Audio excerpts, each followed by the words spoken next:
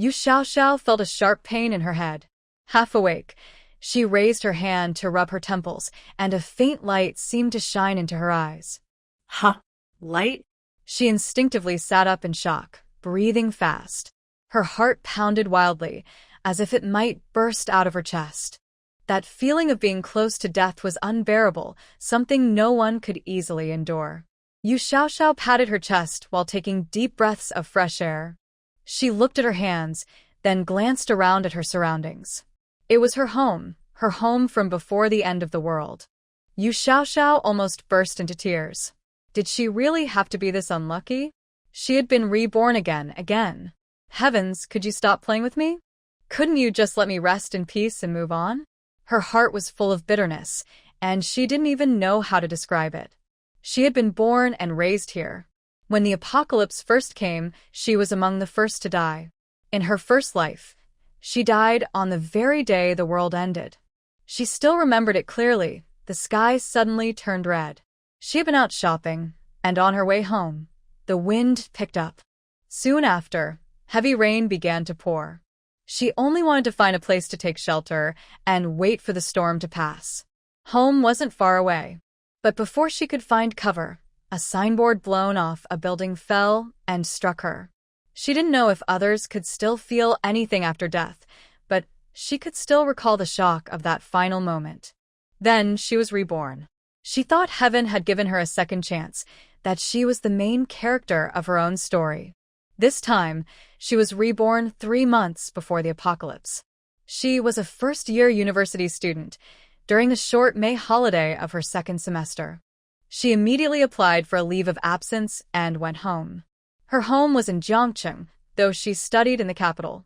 After returning, she quickly sold her house, the one her mother had left her. Her mother had passed away, and her father had remarried and started a new family. At that time, she had just started middle school. The house had been her mother's property before marriage, so it was transferred directly to her name. Back then, her father still had some decency and didn't try to take it from her. In her second life, she successfully sold the house and received 3 million yuan in cash. Yu Xiaoxiao quickly went to the outskirts of the city and rented a villa. She had read many stories about the end of the world in her previous life, so she knew she needed to stock up on supplies. She hired people to weld iron gates and install bulletproof glass. The house was filled with food, clothes, and daily necessities. She also reinforced and raised the courtyard walls, installing solar panels inside. Outside the yard, she set up an electric fence. Yu Xiaoxiao was like a little hamster, using her money to buy and move things home bit by bit. The more she stored, the safer she felt. After doing everything she could, she waited quietly for the end to come. In her previous life, she had died on the first day, so she didn't know what happened afterward. She only remembered strong winds followed by heavy rain. This time, she guessed there might be floods, freezing cold, and extreme heat. Following what she had read in those stories, she prepared for everything. The villa she chose was halfway up a mountain, safe from flooding. There were trees nearby, so even without water or electricity, she could use firewood. She bought a wood stove for that. Not far from the villa community, there was a reservoir. Worried that her stored water wouldn't be enough, she connected a pipe from the reservoir and installed a pump to draw water directly. She worked hard on both renovation and storage. Just as she expected, heavy rain came, so heavy that it flooded almost everywhere. Water, power, and internet were all cut off. But the flood didn't last long. After 3 months, the water receded quickly. A few days later, the flood was gone, and the world entered a freezing cold period. Yu Xiaoxiao stayed in her villa comfortably. She thought that even in the end times, being able to live quietly like this wasn't so bad. But unexpectedly, after the flood, her father came with her stepmother, stepsister, and younger half-brother. They even brought a group of people with them. Yu Xiaoxiao was shocked. How did they know she was here? What surprised her even more was that some of the men who came had special powers. One of them, named Zhang Feng, had wind powers and easily tore down her electric fence. Why are they doing this to me? She thought. Wasn't I the one who was reborn? Aren't I supposed to be the main character? Shouldn't powerful people like them be on my side? Yuxiaxio had no time to react before the group took over her place. Her stepsister acted like the host, entertaining her friends. Even though Yuxiaxio felt sad and wronged, there was nothing she could do. When she argued with her father, he slapped her hard, telling her not to be ungrateful. He said that Xiaoya had made friends with capable people who could protect them, and that Yuxiaxio should be thankful for that. In the end, the food Yuxiaxio had stored and the house she had built were taken away by others. She was still a bit naive and refused to give up her room, which led to a quarrel with the group. Because she angered Wang Anya, a person with ice powers accidentally struck her in the chest with an ice shard. She didn't die right away, but slowly lost her life from the wound. There was no doctor, no medical equipment, and even if there had been medicine, it wouldn't have helped. The boy explained that he had just awakened his power and didn't know how to control it. He only wanted to push her away because she upset Xiaoya, not to harm her. He begged Xiaoya for forgiveness. That boy was Hida, Wang Anya's admirer, who had liked her since school. Yuxiaxio knew him. She could only feel her life slipping away bit by bit, her resentment growing stronger and stronger. Why did they treat her like this? What had she done wrong? Even after being reborn, she died so easily again, and everything she worked for ended up benefiting others. If she had known that the villa she carefully prepared would end up belonging to Wang Anya, she would never have found peace even in death. She hated it. She hated this world. Perhaps her resentment was too strong, because after she died, Yuxiaxio discovered that the world she had lived in was actually a novel. Wang Anya was the heroine of that story. She had the glow of a main character and even possessed a survival system for the apocalypse. It was a story about the male and female leads growing stronger together, and Wang Anya was the central figure. Yuxiaxio was just a minor character, a background figure who only existed because she was the heroine's stepsister. In the novel, she was destined to be a tragic character, just like in her first life. The house her mother left her had sheltered the heroine's family during the first 3 months of the heavy rains. Yuxiaxio couldn't understand how, in her second life, Wang Anya had known the location of the villa she had rented. She had appeared only to make the heroine shine brighter, to add color and excitement to the heroine's perfect story. But after dying in her second life, she didn't stay gone for long. She, Yu Xiaoxiao, was reborn again. She didn't know what went wrong, but the unwillingness from being killed in her previous life still burned in her heart. The feeling of death was unbearable. In her third life, Yu Xiaoxiao thought, since I'm just a side character meant to fail, it doesn't matter when I die. But she couldn't let go of her hatred from the last life. She had to take revenge, or she wouldn't forgive herself. So this time, she went against the heroine at every turn, even trying to end her life. But even with the advantage of rebirth, she still couldn't defeat the heroine. That life lasted only 2 years. A year after the world ended, the zombies began to appear in large numbers. Yu Xiaoxiao's third life was full of misery. Because she kept opposing the heroine, she was hurt again and again, by the heroine, by the hero, and by their followers.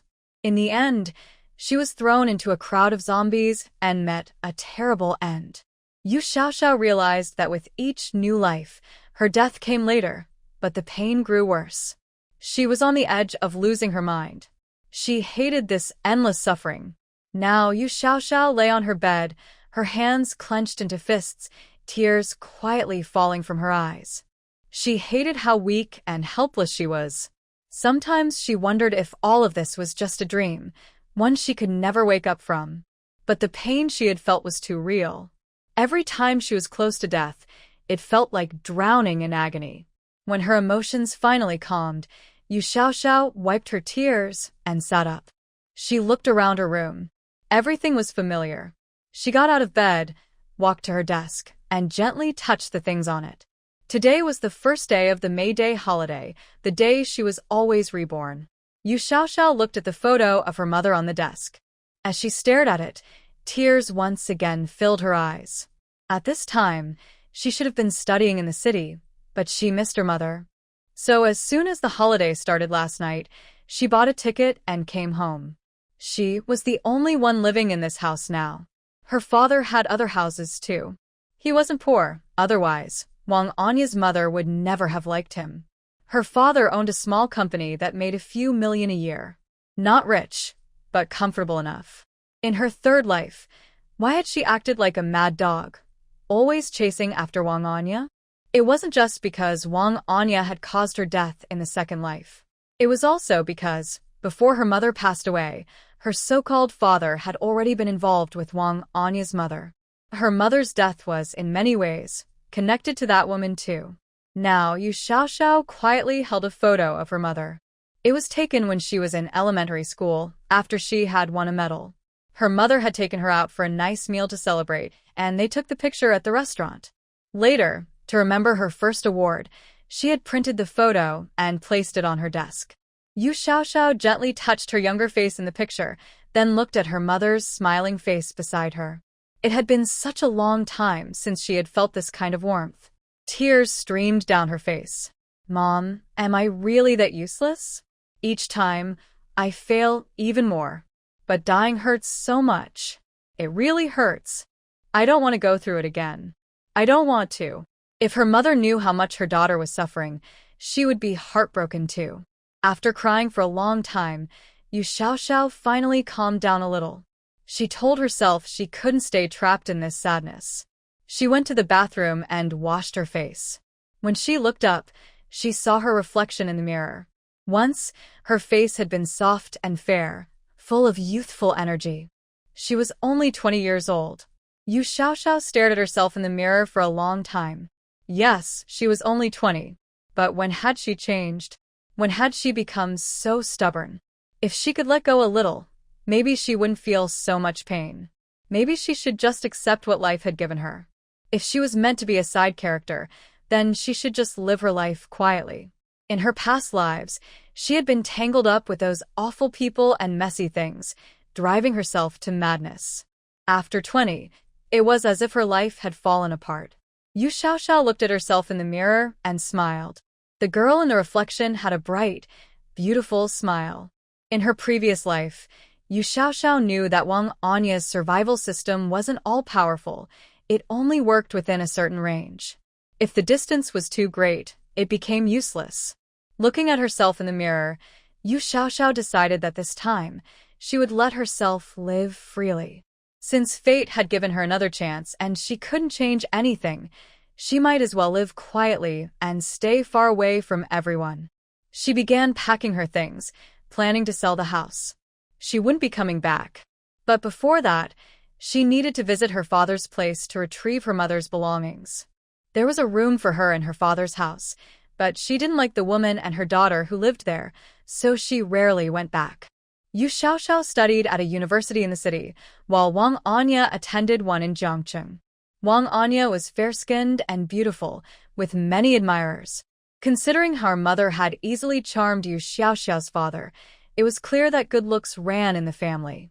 At that time, her father was still a kind man. He had some wealth, so he was generous with her. Now, when Yu Xiaoxiao thought of those people, her heart felt calm. In this life, she didn't want revenge. She just wanted to stay away from all the trouble.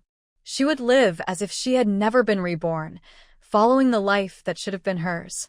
She realized that in her past life, she had been too impulsive, reacting to everything without thinking, just like a foolish side character in a story.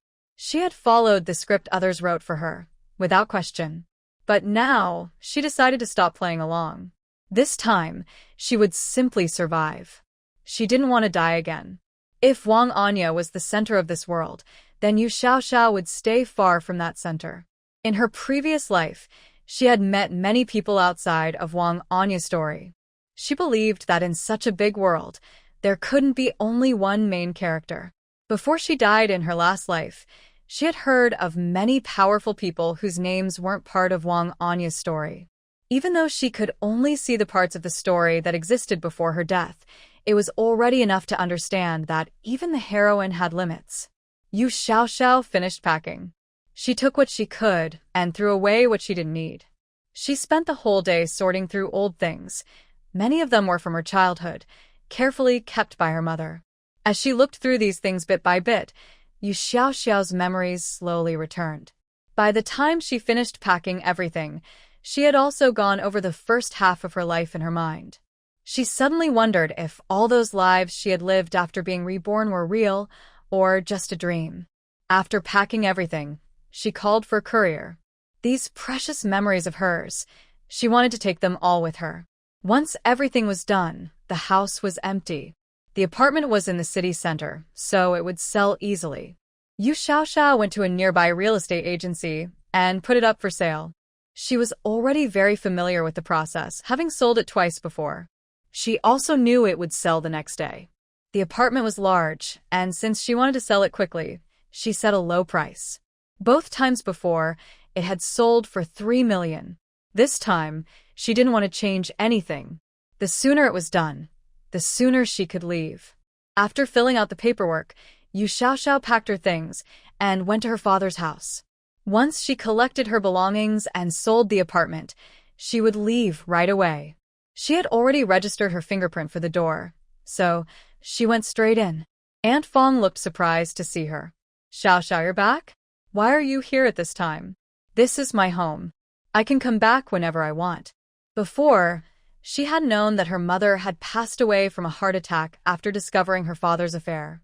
Because of that, she had always kept her distance from Aunt Fong, though she didn't hate her. Now, Yu Xiaoxiao felt her mind was much clearer. In her past 2 lives, it had felt as if she were possessed. Her actions didn't seem like her own. In her previous life, every time she saw this woman, she would feel an uncontrollable anger.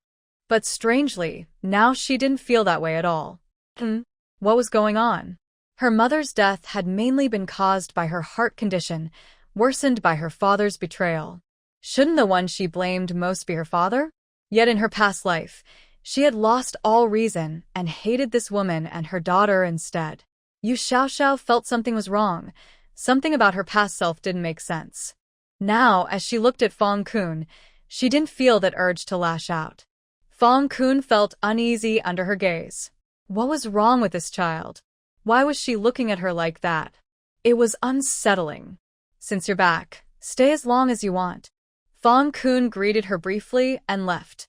Yu Xiaoxiao didn't have time to think about it. She needed to take her mother's belongings first. Her mother had loved buying jade bracelets. It wasn't until her 3rd life that she realized her mother's bracelet was actually one of the heroine's special items. Wang Anya's secret space was hidden inside that jade bracelet. In her previous life, Yu Xiaoxiao had accidentally learned this and had been furious. But now that she knew, she would never let Wang Anya have it again. She knew exactly where the bracelet was kept. It wasn't even hidden. It hadn't cost much when they bought it during a trip together. Yu Xiaoxiao easily found the bracelet. She felt it was unbelievable. She had just taken the heroine's special item. Was it really that easy? It should work if she dropped some blood on it, right? She pricked her finger gently with a needle and squeezed out a small drop. She wasn't going to do something silly, like biting her finger. That would hurt. 1 drop should be enough. She placed a drop of blood on the bracelet. Nothing happened. She tried again, still nothing. Yu Xiaoxiao was furious. Who even bought you? Tell me, who bought you? Meanwhile, Wang Anya had gone out with her classmates, but for some reason, she felt uneasy, as if something was calling her home. She lost interest in playing, said goodbye to her friends, and hurried back. Just as she was about to catch a ride, a delivery rider accidentally bumped into her. Stars flashed before her eyes. Then, a mechanical voice sounded. Beep.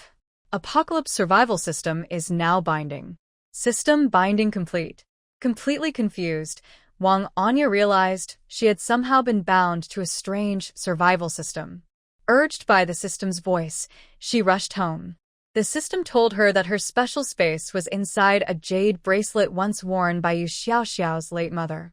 Wang Anya suddenly remembered that she had seen that bracelet at home before. Her mother had even worn it once. It looked quite ordinary, nothing fancy or expensive, so she never expected it to hide a secret space inside. Wang Anya didn't really understand what kind of space it was. The system urged her to hurry back and bind the space. It was her special ability, and she needed to secure it first. She already knew how to bind it, just a drop of blood would do. When Wang Anya walked in, she saw that Yu Xiaoxiao was holding her special bracelet. It looked like Yu Xiaoxiao had been sewing something, with a needle and thread still in her hand. Her finger was bleeding a little. Wang Anya's heart jumped in panic. The system had told her that the binding required blood. Could Yu Xiaoxiao have taken her space already? What are you doing? Wang Anya asked angrily, afraid that her treasure was being taken away.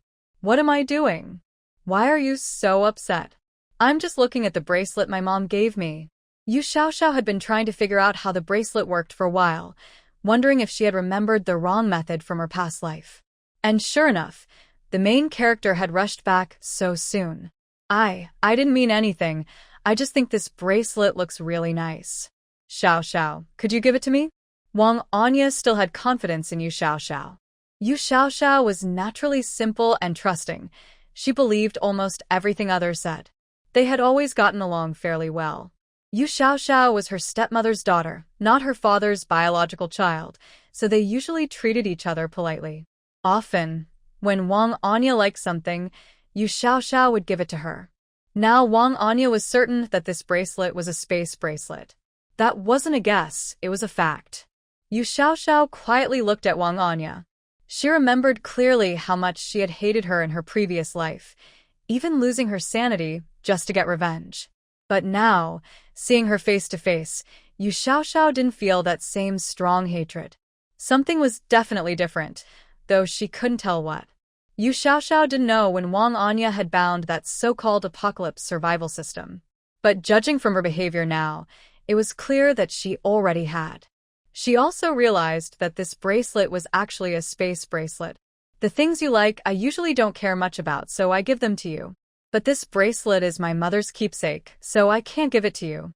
I came back this time just to take my mother's belongings. Xiaoya, I'm sorry. If you like another bracelet in the future, I can buy one for you. If I don't have money, I'll ask Dad to buy it. As long as you like it, I'm sure he'll be happy to. Wang Anya was taken aback by Yu Xiaoxiao's words. When did Yu Xiaoxiao change so much? Before college, they had always lived together. After Yu Xiaoxiao went to study in the big city, could less than a year really change someone this much? In the past, Yu Xiaoxiao never talked back to her. Xiaoxiao could tell what Wang Anya was thinking just by looking at her expression. It wasn't that she used to avoid arguing, it was just that she didn't think it was worth it. The things Wang Anya liked were never what she wanted, so she didn't mind giving them away. But now that was no longer possible. But I really like the pattern on this bracelet, Xiaoxiao. Can I take a closer look? Xiaoxiao held the bracelet in her hand, and Wang Anya hesitated to grab it. Even though she knew that in 3 months the world would change completely, there were still 3 months left. For now, it was still a lawful society, so she had to hold back. Yu Xiaoxiao looked at the bracelet on her wrist, trying again and again to open its hidden space, but nothing worked. Heavens! Could it really be that only the main character could unlock it? If that was true, she'd rather break it. Alright, I'll let you take a look then. There was still some distance between them. As Yu Xiaoxiao walked over, she deliberately stumbled and threw the bracelet hard onto the ground. If something she and her mother bought together couldn't belong to her, then it didn't need to exist at all. Wang Anya saw Yu Xiaoxiao throw the bracelet and didn't even think to catch her. That bracelet was her golden opportunity, her space bracelet. When it hit the ground and broke into 2 pieces, Wang Anya quickly pushed Yu Xiaoxiao aside to pick it up. Yu Xiaoxiao had already fallen, and with that push, she lost her balance and pressed down on Wang Anya's hand as she reached for the bracelet. Ah! Wang Anya's hand was cut by the broken edge of the bracelet, leaving a deep wound that bled a lot. Yu Xiaoxiao's hand was also scratched by the fragments. Without noticing, their blood mixed together and dripped onto the broken half of the bracelet. Although Wang Anya's hand hurt badly, she suddenly heard a voice in her mind saying that a space was being bound to her. After a while, she could sense a space in her mind. But the space didn't seem very big. Was this special ability a bit too small? Wang Anya's space had a large area of fertile land, about 20 or 30 acres. The system said she could grow crops there, so she wouldn't have to worry about food after the world ended. However, when she and the system checked it together, they found that the storage area was very small. The farmland was wide and open, but it could only be used for planting and harvesting. It couldn't store things for long. The storage area looked like a small warehouse, only about the size of a garage. Wasn't this ability a bit too weak? The system didn't know what was going on either. It only knew that the host would have a space, and now she did. But what kind of space it was, even the system didn't know. In one corner of the field, there was a small spring. It wasn't much, but after the world ended, at least she wouldn't run out of water. Still, the spring was quite small. Wang Anya looked up at Yu Xiaoxiao. Yu Xiaoxiao was crying, blowing on her injured hand while tears rolled down her face. So useless she could even fall while walking. Luckily, she didn't break the bracelet, or Wang Anya would never forgive her. Why are you crying? Stop it. You hurt my hand so badly, and I'm not even crying. You only have a small cut and you're crying like that. After saying this, Wang Anya walked away. She wasn't in the mood to argue. She needed to go back to her room and ask the system what was really going on. But Yu Xiaoxiao wasn't crying because of the pain. She was crying from happiness. When their blood mixed, Yu Xiaoxiao had also gained a space of her own. A huge warehouse, a large spring, and 2 or 3 acres of fertile land. Wang Anya truly lived up to being the main character of this story. As she bound the space, Yu Xiaoxiao felt a great weight lift from her shoulders. This experience made her realize how hard it was to take the heroine's special powers. In the future, when the heroine continued to grow stronger and face challenges, it would not be easy to seize her opportunities either. Now that the space on the bracelet was bound, the bracelet itself was useless. Xiaoxiao stepped on the broken bracelet again and again. That ungrateful thing. She and her mother had brought it back, yet it still wanted to recognize someone else as its master. This whole event was truly an accident, a very big one. If her blood hadn't accidentally mixed with Wang Anya's, she might never have been able to bind the space, no matter how much blood she shed. Now, Yu Xiaoxiao felt she could face Wang Anya calmly, without anger or frustration. She still picked up the bracelet and put it away carefully. She decided to stay far away from the heroine's family. Now that she had escaped her fate as a disposable side character, she wanted to live her own life. No one knew what the future would bring, but she just wanted to start over and survive quietly. When she had tried for so long to bind the bracelet with her blood and failed, she already knew she was just a background character. Even if she found a chance, it would never belong to her. If those who thrived in the apocalypse were called children of fortune, then there were many of them. Besides the main characters, there were plenty of others too. Some were ruthless and cruel, yet they lived longer than Yu Xiaoxiao. She simply didn't want to die again. She never wanted to feel that pain once more. So Yu Xiaoxiao decided that as long as she could stay alive, anything would be fine. In the apocalypse, who could still hold on to high moral standards? No one. After the world ended, people's true nature was revealed. Only the strong survived. Taking lives was no longer a crime. If someone disliked you, they could simply end you. Would a new order ever be built? Yu Xiaoxiao didn't know. She only knew that as long as she lived, there was no order at all. She thought that in her past life, she must have been the most unlucky side character. She had no special powers, just an ordinary person who followed others to fight and survive. And she was terribly afraid of zombies. She still didn't understand what had happened to her back then. She had nothing, was scared even of zombies, yet somehow had the courage to provoke the main couple. She managed to survive for a whole year only because she was the stepsister of the heroine Wang Anya. Her father's reputation was the only reason she had been spared. Thinking about it now, Yu Xiaoxiao felt it was a miracle. She couldn't believe that person had been her. Why had she been so foolish, as if she had no sense at all? But now, she no longer wanted to dwell on those things. The matter that brought her back here was already settled. She planned to return to her own place that night, probably spending her last night here. She also intended to ask her father for some money. She picked up her phone and quickly typed out a message. Yu Xiaoxiao said she was going on a summer trip, wanting to explore the country on foot. In short, she needed money. She even sent her father a photo of a broken bracelet, saying that Wang Anya had smashed her mother's bracelet. Her father immediately transferred her 100,000 yuan. That was quite a generous amount for him. Yu Xiaoxiao decided not to push her luck. She wasn't someone who liked to spend much. The money her parents had given her before, she had mostly saved. Since childhood, she had saved every bit of her New Year's money. It wasn't a huge amount, just over 700,000 yuan, mostly saved while her mother was still alive. Before her mother passed away, she secretly transferred her own savings, over 2 million yuan, to Yu Xiaoxiao. Yu Xiaoxiao had never touched that money. She had always known that after her father remarried, he wouldn't care much about her once she became an adult. So she kept all the money untouched. Now she had a total of about 2.8 million yuan. After selling her house tomorrow, she would get another 3 million, making it 5.8 million in total. That should be enough to buy quite a lot. Still, Yu Xiaoxiao felt a bit uneasy. Once the house was sold, would Wang Anya find out? In her second life, she had only found the villa in the suburbs because her system had helped her. Now that the house was sold, she didn't know if the system would tell Wang Anya. Yu Xiaoxiao planned to return to the Magic City.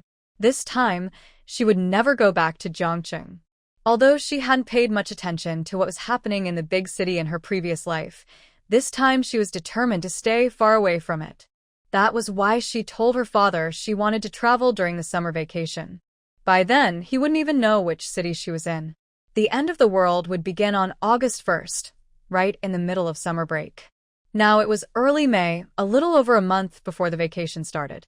In her past lives, once Yu Xiaoxiao knew the world was ending, she stopped going to school. But this time, she decided to keep attending classes as usual. She actually wanted to return to campus and feel that peaceful atmosphere one more time.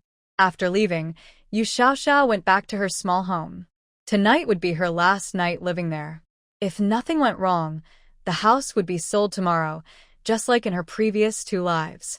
In those lives, as soon as she got home, she had rushed to prepare supplies, buying this and that, so busy that she never had time to enjoy the final quiet moments.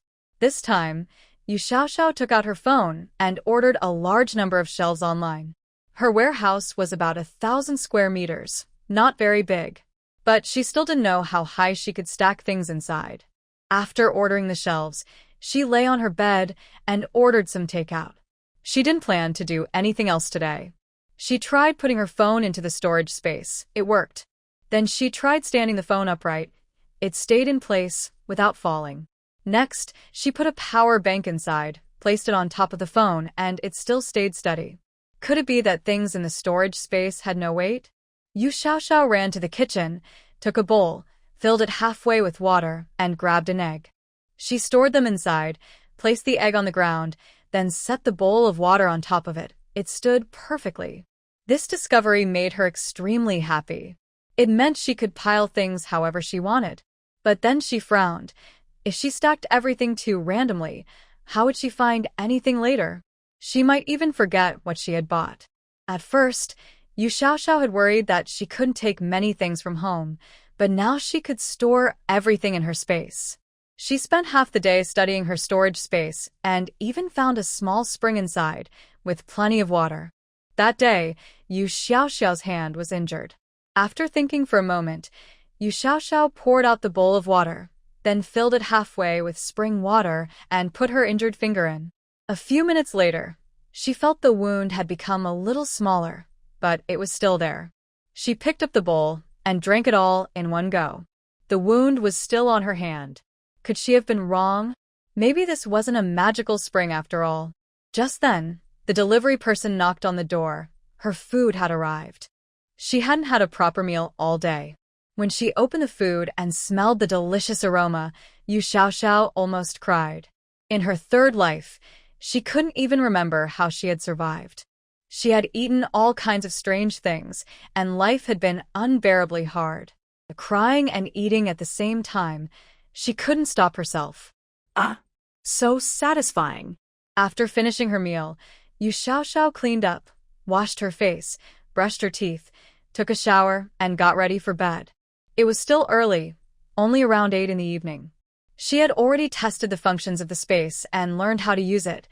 The water was drinkable, the storage could hold items, and there were 3 acres of land for planting. But she couldn't physically enter the space. Only her mind could go in to check things. Lying in bed, she tossed and turned. It felt like fate had never favored her. Earlier that day, Wang Anya's blood had also dripped onto the bracelet. Because both their blood had touched it, Yu Xiaoxiao had luckily gained part of the space. Yes. She knew this was only a portion of the full space. In her previous life, she had learned that the space contained about 30 to 40 acres of fertile land and a warehouse over 1,000 square meters. She looked at the wound on her hand. It was almost gone. In her past life, she had known about the spring water's special power. Otherwise, she wouldn't have needed to test it today. Clearly, she had known too little back then.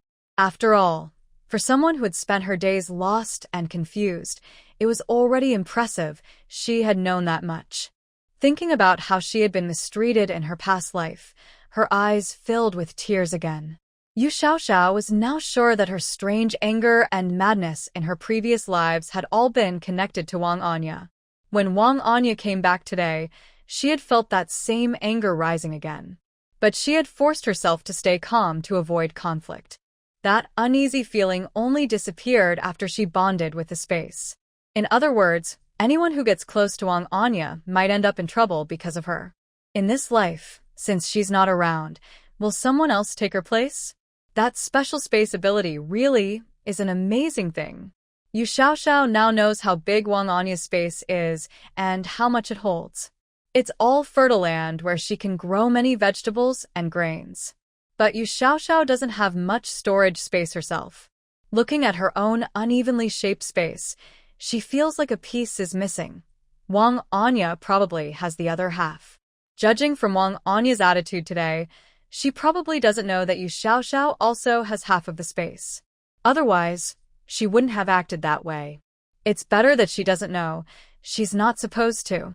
Yu Xiaoxiao felt that she had been a good, hard-working person, but because of some so-called chosen one, fate had forced her into the role of a foolish side character. What a cruel joke life had played on her. This time, she wouldn't let that happen again. Tomorrow, once she sold the house, she would buy a train ticket back to the city. The next morning, Yu Xiaoxiao woke up early. It was a habit she had developed during the end times. She could even sleep in short shifts now. If she wasn't alert, she wouldn't have survived a year back then. She never wanted to die again. She went downstairs to a noodle shop for breakfast, eating slowly while watching the busy people passing by.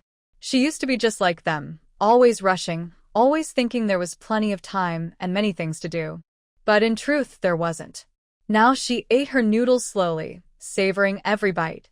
She didn't waste food anymore. She was truly enjoying it. It felt wonderful to spend time so peacefully. The early summer breeze brushed her face with a hint of coolness. After breakfast, Yu Xiaoxiao decided to visit the supermarket, buy some snacks, and then relax in the park. Sitting on a swing in the park, gently swaying while eating snacks, she felt completely at ease. The park was lively, full of children playing, watched over by mothers and grandmothers. There were few men around. The children looked so adorable, but Yu Xiaoxiao couldn't help remembering that in the end times, they were often the first to suffer. Some families were there together, enjoying the day with their kids. Watching them play happily back then, no one would have guessed they would all drift apart later. Not many families can survive real hardship. In the city, people rarely store much food. Some buy it bag by bag, while others prefer small packages or loose grains, buying a little at a time because it feels fresher. During the 3 months of heavy rain when everyone was trapped at home, many people died, most from hunger. It wasn't just the lack of food.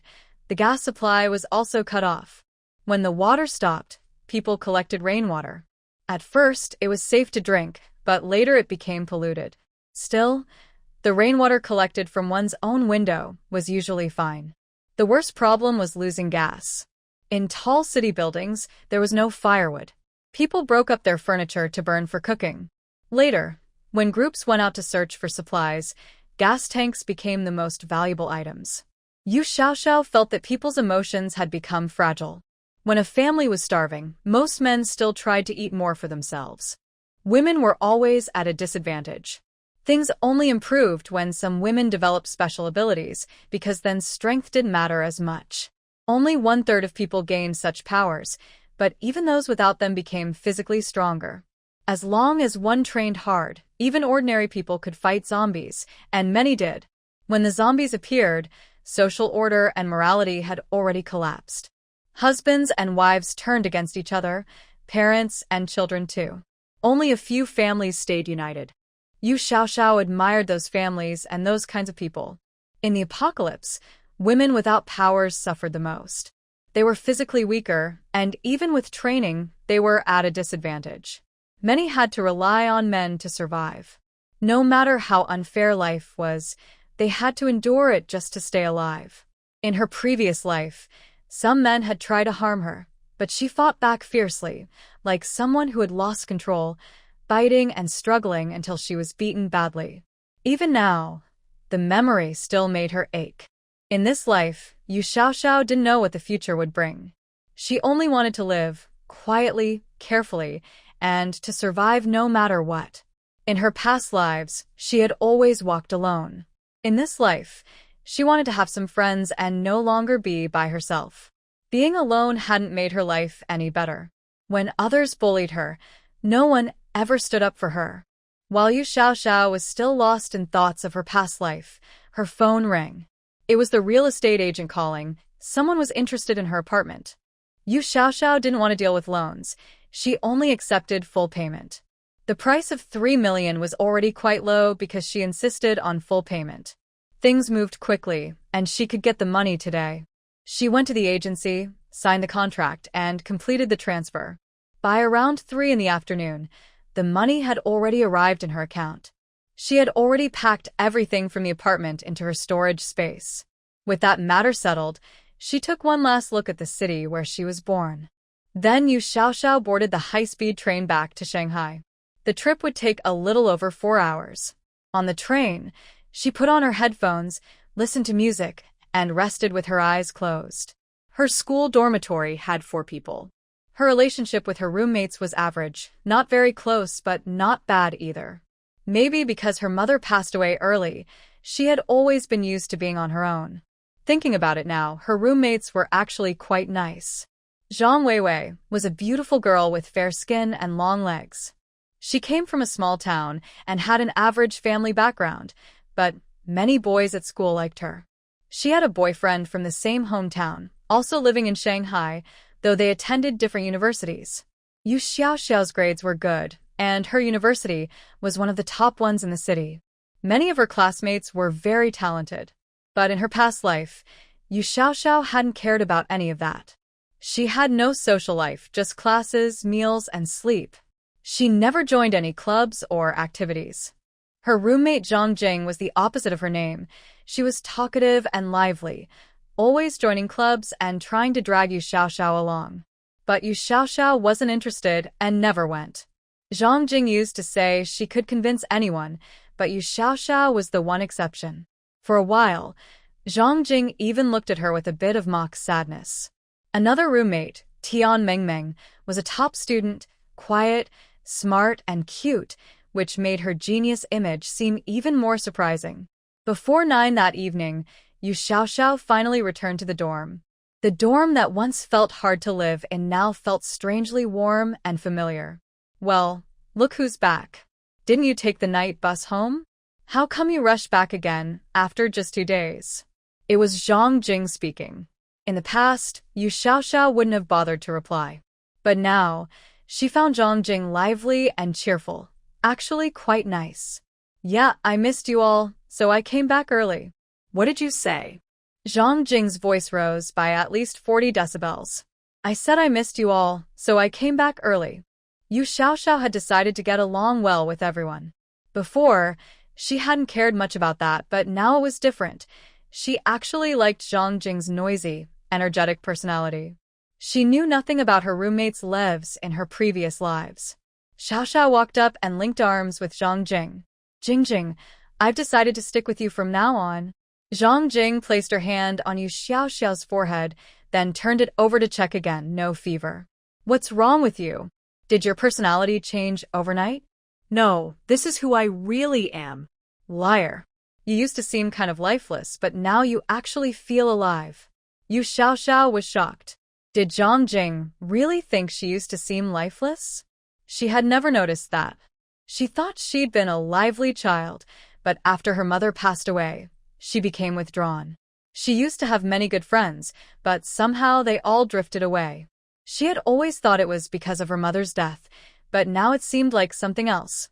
Maybe the story's fate had already started to affect her back then. She just hadn't realized it. When Zhang Jing used to invite her out, she often wanted to go, but the words that came out of her mouth were always refusals. Could it be that by taking the heroine's opportunity, she had also gained part of her luck? I just haven't made new friends in a long time. Now I want to go out and meet more people. Are you taking me with you or not? If not, I'll find someone else. Of course, I'll take you. In college, roommates usually became close friends. But in their dorm, Zhang Jing hadn't been able to bring everyone together. Now that someone actually wanted to join her, she definitely wasn't going to miss the chance. When the other two roommates came back and saw Yu Xiaoxiao hanging out with Zhang Jing, they were both quite surprised. Nothing happened to you recently, right? Tian Mengmeng came over and touched Yu Xiaoxiao's forehead. No fever. She couldn't figure it out. No, maybe I'm just a bit slow. Everyone started relaxing after the college entrance exam, and I guess I'm just doing it a bit later. It wasn't unusual for people to change after moving from high school to university. The last one to return was Zhang Weiwei, who was also surprised to see Yu Xiaoxiao back so early. Over the next few days, Zhang Jing took Yu Xiaoxiao everywhere, meeting classmates and friends, shopping, and joining club activities. Yu Xiaoxiao had a great time. For the first time, she felt that life was really interesting and she loved it. Xiaoxiao, come here, quick. Zhang Jing called out urgently but kept her voice low. Clearly, she had a secret to share. Look at that guy in front. Isn't he handsome? That's Xiao Ran from the law department. I heard his family is rich, and he's really smart too. Zhang Jing looked both excited and a little mischievous. You like that type? Yu Xiaoxiao glanced at the gentle-looking boy. She felt like she could easily take on a few of him. Don't you think he's super handsome? He's perfect. Nope. What's wrong with your taste? Her dream guy wasn't getting any support. He's just not my type. Yu Xiaoxiao didn't like people who looked too fragile. She looked at Zhang Jing, wondering why she was so worked up, her eyes practically glowing. Why are you hiding here to look at him? There are so many guys over there playing basketball. Of course, we can only watch from here. If you want to watch, let's go closer. There are lots of people watching by the court. We'll see better from there. After saying that, Yu Xiaoxiao grabbed Zhang Jing's arm and started pulling her forward. Zhang Jing was startled and quickly twisted her arm to stop her. My goodness, I didn't know you were this bold. Calm down. Don't you see there are already plenty of pretty girls by the court? I saw them. Does he have a girlfriend? No, according to rumors, he doesn't. Yu Xiaoxiao spread her hands, looking speechless. He doesn't have a girlfriend. If you like him, just go for it. What's the point of only watching from here? Zhang Jing was so shocked that she could hardly speak. She pointed at herself. Me? You mean I should go for him? Who am I? How could I dare?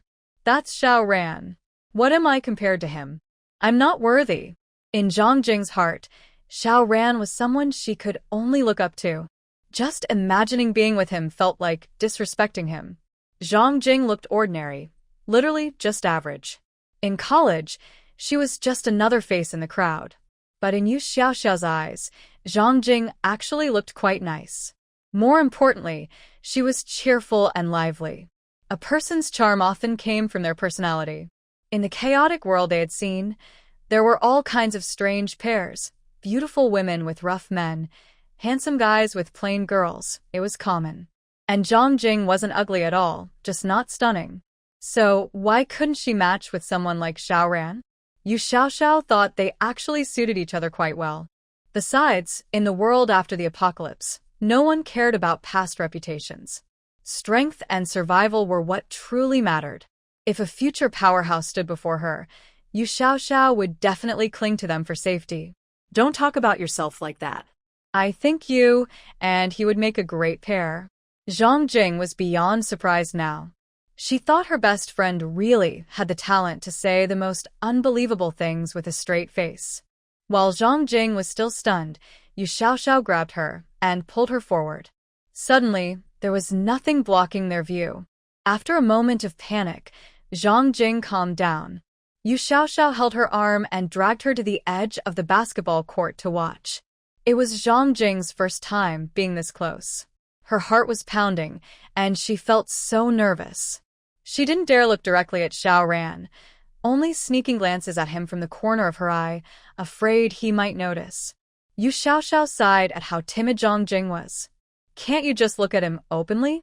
Zhang Jing quickly lowered her head and whispered near Yu Xiaoxiao's ear. Xiaoxiao, please keep your voice down. I'm begging you. I really can't. Yu Xiaoxiao hadn't expected Zhang Jing to be this shy. When she was in the dorm, she wasn't like this at all. She was cheerful and lively when hanging out with other classmates. Why did she suddenly become so shy now? Yu Xiaoxiao imitated her and whispered in her ear, Jing Jing, this won't do. If you like someone, you should be brave and go for it. What's the point of just watching from the side? You think I don't want to? I just don't have the courage. What's there to be afraid of? Tell me, if tomorrow were the end of the world, would you confess to him? Of course I would. If the world were ending tomorrow, I'd definitely tell him how I feel. But the problem is, it's not the end of the world now. If I confess now, people will just laugh at me.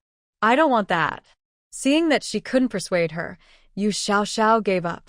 Everyone thinks differently, right? Since she doesn't dare to act, I'll just stay with her and watch quietly. Yu Xiaoxiao didn't know any of the guys playing basketball.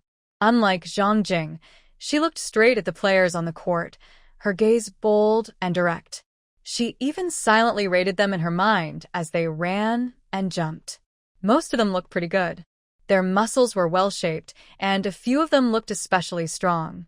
With more training, even without any special abilities, they'd probably do fine in tough situations. Yu Xiaoxiao didn't realize that her straightforward gaze had already caught the boys' attention.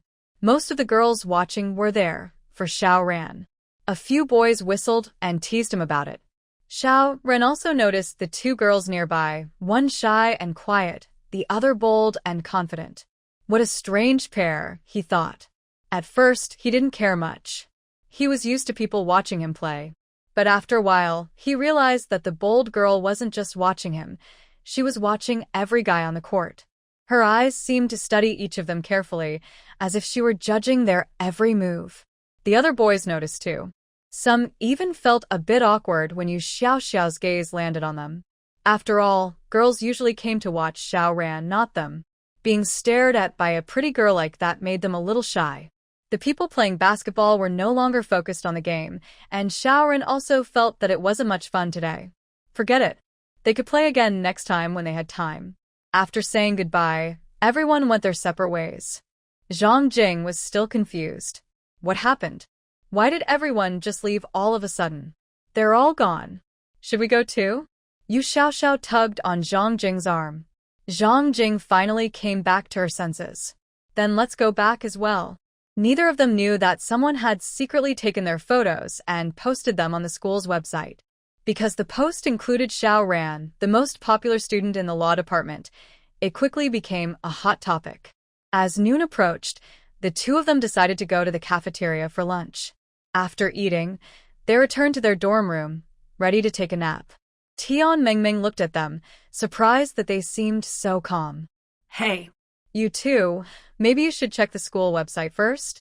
Tian Mengmeng rarely talked to them, so it was unusual for her to call out to them. Both of them were puzzled. Why check the school website? What could be so interesting there? Tian Mengmeng found their confusion amusing. Oh, nothing much. It's just that Xiaoxiao has earned a new nickname, Brave You. Don't you want to see it? Brave You? Zhang Jing looked at Yu Xiaoxiao, then quickly picked up her phone and opened the school website. The post was right there, easy to spot. Someone had uploaded photos of Yu Xiaoxiao looking at the boys during the game, and the comments were spreading fast. Zhang Jing scrolled through the post quickly and patted her chest in relief. Thank goodness. It wasn't about her. Well, as long as it's not me, that's fine. Still, she had to pretend to care. Xiaoxiao, don't feel bad. Just ignore those mean comments. While Zhang Jing was reading, Yu Xiaoxiao also quietly looked through the post about herself. Some people admired her confidence, some mocked her, and even more made sour remarks. Yu Xiaoxiao glanced at the screen and thought, people before the world changed really cared too much about appearances. This was nothing. She had been through far worse just to survive. It's fine. I don't mind, she said calmly. And she truly didn't. Zhang Jing looked at Yu Xiaoxiao and could tell she really meant it. It turned out she had really misjudged her before. For the first time, she looked at Yu Xiaoxiao seriously. Xiaoxiao, impressive. I really underestimated you before. Now I see why people call you Bold You. They're absolutely right. Zhang Jing would normally feel embarrassed in such situations, but she noticed that Yu Xiaoxiao didn't seem shy at all. Of course. You can't judge a person by their looks.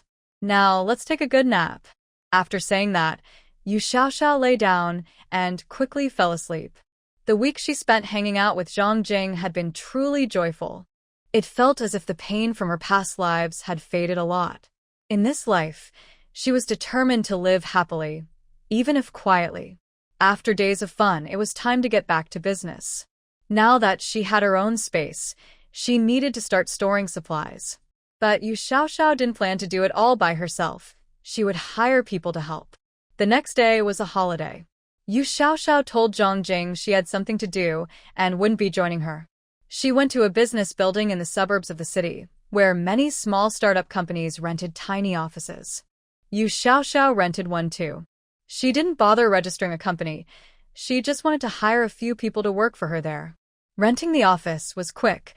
Many companies that couldn't keep running were selling their desks, chairs, and computers. Yu Xiaoxiao bought everything she needed right there, setting up 6 computers in total. After finishing, she left a spare key under the office door. There wasn't anything valuable inside, so she wasn't worried about theft. Then she went to the nearby factory area. She needed to rent a warehouse about the same size as her personal space, around 1,000 square meters. The one she found had 2 floors, totaling over 2,000 square meters. In the suburbs, such places were easy to rent. By the time everything was done, the morning had passed. She returned to school at noon. That afternoon, Yu Xiaoxiao posted a part-time job ad online, mainly targeting college seniors who were about to graduate and hadn't found good jobs yet. Some of them came from families with limited means and needed income right after graduation. They could work part-time for her, without affecting their job search. Soon after posting the ad, Yu Xiaoxiao started receiving messages from interested applicants. After confirming it was only a part-time job, they agreed that if another company called for an interview, he could leave anytime and his pay would be settled upon departure. The contract was a temporary employment one, so it wouldn't affect his future full-time job. It was just a 3-month part-time position. The first person to contact Yu Xiaoxiao was Zhou Kai, a senior student from a nearby university. He came from a rural family and hadn't yet found a good job. The pay Yu Xiaoxiao offered was decent, giving him some financial support while he continued job hunting. After lunch, Yu Xiaoxiao headed to the office building she had just rented and set up that morning. When she arrived, Zhou Kai was already there. It was said that Zhou Kai had reached the second round of interviews at a large company and had a good chance of being hired. But since he didn't have much money at the moment, he decided to take Yu Xiaoxiao's part-time job. Yu Xiaoxiao saw that Zhou Kai seemed fine, so she agreed right away. He could start working that day, but they would still need a few more people since there was a lot to handle. She handed Zhou Kai a key to the warehouse. I've received a big order that requires a lot of items. I've made a simple list of what needs to be purchased. The client wants everything ready within 2 months. Your main job is to handle purchasing, buy everything on the list from factories at the lowest possible price. You might need to travel for it. You probably can't do it alone, so you'll need 4 or 5 more people. If you have classmates who are interested, you can recommend them. This part-time job doesn't require office hours. You just need to contact suppliers and handle the purchases. When the goods arrive, someone needs to organize and store them in the warehouse. You'll be in charge of that too. For temporary workers who help with moving goods, keep track of their hours and pay them daily. I'll leave all of this to you. Do you think it's doable? Zhou Kai looked at the list in his hand. It included all kinds of items, some easy to buy, others quite difficult. But the pay Xiao offered was really good. It's doable, he said, but it'll only be for about 2 months. If I get the job offer from that company, I'll need to leave right away and settle my pay. No problem, Xiao replied. I can arrange more people for the purchasing work. Some of my classmates are also looking for jobs, so they can help for a while. The purchasing tasks weren't difficult, and the pay was good, so it was worth doing. The warehouse needs someone to manage inventory. After the goods arrive, they need to be labeled and placed on the shelves. Then, give me a record sheet so it's easier to check later. Xiao didn't want to organize everything herself. Even if she stored everything in her special space, it would still be exhausting. In her second life, she had done everything on her own to keep her villa a secret. It was tiring, and in less than 3 months, it was taken from her. This time, Xiao planned to have others set up the shelves according to her instructions, label each one, and list the items stored on them. Similar or related items would be placed in the same area, divided into sections like A, B, C, D, and so on. Each large category would have its own section. That way, whenever she needed something, she could find it quickly using the list. She didn't plan to store items little by little. Instead, she would prepare everything a month before the apocalypse and store it all at once. The layout in the warehouse would be exactly the same as in her storage space. The warehouse she rented had 2 floors, which could be stacked neatly in her space. In this life, she just wanted to take it easy. She would only hire these people for 2 months. When it was time to let them go, she would tell them that the goods were ready and someone else would take over. After clearing everything, she would pay their wages. She planned to leave some supplies for them in a small room on the 2nd floor of the warehouse. After the apocalypse began, if they remembered this place, they might come looking for it. Leaving them enough supplies for the first 3 months of survival was already a kind gesture. As long as they arrived before the floodwaters reached the 2nd floor, they would be fine. The warehouse was in a relatively high area. If it ever got flooded, the nearby buildings would already be underwater up to the 7th or 8th floor. So Xiao thought she was being quite kind. She could let Zhou Kai handle hiring people for purchasing supplies, but there were still many things she needed to do herself. At the very least, she had to rent and prepare her own place before the apocalypse. That final safe spot was something she couldn't tell anyone about. The people who knew she was decorating her house didn't know she was storing supplies, and those who knew she was storing supplies didn't know where she lived. When the heavy rain came and the city lost water, power, internet, and gas, it would be almost impossible to find someone in such a big place. In her past lives, she had always been alone and weak. She never awakened any special ability, couldn't run fast enough, and couldn't fight well. She believed that in her 3rd life, she survived for 2 years only because she stayed close to Wang Anya. Wang Anya needed someone like her, a person who would constantly challenge her but couldn't die too easily. She had to suffer enough before meeting a tragic end. Xiao didn't know if she would awaken any ability in this life, and she didn't expect much. But now she had her eyes on the spiritual spring water. It was definitely useful. After drinking it that day, her wound healed quickly. Now she drank a cup of it every day. She hadn't noticed any big changes yet, but she felt her body becoming lighter. She ran every day now. Running was an important survival skill. If she couldn't win, she could at least escape. She got along well with her dorm mates. If any of them awakened a powerful ability later, maybe she could rely on them for help. At the beginning of the apocalypse, it was better to stay with people you knew. Still, she reminded herself to stay cautious, even with teammates. She wouldn't harm others, but she had to protect herself from being harmed. If she ever noticed a teammate turning against the group, she would leave immediately. While Xiao was lost in thought, Zhou Kai had already finished reading the entire list. Everything was well prepared, covering all kinds of supplies. He couldn't help but wonder if she was planning to open a supermarket. But it wasn't his business, so he didn't ask. You're buying so many things, it must cost a lot. Are you sure you have enough money? Zhou Kai estimated that all of it would cost at least 5 or 6 million. Could you Xiao really afford that? Don't worry about the money, she said. When ordering from factories, you usually pay 30% as a deposit, 70% when they ship, and the final payment only after checking the goods. Yu Xiao had already calculated that by the time the factories expected the final payment, the apocalypse would have already begun.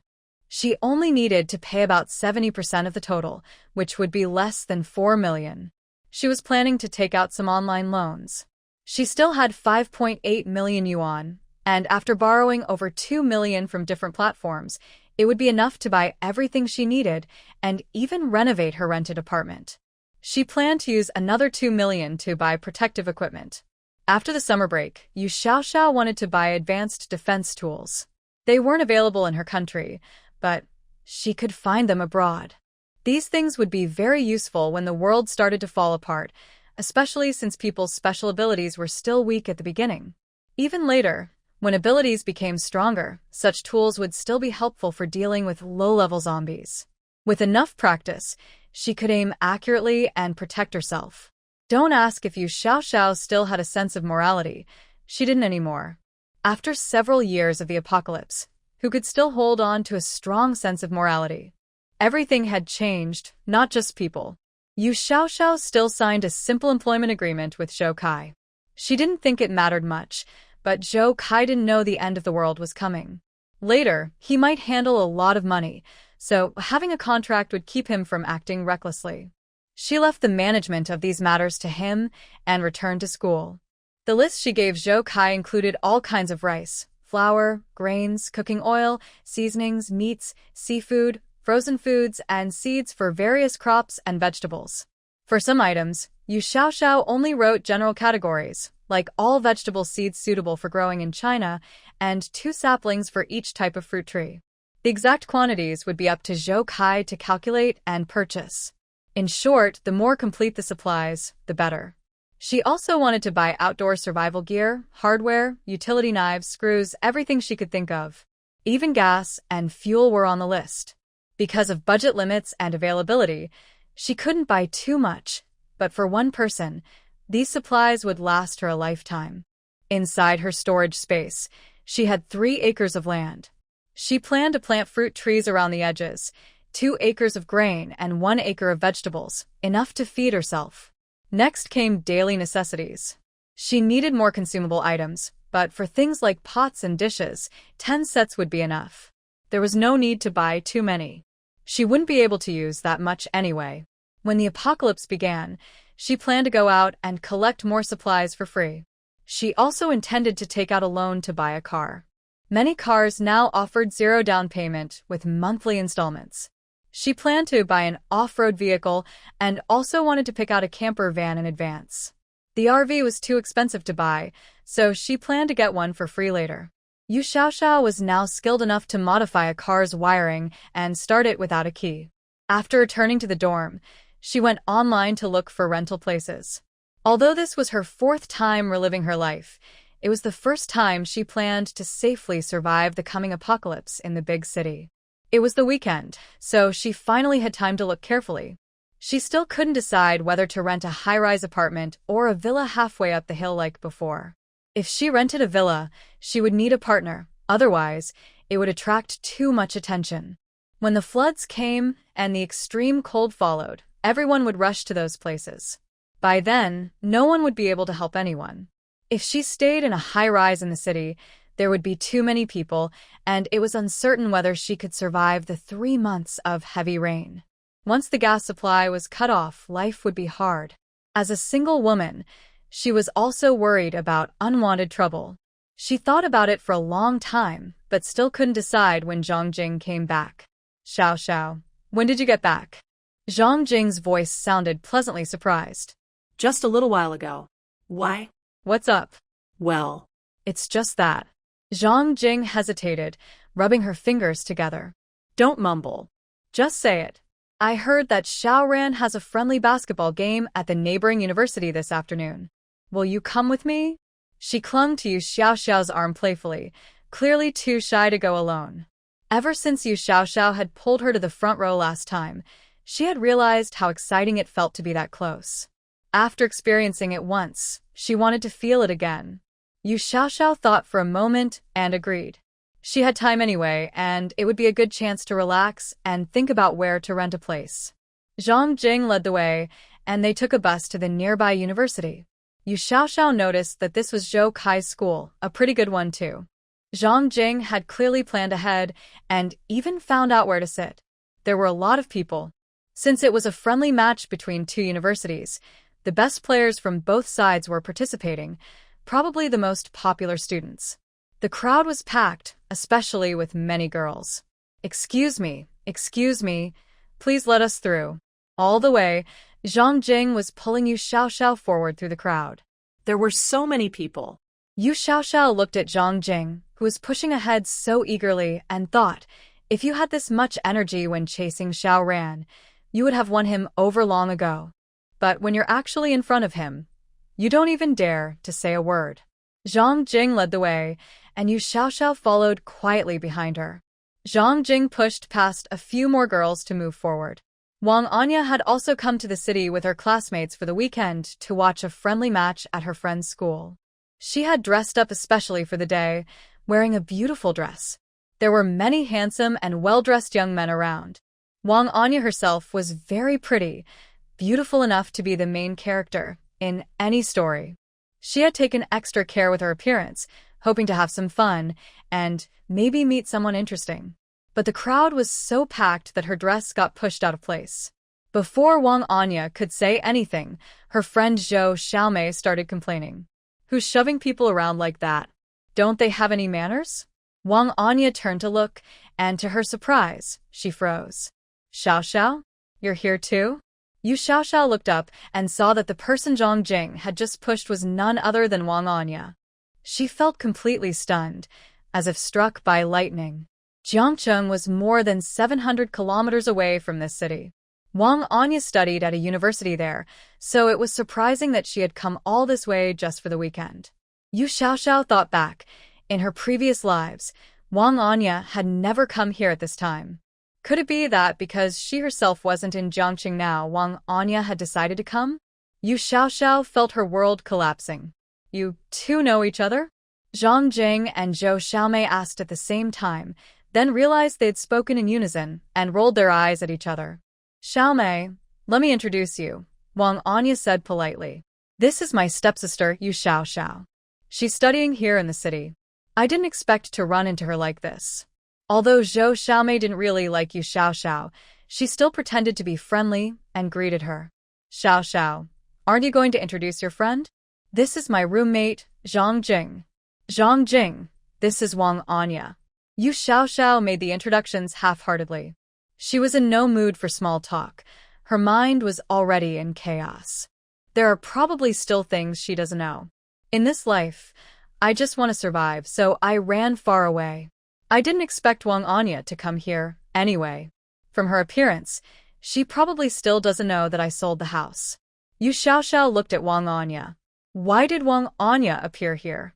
Suppressing her nausea, she grabbed Wang Anya's arm. Xiaoya, why are you in Magic City? It's pretty far from home, and the timing is tight. Coming here isn't worth it. The moment she grabbed Wang Anya's arm, Yu Xiaoxiao couldn't hold back her inner turmoil. Whenever she interacted with Wang Anya, she couldn't help but feel crazy. After asking, she immediately let go of her arm. Right now, her heart was in chaos, feeling terrible. It must be the power of the story. In the story, she should be against Wang Anya. She should be a crazy woman, not someone who would hold Wang Anya's arm. That's why her reaction was so intense. She desperately tried to suppress her rising anger. Xiaoxiao, are you feeling unwell? Wang Anya was the first to notice Yu Xiaoxiao's expression, which looked a bit unpleasant. No, I'm not feeling unwell. Yu Xiaoxiao took 2 steps back. She found that stepping farther from Wang Anya made her feel better. You haven't even told me why you're in Magic City. My college friend Jiang Feng is from here. His childhood friend has a gathering today.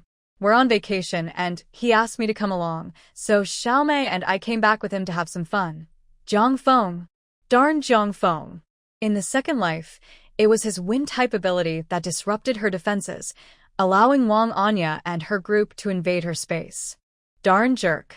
In the third life, he was also the one leading the attack against her, often using wind blades to hurt her. But with Wang Anya pleading for her, he pretended to show mercy. Her body was full of small wounds, all caused by him. Yu Xiaoxiao originally had smooth, delicate skin, but this jerk had scratched it all up. Thinking of these, her inner anger surged wildly. She could feel her emotions changing.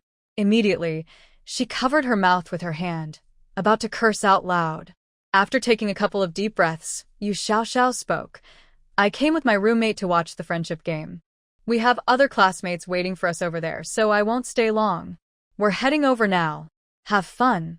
After greeting them, she pulled Zhang Jing, and they headed straight ahead. Yu Xiaoxiao's strength was already quite good. She forcefully made a path in front, causing some people behind her to complain. Right now, she didn't care about the complaints. She just wanted to get away from Wang Anya, that terrible woman. During this encounter, she realized that whenever she was near Wang Anya, any anger or resentment she felt would grow bigger and bigger. They found a good spot before reaching Zhang Jing. Yu Xiaoxiao still felt uncomfortable. Zhang Jing's bag had 2 bottles of water, one of which she had brought for her. Zingink, I'm festy.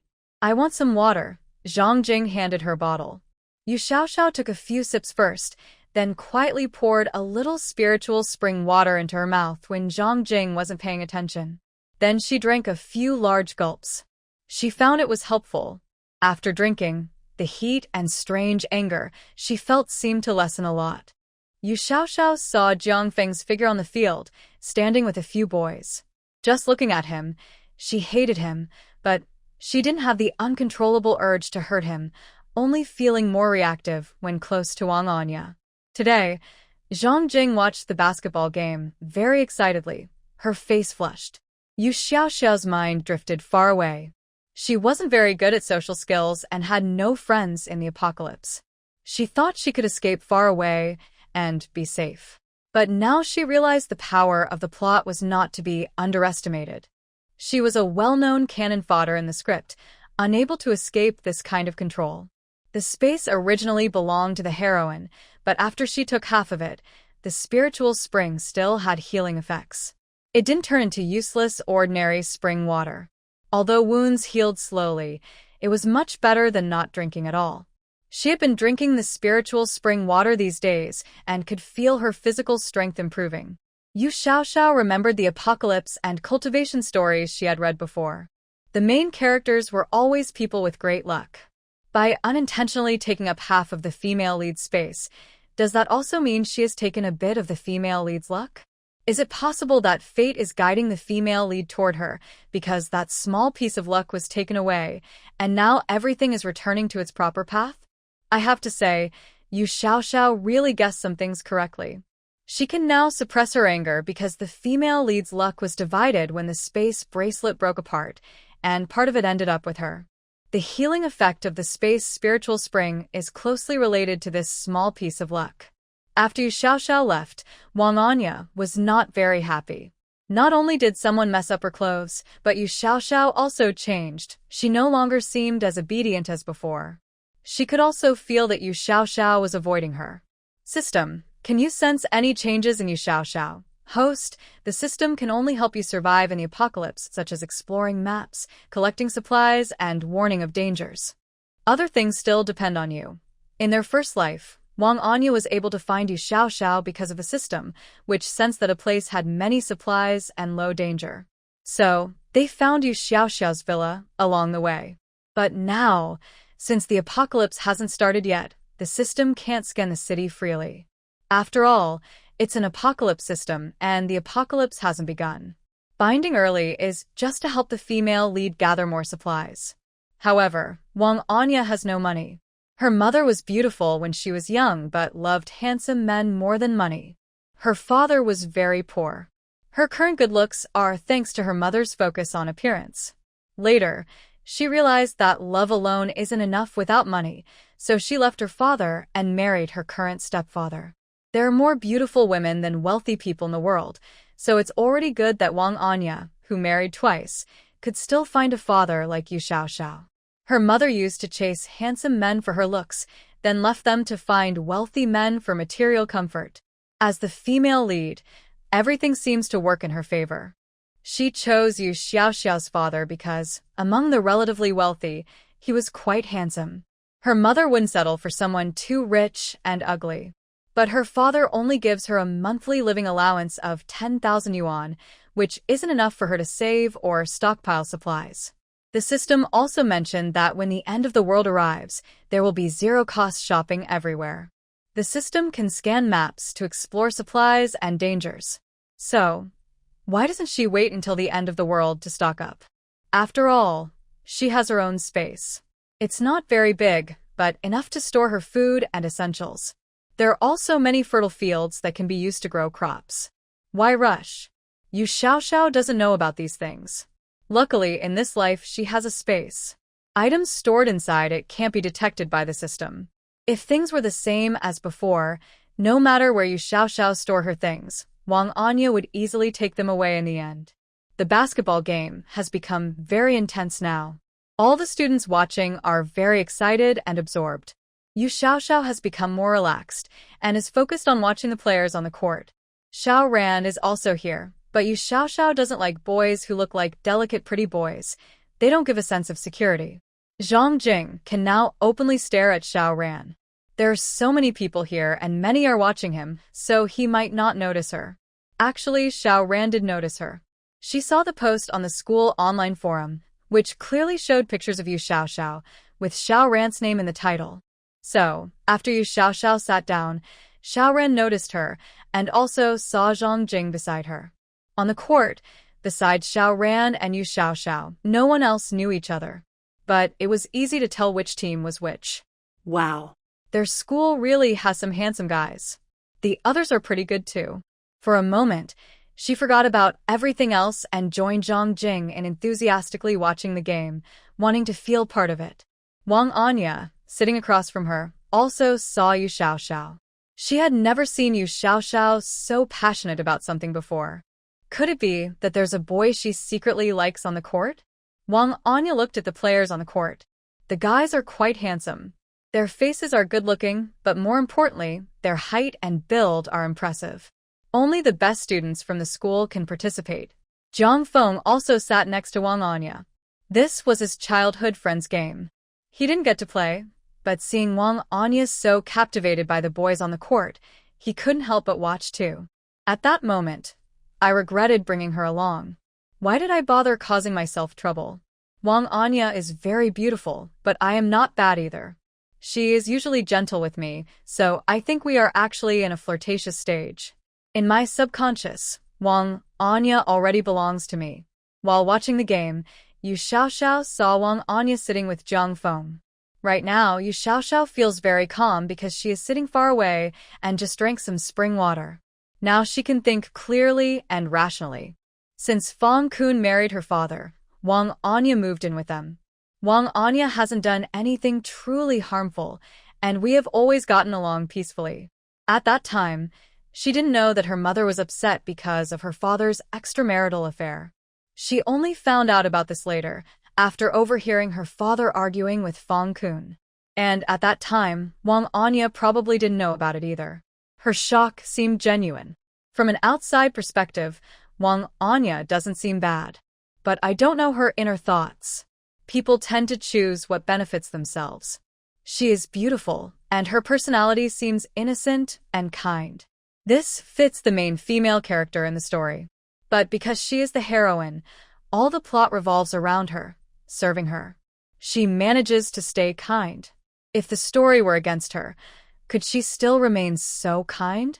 Yu Xiaoxiao thinks that in her third life, she would go crazy because of the plot's influence, which is meant to highlight her kindness.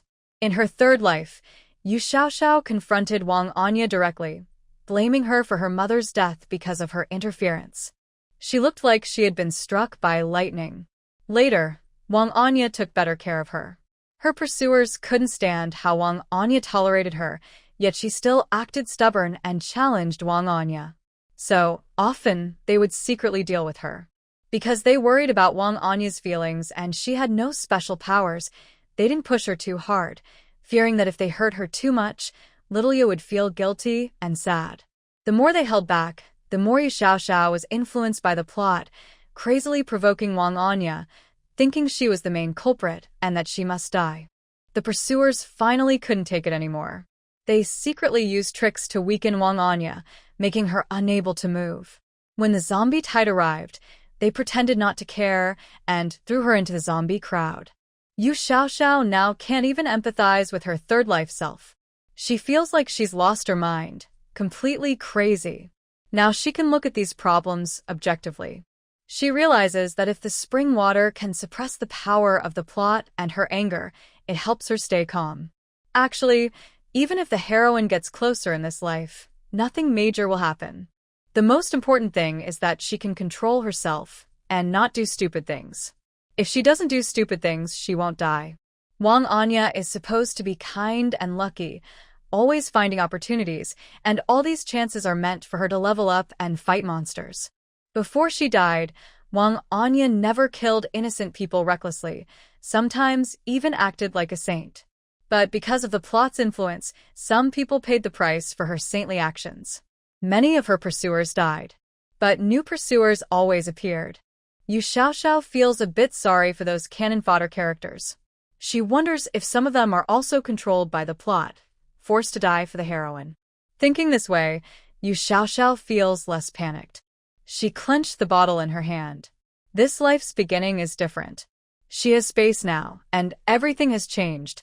As long as she doesn't intentionally set traps for the heroine or do stupid things, based on Wang Anya's usual personality, she probably won't come looking for trouble. If that's the case, it's best if they can live peacefully.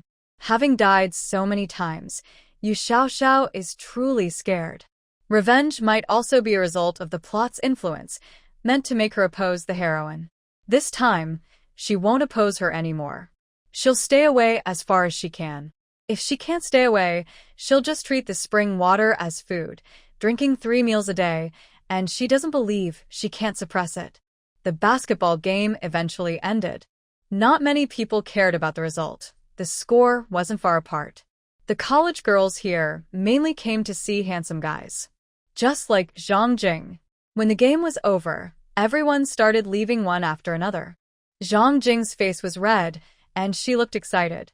Xiao, I had such a great time today. I'm really so happy. She grabbed Yu Xiaoxiao's arm and squeezed it back and forth. Yu Xiaoxiao pushed her hand away. Just be happy, don't grab my flesh and squeeze. Hey, the beautiful woman I met today is still your sister. She's quite pretty, but she doesn't have good judgment. That Zhou Xiaomei doesn't look like a good person. Yu Xiaoxiao turned to look at Zhang Jing. What do you think of Wang Anya? She's very pretty and quite nice. I accidentally pulled her skirt, but she didn't get angry. Of course, she wasn't angry because before she could get upset, someone else already stood up for her. As long as the heroine stays kind, honest, and good, everything is fine. Yu Xiaoxiao looked at Zhou Xiaomei and felt like she was seeing herself in her past life. Does she really want to protect Wang Anya that much? Just think she's good. That's enough. By the way, she's not my sister, just my stepsister. She felt there was no need to let others see Wang Anya the same way she did. Zhang Jing's name never appeared in the story. She just wanted to follow her own path smoothly. Yu Xiaoxiao felt there were too many people now, and it was crowded and uncomfortable. Since she wasn't in a hurry, she didn't want to squeeze through everyone. She found a quieter place and decided to wait until the crowd dispersed before leaving. Wang Anya had planned to say goodbye to Yu Xiaoxiao before leaving, but when the crowd cleared, she didn't see her. Never mind, she'd talk to her another time. Wang Anya still hoped to bring Yu Xiaoxiao back to Jiang City before the end of the world. Honestly, her father was quite kind to her, sometimes even kinder than to Xiaoxiao. She secretly felt guilty about that.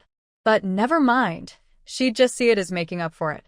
She planned to bring Xiaoxiao back before the end of the world.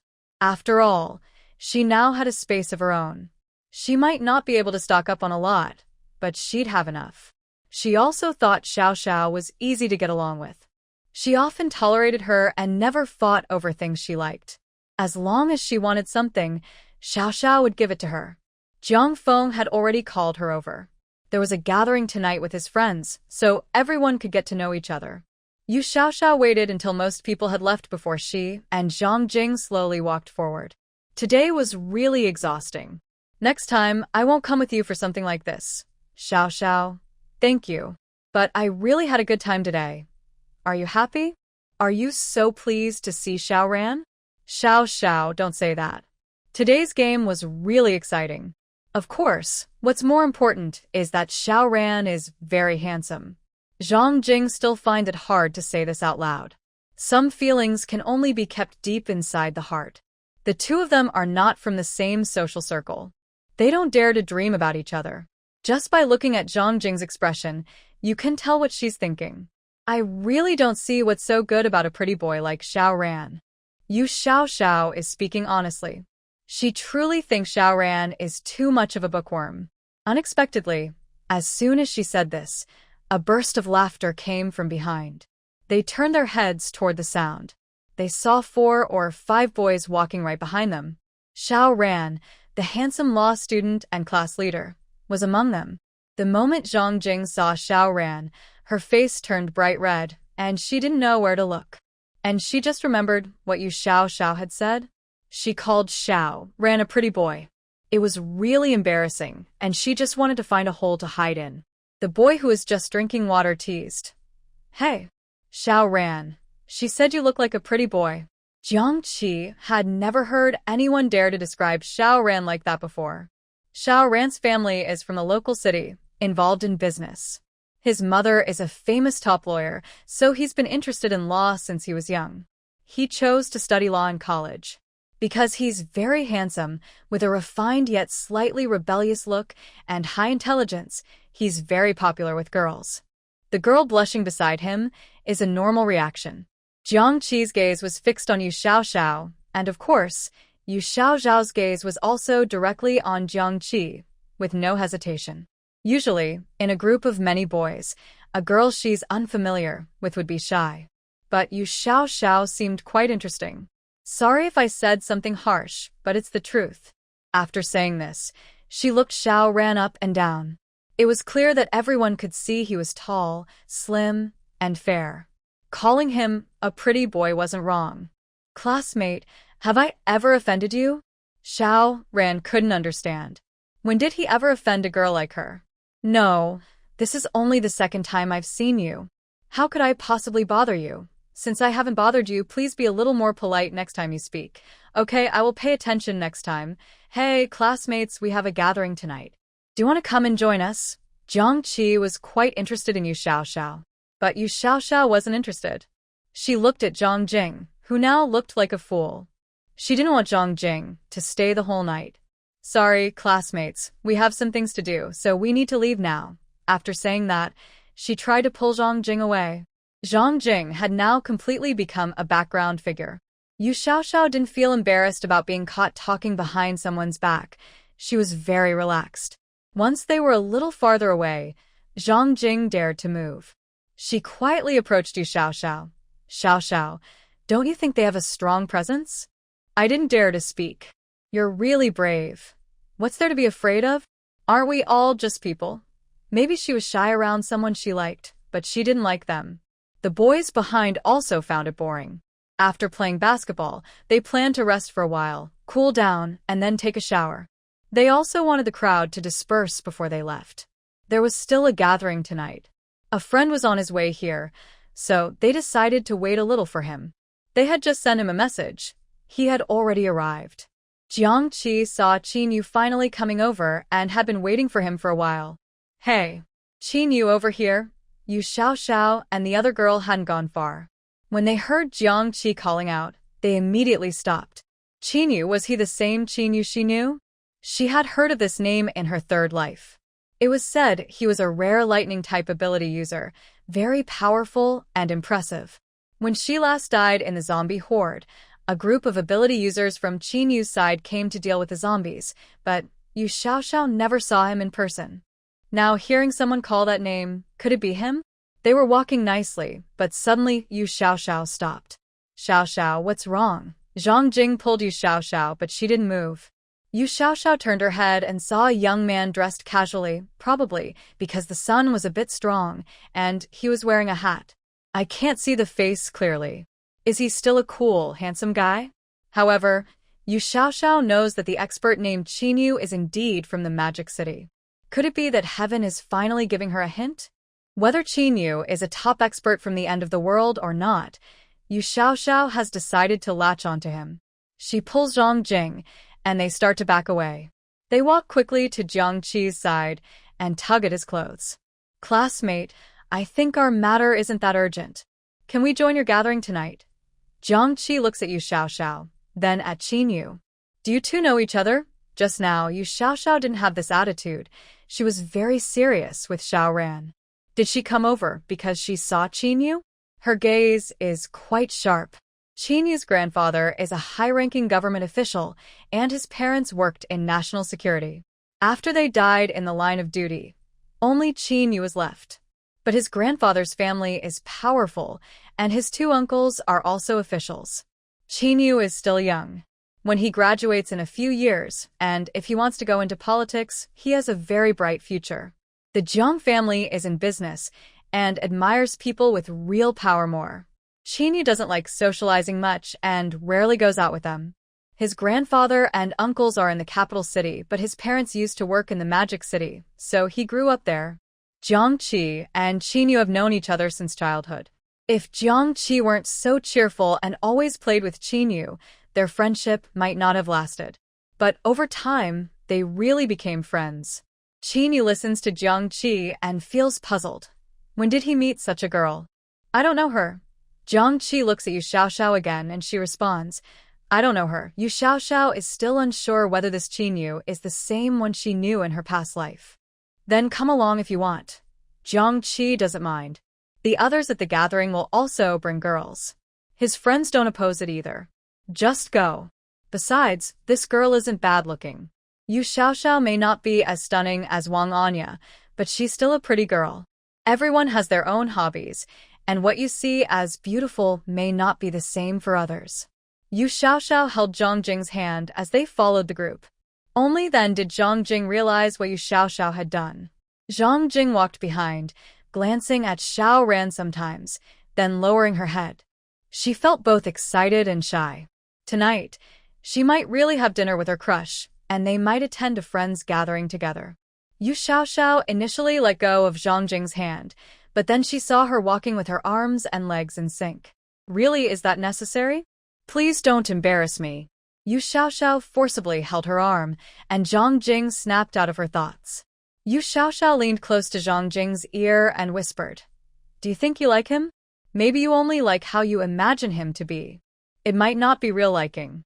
Tonight's gathering could break that illusion. Be prepared. He might not be as great as you think. Yu Xiaoxiao felt like Zhang Jing was just like a fan chasing a star, without much rational thought. Yu Xiaoxiao thought Jiang Qi was a bit of a chatterbox. So, along the way, she chatted with Jiang Qi casually. Only Jiang Qi was a bit more familiar. Others still seemed a bit aloof. Actually, the others were also listening to Jiang Qi talk with her. Qinyu found it surprising. He was sure he didn't know this Yu Xiaoxiao, but she kept glancing at him. He really noticed. Through their conversation, Yu Xiaoxiao roughly understood everyone's situation. Now, she was about 90% sure that Qinyu was the powerful element user from the third world, the one with thunder abilities. More importantly, his name never appeared in the story. This means he might be an outside character, unaffected by the plot. Yu Xiaoxiao also learned Jiang Qi's name. Jiang Qi, both in the Magic City, both surnamed Jiang.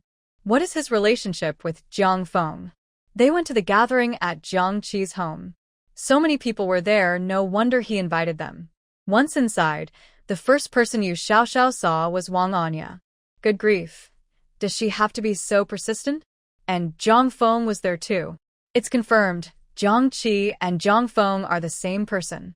Wang Anya and her friends arrived a little earlier, just after they had gotten there. There were many other girls too. Both men and women were handsome and beautiful. Yu Xiaoxiao was attending this kind of private gathering for the first time, and Zhang Jing had never interacted with this type of crowd before. The women inside were very fashionable, with all kinds of styles. This made the two of them stand out as quite different from everyone else. Zhou Xiaomei saw that they had also arrived and wanted to make a teasing comment, but she was afraid of upsetting Wang Anya. Wang Anya was surprised to see Yu Xiaoxiao there because she never usually attended such gatherings. She wondered why Xiaoxiao was there today. Most of the people there were either wealthy or influential, far beyond Xiaoxiao's small wealthy family. She was able to come because Jiang Feng invited her. Xiaoxiao, why are you here?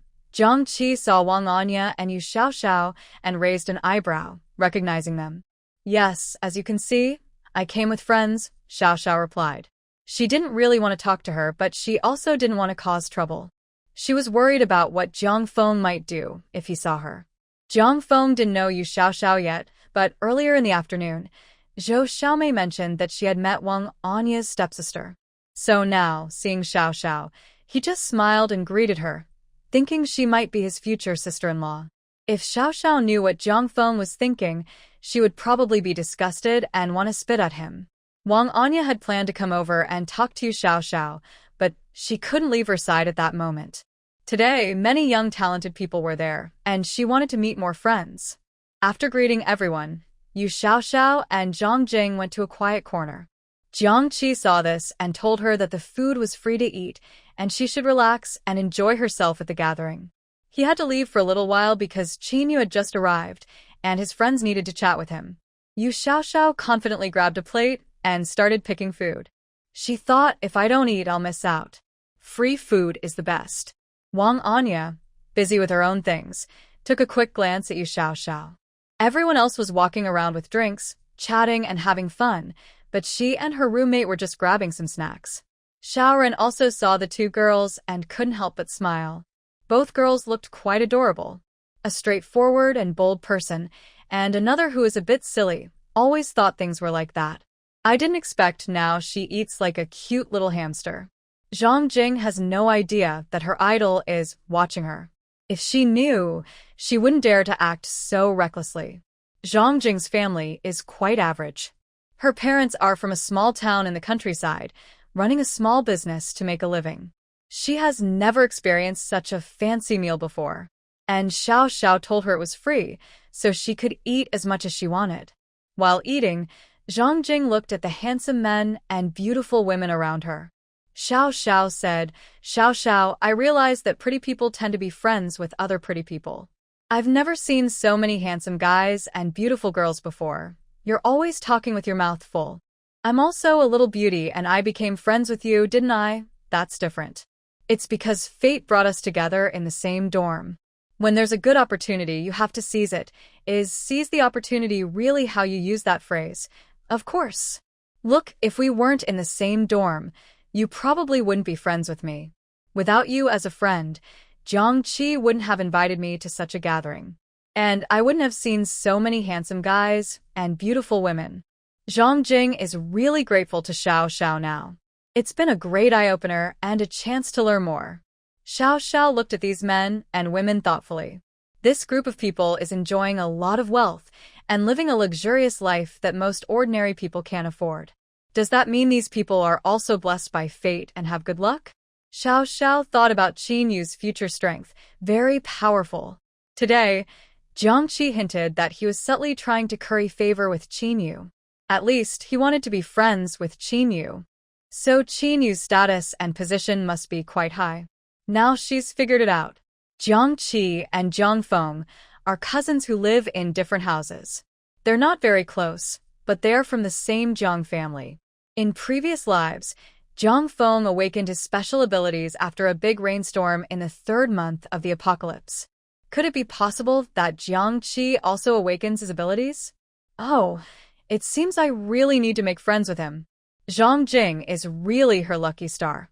If she hadn't brought her to chase her idol, Yu Xiaoxiao wouldn't have met this group of people. Isn't that like taking the lead? Xiao Ran is also quite outstanding, and it's very likely he will awaken special abilities in the end-of-the-world scenario. Heaven is really unfair. Peaceful times let these people enjoy life, but when the world ends, they still prioritize taking care of this group.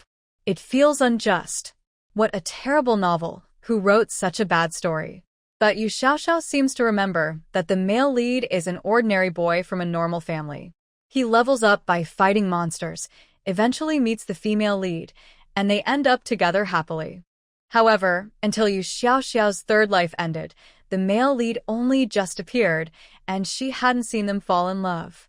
She only learned part of the story after she died and realized it was a novel world. This novel is a story where the female lead is the main character, and it's also a story about the male lead's extraordinary adventures. So he starts from a low point and keeps facing setbacks, making it a satisfying story of overcoming challenges. Yu Xiaoxiao only knows the first half of the plot. She can only remember the story during her lifetime, basically, a version of the female lead who keeps getting humiliated. Later, the male lead's part is summarized on the back cover. His name is Gu Sudong. While walking around looking for food, Yu Xiaoxiao kept an eye on Jiang Qi's side. Those boys had been inside for a while. What are they doing? She noticed Xiao Ran looking at her. Quietly, she walked over and stood next to Xiao Ran. Hey, Xiao Ran, are you close with Jiang Qi? Xiao Ran looked at Yu Xiaoxiao, who was greeting him. Could it really be because of Jiang Qi? Jiang Qi, although decent-looking, is a bit unreliable. He's not a loyal person, a master flirting, good at playing ambiguous games. Pretty okay. Their family is in business. My mom has a law firm and we have some dealings. So we're somewhat familiar. So? Are you saying I look like a pretty boy? Are you interested in Jiang Qi like that? Yu Xiaoxiao didn't notice that Xiao Ran was quite petty. It was just a casual remark, but he remembered it. He's not a top student, not cold at all. Zhang Jing must be blind. Everyone is pretending and can't see the truth. No. It's just a misunderstanding. Are you familiar with Qin Yu who came today? Qin Yu? I advise you not to have any ideas about him. You might as well go after Jiang Qi instead. What do you mean by that? Qin Yu comes from a wealthy family and not everyone can reach his level. Look closely, many beautiful women are here because of him. He's not interested in you. After saying that, he looked her up and down. Although she was pretty and attractive, it didn't matter. Qin Yu's future partner will probably be arranged through marriage. His grandfather won't let him be on his own. Hearing Xiao Ran's words, Yu Xiaoxiao looked at the group of women outside. Darn, so many want to compete for the one he's interested in. Your heart is so dirty. I just want to be friends with him. You're thinking too greedily. She then pretended to pat her chest in the air. People with dirty hearts see everything as dirty. Xiao Ran was choked by her words, stuck and unable to speak. Few people can make him this angry. He kindly warned her, but she was too greedy. Whatever she wants, she seems to have it written on her face. And she still dares to say he has a dirty heart. He pushed her hand away and gently brushed off her clothes, as if something dirty had touched her. Do whatever you want. It's your choice. Then he turned around and left with his friends. At least he learned that Qin Yu is quite difficult to deal with. Yu Xiaoxiao just wanted to cling to a strong supporter. Before the apocalypse, being friends might mean they could look out for each other when it came. After returning, Zhang Jing had almost finished eating. Xiao, you look really satisfied. Yeah. Are you full? Yeah, I am. Do you remember why you came here? Zhang Jing's eyes widened, and she covered her mouth with her hands. She looked around, then leaned close to Yu Xiaoxiao's ear. I forgot. I came here to chase after the male god Xiao Ran. Zhang Jing looked around but didn't see him. But now I don't see him. Do you know where he is? That's exactly what she was waiting for. Yu Xiaoxiao just saw Xiao Ran go into the room where Qin Yu was. There are many women outside, but the main characters inside aren't coming out, making the scene a bit dull. At this moment, Yu Xiaoxiao saw Zhang Feng bringing Wang Anya, and they also headed that way. Yu Xiaoxiao was excited. She wanted to see if Qin Yu would be affected by the story. In the original book, most boys didn't refuse the female lead. Even if they weren't suitors, they would still be polite. Usually, what the female lead wanted would eventually be achieved. She forgot about past grudges. Yu Xiaoxiao rushed forward happily to greet Wang Anya, then refused to leave. At this moment, Wang Anya was busy and didn't have time to talk to her. Jiang Feng was about to introduce her to some friends. But Yu Xiaoxiao wouldn't go, and she couldn't force her away. Feeling a bit embarrassed, she looked at Jiang Feng. This is my sister. You don't mind bringing her in, do you? Of course, I don't mind your sister. That's good. That's good. Yu Xiaoxiao just wanted to sneak in. She secretly grabbed Zhang Jing's hand and pulled her along. She saw that Zhou Xiaomei also went in with Wang Anya. It wouldn't make sense to leave Zhang Jing outside alone. Qinyu didn't usually like lively parties, but today Jiang Qi's basketball team won, so they wanted to celebrate. He decided to come, giving face. There were many colorful people at the party, but he didn't like the lively atmosphere. Jiang Qi was worried about him being alone, so he came to keep him company. After a while, some more male students arrived. They were college students. They talked happily. Qinyu sat nearby, listening to their chat, just passing time bored. Suddenly, a boy brought in a few girls. Qinyu was a bit surprised. He remembered Yu Xiaoxiao, who had been secretly watching him outside earlier.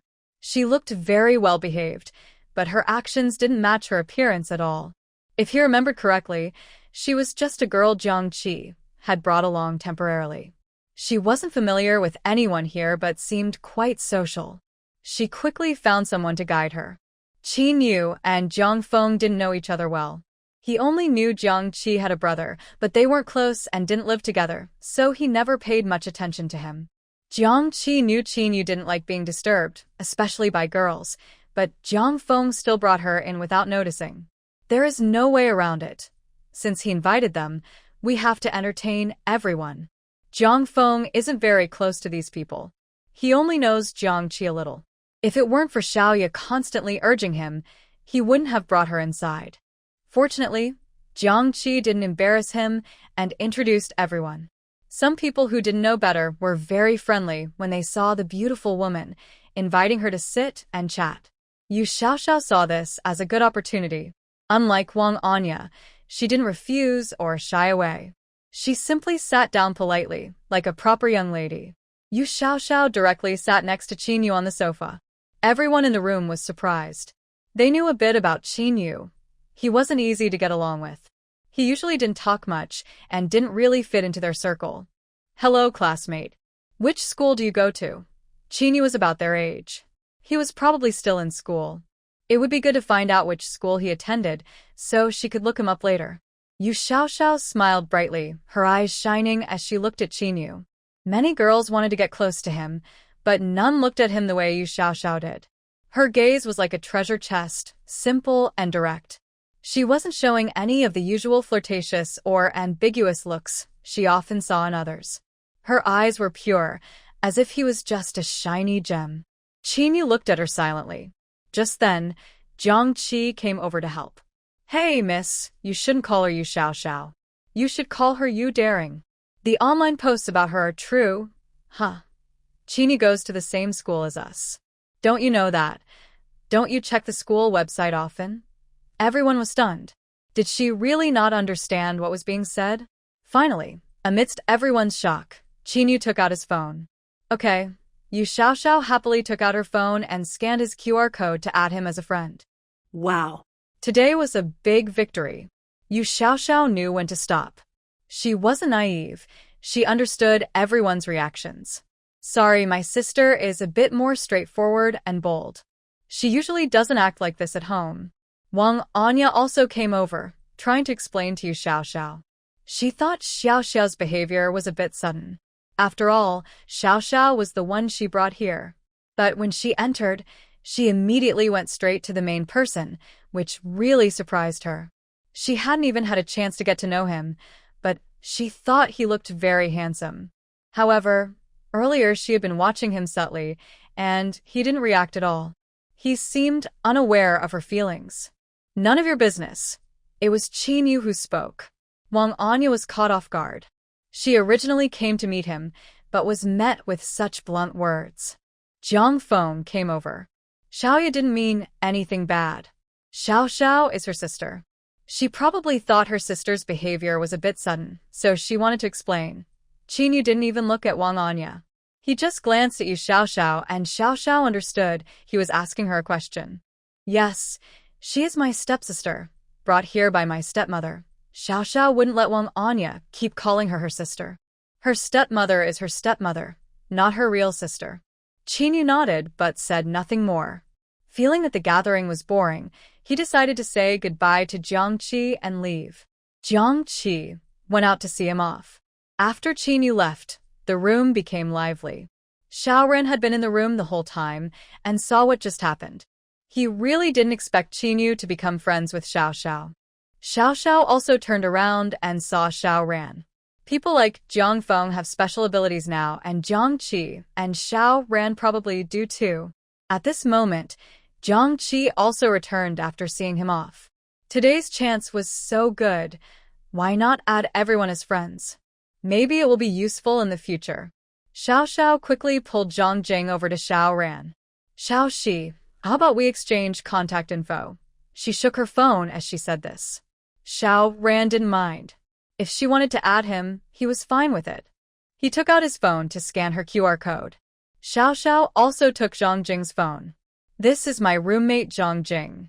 Let's get to know each other. Xiao Ran didn't mind. Adding one contact was just adding one. Adding two was just adding two. She looked at Zhang Jing, who seemed a bit shy. This is how a girl should react. Zhang Jing's heart was pounding so loudly, only she knew how fast it was beating.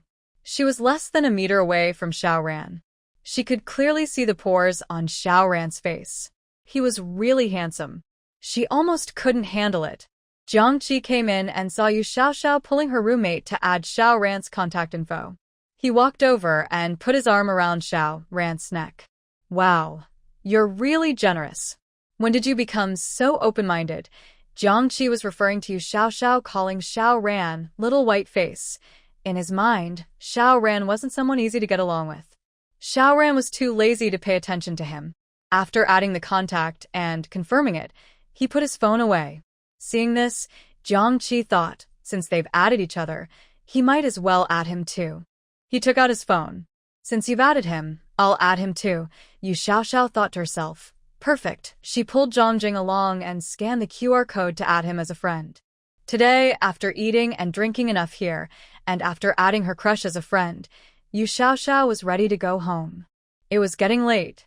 She turned around and saw Zhang Jing looking useless, and for a moment, she wasn't sure if she should leave first. It was rare for her to get close to her idol.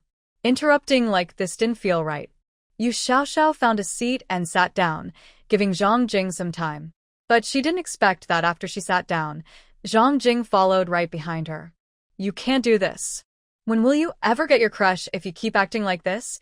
Yu Xiao Xiao looked at her with a disappointed expression. Xiao Xiao, forget it. We're not from the same world.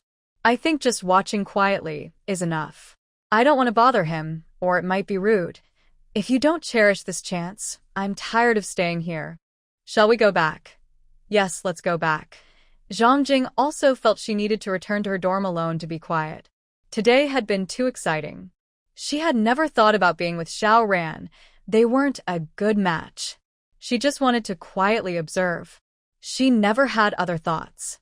Today, Xiao Xiao boldly added his contact information, and she was already very happy.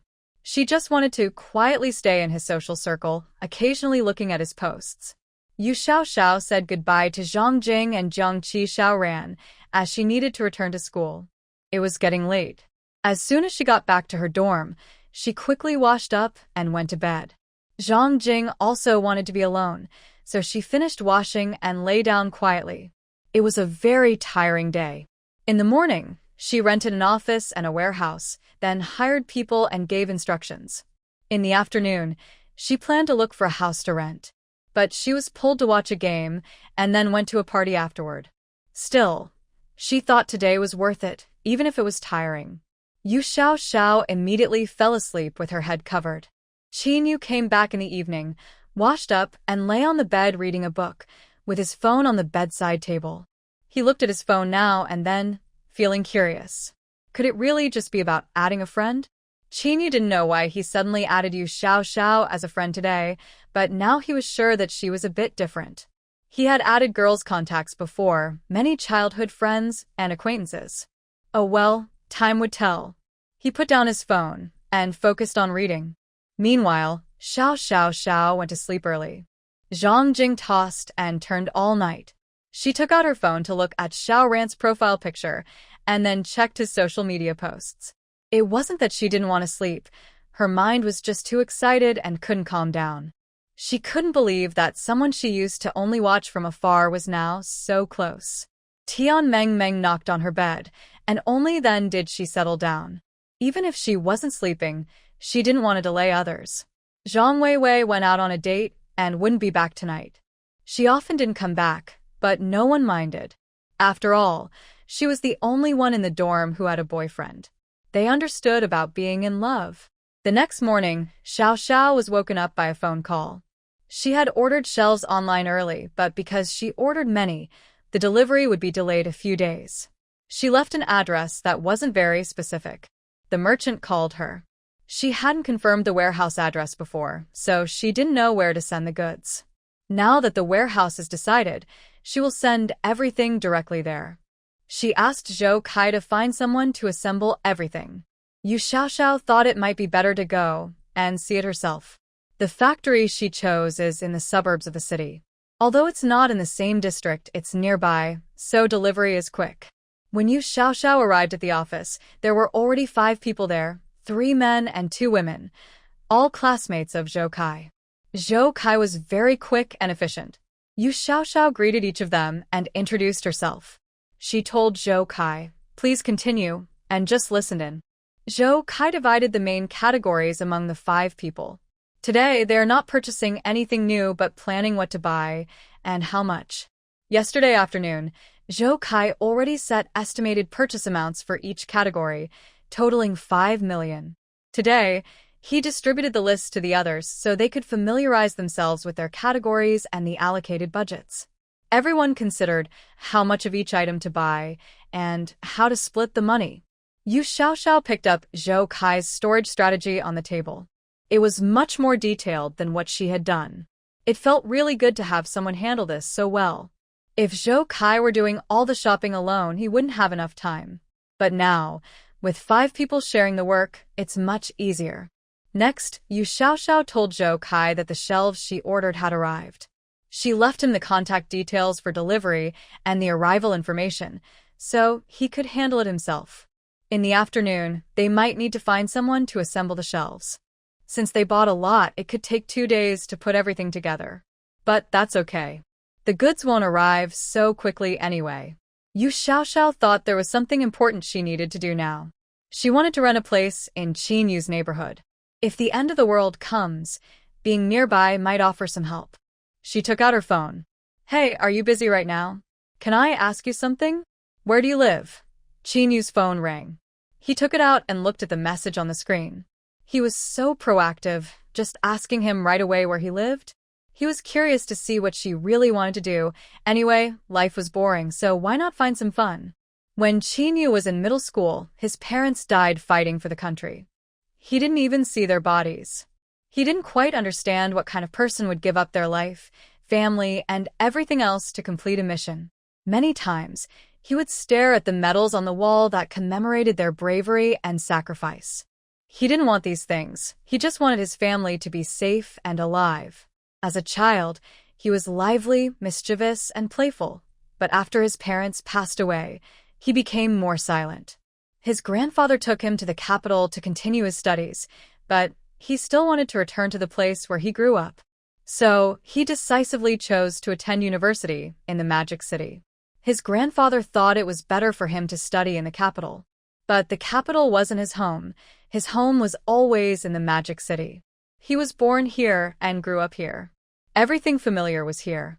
However, during the nearly a year he had been back at school, he felt that this city had become quite unfamiliar to him.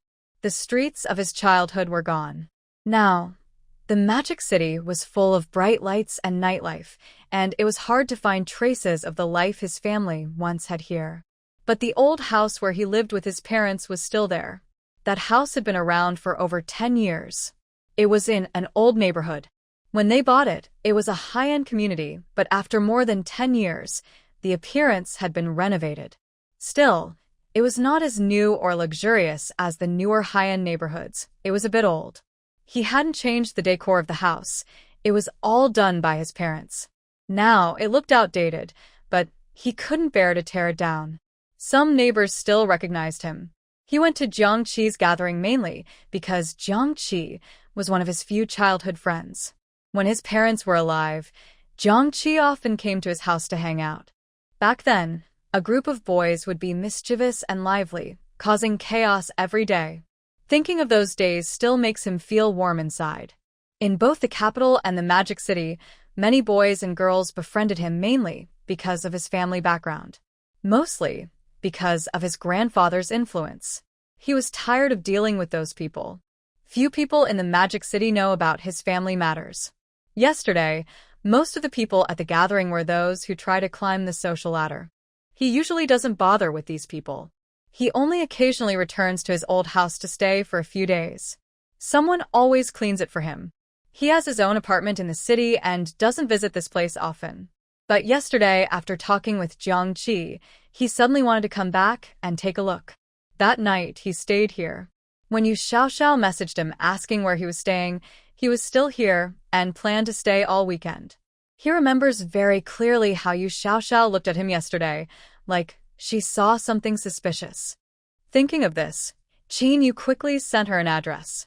Since she wanted to come, he might as well let her see where he lives. The neighborhood he lives in now isn't impressive to the people who try to climb the social ladder, but strangely, he was a little curious about how Yu Xiaoxiao would react. When Yu Xiaoxiao saw Qin Yu reply with the address, she was stunned. Is that all? She thought she would have to put in a lot of effort or even hire a private detective to investigate, but he just sent the address so easily. Could it be fake? She picked up her phone. Are you at home now? It was interesting, so eager to show her. Yes, Yu Xiaoxiao hailed a cab and headed over. After getting out, she looked around to make sure she was in the right place, then took out her phone to check the neighborhood's name. Driver, are you sure this is the only neighborhood with this name? She showed her phone to the driver. Yes, this is the place. After that, the driver closed the window and drove off. Although Yu Xiaoxiao didn't know much about Qin Yu's background, she knew Jiang Qi's family well. Even Jiang Qi always spoke politely to him. His family background isn't bad. The houses here look quite new, but they're probably over 10 years old. As she walked inside, she looked around at the environment. Actually, the neighborhood is quite nice. The greenery is extensive, and the buildings are spaced out well. Because it's been over 10 years, some of the trees at the bottom of the neighborhood have grown very thick and tall. I think the building looks great. In the future, I can use these materials as firewood. Although heavy rain might make them wet, the temperature isn't too low, so drying them outside on the stairs is fine. It's definitely better than having nothing. The buildings in this city are about 20 stories high. I found the building where Qin Yu lives, Building 3, on the 18th floor.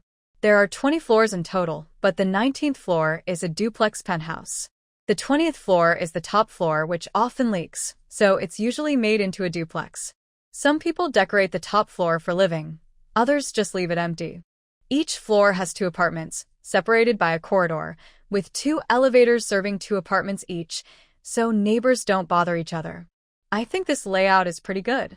I found apartment 1801 and knocked on the door. Qin Yu didn't expect me to come so quickly. When he opened the door and saw me standing outside, he looked surprised. He was just joking around with me when he was bored, and I actually came over. But he didn't want me to come inside. This is his childhood home, and he didn't want to invite anyone in casually. So he kept me at the door. Is there something you want to talk about? I couldn't believe this was really his home. Wow, everything went so smoothly. I almost couldn't believe it. He chuckled. If I say I just wanted to come see you, do you believe me? Now that you've seen me, can I go? Sure, I'll leave right away. I turned around and went back to the elevator. I didn't stay long, and since the building isn't crowded, the elevator was still on this floor. Before I got into the elevator, I looked back and waved goodbye to him. Chinyu stayed at the door, wondering, was she really just here to see him? He felt like she was acting a bit differently than usual. Before I even left the elevator, I took out my phone to check if there were any rental listings for apartments in this building. There are quite a few, but the building numbers don't match, so it's not ideal. There are some real estate agents nearby, so I went to one of them. On my way over, I kept thinking about renting the duplex on the 19th and 20th floors of Building 3. I figured I could ask the agent to negotiate for a better rent. After leaving the agent, Yu Xiaoxiao felt uncertain. What if the agent was unreliable? She registered with all the nearby agents and asked to rent this house. On the way back, she felt a bit better. She was determined to rent this house. Yu Xiaoxiao was right. She paid a high agency fee, and one agent managed to contact the owner of the 19th floor apartment. Before she even arrived at school, she received a call from the agent. The couple living in the 19th floor apartment had moved away to live with their children in another city. The elderly couple no longer lived in Shanghai to take care of their grandson. They had lived in this house for many years. They were reluctant to sell it, but they probably wouldn't live there anymore in the coming years. The house was getting run down because no one was living in it.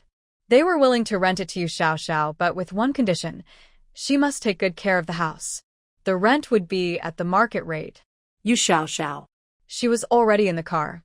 Knowing everything went so smoothly, she didn't want to waste money on the fare. She told the driver to turn around and go back. She went directly to sign the rental contract with the agent.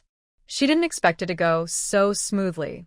She got the spare keys from the property management, which the owner had kept, and then she went to see what her new home looked like.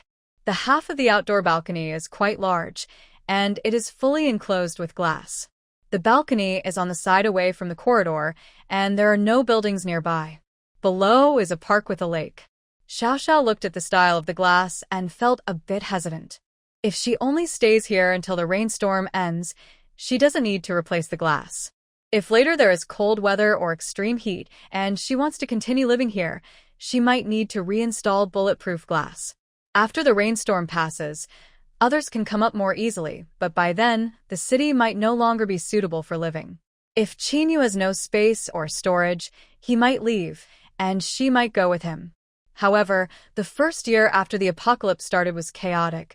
First heavy rain, then cold weather, then extreme heat. The rain lasted only 3 months, but the following period was very long. Xiaoxiao thinks Chinyu probably won't leave. The house here is in the old city area.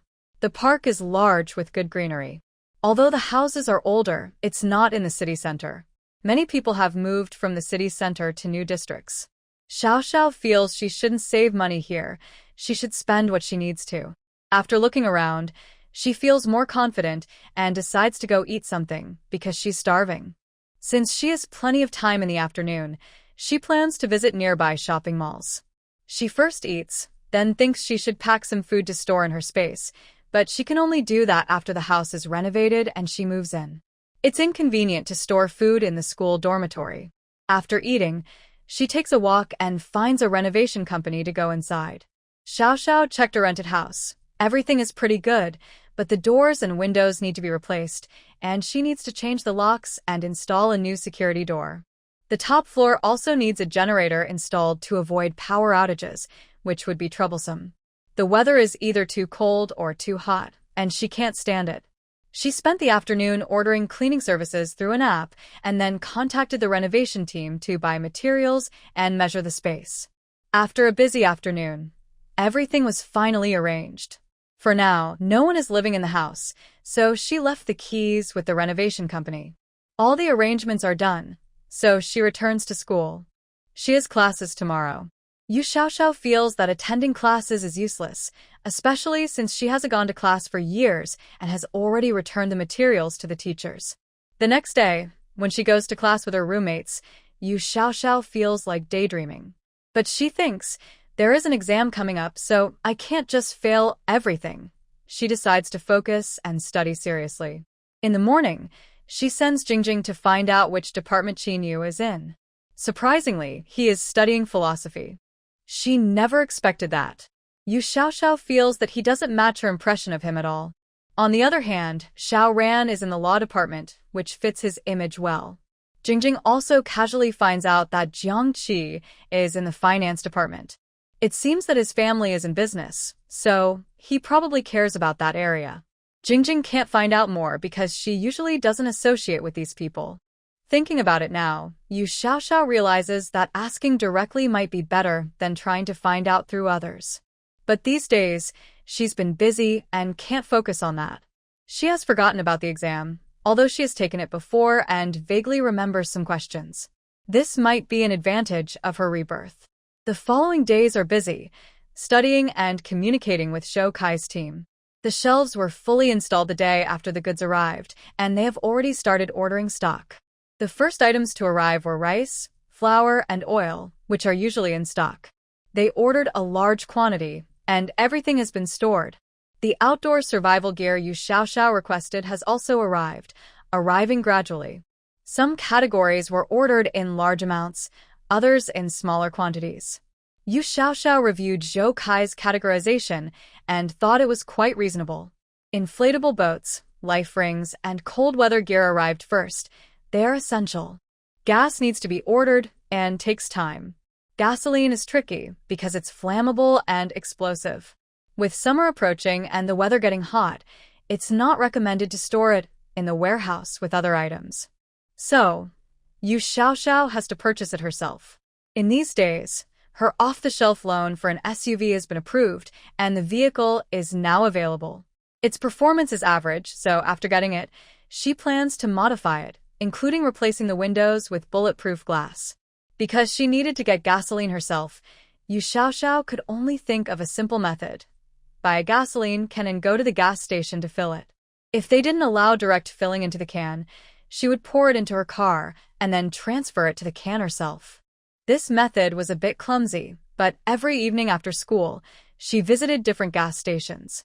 After a few days, she managed to stock several cans of gasoline. She also carefully chose the locations. Before the end of the world, during the heavy rain, she planned to go to the zero-cost shopping site early before the floods arrived. To be safe, she decided to stock up a little in advance, so she wouldn't be caught unprepared later. The most important things, food, transportation, clothing, gas, and gasoline, had to be secured first. The rest were just extras to make life more comfortable. After taking care of these, Yu Xiaoxiao temporarily stopped worrying about it and focused on studying for exams. Her dorm mates were working hard every day, studying late into the night. After more than a week of reviewing, Yu Xiaoxiao remembered most of the questions from her first life. Now she felt less panicked. In the past week, her house had been repaired and reinforced. Tomorrow, on the weekend, she planned to check everything. She also intended to replace the lock on the final security door herself. The outermost layer of protection must be secure. She could now change locks easily, and only she knew the key. She measured the dimensions in the corridor and ordered 2 iron gate frames. They couldn't be installed yet, but she planned to do it when the end of the world arrived.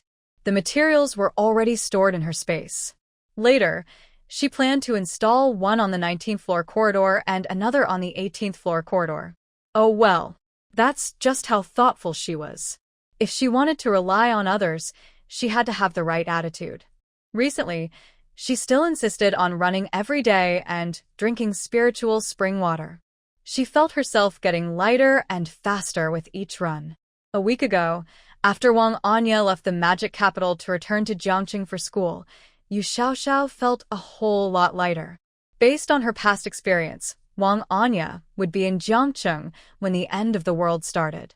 Her parents' home was also in Jiangqing, so she wouldn't go anywhere else. Now Yu Xiaoxiao knew when the end of the world would come, and she guessed Wang Anya was probably stockpiling supplies too. She no longer felt jealous because she could stockpile a lot herself. Tomorrow, I will take a day off to visit the office and check the progress, then go to the warehouse to see the storage situation. Since the last gathering, Xiaoxiao feels that Zhang Jing has become much quieter. I initially thought she was focusing on studying for exams, but I accidentally saw her secretly looking at Xiao Ran's social media in the evening. Lazy girl, if you like him, just go for it. I don't quite understand this kind of feeling. Zhang Jing had chances to confess, but she seems not to want to. She just wants to watch quietly. No wonder her name is Jingjing. I used to think it was a wrong choice, because she is so lively. Now I see it was right. There are only 2 weeks left before the holiday. Tomorrow is still the weekend. Some of my roommates' family members called to ask when the holiday starts and when they will arrive home. Zhang Weiwei doesn't plan to go back during the holiday. She applied to stay on campus. She and her boyfriend plan to work summer jobs in the city. I don't know how they will be after the end of the world, so I can't give any advice. Everyone has their own opportunities. But I remember that in my first life, Zhang Weiwei didn't go back, while Tian Mengmeng and Zhang Jing went to their hometown. I think going back and being with family might be better. So, I didn't give any hints. Today, I heard Tian Mengmeng booked her train ticket, but I didn't hear anything from Zhang Jing. Jingjing, did you buy your train ticket? Xiao Xiao, I don't plan to go back home during the summer. I will only stay for 2 months, wasting that time. I plan to do summer work like Weiwei, huh? Why not go back? That means she won't be with her parents during the end of the world. I know Zhang Jing's parents have a good relationship, and their family is quite warm and happy.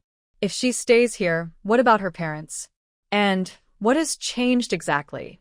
I remember you used to like going home, right? Aren't you planning to visit this time? Xiao Xiao, I think people who are much better than me work harder. I wasn't very talented to begin with, and if I don't try harder, I will do even worse in the future. She often recalls that day at the gathering. Others looked glamorous, and she thought they were just lucky, from good families. But after adding Xiao Ran and Jiang Qi on social media, she realized they are not only from good backgrounds but also work harder than people like her. So, she has no reason not to work hard. If she doesn't work hard now, how will she have a chance to stay in a big city, like the magic capital in the future? Yu Xiaoxiao looked at Zhang Jing and didn't know what to say for a moment.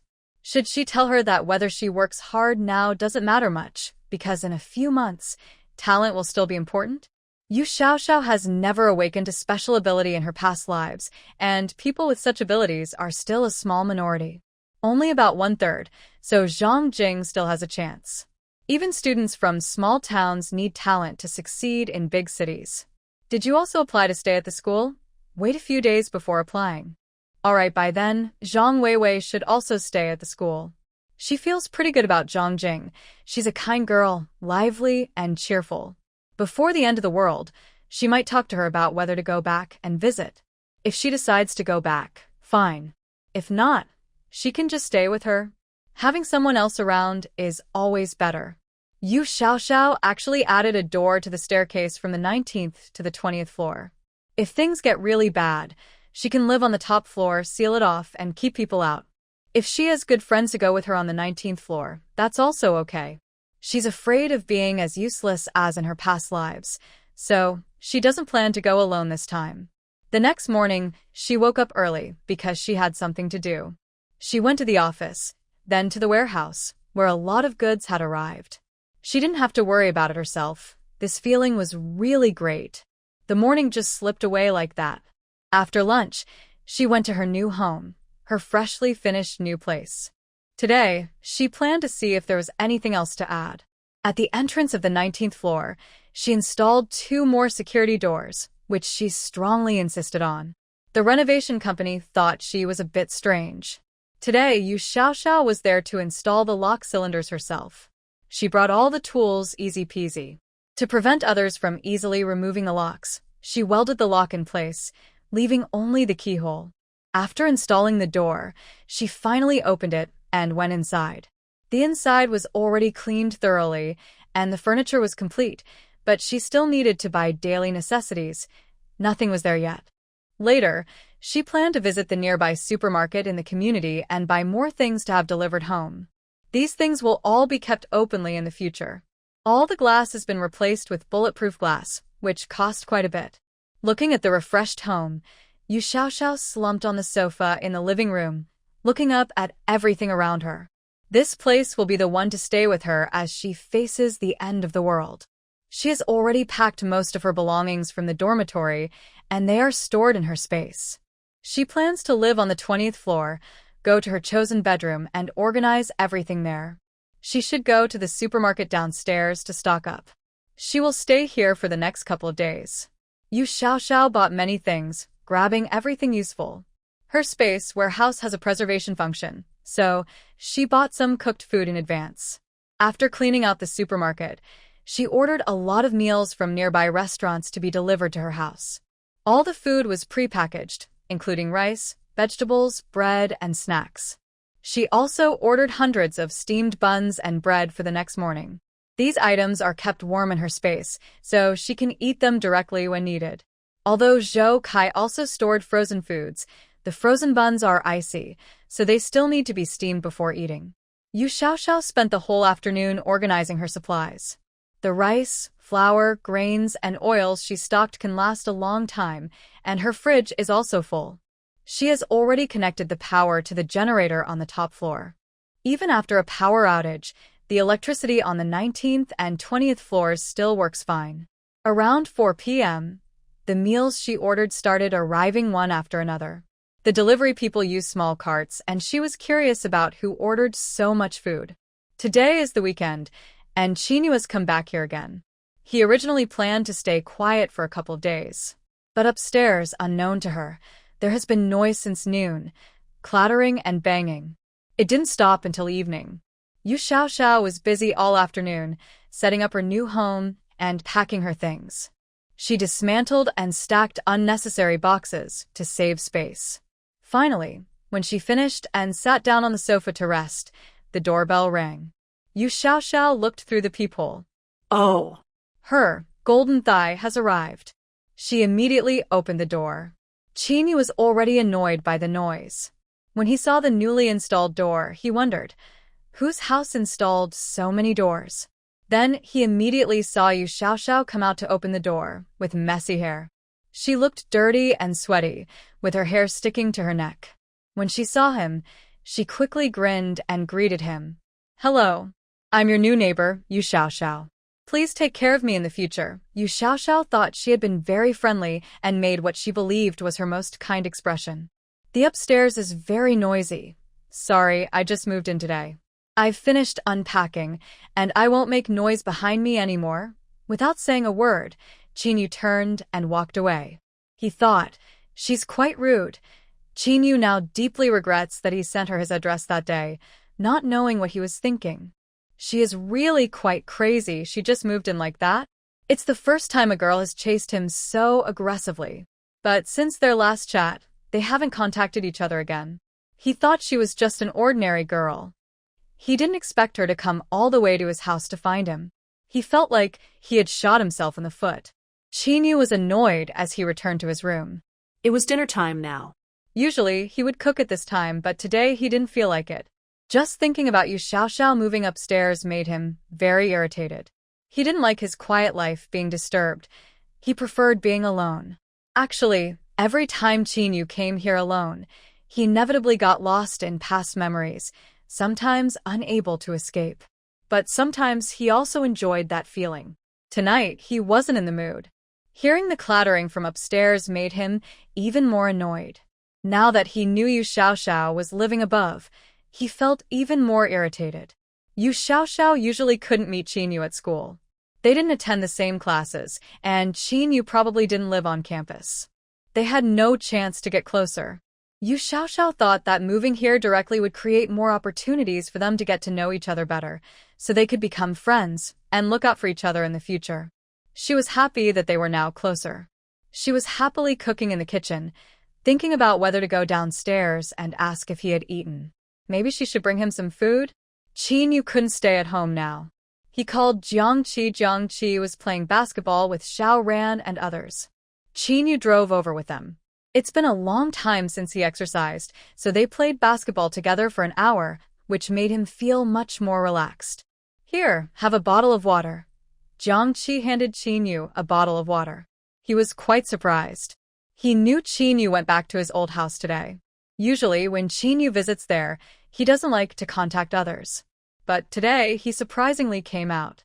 And he played basketball with them, something rare. Why do you feel like playing basketball today? Nothing much. It's been a while since I played, and I want to exercise. If I don't practice, I'll forget how. You're probably joking about forgetting how to play. I might believe that. But you? Let's not go there. He also didn't know how Chinyu was so talented in everything he did. He was tall and handsome. Most importantly, he was not only a top student but also very skilled at martial arts. He was really good at fighting. His uncle once wanted to send him to the military, but he didn't want to go. He came here to study philosophy at university. He didn't understand what good studying philosophy would do. But since Chinyu didn't want to talk about it, he wouldn't ask.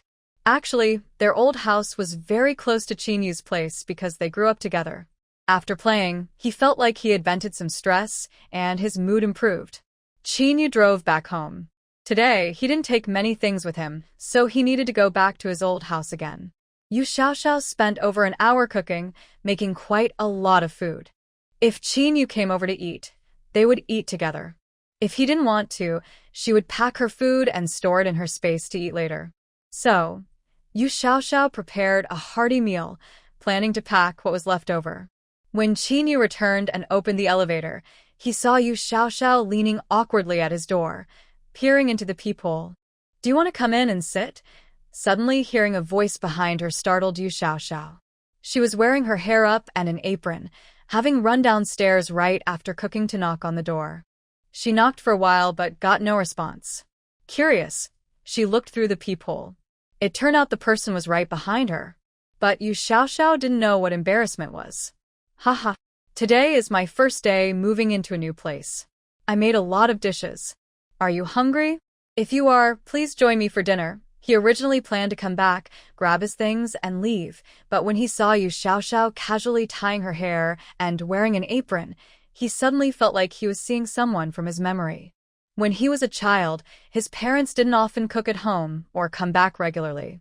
But whenever they had time, his mother would put on an apron and cook for him, and his father would help in the kitchen with her. Because of this, he always looked forward to homemade meals. Whenever he knew his parents were coming home, he was sure they would cook for him. Sometimes he would even bring his friends home to eat together. Maybe he was also showing off a little.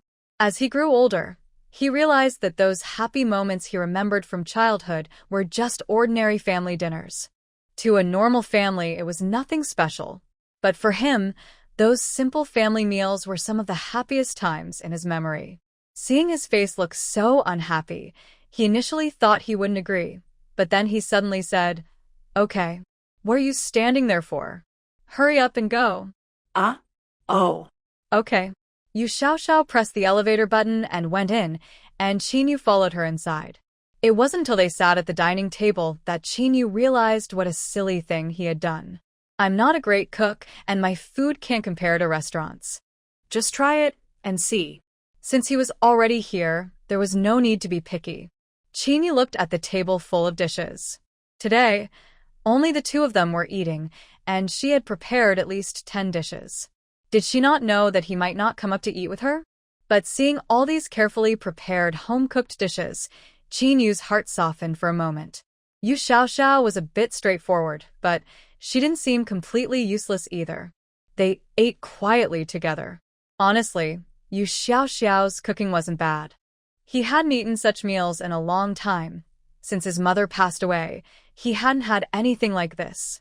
At his grandfather's house or uncle's house, they always had a professional chef. When he was alone, he usually ate at restaurants or cooked just 2 dishes himself. His cooking skills were quite poor, actually almost terrible. He only occasionally cooked when he returned to the old house. While eating the meal prepared by Yu Xiaoxiao, he felt that it was truly different. Home-cooked food has a warm, human touch. The taste of the dishes might not be as uniform as hotel food standards. But because there is no fixed standard, everyone's cooking tastes different. Chinyu didn't say anything. Yu Xiaoxiao also didn't know what to say, only occasionally serving him a dish or asking him to try another. By the end of the meal, they both felt happy and satisfied.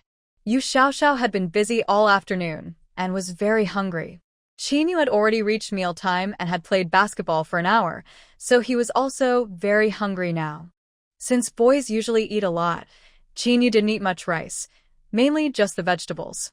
After they both finished eating, Yu Xiaoxiao noticed that all the dishes had been eaten up. It seemed that this golden thigh wasn't someone you could easily hug. He was such a big eater. Luckily, she had space in her world, so she could prepare more food. She suddenly remembered she had forgotten something. Could she raise some poultry on her 3 acres of land? She could grow vegetables and grains, and if she could raise poultry, she might keep 4 or 5 piglets.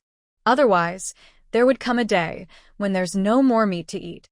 Yu Xiaoxiao looked up at Qin Yu, noting how much he could eat. After the meal, Qin Yu also felt a bit embarrassed. He had finished all the dishes on such a big table. Yu Xiaoxiao had eaten quite a bit too, but most of it had gone into his stomach. He also noticed Yu Xiaoxiao looking at him thoughtfully. What did that mean? Did she think he ate too much?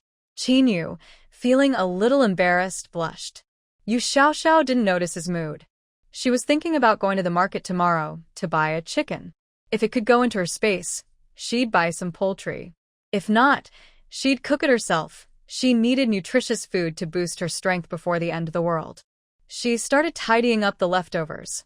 Because she felt a bit shy earlier, Qin Yu also helped clean up. He was quite perceptive. He knew to lend a hand, which wasn't a bad trait at all. They finished cleaning quickly. Once everything was done, Qin Yu finally had time to look around her house. Actually, her layout is the same as her family's, with no real difference. The only difference is that the top floor is a duplex. After finishing her tasks, Yu Xiaoxiao was very tired and just wanted to take a quick shower and then lie down to sleep. But Qin Yu didn't leave, so she had to stay with him. He's usually hard to approach, and she doesn't know why, but she feels that everything she's thinking about now is going very smoothly. He will always protect me after I eat. Since they are neighbors upstairs and downstairs, they see each other often. If she's in danger, he probably wouldn't just stand by and watch. It's not that Yu Xiaoxiao doesn't want to be a strong woman. She just can't become one. She has tried. After the apocalypse, even people without special powers can see their physical strength improve a lot. But she can't do it. She's practiced, but she can't gain that kind of strength others have. Maybe it's because the story's plot is limiting her. She's just a little useless person, a small background character. Qin Yu noticed that Yu Xiaoxiao often seemed distracted.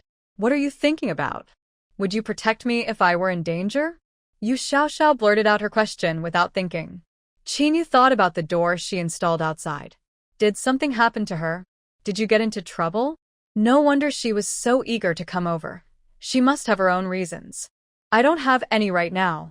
Yu Xiaoxiao honestly said she really didn't have any issues now. She doesn't bother others, but she might attract zombies. And maybe others would come to bully her. You don't need protection. I was just asking casually. Qin Yu thought Yu Xiaoxiao had nothing to say to him, so he reflected on whether he had been too harsh with the young girl. Seeing that she kept daydreaming, he decided to leave. After going downstairs and returning home, Qin Yu took out his phone and sent a series of messages. Soon after, Yu Xiaoxiao's life story was sent to Qin Yu's phone. He opened the file and looked at it carefully. Yu Xiaoxiao's family situation was pretty good. She hadn't gotten into any trouble or legal issues. So, what does she need protection from? When I saw that Yu Xiaoxiao's mother also died when she was in middle school, I felt a little touched for some reason. The investigation was quite thorough. It covered Yu Xiaoxiao's mother's death, her father's remarriage, and the fact that she lived with her stepmother for most of the time. However, most of the time, Yu Xiaoxiao returned to a house that her mother had left her before she passed away. Recently, she sold that house. No wonder she is renting a place here. It seems she doesn't plan to return to Jiang City. That's where the investigation report ends. The investigation date Qin Yu sent out was based on Yu Xiaoxiao's life history before she met him. So, after she moved to the city, there was no further investigation. Fortunately, they didn't investigate further, and luckily, Yu Xiaoxiao hasn't taken out any online loans yet. She plans to take out online loans 1 month before the end of the world. Otherwise, it would be too early and she might be pressured by debt collectors. Yu Xiaoxiao is already in bed, peacefully sleeping.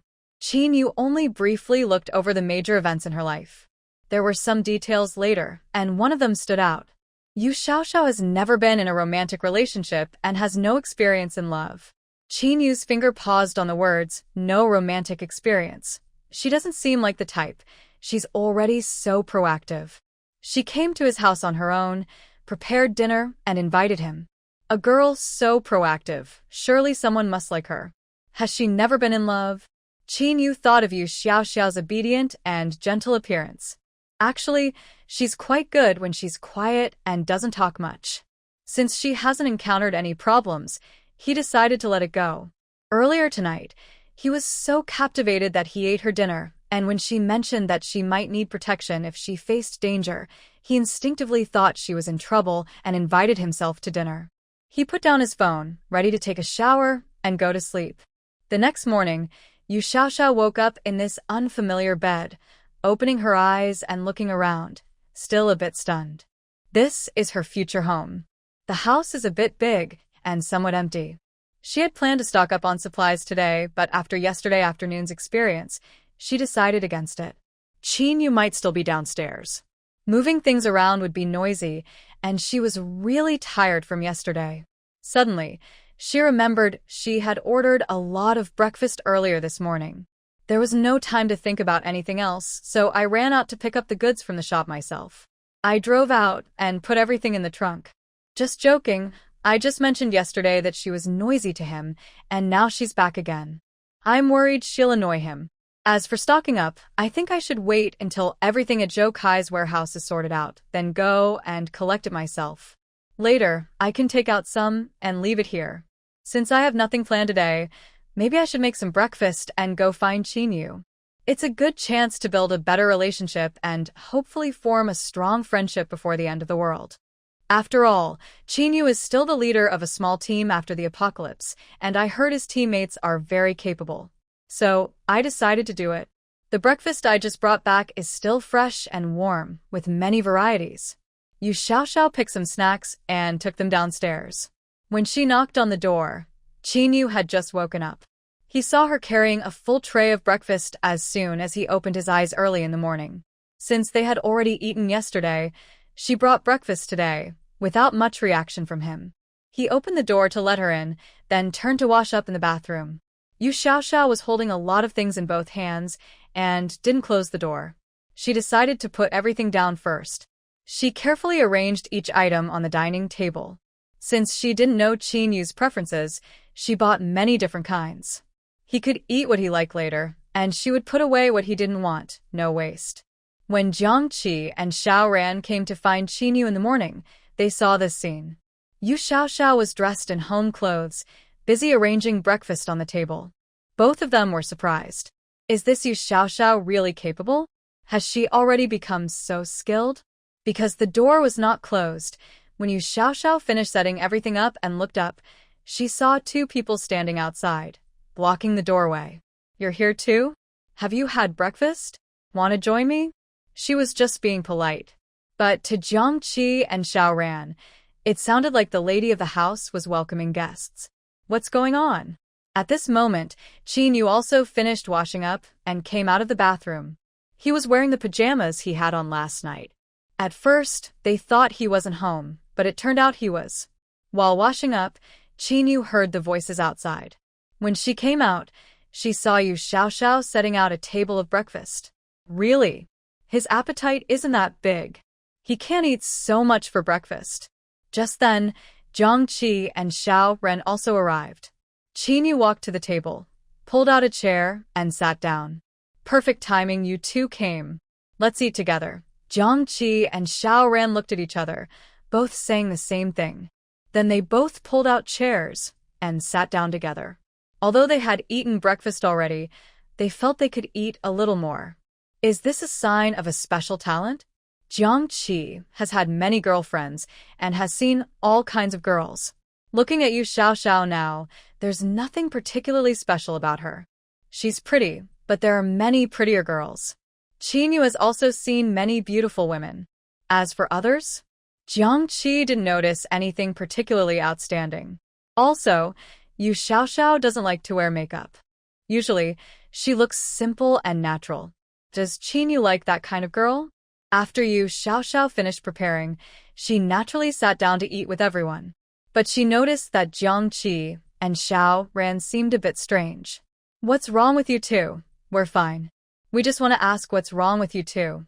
Us? Qin, you and me. Isn't that obvious? We get along very well, very harmoniously. Yu Xiaoxiao was quite happy with how things were going now. If Qin Yu liked her cooking, she could make more often. Of course. Yu Xiaoxiao looked at Jiang Qi and Xiao Ran. If, after the apocalypse, they both awakened special abilities and could cook their own meals, that wouldn't be a problem. Jiang Qi and Xiao Ran's inner worlds are now quite rich. They get along well, and both are satisfied. They exchanged glances, yes, just as they understood. Qin Yu also noticed Jiang Qi and Xiao Ran's subtle expressions, but he didn't mind. Getting chased home by girls isn't something to be ashamed of. Throughout breakfast, only Yu Xiaoxiao was happily eating. In the end, she realized she ate the most. Qin Yu didn't eat much this morning, so he probably wasn't feeling very hungry. Next time, she'd try making something else.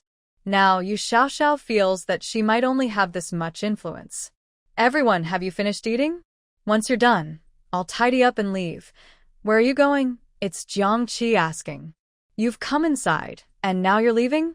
Going home. Yu Xiaoxiao finds it a bit strange. She just bought breakfast to show some kindness.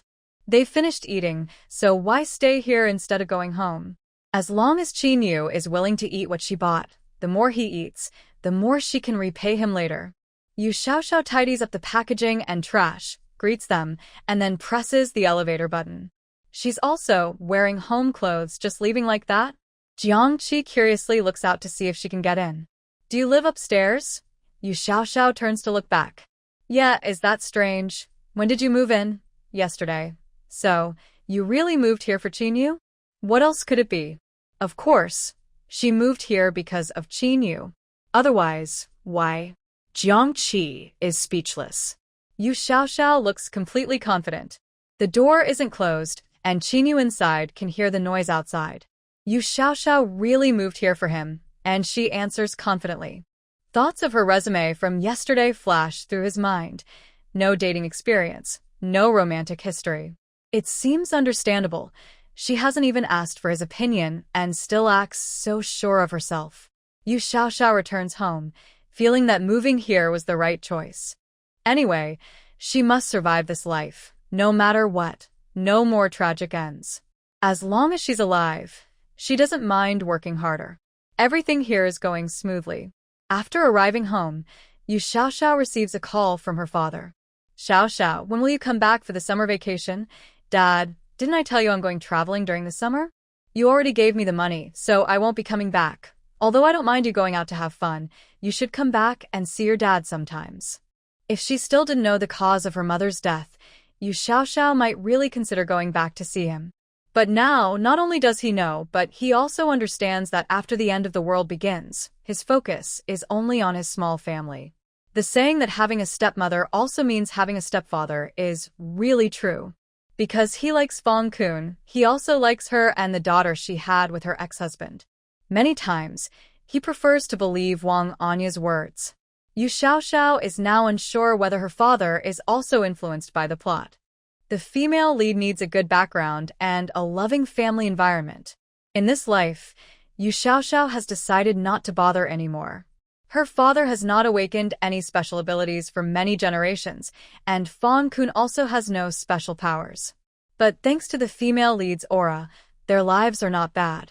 Actually, the main reason is that they also have a shared son, Yu Tiantian, who is 6 years old this year. This younger brother is related to both Wang Anya and Yu Xiaoxiao. Regarding this brother, besides being a bit spoiled, Yu Xiaoxiao has no resentment towards him. He is so young, he doesn't understand much. In previous lives, Yu Xiaoxiao had no conflicts with him. She thinks Tiantian might be a link that keeps her father and Fong Kun connected. The female lead would never give up her mother, and Wang Anya truly loves her mother. Her mother also had a younger brother, and Fong Kun loves this little son very much. So later, during the end of the world, Yu Xiaoxiao's father was able to live quite well with the female lead. Even in the third life, Yu Xiaoxiao lived so long partly because of this younger brother. Without this bond, she might have died early. Anyway, her father and Yu Tian, along with the female lead, are living relatively better and happier than she is. She doesn't know where her happiness went. In this life, she doesn't want to bother anymore. Dad, I want to come back and see you, but I already made plans with my classmates. I can't during this summer vacation. How about I come back before summer ends? Summer vacation isn't over yet, but the end of the world is coming. There's no chance. Hearing that Xiao Xiao plans to travel but will return after summer, Yu Dad feels a lot more at ease. Xiao Xiao is his first child, and he has loved her for over 10 years. That's not a lie. But now he is Tian and a stepmother. So Xiao Xiao no longer loves to go home. It was only this morning, when he heard Xiaoya mention that she met Xiao Xiao in Moda last week, that he remembered to ask about her. As long as the child is safe and well. After hanging up her father's call, Yu Xiao Xiao suddenly felt a bit homesick for her mother. She went to her room and took out her mother's photo from a box. Yu Xiao Xiao quietly looked at her mother's picture.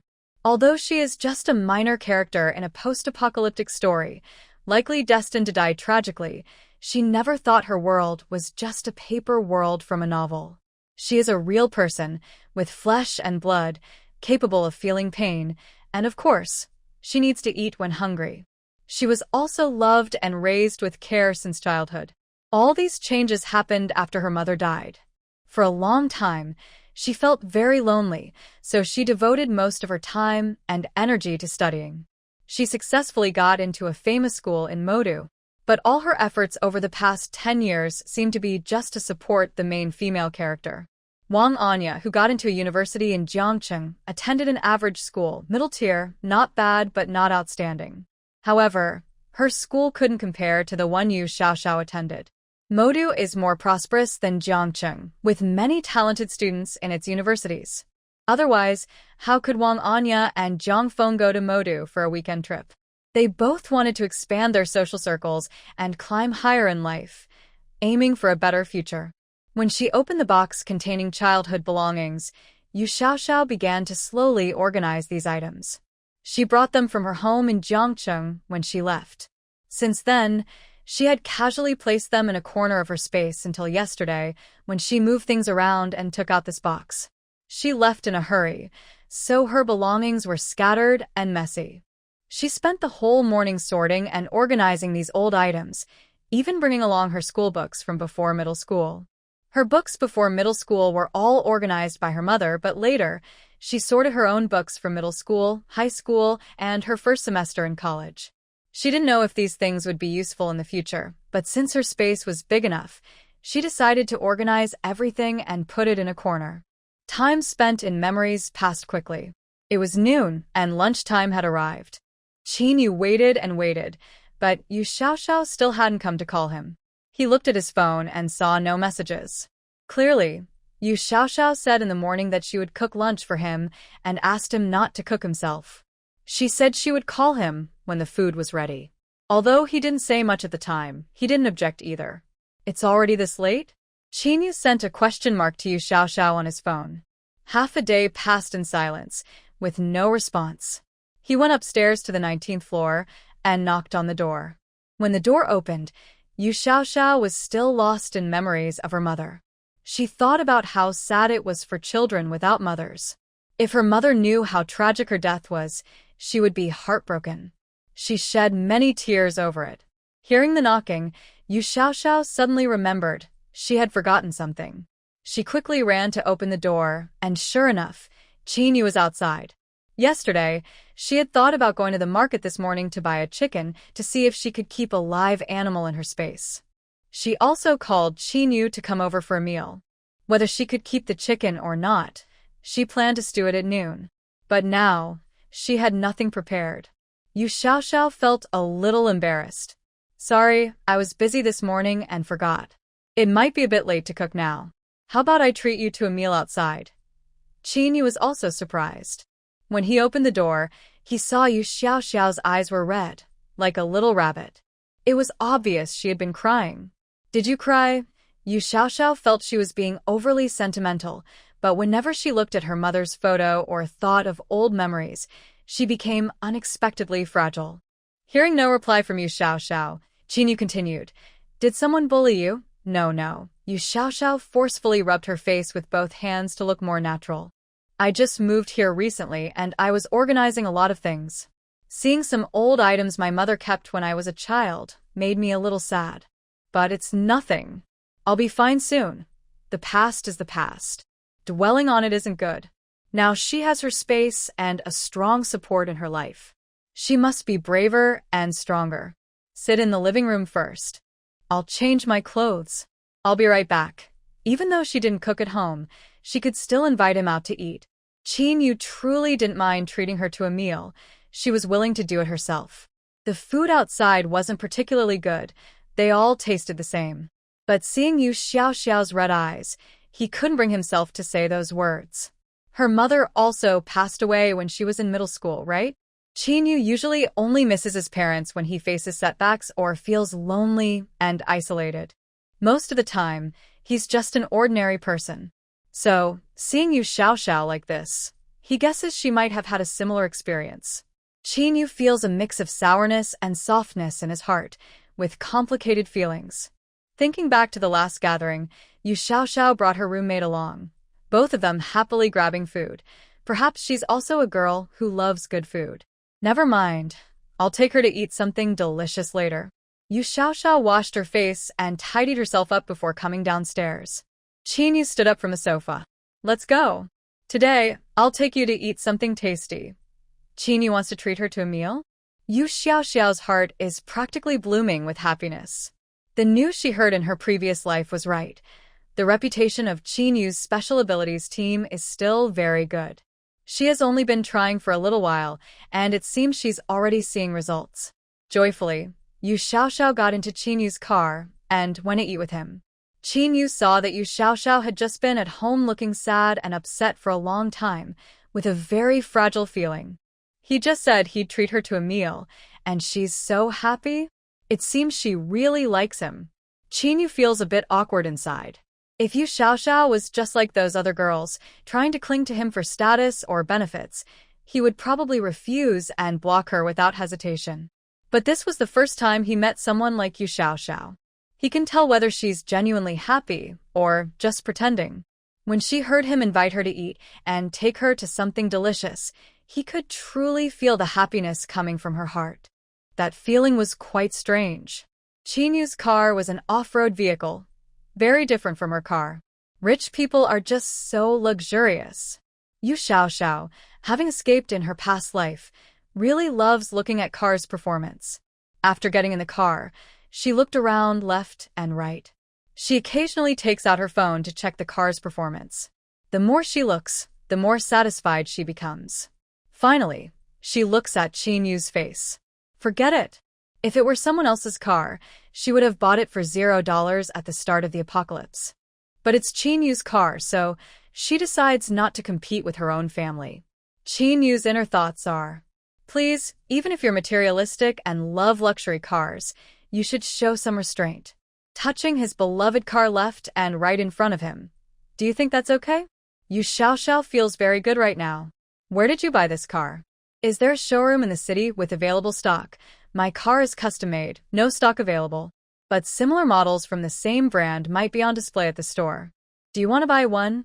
It's not that Qinyu looks down on her, but she really doesn't seem able to afford it. No, I don't have the money. I was just asking casually, although she says that her body is honest. Yu Xiaoxiao silently takes out her phone, searches for the car brand, and looks up the location of the 4S shops on the map. In the afternoon, she plans to go see if there are cars at the display. If there are, she won't hold back in the apocalypse. Actually, Qinyu's current car has been modified. The glass is bulletproof. Her grandfather and uncle are both politicians, so they take good safety measures. Qinyu takes Yu Xiaoxiao to a high-end restaurant. Usually, Qinyu eats bland food, but seeing Yu Xiaoxiao so happy eating makes her smile. She tastes a bit, but the flavor is the same as always, nothing different. But maybe because someone is eating with her and is so happy, Qinyu also eats a little symbolically. Yu Xiaoxiao rarely eats at such fancy restaurants. This meal probably cost over 10,000 yuan. Qinyu looks very casual, so she probably eats here often. But today, she isn't eating. She's just watching her eat. Could she be feeling guilty about the money? Yu Xiaoxiao looks at her empty plate. It's quite full. But in such a big plate, only a little bit is left. It's really not enough for her. If it were her old self, she might have dieted to stay in shape. In the years of the apocalypse, she was only a step away from gnawing on tree roots. After being reborn, she never wastes food and never thinks about dieting or fasting. Why bother losing weight or restricting food? Now, she needs to gain a little weight so she can better handle hunger in the future. Thinking of this, Yu Xiaoxiao looked at her arms and touched her face. Recently, she had been eating a lot, but it seemed she hadn't gained weight. Could it be because of the spiritual spring water? Probably. She usually eats until she's full, and her stomach digests quickly without gaining fat. Where do those calories go? Qinyu watched Yu Xiaoxiao eating and looking around. Her distraction was really not good. Is the food not tasty or not to your liking? No, it's very delicious. Why aren't you eating? If it's tasty, you should eat more. If it's not enough, we can order more. You don't eat yourself, just watch me eat. I feel a bit embarrassed. After thinking for a moment, Yu Xiaoxiao decided to hold back a little. She would just finish all the food in front of her. It was already enough, no need to order more. Finishing a meal like this made her feel very satisfied. Qinyu found it relaxing to watch Yu Xiaoxiao eat. She never wastes food and cleans her plate every time. He increasingly felt she was different from other girls. He also has cousins and sisters, and meal times with them are often difficult. They try a little of this and a little of that, sometimes too sweet, sometimes too greasy. Watching them eat doesn't make others want to eat anymore. Yu Xiaoxiao's food always smells delicious. He thinks she must be easy to take care of. In fact, some of her words and actions seem a bit mismatched with her family background. Her family isn't poor.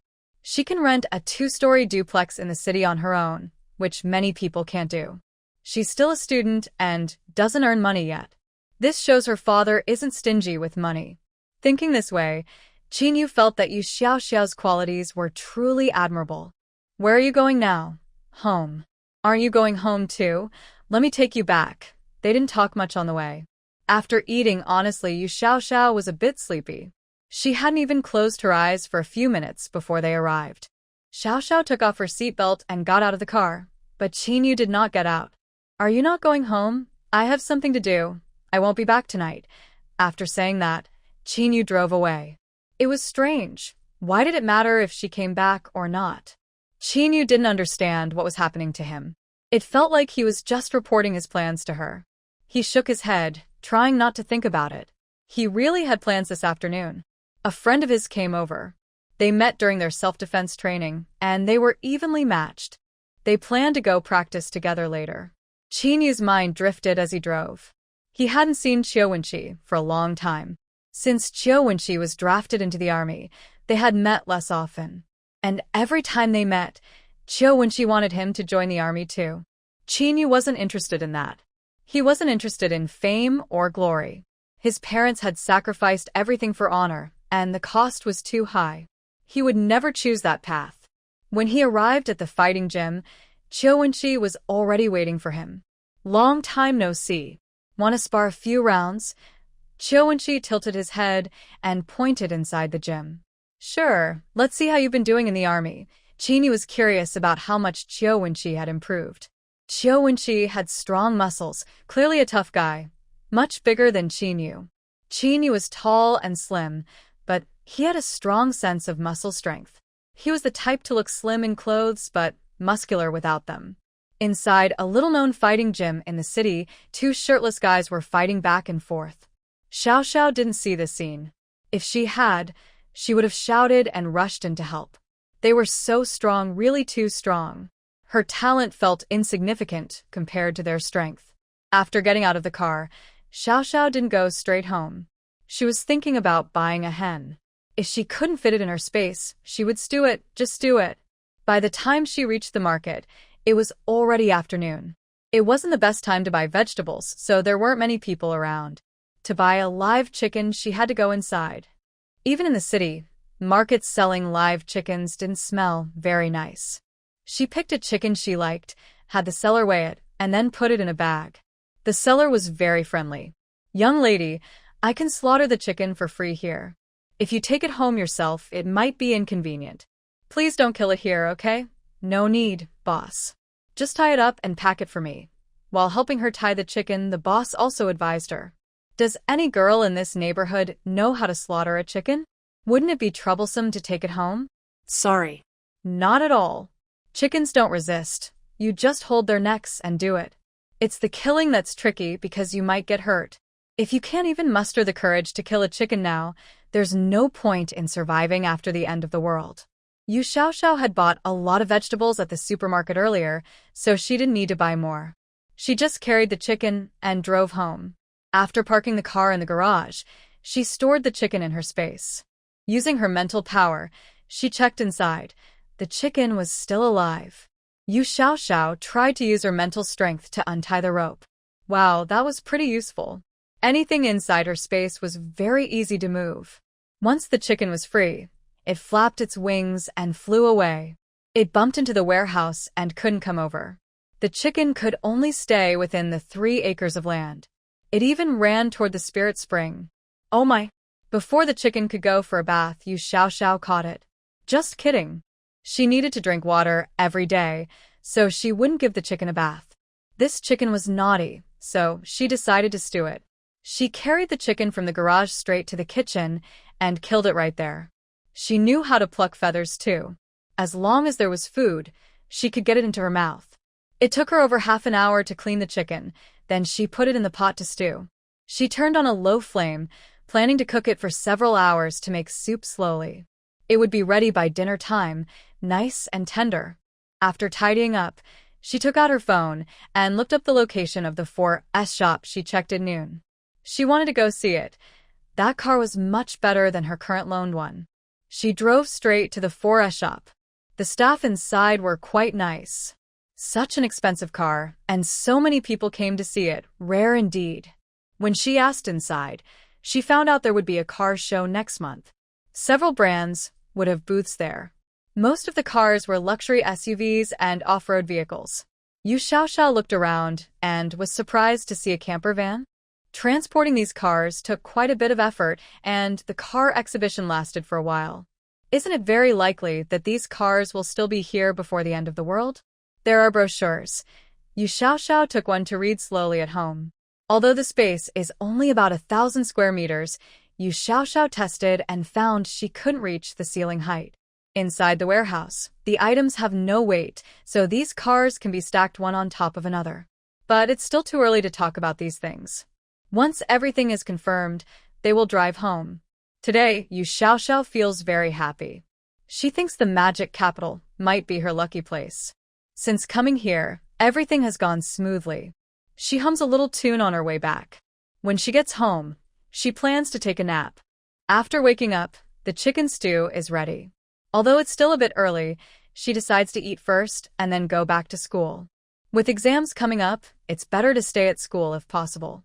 Yu Xiaoxiao first pours some hot chicken soup into a thermos. She plans to give it to Qinyu before she leaves, leaving it at his door so he can see her caring gesture when he returns. The chicken is large and very fat, so no rice is needed. After eating, Yu Xiaoxiao prepares to go back to school. She passes by the 18th floor, puts the thermos in place, takes a photo, and sends it to Qinyu. Done. Qinyu is having a gathering with friends from Beijing, including Qiuwenqi. These people are talented in many areas. They all knew each other in Beijing but aren't very close. They are more familiar with Qiuwenqi. His phone rings. Qinyu checks the message from Yu Xiaoxiao. Her profile picture is her own photo. Most people now prefer anime or other avatars, rarely using selfies. He opens the message. There's a thermos at his door with a note. Love chicken soup. Remember to drink it tonight. Qinyu smiles gently, looking quite caring. Qiuwenqi notices Qinyu smiling and feels curious. It's rare to see Qinyu smile at his phone. Who sent the message? Something's up, right? What's this? A blooming flower in the iron tree. Among their group of second-generation wealthy and officials, few are still single in college. While others have dated several women, Qinyu remains single. Usually, people are quite cold, and even when beautiful girls approach, there's no reaction. That's not true. After saying that, Chinyu put away his phone. Yu Xiaoxiao parked her car near the school, which was a bit inconvenient. But her car couldn't go inside either. She took a shared bike and rode to her dorm. When she returned to the dorm, everyone was surprisingly there, all chatting. Xiaoxiao, where have you been these past few days? I rented a place outside and moved there. I probably won't come back on weekends anymore. There was only one weekend left, and the holiday was coming in half a month. Xiaoxiao, you're so lucky. Your family is rich, and you're only a freshman, yet you can afford to rent a house in the city. This was said by Zhang Weiwei. Her tone sounded a bit jealous. Zhang Weiwei is very beautiful and is pursued by many boys at school. Some come from good families, but she prefers to be with someone from her hometown who also came here for school. They're from the same hometown. Love, is hard to explain. Yu Xiaoxiao hasn't experienced it, but everyone chooses their own partner, right? The kind of person you choose determines your life. If you don't have money, you can find someone who does. Why be jealous of her? Well, there's no choice. The dorm is close, but it's too small. Renting a bigger place and relaxing on weekends is more comfortable. If you're jealous, go ahead. I won't change anything for you. Yu Xiaoxiao remembered her past life. After the apocalypse, she hadn't seen Zhang Weiwei again. When the power and internet went out, everyone scattered. They all came from different places, and since it was summer when the disaster happened, she didn't know where her classmates were. But judging by this year, Zhang Weiwei and her boyfriend are in the city, so they probably were in the city in her past lives too. But Weiwei, if you like, you can rent a place outside. My family can support you a bit. But your boyfriend is also in the city, right? If not, you two could rent together. Yu Xiaoxiao was really giving her a gentle reminder. During the apocalypse, staying at school wasn't a good idea. No food, no shelter.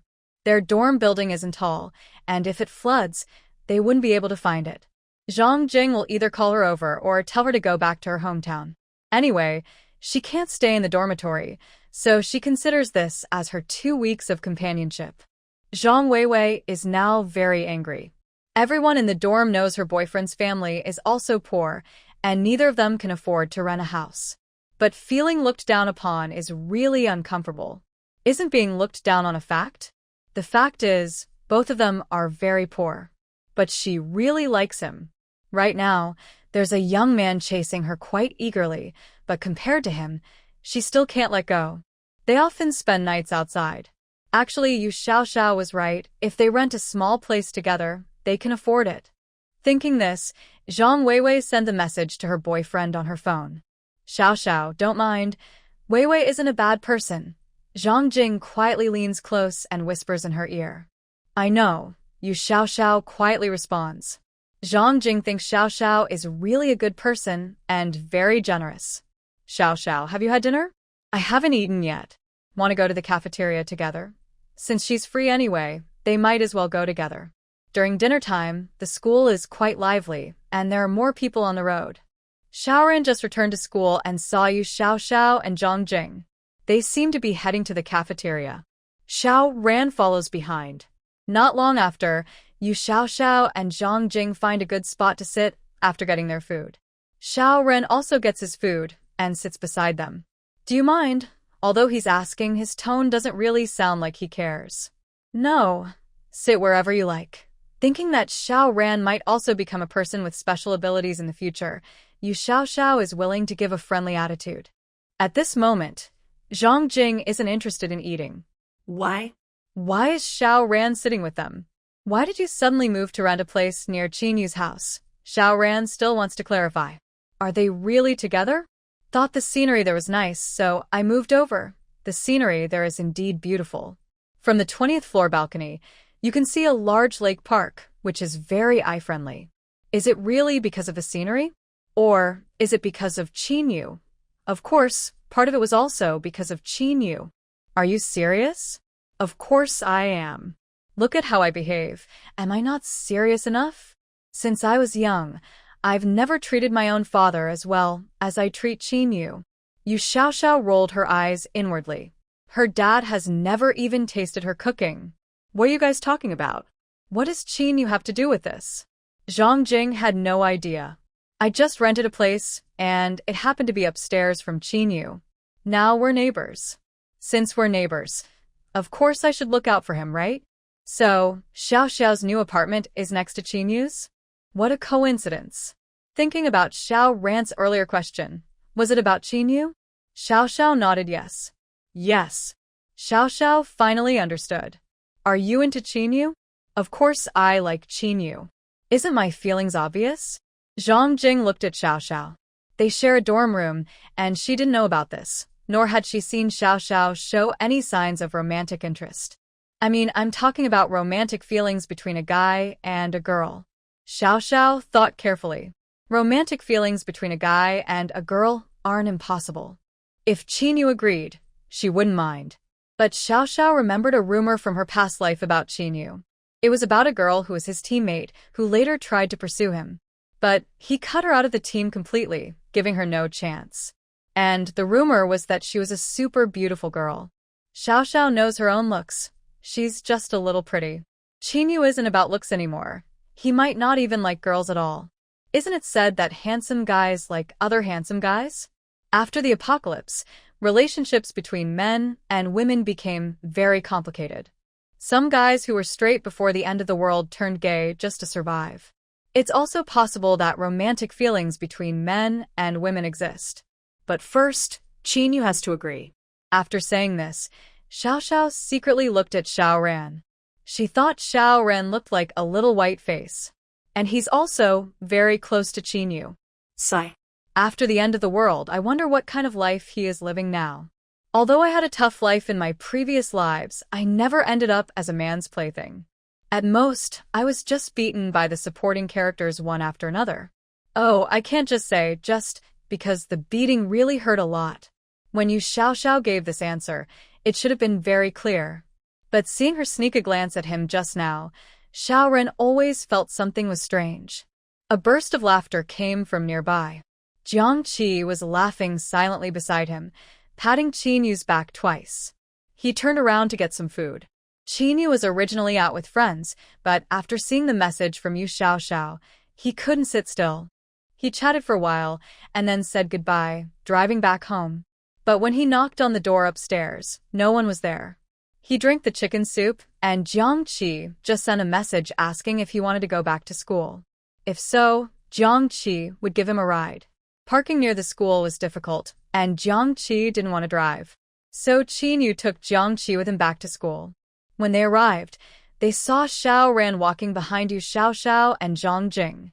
Jiang Qi didn't say a word and just pulled him along. Behind them, he just heard Xiao Xiao say, "Of course I like Qin Yu. Do I look obvious enough?" Qin Yu silently nodded in his heart.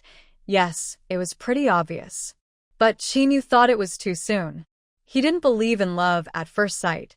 Xiao Xiao didn't feel awkward about being overheard saying this. If she heard it, so what? It didn't stop her from being affectionate. Come on, let's switch. Xiao Xiao directly swapped her plate with Xiao Ran's. Qin Yu sat next to Xiao Ran. Now, with the new arrangement, Xiao Xiao sat between Qin Yu and Xiao Ran. Zhang Jing was now sitting face-to-face with Xiao Ran, almost losing her appetite. There was no one sitting opposite Xiao Xiao. Jiang Qi brought back 2 servings of food and sat across from Qin Yu. What's going on? It wasn't like this just now. Most importantly, Qin Yu didn't refuse at all. It seemed that Xiao Xiao still had a chance, Jiang Qi thought silently. He really didn't expect Qin Yu to like this kind of taste. Xiao Ren also didn't expect Qin Yu to actually like this. Previously, Qin Yu was known for being harsh and controlling, so everyone had seen how he acted. Therefore, his behavior towards Xiao Xiao showed that he accepted her being close to him. Will you go home during summer vacation? The person asking was Jiang Qi, and the one being asked was Xiao Xiao. No, I won't go home. I rented a place and will stay there during the summer. I see. Then, do you want to go out and have fun together during the break? Sure. Qin Yu, are you going?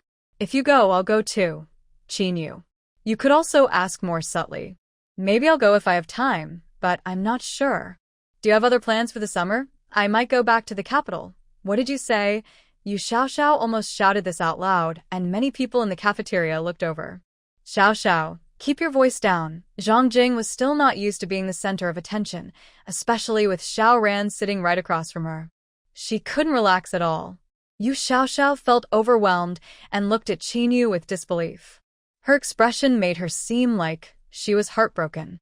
Qinyu didn't expect Yu Xiaoxiao to react so strongly. He remembered she had even moved her family upstairs just to chase after him.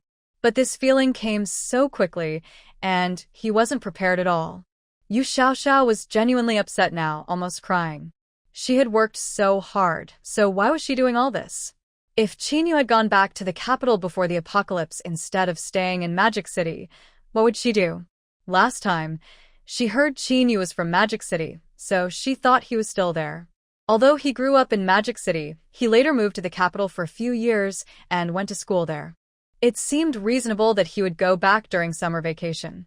She had prepared so much, even spent a lot on installing bulletproof glass in her house.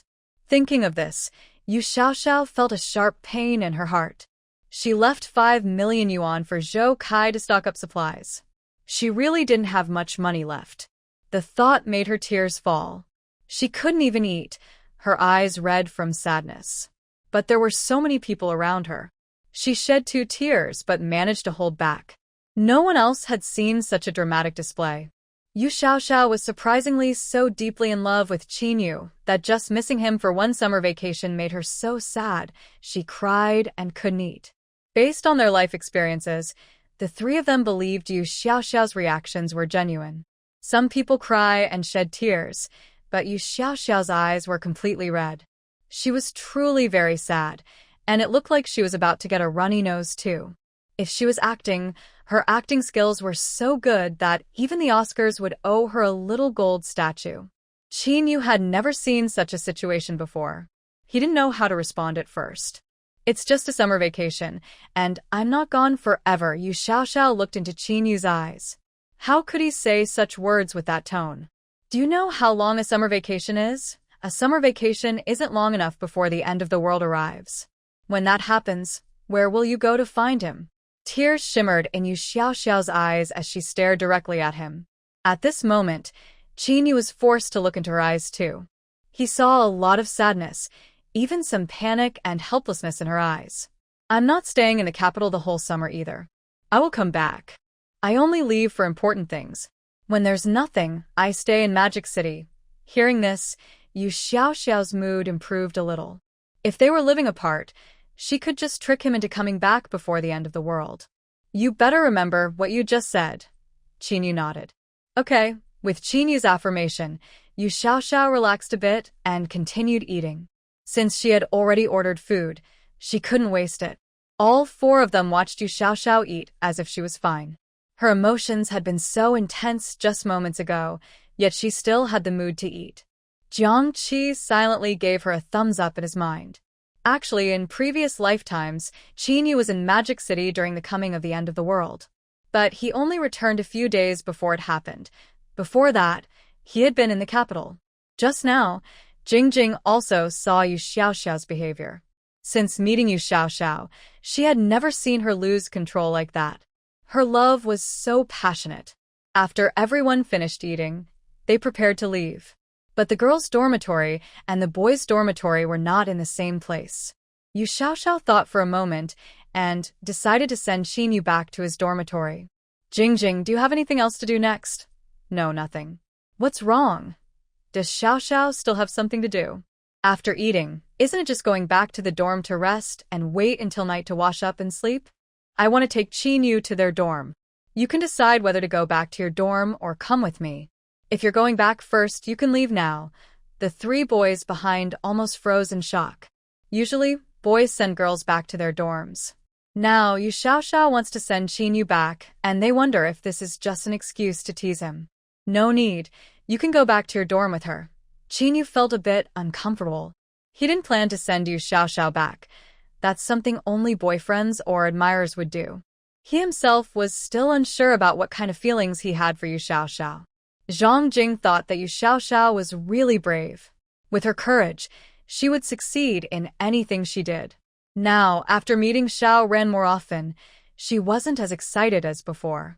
But today, during the whole dinner, she was very quiet and didn't dare to be as lively as usual. She even felt a little envious of Xiao Xiao. "I'll see you off."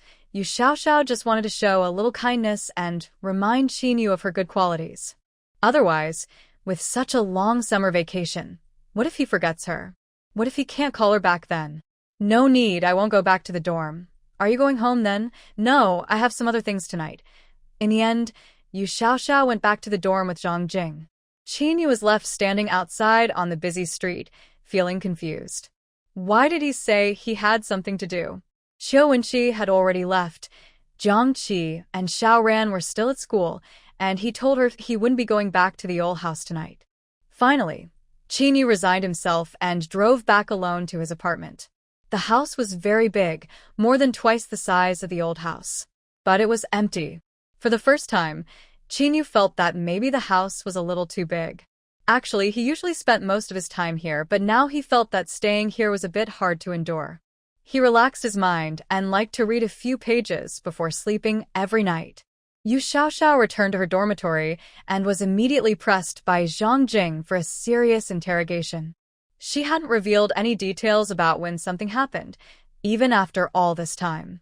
Zhang Jing now looked like a fierce villain, completely different from the small, timid girl she was outside earlier. Both of them felt like the other was pretending. Xiao Xiao was very obedient and well-behaved in the dorm, but outside she was brave and bold. Zhang Jing was usually outgoing and lively among classmates, but in front of Xiao Ran, she was quiet and shy. "Xiao Xiao, tell the truth. When did you start liking Qinyu? Have you known Qinyu for a long time?" Xiao Xiao thought for a moment. "I met Qinyu on the day I also met Jiang Qi. It was the day of the basketball game, and you were the one who took me there. Not long ago, and you've already..." Zhang Jing suddenly stopped speaking. Was she about to say that Xiao Xiao was making quick progress? "So, how did you pursue him?" "Pursue him? If being kind to him and wanting to cling to him counted as pursuing, then it started the moment she heard his name. Just moving upstairs to be neighbors." "How did you find out where he lives?" "I just sent him a message on my phone to ask." Actually, she had wanted to hire a detective to investigate, but she didn't need to anymore. Seeing Zhang Jing look shocked and doubtful, Xiao Xiao took out her phone and showed her the chat records from that day. "See?" she asked him, and he sent her his address himself. She wasn't lying. Zhang Jing saw the chat and had to believe her. Honestly, Qinyu seemed very hard to pursue at first. He was a popular figure at school, but very low-key. He only came to school occasionally, and otherwise, he was hardly seen. Many people couldn't find him. But she never expected that. With his cool and aloof appearance, he was actually easy to chase. There, Xiao Xiao managed to catch him quickly. "Xiao Xiao, you're amazing. You're a role model for us all." Tian Mengmeng, who had just finished her shower, heard Zhang Jing calling Xiao Xiao a role model as she came out. "What happened? Why is she a role model?" "Mengmeng, you probably don't know, but Xiao Xiao is chasing Qinyu, and she's about to succeed. Isn't that amazing? I never thought someone from our dorm could be like this. It's impressive. As her roommate, I feel proud. Is that the Qinyu I know?" "Yes. The Qinyu you know." Tian Mengmeng is a top student and admires top students. Once, she participated in a competition where Qinyu also took part. She didn't win any prize, but Qinyu got first place. The most important thing is that Qinyu wasn't even majoring in that subject. At that time, she already admired Qinyu a lot. But she's also a modest and reserved person, so she never told anyone. Now, she didn't expect Xiao Xiao to be chasing Qinyu. And Zhang Jing is already congratulating Xiao Xiao, wishing her success. In her mind, Qinyu isn't someone easy to approach. "Xiao Xiao, you're really quite impressive." Haha, in response to her two roommates' praise. "Just SOSO. Mainly, he's pretty easy to get along with." Both Zhang Jing and Tian Mengmeng looked at each other in disbelief. Easy to get along with? Are they really talking about Qinyu? He's usually very elusive, and most girls who try to talk to him are ignored. Is that what they mean by easy to get along with? There's nothing more to say. They each went early to lie on their beds and play on their phones. Xiao Xiao also lay on her bed, watching her phone. She hadn't binge-watched dramas in a long time, so she pulled out the latest one and curled up to watch. Many of the actors in the drama were familiar or well-known to her. In a world of chaos, once order is lost, many fan idols become hot commodities that everyone fights over. If she had awakened her special powers, it would be better to rely on a strong supernatural ally. The worst situation is having no backing and no powers. But now she thinks about it, whether others are suffering or not, they are still alive. She is the one who faces death every time. There's no time to worry about others. She couldn't continue watching the show, so she turned off her phone. The days passed quickly. Yu Xiaoxiao's daily life was very regular. She kept running every day and drank spiritual spring water. In her free time, she would go to Qin Yu's place to make her presence known. Her scene of being close to Qin Yu was captured by someone and posted on the school website. A certain girl is focused on the campus heartthrobs, obsessed with handsome guys. Yu Xiaoxiao also saw the photo of her and Qin Yu. Qin Yu walked ahead without turning back, and she followed behind, chasing after him. Both of them were walking, and Yu Xiaoxiao thought the photographer did a good job. Both photos showed their side profiles looking left and right, which looked nice. Is this their first photo together? Yu Xiaoxiao downloaded the picture to keep and sent it to Qin Yu. Our first photo together. So handsome. Yu Xiaoxiao sent a message to Qin Yu now, not caring whether he replied or not. If he replied, that would be great. If not, she still sent her message confidently. Most of the time, Qin Yu just looked at her message but didn't reply. But that didn't dampen Yu Xiaoxiao's enthusiasm. Every day, she would contact Zhou Kai at a fixed time to check on the warehouse's stock and supplies. The few people she hired often went on business trips. Some things still needed to be checked in person to ensure quality before ordering. Every afternoon, Yu Xiaoxiao would take some time to go to the gas station to refuel. Now, she felt that before the end of the world, she needed to prepare her vehicle. If something went wrong and she didn't have enough gasoline, it would be a big problem. Controlling diesel was easier than gasoline. Many farming machines use diesel, and for those who can't easily go to the gas station, they can use barrels. So, whenever Yu Xiaoxiao went to the countryside, she bought a lot of diesel. She also saw people making solar stoves there, something new to her. It's basically a big pot that reflects sunlight onto a specific point, with a stand holding the pot. It can heat water and cook food. Sorry, Yu Xiaoxiao had never seen this traditional stove before. Growing up in the city, she had never seen it. She thought this was very useful, especially during heavy rain. When the hot season comes later, it can save a lot of gas and firewood. Yu Xiaoxiao bought 2 of these and placed them in the back alley, directly putting them into her space. The school's classes for this semester had already finished, and gradually, people started going back to their hometowns. Sometimes, Yu Xiaoxiao would sit on campus. This was the last peaceful moment before the end of the world. Watching everyone leave one by one, I felt a little sadness. Tian Mengmeng was the first to leave the dorm. She was going back to her hometown. When she packed her bags and was about to leave, Yu Xiaoxiao hugged her. Although they didn't have a very close relationship, they had spent a year together in college. This farewell might be the last time they see each other. The second to leave was Zhang Weiwei. The last time Yu Xiaoxiao spoke to her, she felt a bit upset, but later she and her boyfriend rented a smaller one-bedroom apartment. The rent in the suburbs was cheaper, and the distance from her part-time job to the school and her rented house was about the same. She stayed in the dorm because school hadn't finished yet, and she still had things to do. Now that the holidays had started, everyone was leaving one after another. She also packed her things and moved to her rented apartment. Only Zhang Jing was left. She applied to stay on campus and had already found a part-time job nearby, which was pretty good. Finally, Yu Xiaoxiao. She had already packed her belongings at school and moved everything to her rented house. She only stayed in the dorm because it was lively there. After saying goodbye to Zhang Jing, Yu Xiaoxiao also left. It felt like the school suddenly paused, becoming very quiet. Yu Xiaoxiao couldn't invite Zhang Jing over now because she had too many things to store and do. Qin Yu had already gone back to the capital 2 days ago. Before leaving, Yu Xiaoxiao asked him repeatedly to come back soon. Qinyu thought Yu Xiaoxiao was a bit clingy now. After the holidays, all the classmates disappeared. Yu Xiaoxiao had her own things to do. She had already stored some large containers in her space in advance.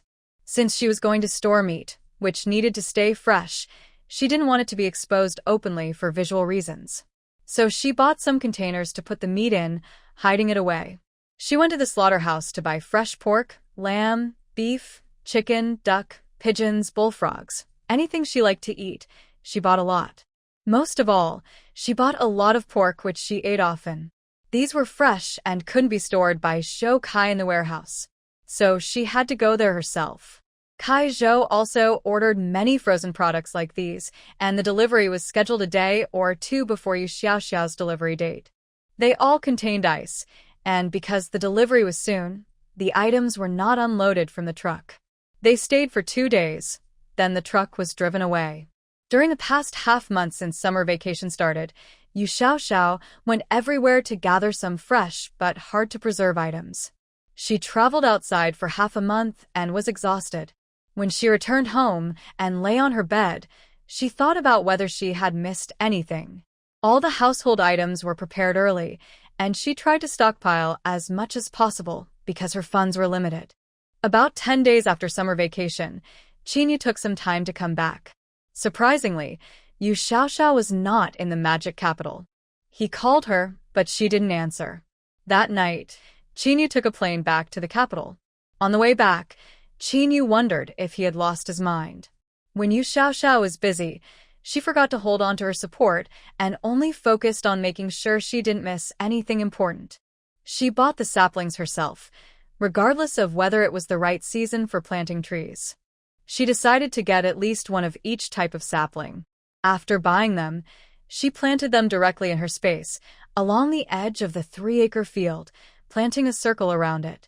After planting, she poured some spiritual spring water and then left it. Later, when she checked, all the plants were thriving. Moreover, now her space could support living creatures. She bought 20 chickens, medium-sized and large, based on some rural free-range chicken experience she found online. She enclosed them with wire fencing under the trees along the field edge. Her fencing was quite wide, about 1.5 meters high, and the chickens had plenty of space to move. Across from the spiritual spring, she fenced off half an acre of land, bought 2 pigs, 2 sheep, and 2 cows, 1 male and 1 female. She also set up a chicken coop and kept 2 small rabbits inside. Yu Xiaoxiao was worried that raising these animals might produce a strong smell that could affect her spiritual spring. But after everything was set up, she found that it wasn't the case. The manure from these animals was automatically absorbed by the space. Earlier, she didn't rush to plant anything on the land because the manure was manageable. Now, seeing that the manure had been absorbed, she thought it was probably automatically enriching the black soil. This space was so thoughtful, she didn't have to worry about unpleasant smells contaminating her stored items in the warehouse. Remaining half an acre of land has been fully planted with various vegetables. She noticed that there are no seasons inside the space. Any vegetable seed planted can take root and grow. The growth cycle is very fast. At first, she planted mostly greens, and after a week, she harvested a large amount of vegetables. She couldn't eat them all herself, so she collected the greens and fed them to the livestock. This acre of land forms a small closed loop. All items inside the space are controlled by mental power. Planting, harvesting, and feeding the animals can't take too long at once, or it becomes a bit headache-inducing. But after several experiments, she found that the longer she persisted, the longer she could operate next time. Although it can be a bit tiring, she still exercises every day.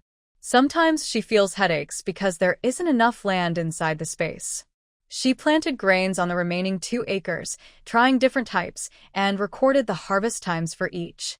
Initially, she thought she would need to learn farming skills, like how to grow seedlings and sow seeds, but it turned out she could just scatter the seeds directly into the ground.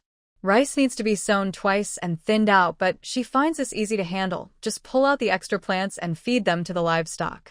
She noticed that the 2 cows really like eating this.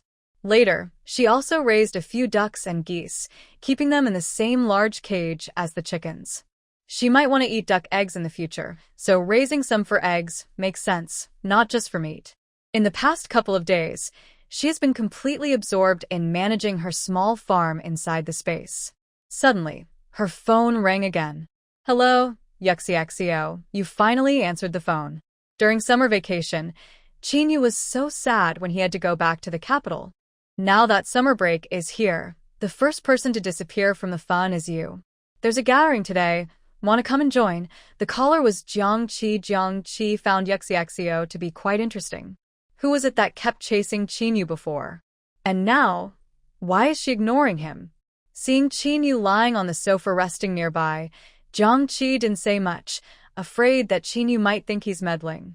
He was even making this call, without Chinyu knowing.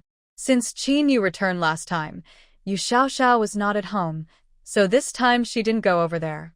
She felt a bit restless, and decided to come directly to Jiangqi. Only 5 days had passed since her last visit. Thinking about how she felt before summer vacation, like the sky was falling if Yu Xiaoxiao didn't come back, now she finds her own actions hard to understand. Yu Xiaoxiao was hesitant about whether to attend Jiangqi's gathering, but she thought that group might have a good chance to awaken special abilities after the end of the world. Maybe? Just go and see? She felt it wouldn't be good to go alone, and Jiangqi was still Qinyu's friend. That made her realize she hadn't thought about Chinyu for a long time. Showing up now might be necessary to feel her presence. When will you come back? Jiangqi keeps asking me to join his party. Don't you want to come back and hang out with friends? After sending the message, Yu Xiaoxiao looked at it but didn't ask any further questions. She was used to Chinyu not replying. Most of the time, she talked to herself. But this time, Chinyu responded quickly. He was lying on the sofa, resting his eyes when he heard his phone ring, and picked it up to look.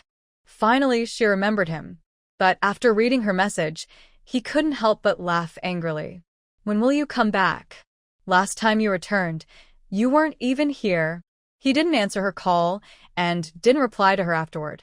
He opened the chat window and sent her a reply. If you want to go, just go. Seeing his reply, Yu Xiaoxiao thought, fine, then I'll go, and have some fun.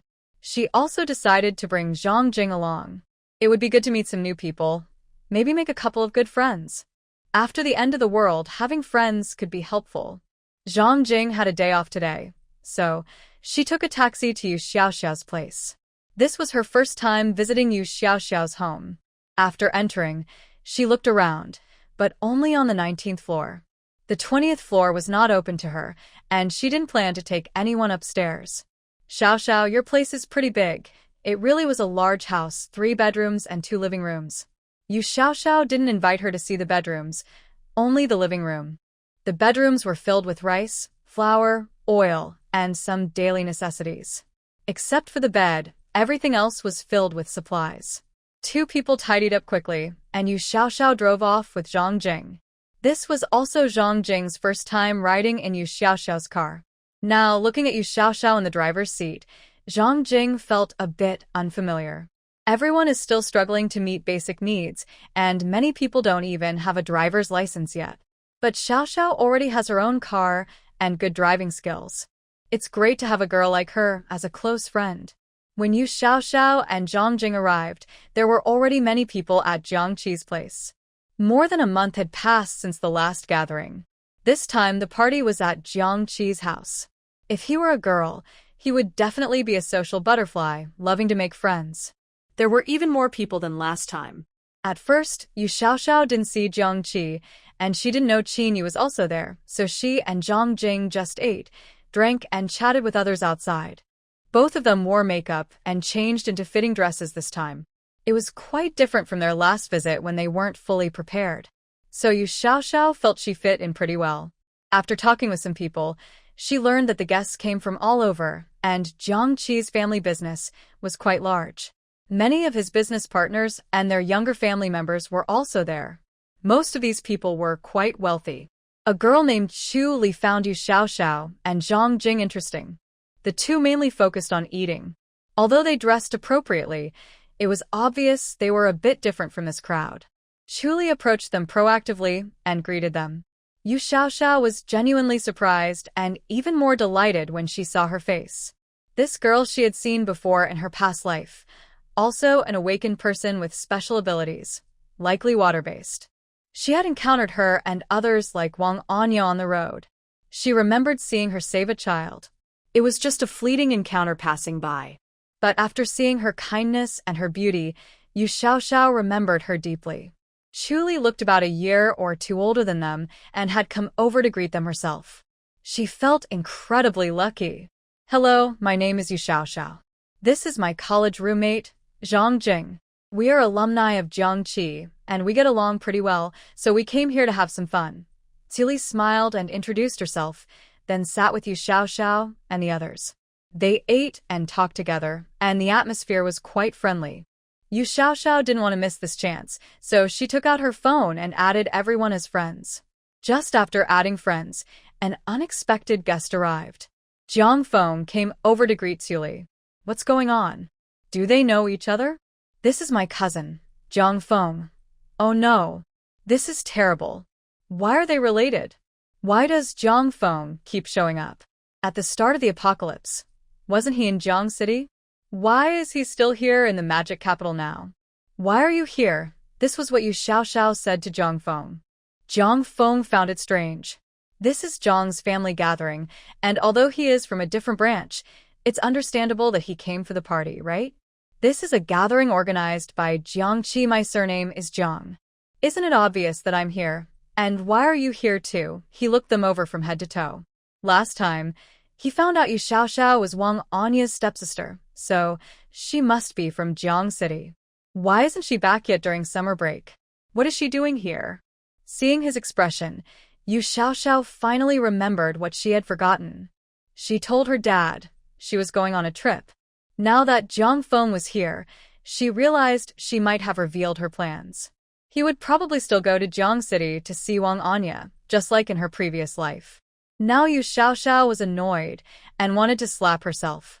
It's okay to go out and eat, but she chose this place to eat on her own accord. I was traveling during summer break.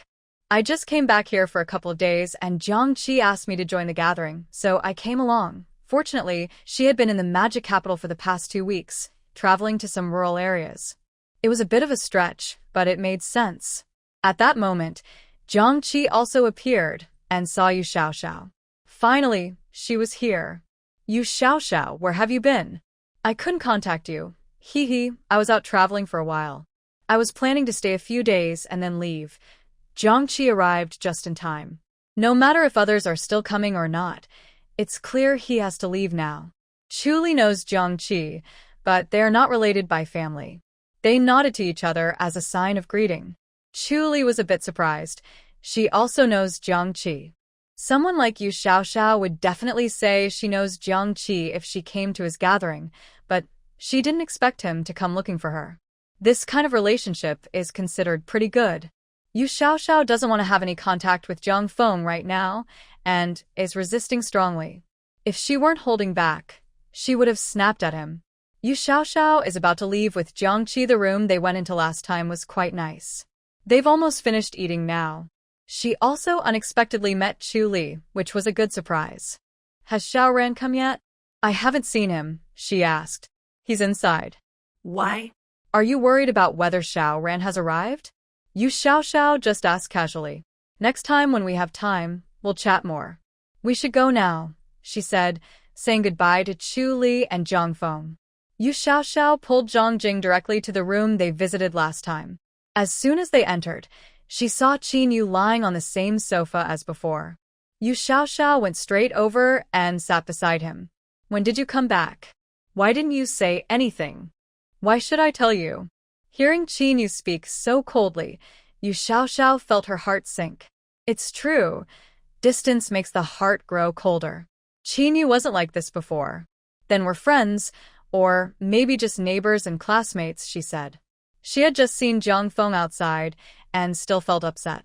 The person she liked was cold to her again. She felt her life was really tough. She only said one sentence and he responded like this. Who is really at fault here? Qin Yu, now annoyed by Yu Xiaoxiao, has lost his temper. Jiang Feng followed Jiang Qi inside. When they entered, they saw Yu Xiaoxiao sitting with Qin Yu. Qin Yu was no longer lying on the sofa, but sitting up. Seeing the two of them sitting together surprised him a little. He knows very well what kind of family Yu Xiaoxiao comes from. Because Qin Yu and Jiang Qi have been friends since childhood, he knows Qin Yu well and considers him to have a good background. Jiang Qi was very friendly to him. As for Jiang Qi himself, he usually talks to Qin Yu, but Qin Yu rarely responds. Last time, Yu Xiaoxiao asked for Qin Yu's contact information here, and he was also here. Looking at the situation, are they together? This future sister-in-law seems quite capable. She doesn't look as pretty as Xiaoya, but she's quite resourceful. When Jiang Feng looked at her, Yu Xiaoxiao felt uncomfortable and wanted to leave. She quickly grabbed Qin Yu and moved in front of her, turning sideways to block Jiang Feng's view. To others, it seemed like she was being stared at by everyone, and Yu Xiaoxiao felt a bit shy. But Qin Yu, the person involved, could sense that Yu Xiaoxiao didn't like Jiang Feng. This is a clear statement. When Jiang Feng approached, Yu Xiaoxiao didn't like it, and she even moved to block him. Jiang Qi saw their interaction and realized that there were outsiders present, so he politely suggested everyone go outside. Chao Rui and Dong Mo are from the city of Magic Capital and are high school friends of Jiang Qi. They went to different cities for college.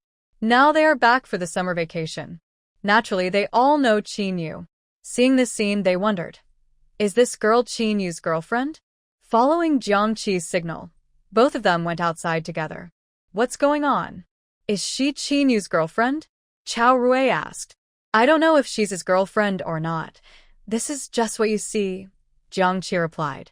He didn't dare say that Yu Xiaoxiao was Qin Yu's girlfriend because Qin Yu hadn't said so. But judging by how they look, it's probably close to the truth. Chao Rui and Dong Mo nodded in understanding. They probably guessed right. Zhang Jing was also pulled out by Xiao Ran. On the way out, she felt dizzy. Xiao Ran held her arm as they left. Although he let go after leaving the room, she felt her whole arm was burning hot. When did Yu Xiaoxiao come back? Xiao just got back yesterday. That should be it, she replied. Zhang Jing wasn't very sure, but she thought that was probably right. Xiao Ran looked at Zhang Jing and remembered the last time she and Yu Xiaoxiao were eating together in the corner. They probably haven't been here long this time either. So, she took Zhang Jing over to get some food. Zhang Jing, although she had already eaten quite a bit earlier, she didn't mind. She felt she could still eat a little more now. All of this was brought to her by Xiao Ran. She couldn't imagine she would have such a day. After everyone in the room left, only Qin Yu and Yu Xiaoxiao remained. Don't you like Jiang Feng? Since Jiang Feng left, Yu Xiaoxiao felt much better. Just joking, in the second life, he cut off her power supply, and in the third, he hurt her skin. How could she like someone like that? I don't like him. I really don't. She also remembered that Jiang Feng was a follower of Wang Anya, and maybe someday he would be forced to sacrifice himself for the female lead. Yu Xiaoxiao quickly added, Qin Yu, you shouldn't like him either. He's not a good person. Stay away from him, so you won't get caught up in bad luck. Yu Xiaoxiao wasn't sure if the plot's influence was pulling all the good people toward the main characters. But in her past life, Qin Yu never appeared near the main characters, so it's better to stay away. Don't be afraid of him. There's nothing to fear. Qin Yu definitely wouldn't be afraid of Jiang Feng.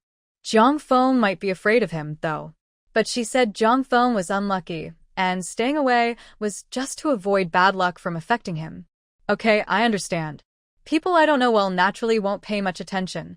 Later, you should tell Xiao Ran and Jiang Qi not to associate too much with people like Jiang Feng. He's not a good person. Xiao Ran and Jiang Qi also didn't appear in the story.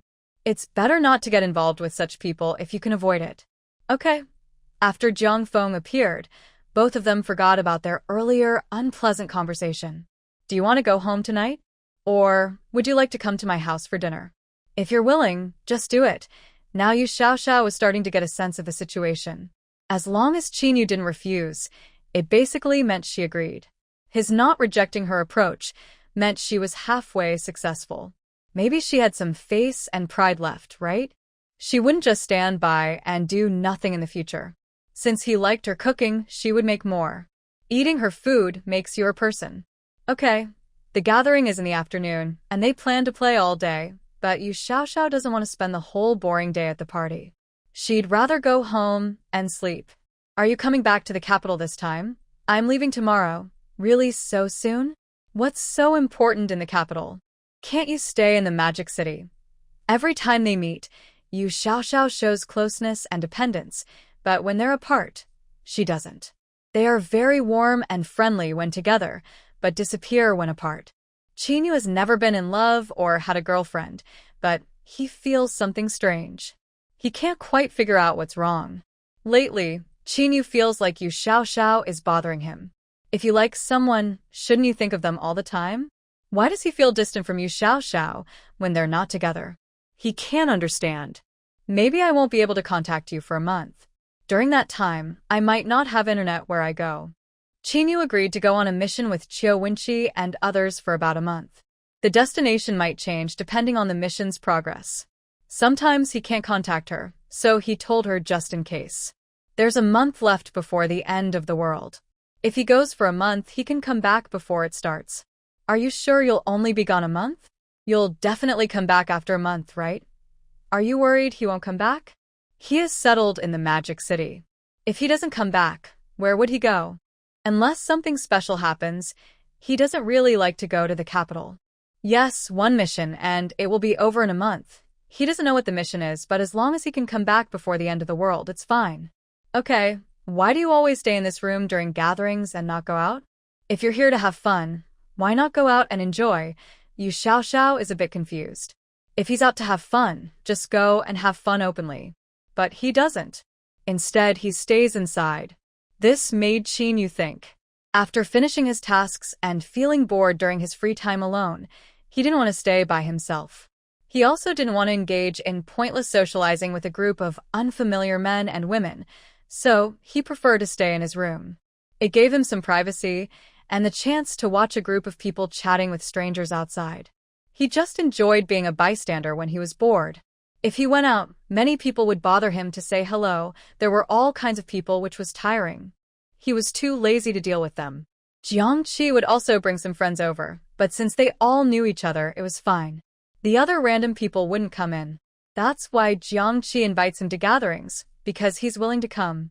Although he sometimes enjoyed being alone, it didn't mean he liked loneliness. He still preferred being among people. It felt more lively. Yu Xiaoxiao didn't understand his thoughts. Maybe the boss had his own special habits. Otherwise, how could he be so strong, while she felt so weak? Zhang Jing was outside, really full from eating too much. Xiao Ran found it enjoyable to watch Zhang Jing eat, not knowing she had already eaten earlier, so she ordered quite a lot for her. Zhang Jing didn't know how to refuse Xiao Ran. When Xiao Ran tried to get more food again, Zhang Jing quickly grabbed her. Don't get more now. I want to go see Xiao Xiao. Zhang Jing had a shift tonight, so when she and Xiao Xiao went out, she said they'd only stay for a little while and leave after eating. Okay. Xiao Ran followed Zhang Jing inside. She thought they had enough time now, and that they should have said everything they needed to. Xiao Xiao, when do you plan to leave later? When Zhang Jing came in, Yu Xiaoxiao had already talked with Qinyu about everything. All the questions were asked. Then I'll take Jingjing back first. Remember to come back for dinner tonight. I'll send you a message once I'm ready. Qinyu looked at Zhang Jing and Xiao Ran, nodded briefly, and got up to see them off. Outside, Chu Lily saw Qinyu personally seeing them out. What's going on? Her close friend was chasing Qinyu very eagerly, but Qinyu never paid attention to her or showed any friendliness. Her friend is also from a well-off family. Although Qinyu's attitude isn't very friendly, he wouldn't do anything worse. When those business girls tried to get close, he ignored them completely. Now, surprisingly, he sent Yu Xiaoxiao out with a good attitude. Who exactly is Yu Xiaoxiao? Later, I will ask Jiangqi about it, but Jiang Feng probably knows too, right? Yu Xiaoxiao doesn't know what Chuli plans to do. If she did, she could just ask her directly. Why? Asked Jiang Feng. He's a good person, isn't he? Yu Xiaoxiao first took Zhang Jing to her workplace, then went to the supermarket. The end of the world hasn't come yet, so it feels right to have a meal tonight and add some ceremony to it. Buy some vegetables.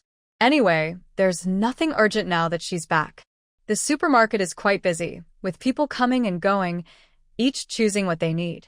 People's manners are really good now. Everyone pays for their items, unlike after the end of the world, when people had to fight for things. She spent a lot of time in the supermarket before finally choosing what she wanted and slowly lining up to pay. After Chinyu leaves tomorrow, Yu Xiaoxiao has her own things to do. On the way home, she thought about the dishes she cooked last time, the ones Chinyu liked. He doesn't seem to be picky. He eats everything. But she still politely took out her phone and sent him a message, asking if he liked any particular dishes. Chinyu actually went back to his apartment after Yu Xiaoxiao left. He was also thinking about his strange behavior lately. Before summer vacation, Yu Xiaoxiao was almost always around him, and he didn't think much of it. But after summer started and he went to the capital, Yu Xiaoxiao's figure kept appearing in front of him. He often unconsciously picked up his phone. He checked and saw no messages, feeling a bit empty inside. Not long after he returned, he took a plane back again, only to find that Yu Xiaoxiao was out having fun and not at home. He bought a plane ticket to go back the same day. He feels that he might be a little abnormal now. Clearly, Yu Xiaoxiao liked him first, but now he feels that he's more affected by others. Less than a week after returning, he bought a plane ticket to fly back again. He had things to do in the capital, but he couldn't resist the urge to come back. He wanted to see her. Before, Yu Xiaoxiao often sent him messages on her phone, but he never replied. Now, he couldn't bring himself to be the one to message her first. Today, Jiang Qi called Yu Xiaoxiao, and he overheard some of their conversation. He was confused about how he felt at that moment. He stayed silent, pretending he didn't hear anything. But he didn't expect that when Xiaoni entered and saw him, she would run straight over to him. He felt a little happy, but also felt she was ignoring him. Last time he came back, she wasn't there. But in the afternoon, he decided to forgive her. He even promised to have dinner with her that night. Deep down, he couldn't deny that he was a little happy.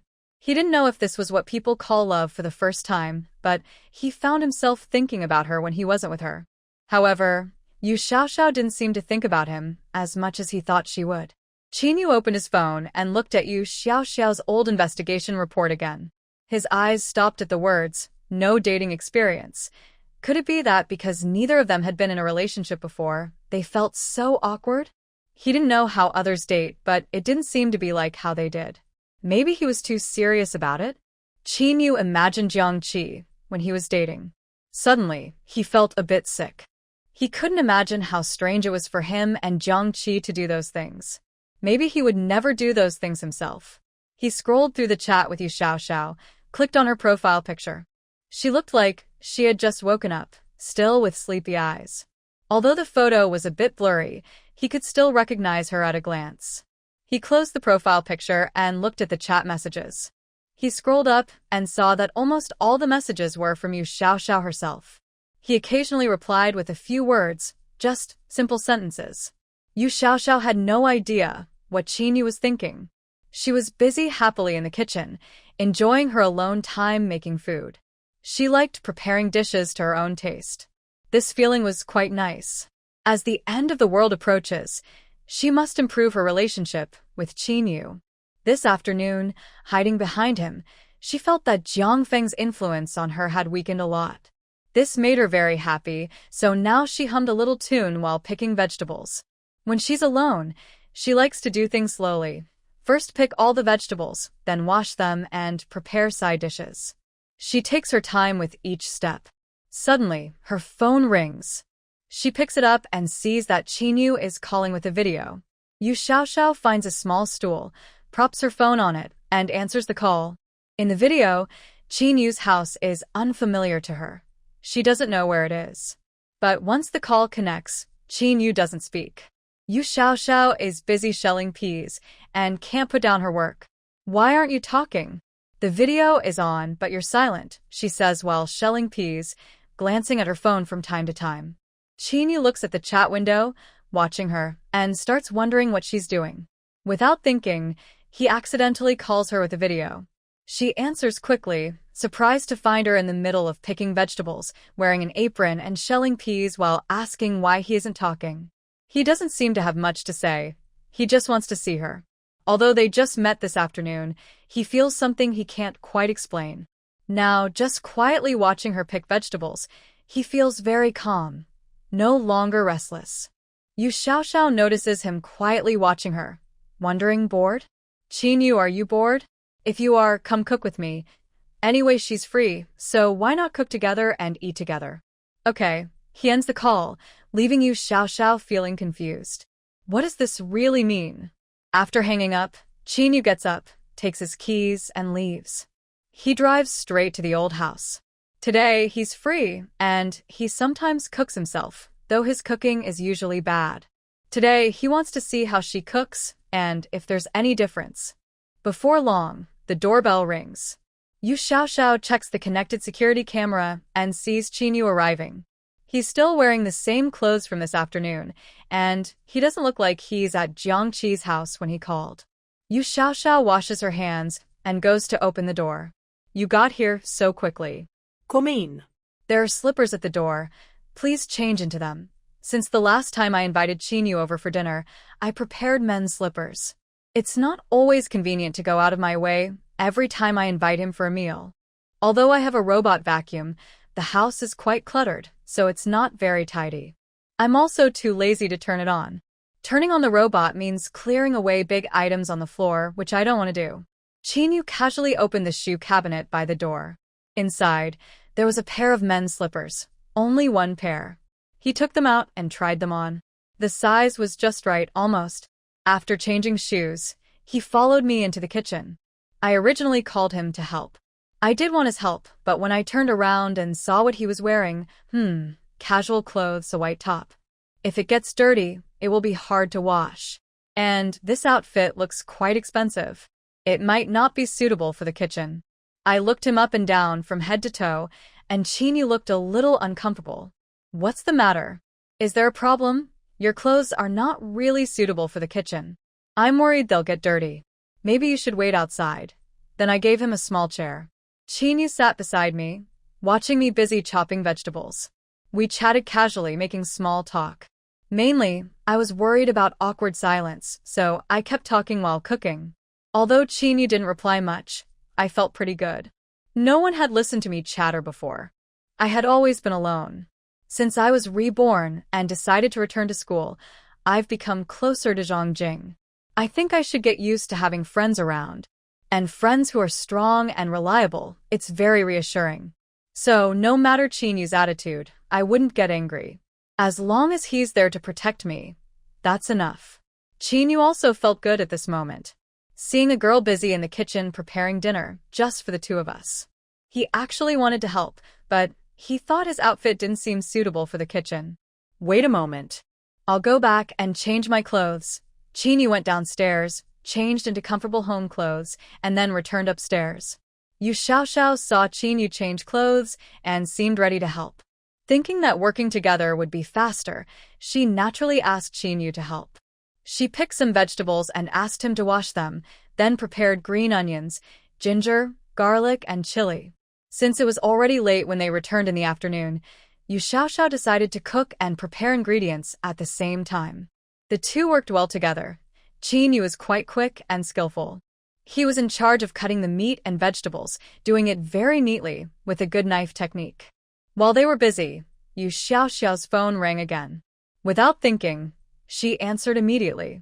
She didn't have many friends, so only a few people would call her. Jiangqi had left the gathering with others to meet some friends for a game of basketball. He tried calling Qinyu, but there was no answer, so he decided to call Yu Xiaoxiao instead. He sent a video, and he didn't expect Yu Xiaoxiao to answer so quickly. Wow. What are they seeing? Suddenly, several heads leaned in to look. They saw Qinyu cooking with a girl. Was he chopping vegetables? He was cutting meat, which was quite shocking to see. Chao Rui and Dong Mo were also there. They had visited Qinyu's house for meals when they were kids, but they weren't as shameless as Jiangqi, so, over time, their relationship became more distant. but they still knew what kind of person Qinyu was. Now, seeing this situation was really surprising. "Where are you now?" "At my place," Yu Xiaoxiao replied. A group of guys on the other side were shocked. Jiang Qi only said, "We're coming over for dinner," and then hung up the video. Yu Xiaoxiao looked back at Qinyu. "They want to come over," she said. Seeing this wasn't a big deal, and it wasn't something shameful. Since Qinyu didn't mind, Yu Xiaoxiao also didn't care. She thought that after the apocalypse, these people might also develop special abilities. They had already come to eat her food today, so if she faced danger later, maybe they could help. It wouldn't cost her anything for a meal. Most of the dishes were almost ready, but Yu Xiaoxiao was worried there might be too many people later, so she secretly took some prepared semi-finished dishes from her space. They just needed a quick stir-fry to be ready to eat. Qinyu looked at Yu Xiaoxiao taking out many dishes from the fridge, but didn't say anything. Soon after, Jiang Qi brought over a few boys. This was the first time Yu Xiaoxiao saw Chao Rui and Dong Imo. At the gathering before, she hadn't paid attention to them. When Jiang Qi came in, he saw Qinyu still tidying up in the kitchen and felt a bit curious. He noticed her wearing casual home clothes and slippers. The slippers looked cute, probably not something a lifelong bachelor would buy. His gaze shifted back and forth between the two. "Wow. Yu Xiaoxiao, you've already got him interested so quickly?" Everyone sat at the dining table. There wasn't much rice, but there were plenty of dishes. The others had mostly eaten at the gathering. No one was truly hungry. They mainly wanted to see how things were between the two. Yu Xiaoxiao had just taken a bite when Xiao Ran spoke up. "Are you two living together?" Yu Xiaoxiao almost spat out her food. "Big brother, can you say that directly?" She secretly glanced at Qinyu's expression. There was no change. "It's nothing. Don't talk nonsense. We just cooked a meal together. Nothing special. It's better not to talk carelessly." She still didn't know what Qinyu was thinking.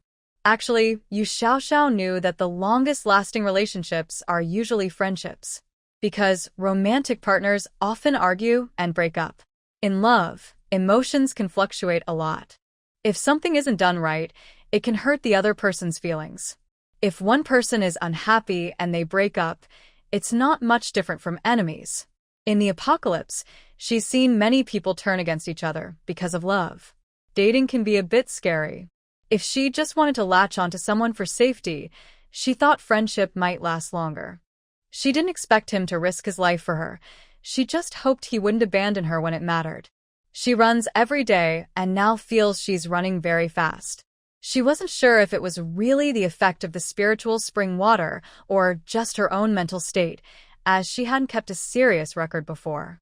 But she could clearly feel she was running faster. When chased by zombies, as long as she runs fast enough, they won't catch her. She's never been in love or had many friends, only knowing to be kind to him. Looking at Qinyu, he is very tall and handsome. If he were her boyfriend, she wouldn't feel disappointed. Although she had seen many inappropriate things in her past life, she herself had never experienced a real relationship. She considered this because Xiao Yan and Jiang Qi had mentioned it several times before. She had never been in love, but she wasn't really naive. Does Qinyu actually like her a little? For a moment, Yu Xiaoxiao felt very nervous. What should she do? What can she do? If she just wants to be friends and become part of his team, she just needs to stick close and be nice to him, following the path Jiang Qi took. Jiang Qi was persistent, so now he has become one of Qinyu's few friends. Yu Xiaoxiao thought she could do the same. But what if Qinyu really liked her? Yu Xiaoxiao kept looking at Qinyu. It wasn't impossible. Couples worry about breaking up. If they do, they might end up worse off than friends. Yu Xiaoxiao felt very conflicted. What should she do? Suddenly, while eating, she had a bright idea. Qinyu hadn't said anything, so why was she so worried? As long as he didn't reject her closeness, everything was fine. Maybe she was overthinking. Qinyu might not have that intention at all. She remembered hearing in her past life that beautiful women chased him, but he wasn't interested. Then she looked at herself. She wasn't exactly a great beauty, just a little pretty. Yu Xiaoxiao thought she was worrying too much. When would she have such luck to be liked by someone so impressive? Talented people usually liked the main female lead, not her. She just needed to stay safe and alive. She couldn't worry about everything else. She quickly finished her rice and got up to tidy the kitchen. Qinyu naturally heard their conversation and also heard Yu Xiaoxiao's response. There was indeed no cohabitation, and her answer was fine.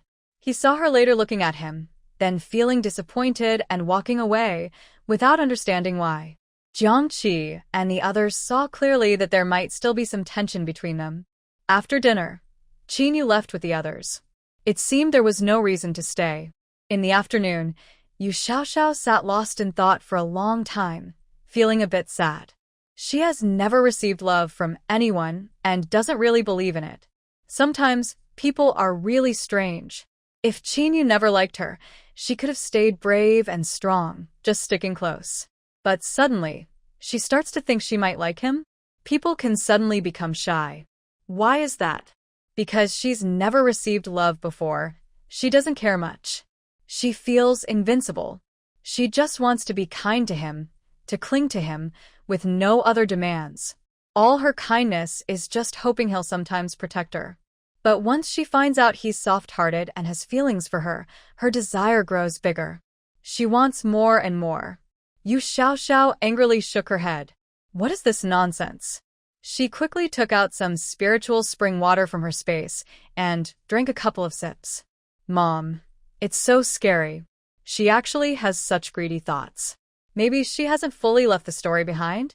Perhaps it's just her mind playing tricks. After drinking a few sips of the spring water, she felt much better. The next morning, Qinyu had already left without saying a word. Yu Xiaoxiao felt a bit relieved. That's better. There's a month and a half until the end of the world. She still has half a month left to stockpile supplies for Zhou Kai. She must supervise this. If any seller delays shipping, she needs to remind them. Otherwise, she's worried she won't make it in time. She plans to borrow money online in the last month, then go abroad to buy some weapons. Since she has her space and doesn't need to bring things back home, she can just store them inside. She's even more morally corrupt, just store everything in her space and buy things for free. In the next half month, Yu Xiaoxiao kept going back and forth between her home and the warehouse. She checked if Zhou Kai missed anything or if there were gaps to fill. Suddenly, she realized she hadn't prepared a computer or some TV shows and movies. She also asked Zhou Kai to find people to download various books, documents, movies, and TV shows, several copies, just in case. Especially medical books. She downloaded many. Yu Xiaoxiao plans to go to hospitals after the end of the world to collect equipment. If she encounters a situation like in the Second Life, where someone is stabbed with an ice spear, having doctors and equipment could save lives. That's very important. Although I haven't met a suitable doctor to team up with yet, as long as I can become useful in the future, I can recruit equally helpful teammates. Before the end of the world, people gathered because of shared interests or simply because they liked each other.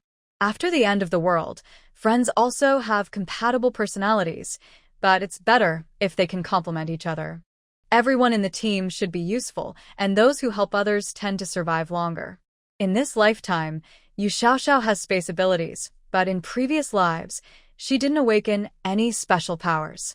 If she really can't manage this time, she will pretend to have space powers. At least pretending is useful. She can be recruited by an excellent small team. If it's Qinyu's team, that would be even better. She wants to join Qinyu's team because they are impressive people and it would be safer.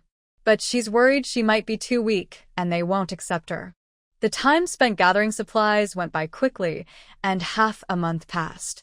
Tomorrow is the final day to collect everything. Zhou Kai, I've already paid your wages. After you finish delivering the goods tomorrow, everything will be done. Yu Xiaoxiao is quite generous. These 2 months weren't very busy, and most importantly, she didn't boss them around, letting them do their own thing. His company has also passed the interview and in a few days, he will start working officially. Everything here is coming to a good end. Zhou Kai and his classmates are similar in situation. Some have already found jobs, and those still looking can get by with the wages from these 2 months. Today is their last day of work. Once everything is settled, they can leave.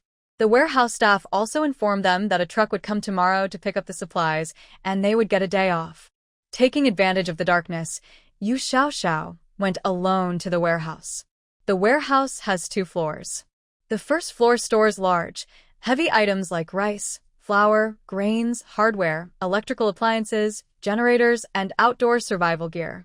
All heavy items are on the first floor, divided into 5 sections, each with smaller categories. Yu Xiaoxiao has several warehouse lists, making it very easy to find what she needs. While checking if the items on the list match the shelves, she also gathers things into her space. She can only put things into her space by touching them herself. But she only needs to touch the shelves, and she can collect everything on them at once. There was a row of empty shelves.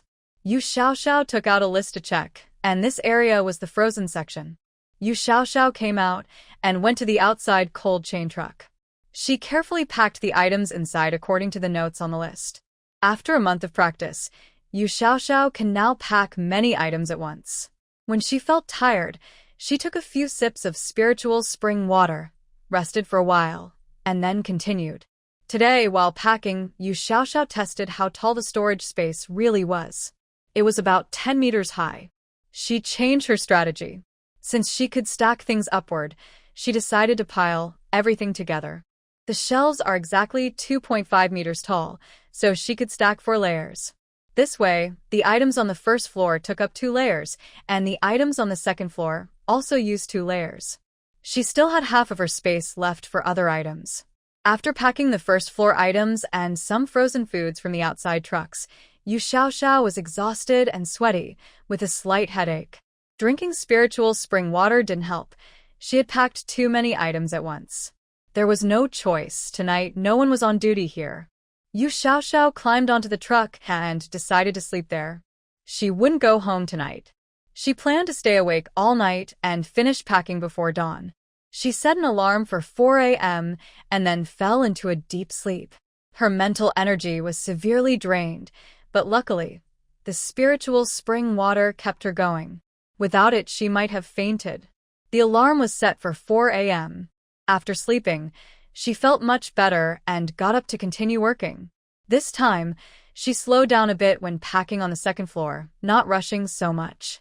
Most of the items on the second floor were light, like clothing and daily necessities.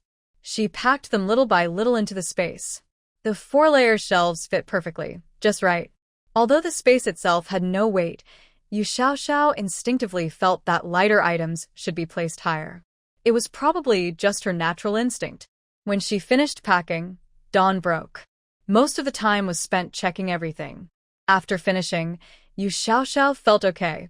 Her head wasn't hurting much, and she could hold on. Finally, she placed some food in a corner on the second floor.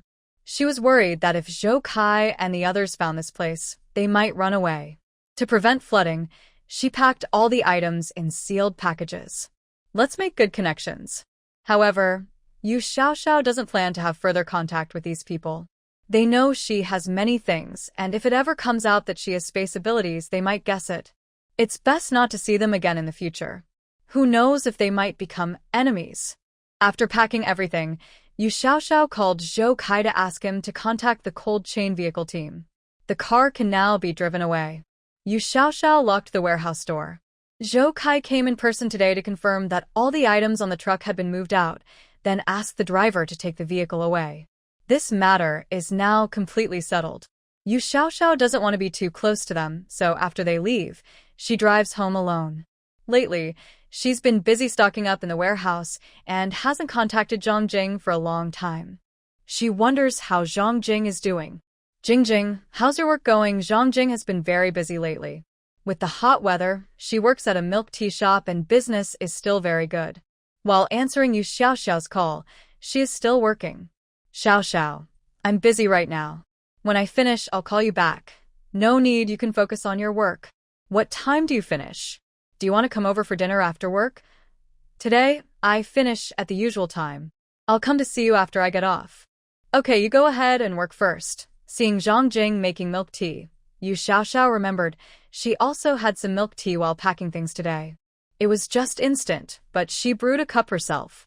Not bad. Apart from not being able to make smoothies, The taste is pretty similar.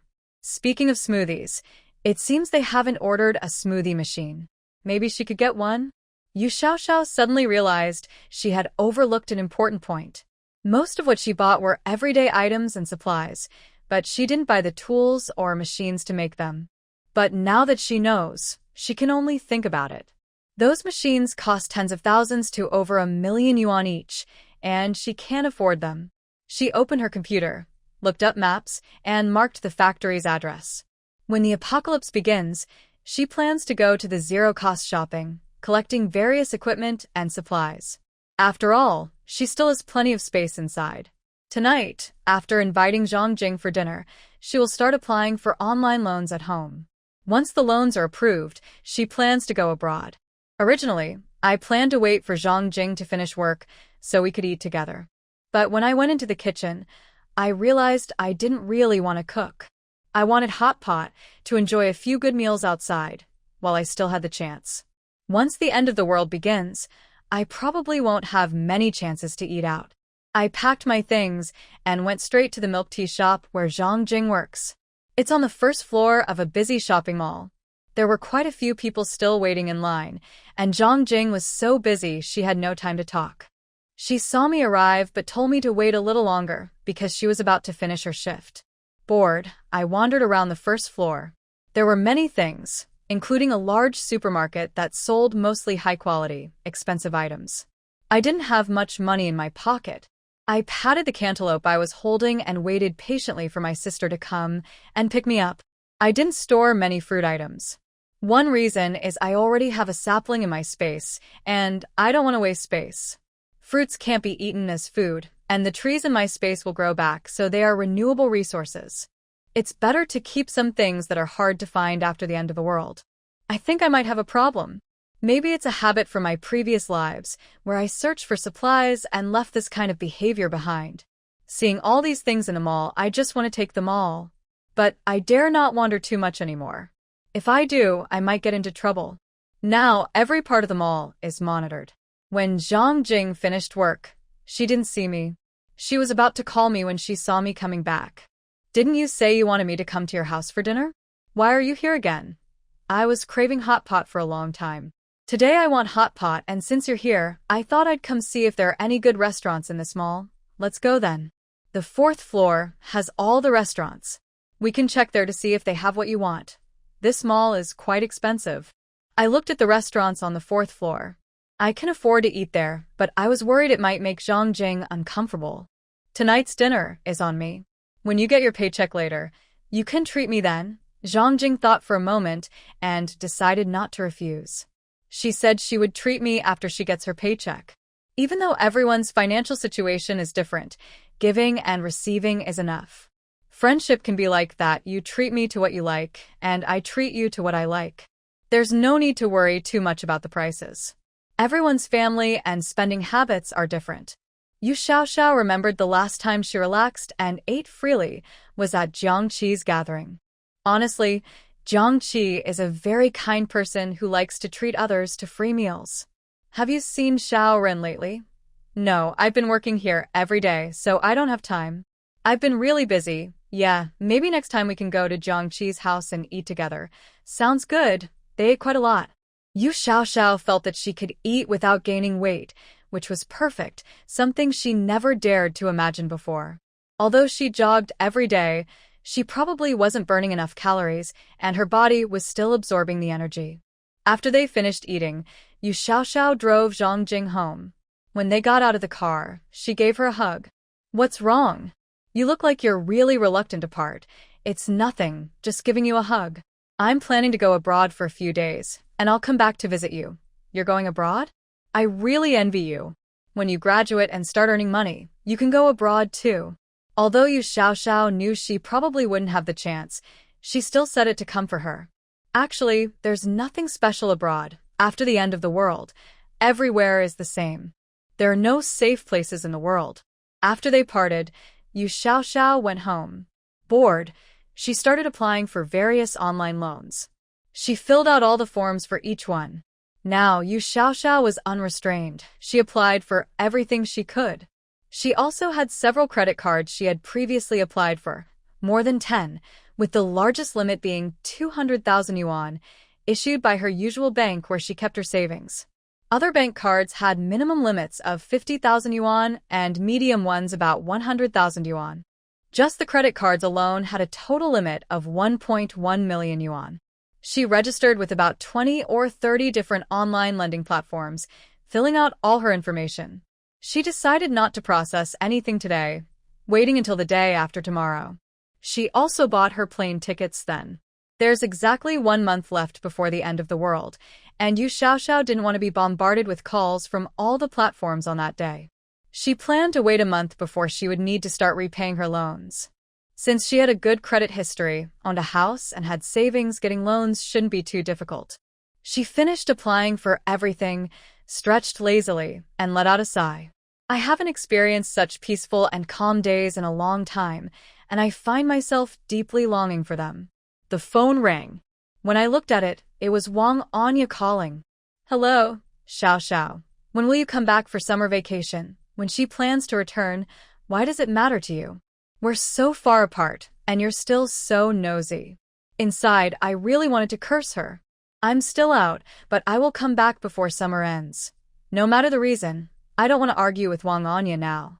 After previous experiences, I found that Wang Anya is quite proud.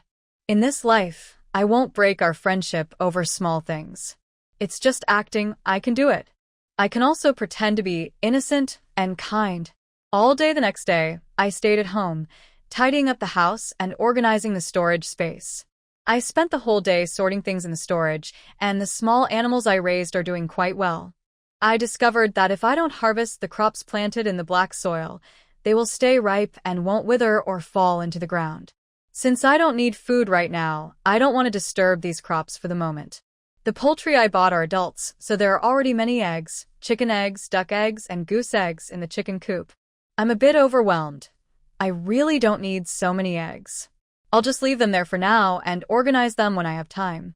I placed a large basket in the storage specifically for these eggs. Today, I took the time to gather all the eggs into the basket. I'm worried that if I leave them outside for too long, they might go bad. The storage is very tidy now, with everything clearly categorized, making it easy to find what I need. After practicing all day, I feel I can last longer without giving up. The next afternoon, I had a flight abroad, so I spent the morning filling out loan applications on the online platform I had prepared earlier. I borrowed a total of over 1.5 million yuan. With 1 million yuan available on my bank card, I now have about 2.6 million yuan, enough for my plans. I took the keys and drove straight to the airport. The money might not buy many weapons, but it's enough for me. After the apocalypse, I still have some of these things.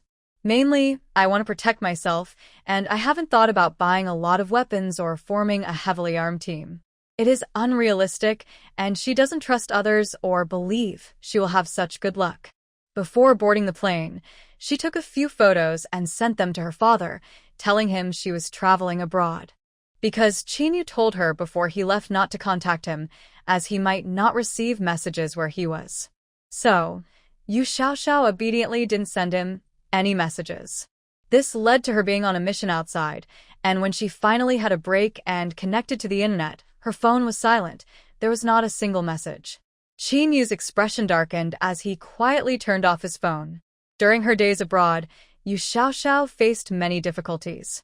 Although buying weapons wasn't as easy as she thought, it wasn't too hard either. She managed to buy some weapons. If it weren't for her space to store the weapons in time, she would have been in trouble. Life abroad was even harder than at home. After spending all her money on weapons, Yu Xiaoxiao quickly returned to her country. She was a few days later than planned, but it didn't matter. There were 10 days left before the end of the world. Qinyu should be back in about 5 days, right? She didn't know how he was doing now. After thinking for a while, she still felt uneasy, worried he might forget his return time. She picked up her phone and sent him a message. When will you come back? It's been almost a month. That's a long time. She waited a long time but received no reply. She thought about calling him but decided against it. She would wait another 5 days. If there was still no news, she wouldn't hold back anymore. Since he wasn't coming back, she didn't need to pretend to be nice in front of him. Her remaining time was running out. She later ordered another batch of shelves to be delivered to her old warehouse. Because it was shipped within the same city, she paid for the installation, so during her time abroad, the shelves were installed and stored in her warehouse. She planned to move all these shelves into her space. Now, she divided her space into 4 areas. The first and second floors of areas A and B stored items from the first floor of her old warehouse. The third and fourth floors of areas A and B held items from the second floor. Area C was currently empty, with shelves prepared for her new purchases. She divided Area C into many sections, where she stored scattered items like gasoline and diesel she bought earlier. The new meat stored in containers was also placed in Area C. Additionally, guns and bullets were stored here. Section D is preparing to store large equipment and vehicles, including items for future free storage. Recently, Yu Xiaoxiao has been busy placing many orders on her phone, all for in-store pickup. She mainly ordered fresh cooked food to avoid delivery people noticing her at home. She always wears a mask when picking up her orders at the store.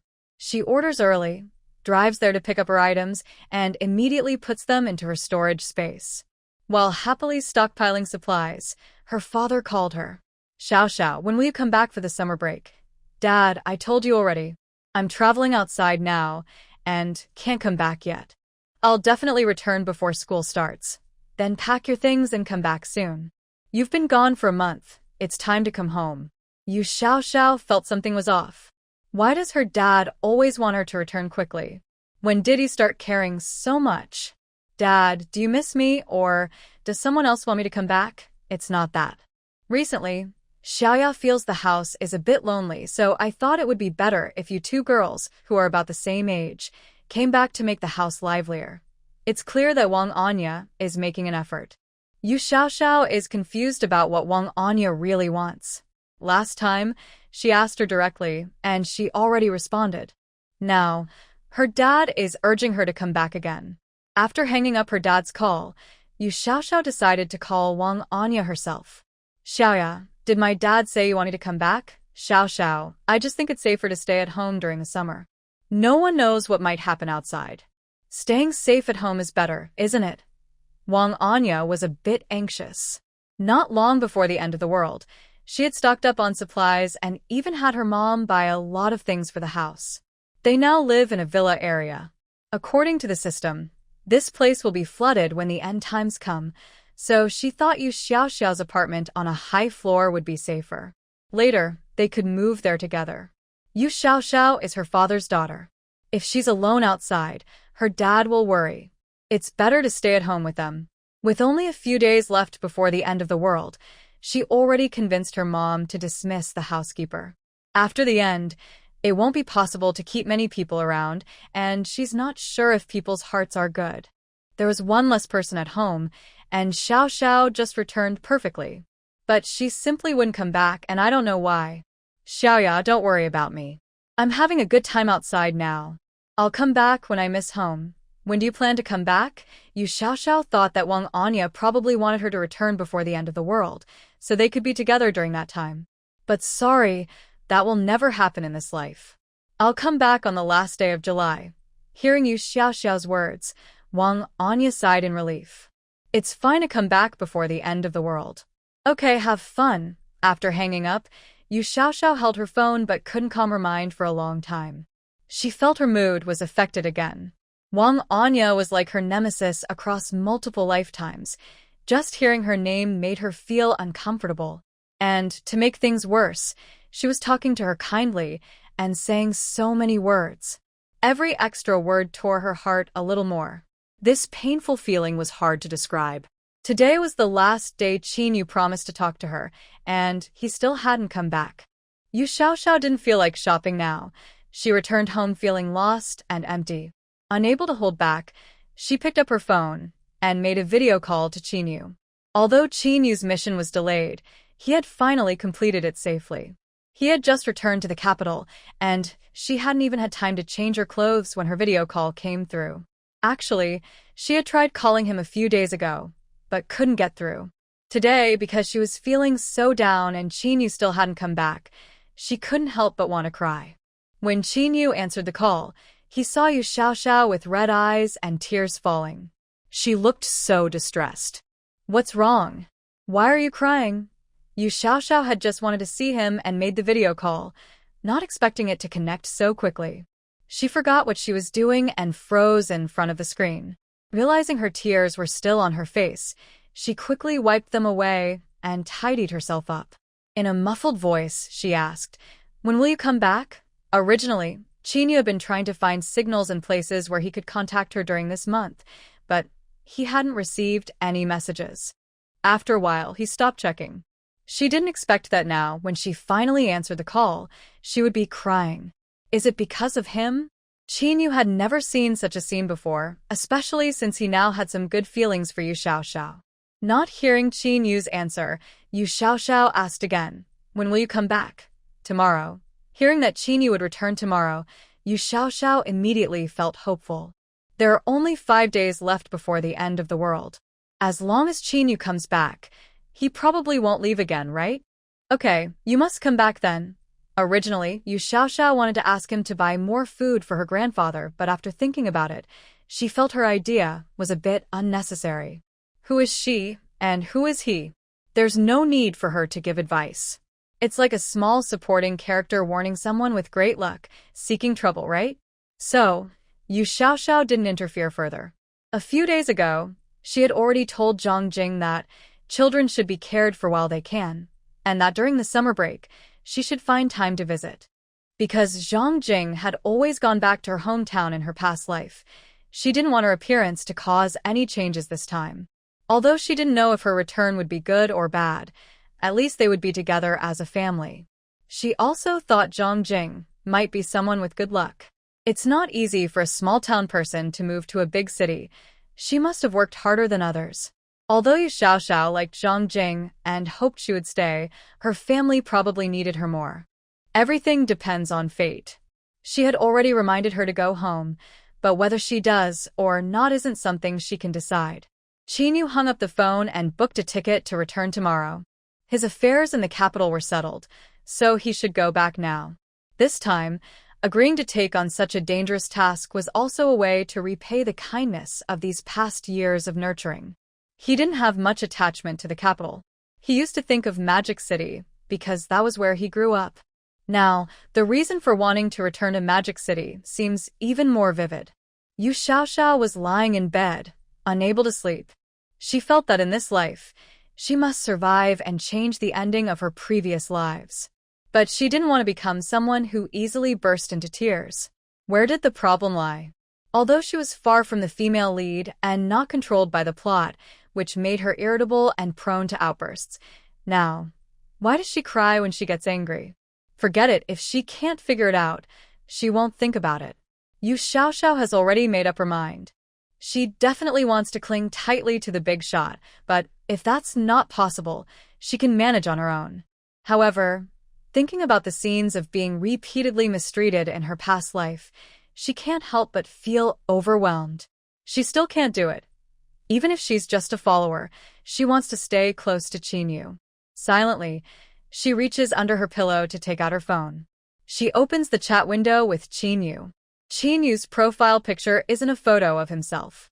She realizes she doesn't even have a photo of Chinyu. She searches through her phone album but still can't find one. Some kind person must have taken a side photo of them both.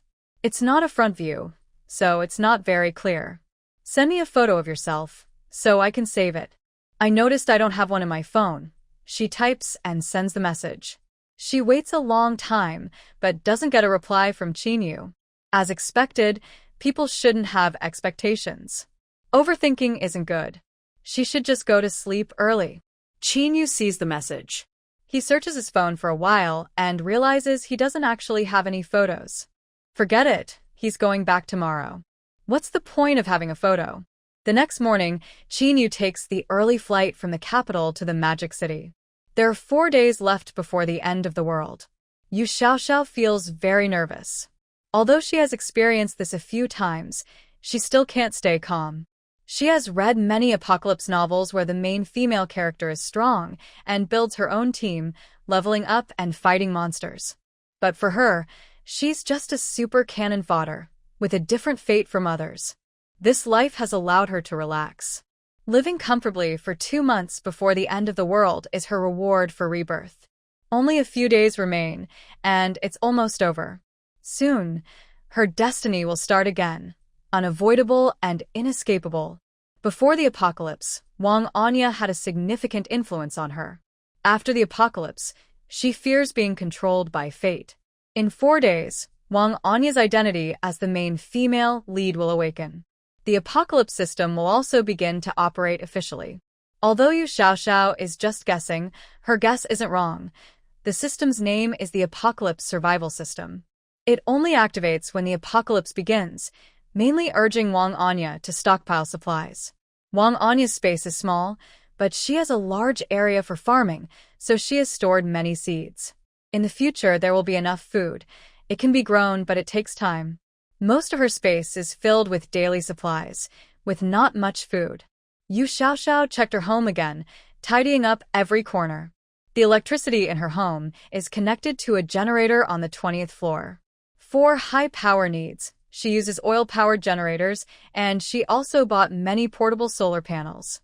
She bought a large-capacity energy storage device, so she doesn't need to worry about electricity during the end times. She has stored many gas tanks, mainly for use during heavy rain and later, during very hot periods, she can use solar stoves. Although the landlord has stored food, she still plans to use it sparingly.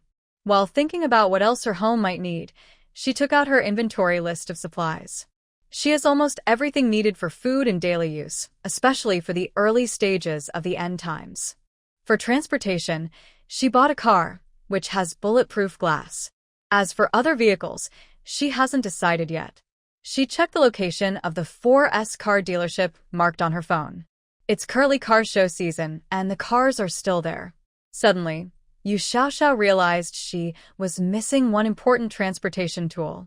She doesn't have an electric bike or a motorcycle.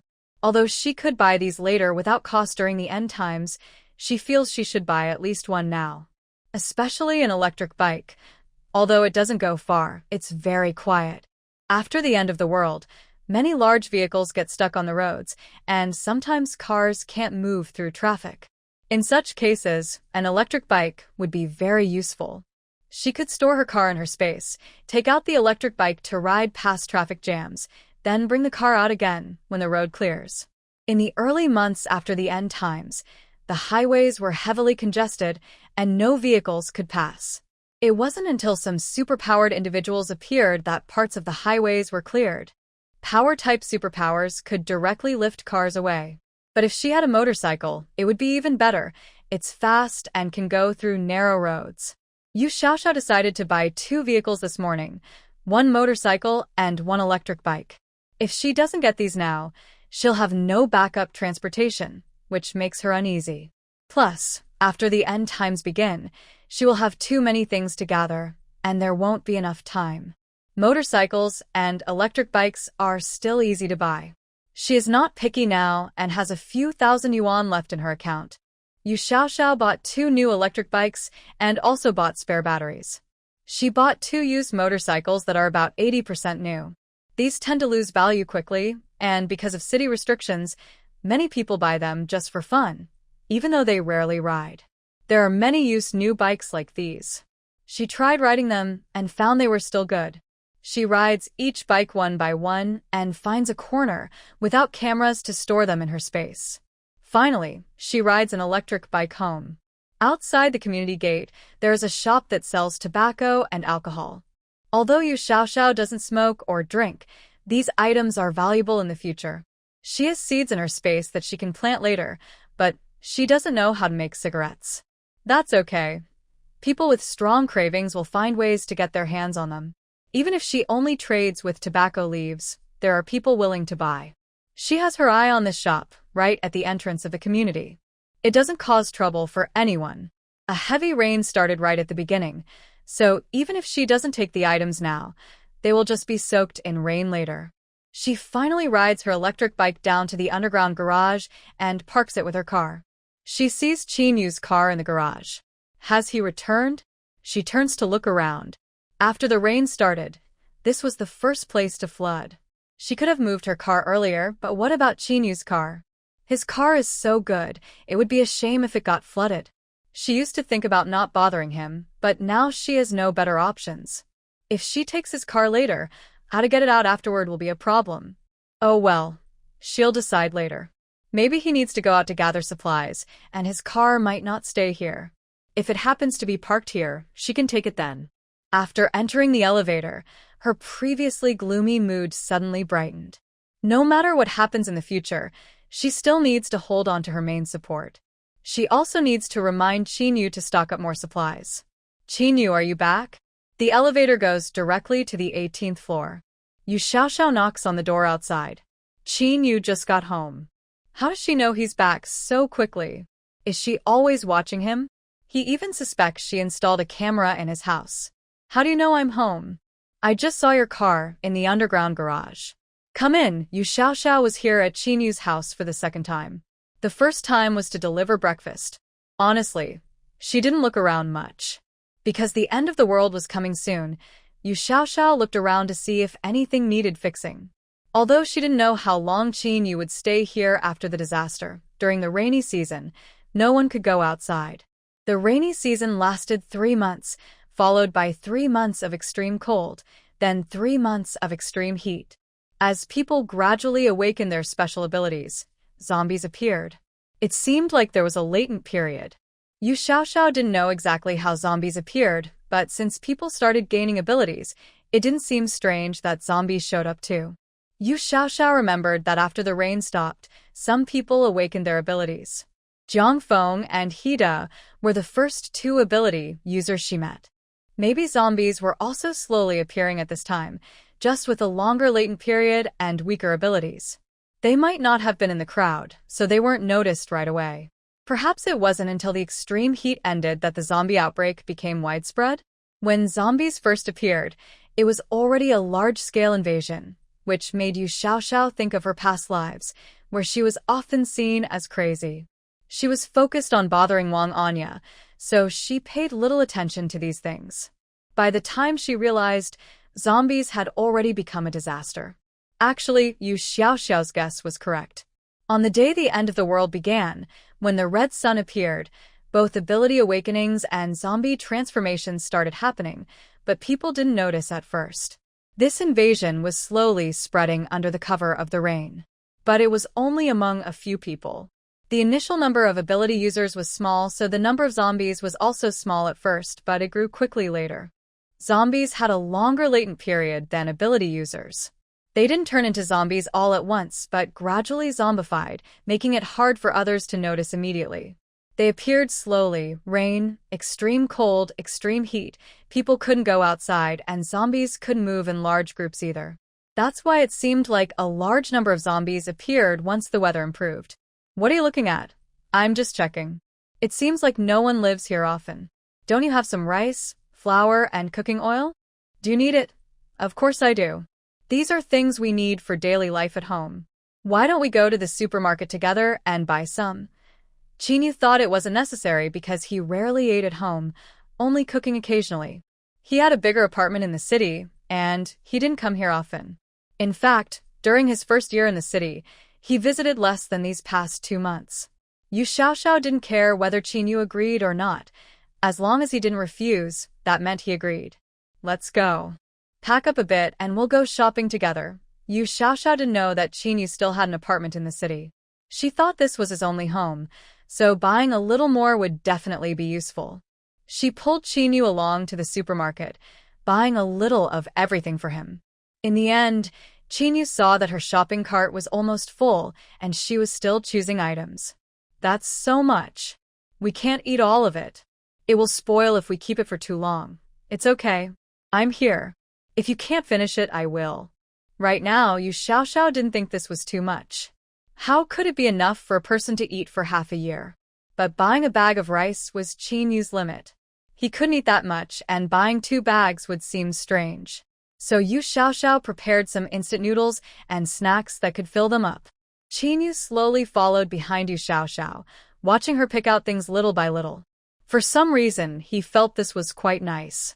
It made him feel more connected to everyday life. In the end, the shopping cart was too full, and she kept stuffing more things into his hands. Not just food, but useful items too. He wasn't sure if he had winter clothes, but winter was still far away. When the apocalypse started, he would probably get clothes for free, right? Yu Xiaoxiao thought she was overthinking. In her previous lives, she had lived well and become a famous, strong person. How could she live a miserable life now? The things they bought filled Qinyu's trunk completely. He looked at the packed trunk. It was the first time in his life that his car was filled with so many things, every corner packed tight. When they got home, they carried everything in 2 trips to unload it all. Yu Xiaoxiao didn't need Qinyu to tell her. She naturally sorted these things into categories, talking to herself as she arranged them, mentioning where each item should go. With only a few days left, Yu Xiaoxiao felt she needed to hurry and stock up on supplies, while also keeping a close eye on Qinyu. Qinyu hadn't been back for a long time. When he returned, Jiangqi would definitely come to visit him. Yu Xiaoxiao called Qinyu to invite him out to play. On the first day, she couldn't go because she kept holding him back. The second day, Yu Xiaoxiao went to see Zhang Jing, who decided to go back to her hometown for a visit. At the station, when saying goodbye to Zhang Jing, Yu Xiaoxiao's eyes were red. This might be the last time they saw each other. As she was leaving, Yu Xiaoxiao hugged Zhang Jing tightly. "You're leaving soon. Do you want to tell Xiao Ran how you feel?" If she didn't say it now, she might never get another chance. "No need. We're not from the same world. Our circles are too different to connect." Zhang Jing was very open-minded. Xiao Ran was already distant from her. Without Yu Xiaoxiao's involvement, they wouldn't have any interaction. She would just be the one quietly watching from the side. For her, just occasionally seeing his updates on social media was already a happy thing. "What about you? You said I like Xiao Ran. I even told you that. Do you like Qinyu, me?" Yu Xiaoxiao thought carefully. She wasn't sure if she really liked Qinyu. "I don't think I've liked anyone before. I don't even know what it feels like to like someone." "Then why are you so nice to Qinyu?" "Why do you want to be around him all the time?" "I just want to be friends with him." "What if he doesn't want to be friends with you?" "Then I will follow him until he wants to be friends." "Why do you insist on being friends with him?" "Because he's very good." "Is it because she wants to cling to him?" "She couldn't tell you that." "All right, Yu Xiaoxiao. I see you're not as bold as you seem. You think you should do what you feel is right for others, but when it comes to yourself, you're still hesitant. I'm different from you.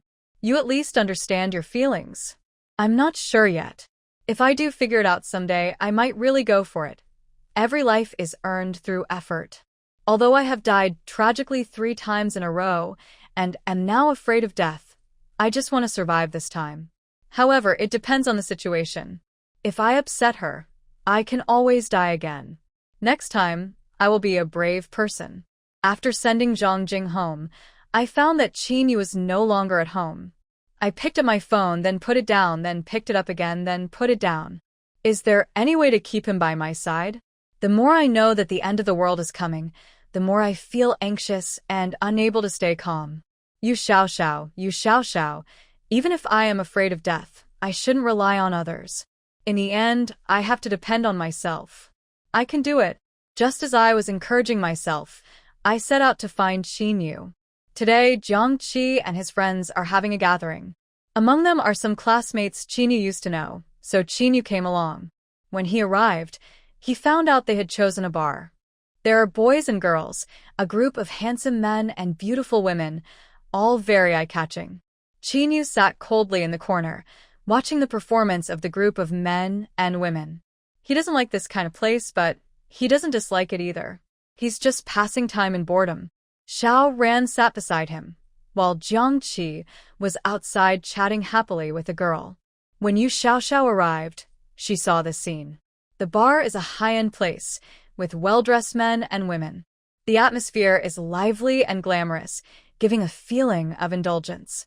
Now she begins to understand why Jingjing said that if you're not from the same circle, you can't fit in. but she doesn't want to fit in. She just wants to squeeze in. So Yu Xiaoxiao pushed her way inside quickly, heading straight for Qinyu. Everyone nearby watched this girl come straight over to Qinyu. Was that proper? Because today wasn't at Jiangqi's house, there was no private room for Qinyu, so everyone was together. No one had seen Qinyu with a girl before. Everyone stared in shock as Yu Xiaoxiao squeezed to Qinyu's side and sat down. Even Xiao Ran surprisingly made room for her. Yu Xiaoxiao didn't care about their looks or opinions. No matter what they thought, they couldn't stop her, right? Today, she didn't even have time to eat dinner. Can I eat these fruit platters and snacks in front of us? Go ahead, Qinyu said, then Yu Xiaoxiao moved the plates closer and started eating. Although I am not very hungry, it's better than nothing. Xiao Ran was already used to this and didn't find it surprising, but others felt differently. A girl sat next to Yu Xiaoxiao, watching her eat. Yu Xiaoxiao's eating style was quite gentle. She softly asked her, "Are you Qinyu's girlfriend?" When she sat down, Yu Xiaoxiao saw her but didn't pay attention because she didn't recognize her. Now, hearing her speak, she looked up and observed her. The girl was quite delicate-looking. No, there was no need to explain further. Everyone knew each other. The girl sighed in relief after hearing her answer and looked at Yu Xiaoxiao. Yu Xiaoxiao didn't like her gaze. She had endured similar looks many times before. They were full of contempt and disdain, as if looking at a fool. Do you need something? If not, please sit farther away. This is a gathering of friends and classmates. I don't think I've seen you before. Her attitude clearly showed she wasn't welcome here. If this had happened in her past life, Yu Xiaoxiao might have exploded. But now, she wouldn't. If she doesn't like me, I don't like her either. She stood up and squeezed herself between Qinyu and Xiao Ran, forcing her way into a seat. She also pushed Qinyu and the girl closer together. Everyone looked at her in confusion. At this moment, Jiangqi was also flirting with a girl outside. Yu Xiaoxiao wasn't afraid at all. Would they really ask her to leave? No, they wouldn't. They had all eaten her food and owed her some respect. As long as she was brave enough and could handle it, there was no problem. Now, she was also familiar with everyone here. The girl saw everyone looking at Yu Xiaoxiao but didn't react. She simply moved to another seat and continued eating. Qinyu could tolerate Yu Xiaoxiao sitting beside him but wouldn't allow other girls to sit next to him. Just a glance was enough, and the girl moved aside. Jiangqi saw Yu Xiaoxiao coming over and also sat next to Xiao Ran. "Miss, are you here to cause trouble?" "No, I just came to enjoy some fruit platter." He turned around and asked Qinyu. "Do you agree?" "Yes." Jiangqi also felt a bit speechless. "I said, what do you two really mean?" Both of them looked at Jiangqi without saying a word. Seeing their confused expressions, Jiangqi scratched his head, feeling quite surprised. "Are you two really dating?" At this, Yu Xiaoxiao didn't speak. She looked up at Qinyu, and their eyes met perfectly. Qinyu also looked confused. Many times, Yu Xiaoxiao's actions showed she liked him a lot and couldn't be without him. But most of the time, her gaze towards him was, well, not as passionate as her actions. So this time, Qinyu stared directly into her eyes, wanting to see what she would say. It's said that if two people stare into each other's eyes for more than 3 seconds, they might fall in love. Now, as Yu Xiaoxiao looked into Qinyu's eyes, she felt her mind was about to explode. "You're so slow to act, but now you can't move at all." No choice. She had to brace herself and go ahead. "It's exactly as you see." Jiangqi even smiled. He saw that, but what exactly did he see? "Then, aren't you going to show some attitude?" Everyone's so familiar. Yu Xiaoxiao felt confused but thought it was fine to stay here. She couldn't tell that Jiangqi's heart was quite sharp, and he even wanted to cut her off.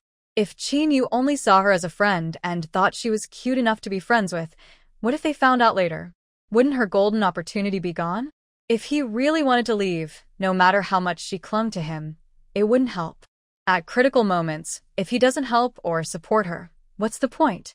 Moreover, would Qinyu like her? Could he really be chased after just by persistence? Jiangqi was experienced in love and had already seen their awkwardness.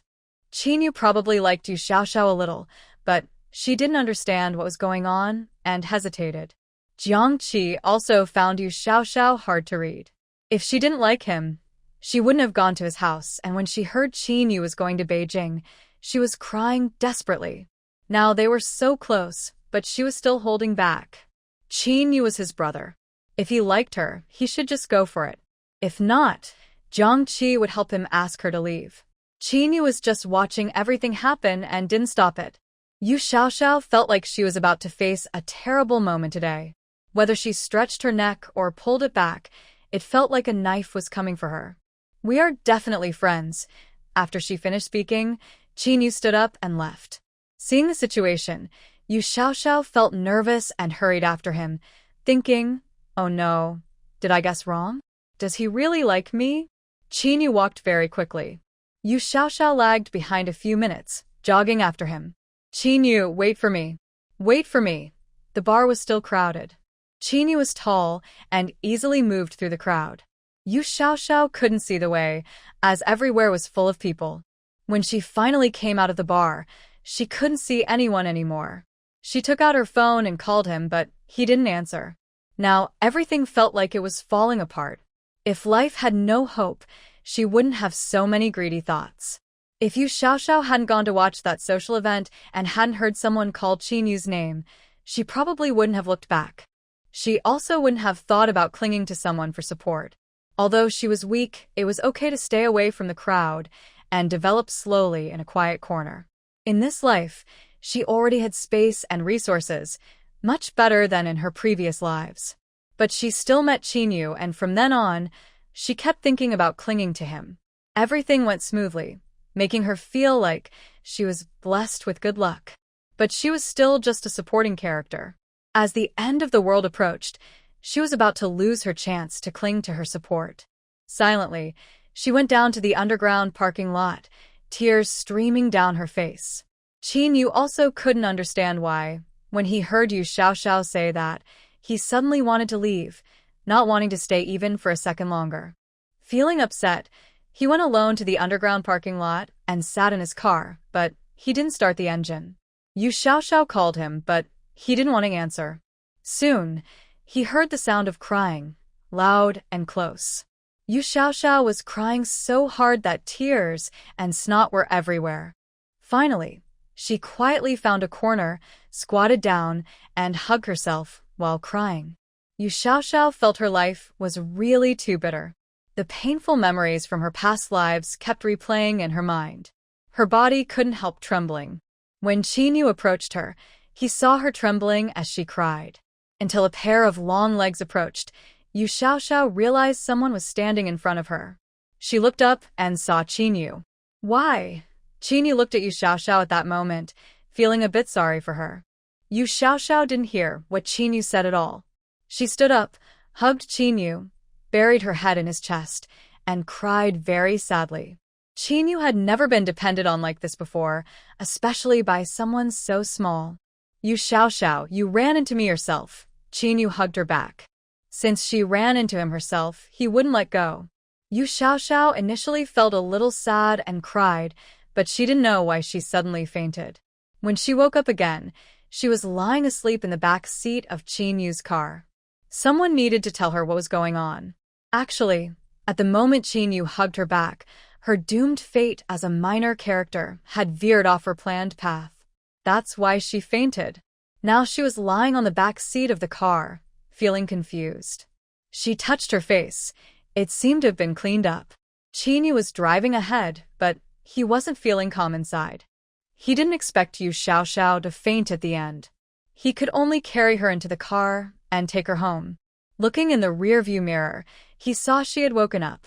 You're awake? Yu Xiaoxiao shyly sat up, nodded quietly, and suddenly realized he was driving in front, so he probably couldn't see her.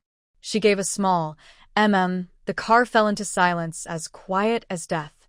Fortunately, they were almost home. Suddenly, Yu Xiaoxiao remembered her car was still parked over there. Qin Yu, my car is still in the garage over there.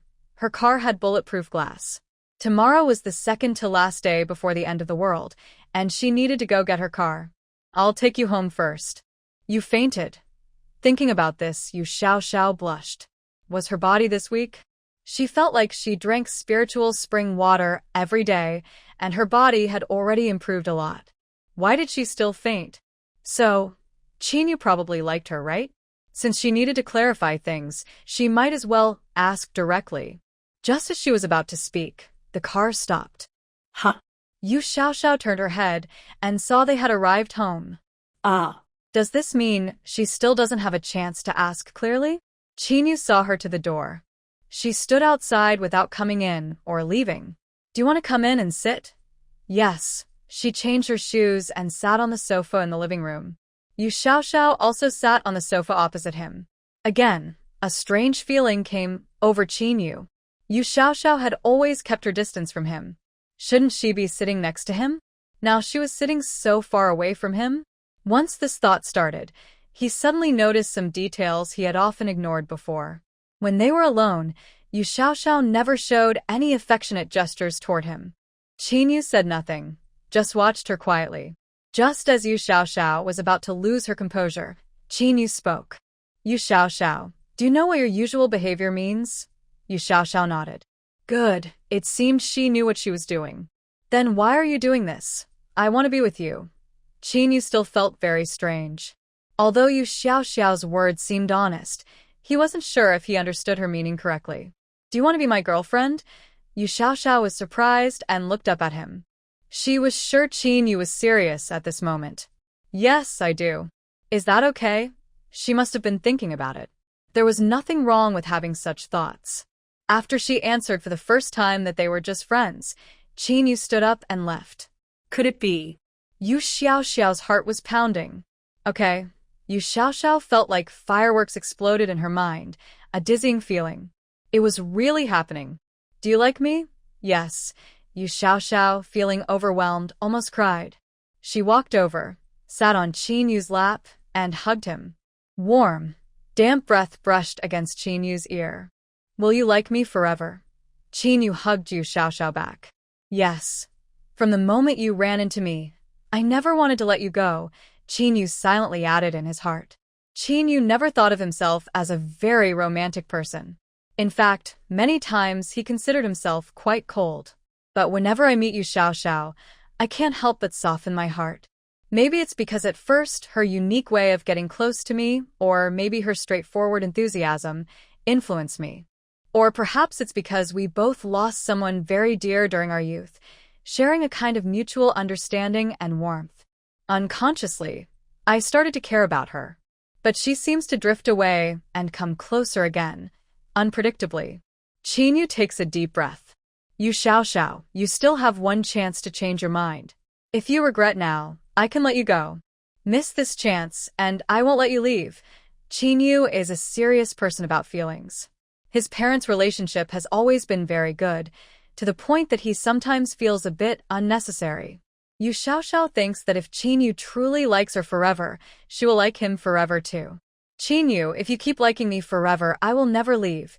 Chinyu tightly hugs her back and softly says, Okay, you said so. When overwhelmed with emotion, she used to sit on his lap. Now, with her mind clear, she releases him.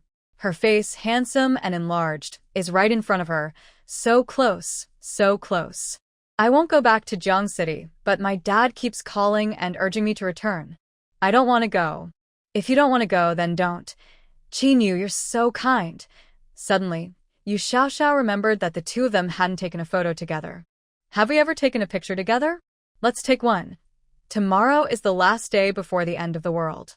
We can go to the photo studio to develop the pictures. After the disaster, these will be very precious. When communication is down and phones are useless. Yu Xiaoxiao fussed for a while and finally took a few satisfying photos. She thought about her life, which had always been unlucky, and she had never had a lover. No one loved her, and she hadn't met anyone she liked. Maybe this time will be different. There was a post on the school online forum about her chasing after a handsome guy. She took out her tablet, opened it, zoomed in, and showed it to Chinyu. It was her post on the school forum. Chinyu smiled. So, what do you want to do? Here. Yu Xiaoxiao sent the few good photos she just took to Chinyu. Chinyu logged into his school online account, posted a picture of himself and Yu Xiaoxiao, then put down his phone. Are you satisfied now? Yes, yes, yes. Yu Xiaoxiao also posted their photos on her social circle. Suddenly, her stomach made a gurgling sound. She hadn't eaten dinner yet, only had some fruit and only a few bites. Have you eaten dinner tonight? Are you hungry? I can take you to eat. Yu Xiaoxiao thought it was a good idea. She could also use the chance to drive her car back. When passing the photo studio, she asked him to stop because she needed to do something. Soon she came out. Developing photos is quick now, and she could pick them up after dinner. Let's go to the nearby bar where we just were for dinner. After eating, I can drive my car back. Give me the keys and I'll find a driver to take us back. Yu Xiaoxiao handed him the car keys. It felt good to have someone care. After getting out of the car, Qin Yu naturally took her hand. Yu Xiaoxiao walked a little behind, feeling their fingers intertwined. She didn't expect Qin Yu to be so proactive. Qin Yu, have you ever been in love? I waited for a long time, but didn't hear Qin Yu ask her back. Why don't you ask me? Have you ever been in love? Hee, I haven't. The next morning, Yu Xiaoxiao woke up feeling like everything from the day before was just a dream. She reached under her pillow and found her phone, along with a few stiff pieces of paper. She took them out and saw they were photos she developed at the photo studio yesterday. She lay in bed, smiling foolishly at the pictures. It felt like this life was truly different. She had never experienced this feeling before. There was also a solo photo of Qin Yu. He looks very tall. He's a little taller than Xiao Ran and Jiang Qi. They're both probably over 1.80 meters, and Qin Yu is a bit taller than them. As she looked at the photos, she suddenly realized, oh my, today is the last day before the end of the world. She was still lying in bed, grinning happily. She quickly got up. Her home was almost packed up. She had also driven back last night. Today, Yu Xiaoxiao made a list of things to do tomorrow and printed it out to keep in her space. She also saved the photos she looked at this morning into her space, along with her mom's collection. After finishing everything, she went downstairs to call Qin Yu for breakfast and also planned to take him shopping at the supermarket today. Wang Anya called her. Today is the last day of July, and Yu Xiaoxiao knew she wouldn't make it back in time if she didn't go now. Xiaoxiao, didn't you say you'd be back today? I'm not coming back for now. I'll go back a few days later. That's not possible. Why not? Wang Anya felt that Yu Xiaoxiao was acting a bit strange, but she couldn't quite put her finger on why. Zhang Feng was now in Jiangcheng, playing on his phone nearby. He saw a picture, tapped to enlarge it. It was Yu Xiaoxiao and Qin Yu. They had a group chat, and someone had posted the picture there. Wang Anya also saw it and felt a bit in disbelief. What kind of person is Qin Yu? How could he be with Yu Xiaoxiao? Xiaoxiao, are you and Qin Yu together? Yu Xiaoxiao found it strange. How did Wang Anya know? She had posted on her moments, but she had already blocked her entire family long ago. How do you know? So, you're really together. How is that possible? Wang Anya suddenly raised her voice, sounding a bit sharp. Why is it impossible? Of course, Yu Xiaoxiao knew why she was so surprised. In her mind and memory, she still saw herself as the naive and silly Yu Xiaoxiao. Maybe because she was talking to Wang Anya now and the conversation was far from the story, Yu Xiaoxiao felt uncomfortable. But this time, she didn't want to hang up the phone first. She wanted to see how long she could hold on. She took out a bottle of spiritual spring water from her space. Whenever she felt bad, she took a sip. Xiaoxiao, don't be stubborn. Come back soon. Dad misses you very much. I miss Dad too. It's only a few days late. Why do you want me to come back today? Is there something urgent? What could Wang Anya say? She never understood why Yu Xiaoxiao had become so difficult. Nothing special. Then I'll hang up if there's nothing urgent. Hey, no, Xiao. I remember you have an apartment. Is your key at home? Wang Anya was still trying to get her to give her the key, just like in previous lives.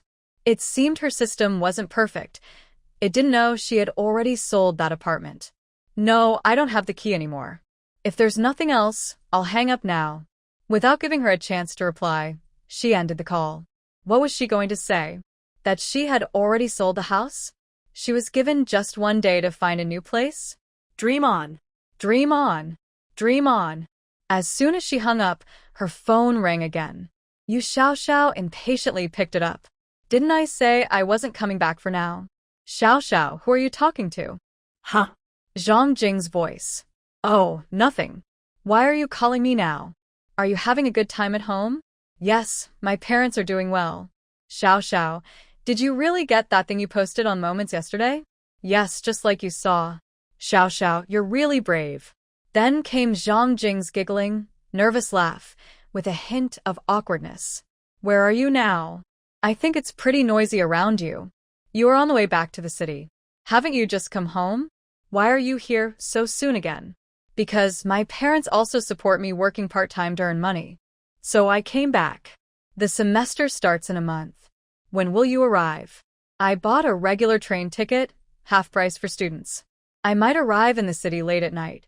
Yu Xiaoxiao didn't expect Zhang Jing to suddenly come back to the city now. Actually, in her previous life, Zhang Jing was at her hometown, but it was a small town. During a heavy rain, a landslide buried the entire town, and she never had a chance to come back. By a twist of fate, Zhang Jing has a new beginning in this life. But Yu Xiaoxiao doesn't know this. She's worried that her own actions might keep their family apart. Jing, call me when you're almost here tonight. I'll come to pick you up, okay? She hung up and went downstairs to find Qinyu. Unexpectedly, Qinyu was already in the elevator. Let's go down together for breakfast and buy some groceries. Buying groceries again? Qinyu's house is already full of things, and now he's buying more? Jing is coming back today, so I want to buy some fresh vegetables. We'll welcome her tonight and have dinner together. This time, Yu Xiaoxiao took Qinyu to the fresh market, the same place where she bought live chickens last time. They bought a lot and they couldn't fit everything in the car. In the end, Qinyu stopped her, or she would have kept buying. He suggested buying more so Zhang Jing could choose what she liked to eat. Zhang Jing probably wouldn't eat that much, right? Finally, Yu Xiaoxiao gave up.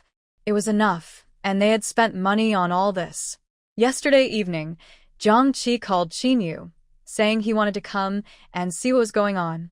Last night, Qinyu posted a photo of the two of them online, which caused a small stir. It was really a big surprise. When they finished shopping and returned, they saw a few people waiting for them in the garage. What's going on? Why are you all here? Someone called a mover. Qinyu already opened the trunk and looked at what they bought, feeling disbelief. You bought so much. Will you be able to eat it all? Chao Rui and Dong Mo were coming here for the first time, carrying things upstairs together. Everyone was carrying full loads until they finished clearing out the car. All the items were placed at Qinyu's house. Since there were so many people, it wasn't convenient to bring things over to Yu Xiaoxiao's place. Yu Xiaoxiao liked this arrangement because she already had many things on her side, and Qinyu's side had fewer. She hadn't yet decided to tell Qinyu her secret.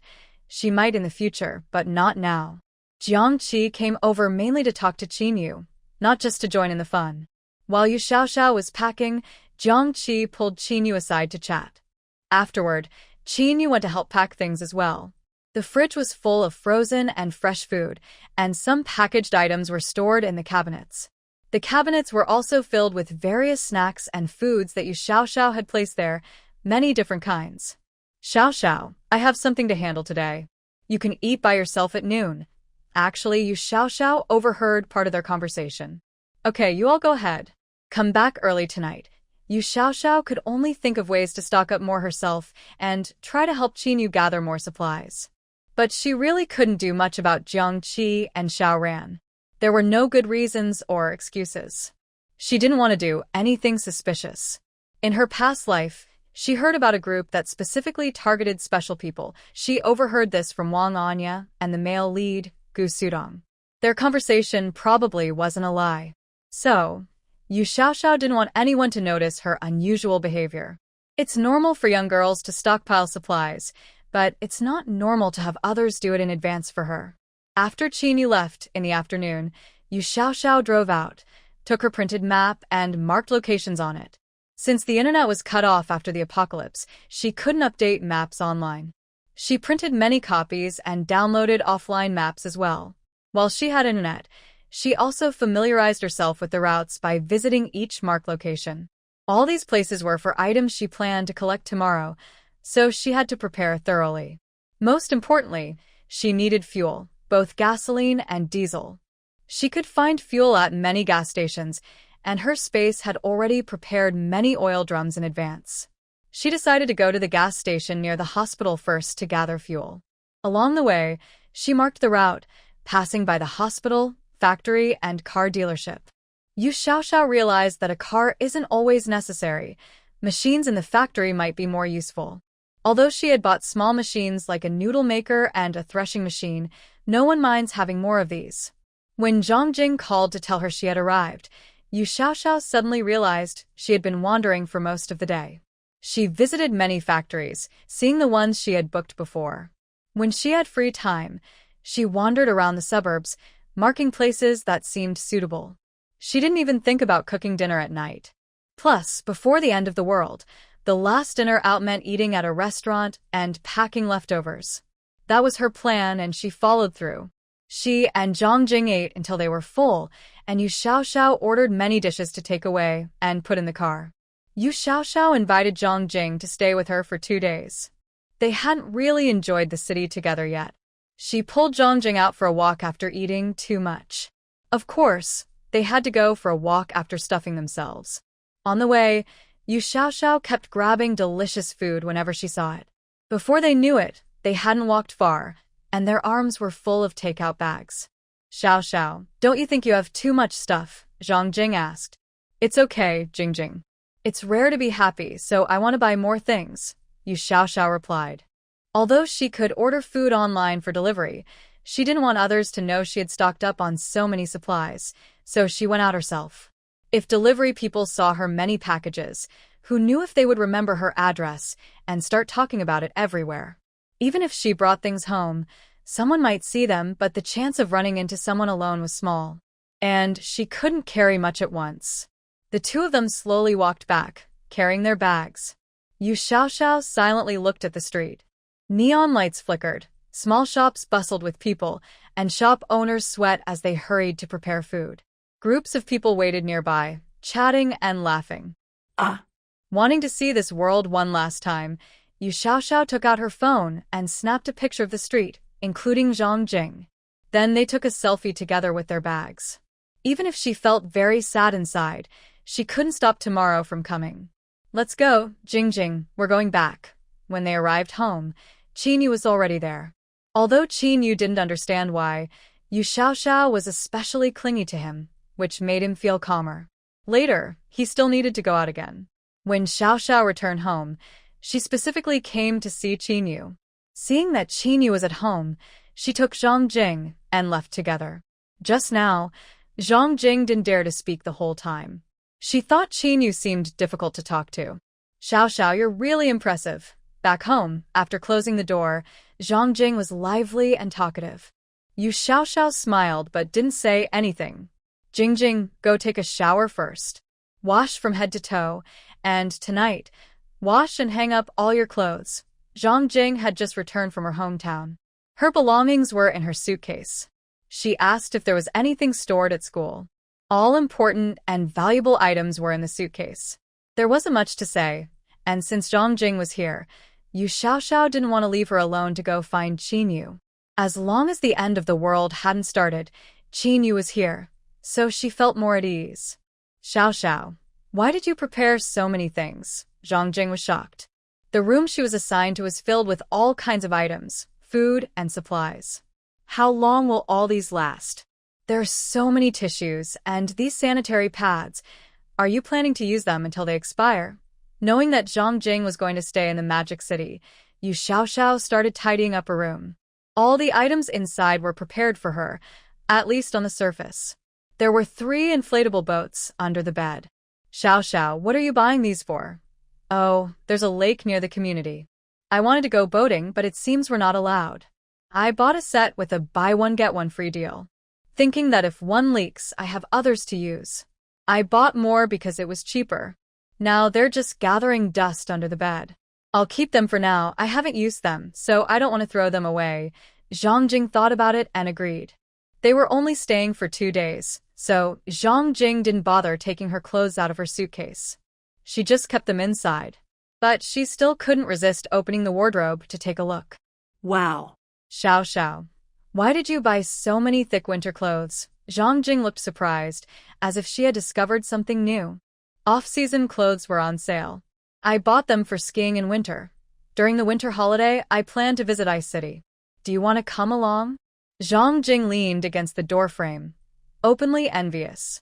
Xiao Xiao, you are really so lucky. Boo-hoo, I'm so jealous. I now just want to graduate quickly and start working to earn money. Yu Xiao Xiao rolled her eyes inwardly. Why wish for something so simple? Why not wish to start working soon? Hurry up and get ready for bed. In dreams, everything is possible. Maybe tomorrow. Yu Xiao Xiao rolled her eyes inwardly. Why wish for something so simple? Why not wish to start working soon? Hurry up and get ready for bed. In dreams, everything is possible. Maybe tomorrow, you'll start earning money. Tomorrow, regardless of whether you graduate or not, you will begin your survival life in the end of worlds. Yu Xiao Zhao's room was also on the 19th floor, where she kept things that others could see. Things she didn't want others to see were on the 20th floor. During cold or hot weather, living on the 19th floor was definitely more comfortable. Yu Xiao Zhao's room was also on the 19th floor, where she kept things that others could see. Things she didn't want others to see were on the 20th floor. During cold or hot weather, living on the 19th floor was definitely more comfortable. Qin Yu, hearing no movement upstairs, took his phone and keys and left the house. Tonight, he needed to handle some matter. Yu Xiao Xiao lay on her bed, eyes open, quietly waiting. Her mood was restless, making it hard to fall asleep. She knew she was weak, but tomorrow. Yu Xiao Xiao lay on her bed, eyes open, quietly waiting. Her mood was restless, making it hard to fall asleep. She knew she was weak, but tomorrow she still had to follow her plan to gather supplies. Although her plan was perfect, she was a little afraid of the coming storm. In her previous lives, she had no space of her own, and she had stocked up on supplies. Tomorrow, she needed to be especially careful when going out. Her fear was mixed with some nervousness. What would Qin Yu be doing tomorrow? What was he doing during the last end of world? She ruffled her hair hard, feeling overwhelmed. She thought she knew so little. Would Qin Yu's life change because she appeared in this life? Tossing and turning, sleep finally took her. She woke up to Zhang Jing's scream. There was a loud knocking on the door. Xiao Xiao, Xiao Xiao, wake up. Look at the sky outside. Last night, the curtains were not fully closed, so when Yu Xiao Xiao opened her eyes, she saw the room bathed in red. The end of the world had finally arrived. The red sun didn't last long. Since it was morning, most people didn't notice it. They just thought the sunrise was a little redder than usual. Soon, the red sun disappeared, and everyone went on with their day as usual. Jing, I'll come down soon. She got up, opened the wardrobe, put on her clothes, and went downstairs. Xiao Xiao, did you see that? The sun today was very red. I saw it when I opened the curtains this morning after waking up. Yes, I saw it briefly, but it disappeared quickly. It's okay. I took a picture. Look, Zhang Jing handed her phone. In the wide sky, a red sun was hanging. Yu Xiaoxiao had seen it many times but wasn't very interested. Yeah, I saw it. Zhang Jing took her phone and checked the news online. Although many people didn't pay much attention, some, like Zhang Jing, had taken pictures and uploaded them online. After washing up, Yu Xiaoxiao came out and Zhang Jing was sitting on the sofa watching videos on her phone. Did you notice anything? Xiaoxiao, look. Some people are even saying it might be the end of the world. How could that be? The comments were very intense, with all kinds of opinions. Jing, hurry up and wash up. Let's go downstairs for breakfast. If she remembered correctly, the strong wind started around 10 a.m., growing stronger and stronger. Many people died on the first day of the disaster because of the wind, trying to gather their belongings. Like usual typhoon weather, after the storm, survival was the priority, and everyone tried to minimize their losses. Walking down the corridor, their footsteps echoed. Yu Xiaoxiao and Zhang Jing went to the 18th floor and knocked on the door. No response for a long time. She took out her phone and called, but no one answered. Yu Xiaoxiao didn't give up and kept calling. Fortunately, this time someone finally answered. Xiao Xiao. Qinyu, are you not at home? Yes, I had some things to do. I left early this morning. Where are you now? I'm a bit busy today. Can I come back tonight and find you? Yu Xiaoxiao stood at the door of the 18th floor, holding her phone in a daze. Zhang Jing noticed that Xiao Xiao looked upset. Xiao Xiao, are you okay? I'm fine. She replied with a simple, okay, to Qinyu and quickly hung up. Let's go downstairs to eat. Back in a corridor, just about to head down, Zhang Jing stopped her. Xiao Xiao, we can take the elevator. Walking down the stairs will take a long time. Xiao Xiao forgot that today was the end of the world, and the elevator might not work. Looking at the time on her phone, 8:30 in the morning, she thought it was still okay. She could have breakfast and come back. The two went to a breakfast shop. While waiting for their food, Zhang Jing asked, Xiao Xiao, I feel like your mind isn't really here. Yeah, maybe I was a little disappointed because I didn't see Qinyu this morning. All right, Zhang Jing didn't know what to say. When the food arrived, they ate quietly. Xiao Xiao's mind was already elsewhere. Xiao Xiao, I think you've been acting strange these past 2 days. I always thought you were full of energy, but today, I feel like your energy is really low. Zhang Jing could clearly sense that Xiao Xiao was feeling down. What's really bothering you? Jing, if you were about to face something very scary and you had already tried your best but it still happened, what would you do? What would I do? Just face it. There's nothing to be afraid of. You told me before if I liked Xiao Ran, I should just go for it. And if I liked Qinyu, I should just go for it too. You're the bravest person I know. You're so daring. Are you really afraid of anything? Zhang Jing thought Xiao Xiao was joking. Do you really think I'm the bravest person? Of course, Zhang Jing said firmly. Xiao Xiao felt she was starting to get a little emotional. At any time, she needed to put herself first. Taking care of herself was the most important. Jing, you're right. Let's eat quickly and go home after. She adjusted her mood. Today, she had many things to do. It was her first step forward. Qinyu had his own path to follow as a strong person. She couldn't let her presence disturb his rhythm. She picked up her phone and sent a message to Qinyu. Please be careful outside. I saw the weather forecast says there will be strong winds today. Finish your tasks early and come back soon. Thinking that a storm might come later, Qinyu worried that she might be anxious if she couldn't contact him due to poor network. He added, I will be at home with Jing all day. Whenever you come back, I will be here. After finishing her meal, Yu Xiaoxiao picked up her phone to leave. Wait, Xiao Xiao. Why didn't you pack anything today? Yesterday, she packed a lot of things.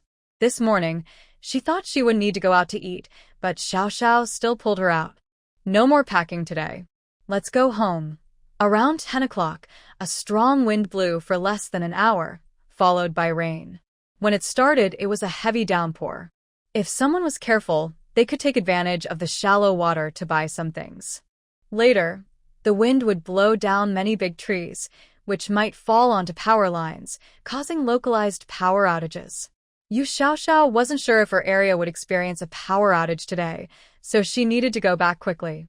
Last night, she had already stored the off-road vehicle and small electric scooter inside. Nothing was left outside now. At home, she turned on the TV to watch the news. If there was any movement, the news would be the first to report it. Waiting was hard. Yu Xiaoxiao stood on the balcony, where she could see the small lake near the community. The lake sparkled in the light, and the trees along the shore swayed in the wind. But it wasn't strong enough to attract much attention. Jing, come look. Is the wind especially strong today? Do you want to call your family? Zhang Jing ran over to look. The trees by the lake seemed to dance, swaying left and right with the wind. Okay, I'll go inside and call my mom. After Zhang Jing went inside, Yu Xiaoxiao's phone rang. Xiao Xiao, where are you now? Dad is worried about you. Dad, I'm traveling outside. I told you already, right? Where is the key to your apartment? I looked for it at home but couldn't find it. Yu Xiaoxiao paused for a moment, holding her phone. She knew Wang Anya was eyeing her apartment. If she didn't say she had sold it, Wang Anya would definitely try to move in with her family at the last minute. By that time, someone would already be inside, and Wang Anya going there would only harm another family. She believed that as soon as Wang Anya went there, that family would face misfortune and become collateral damage. The main female lead was about to awaken, and Yu Xiaoxiao didn't want to involve innocent people. "Dad, I sold that house." "What?" "Xiaoxiao, how can you sell that house? If you're short of money, just tell Dad." "Why did you sell the house?" Yu's father was now very angry. His phone was on speaker, and Wang Anya and Fong Kun heard everything. Fong Kun was furious. Even if the house was in her name, it was still part of the family's property. She sold it without saying a word. Wang Anya's situation wasn't much better. She called Yu Xiaoxiao back for her own good. If she didn't come back, that was fine, but she had also sold the house. Now, less than an hour before the end of the world, where could they find a new place to stay? "Xiaoxiao, how could you sell the house?" Wang Anya's voice was also anxious. "I can sell my own house whenever I want," she said, then hung up. Hearing her say one more word, Yu Xiaoxiao's temper was about to flare. She quickly shifted her attention. She couldn't focus on the female lead. Whenever the female lead talked to her, she couldn't help but want to argue. Yu Xiaoxiao didn't believe she was just a fragile character, just a background character. Today, Qin Yu wasn't here, which was good. She needed to gather many things, and with so many people, it was inconvenient. Zhang Jing also finished her call and came out. "Are your parents okay? The wind is so strong now, and it might rain heavily in the next few days. You should tell your parents to buy some supplies and stock up at home, just in case they can't go out." "Xiaoxiao, I already told my parents. They will buy some things," she replied. But in reality, after Zhang's father hung up, he didn't go shopping. They were in a rural town, where there was nothing to buy, and he thought it wasn't necessary. No one could change the predetermined destiny. Zhang Jing was lying on the sofa in the living room, crossing her legs, playing with her phone. She didn't notice the strong wind outside. All the windows in the house had been replaced with bulletproof glass, which also blocked sound well. The TV in the living room was playing today's latest news. Yu Xiaoxiao stood by the window, watching the world outside. Time passed second by second, and the sound of rain hitting the window woke Zhang Jing up. She slowly walked to the window and stood beside Yu Xiaoxiao. "Xiaoxiao, why is it suddenly raining so heavily?" The rain wasn't very heavy yet. Just now, Yu Xiaoxiao took out her phone and saw that many people in different places were talking about power outages and emergency repairs outside. "Xiaoxiao, my parents just told me to stock up a bit more. Should we go out and buy some things too? Let's go. Let's check the nearby supermarket to see what's going on." She went to her room, grabbed 2 sets of raincoats, and handed one to Zhang Jing. The raincoat was wearable, and she told Zhang Jing to tighten her pants cuffs. The cuffs weren't waterproof, but could prevent small things from getting inside. Although the rain was heavy and there were many puddles on the road, more people were busy collecting things. Some supermarkets were on the basement level, and their goods could end up soaked by the water. Yu Xiaoxiao couldn't do much. Some areas had power outages, while others still had power. It was still early. There were also people like Yu Xiaoxiao who dared to go out in the rain to buy things. They kept an eye on the roadside. Many large trees had fallen on the main road, and pedestrians were cursing and running. The road was no longer passable for vehicles, blocked by fallen trees.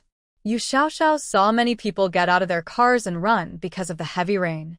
Some sat in their cars, hoping for rescue, holding onto false hope. It was frustrating. What's going on? Rescue teams probably couldn't arrive anytime soon. The two quickly reached the nearest supermarket, which was quite crowded. Staff members were wandering at the entrance now and then. With such heavy rain, how would people get home after work? Kids were in summer classes, so how would they pick them up? Inside the supermarket, everything was chaotic and people were making calls one after another. Yu Xiaoxiao wasn't lacking anything right now. She just wanted to see how everyone else was doing. Zhang Jing ran over with a box of instant noodles. "Xiaoxiao, if the rain keeps pouring for the next few days and it's hard to go out, we can just eat instant noodles at home." "Silly girl, all you think about is eating instant noodles." Yu Xiaoxiao chose to carry a bag of rice home. It was vacuum-packed, so it wouldn't get wet. "Xiaoxiao, this big bag is heavy. Are you okay carrying it?" "It's okay. It's not far from home." "Then I'll also carry a bag." The two of them carried their things back together. At the entrance of the community, Yu Xiaoxiao specifically looked at the nearby convenience store, which was already closed. The shop steps were quite high, so it wouldn't flood here easily for a while. Just as they were about to enter, a piece of tile fell from above. Yu Xiaoxiao reacted quickly. The tile didn't hit her head, but it did hit the rice she was carrying on her shoulder. The bag was smashed, and tile fragments flew everywhere. Yu Xiaoxiao's neck was injured. The rice bag had already fallen to the ground and spilled everywhere. Yu Xiaoxiao, realizing late, touched her neck wound. It was bleeding. She looked up at the sky. Even in a different place, they still wanted to hurt her with something, huh? Darn you, sky. I curse you. Xiaoxiao, coming quickly. Are you okay? Zhang Jing hurriedly put her own bag of rice in the corridor and pulled Yu Xiaoxiao inside. Xiaoxiao, your neck is bleeding. Let's go back quickly. I'm fine. Just a small injury. That was so close. Luckily, you reacted quickly, or it would have hit your head. We're so lucky. Fortunately, Yu Xiaoxiao responded fast, or her head might have been seriously injured like in her past life. But she still didn't feel much better. The dizziness from her past death came back. Jing, hurry. Let's take the elevator and go back. After entering the elevator, Yu Xiaoxiao saw that Zhang Jing's shoulder was also cut by the tile fragments. She probably got hurt because of her.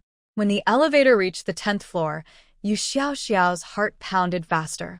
She immediately pressed the button for the 12th floor.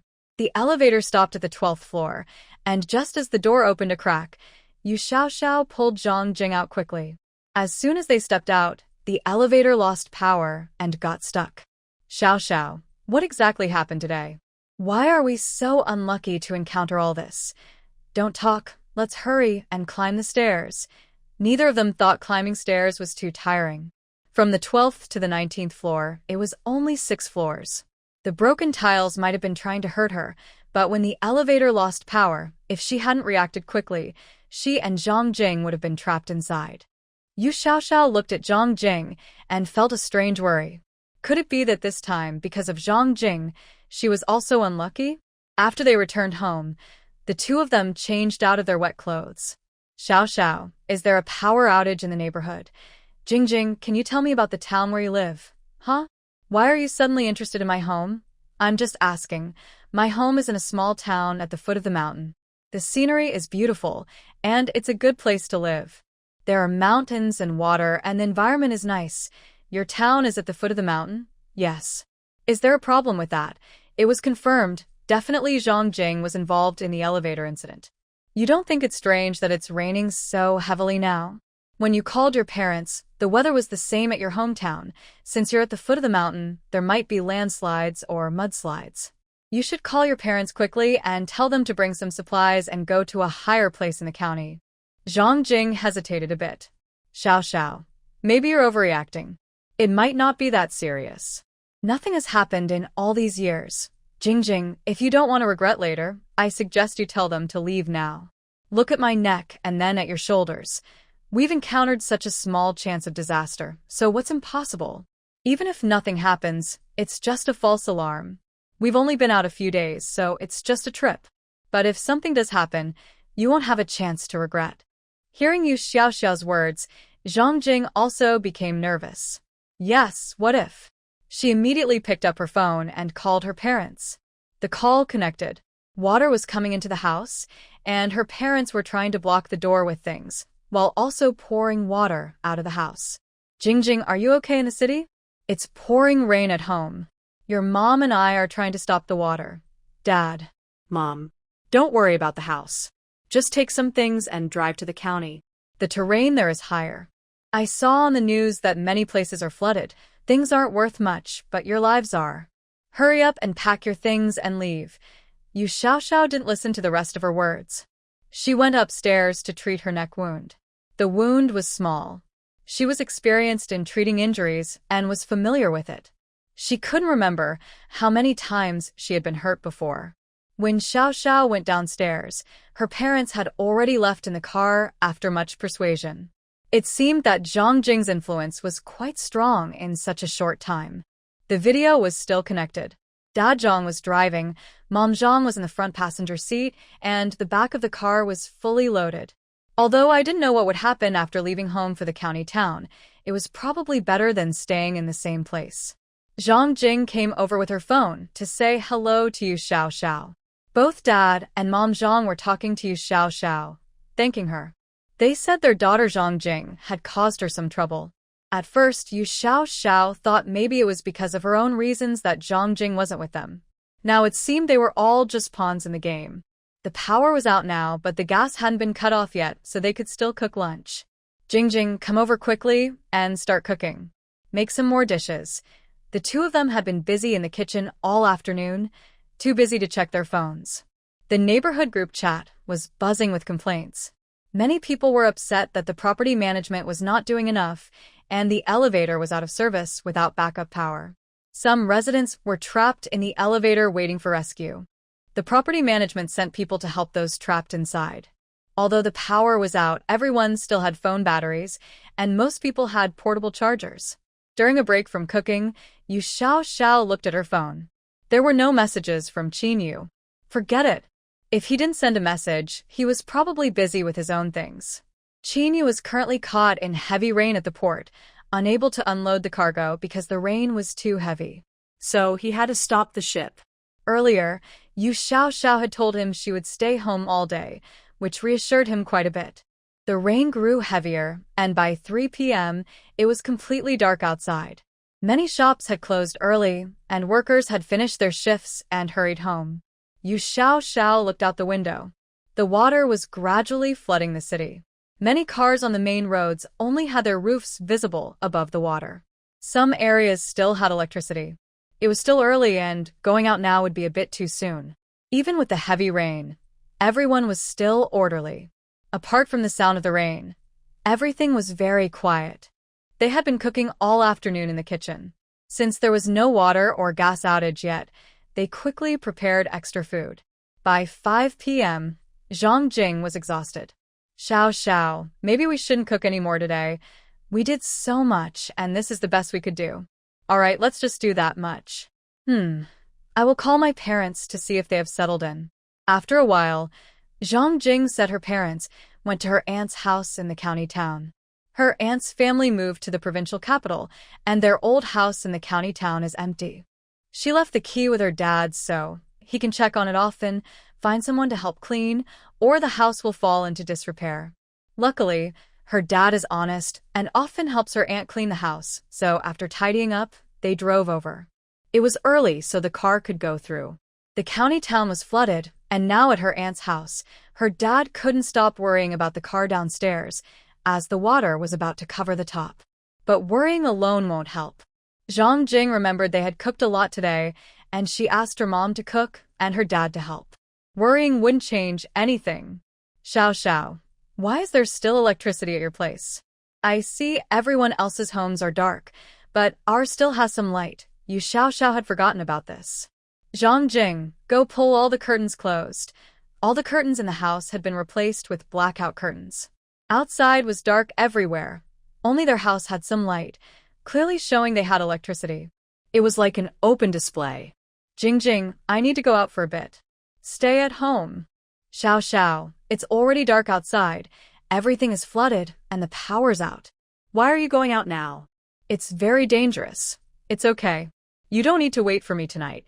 When you're sleepy, just go to bed. No, you haven't told me what you're going to do. I don't feel safe. I want to gather some supplies. Do you want to come with me? Given the situation, it probably won't get better soon, and we don't know when the rain will stop. Then I'll go too. More people, more help. Zhang Jing thought it was okay for her to go out and gather supplies nearby. Let her get used to the coming end times early. Then stay close to home. We'll split up. They went to the first floor, where the floodwater had reached the lobby. Xiao, maybe you shouldn't go. It looks very dangerous, and we have quite a lot at home. Let's wait a bit.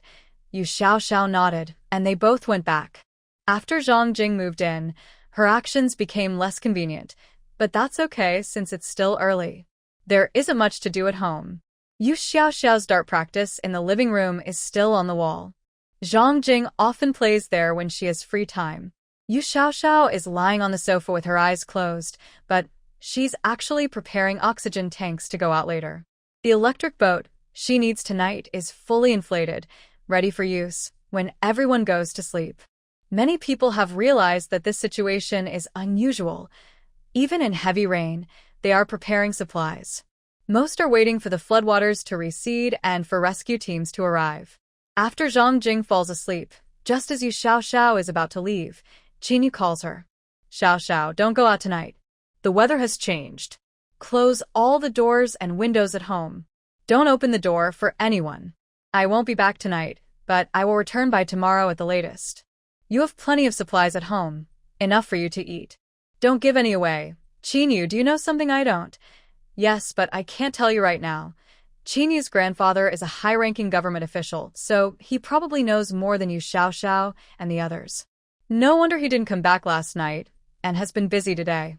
Yu Xiaoxiao thinks he'll still be busy tomorrow. Actually, Qin Yu is also stockpiling supplies, but he's doing it for the country, so he doesn't have time now. Just focus on your work. Don't worry about me. I won't go anywhere. Hearing Yu Xiaoxiao's gentle and obedient words, Qin Yu feels much more relaxed after a tiring day. He took a short rest in the afternoon, but he has more work tonight, so he won't be able to return. Fortunately, Yu Xiaoxiao has a habit of stockpiling supplies. Qin Yu, I have to go now. Things are about to start again. The person calling him is Qiu Wenqi, who is also in the magic capital.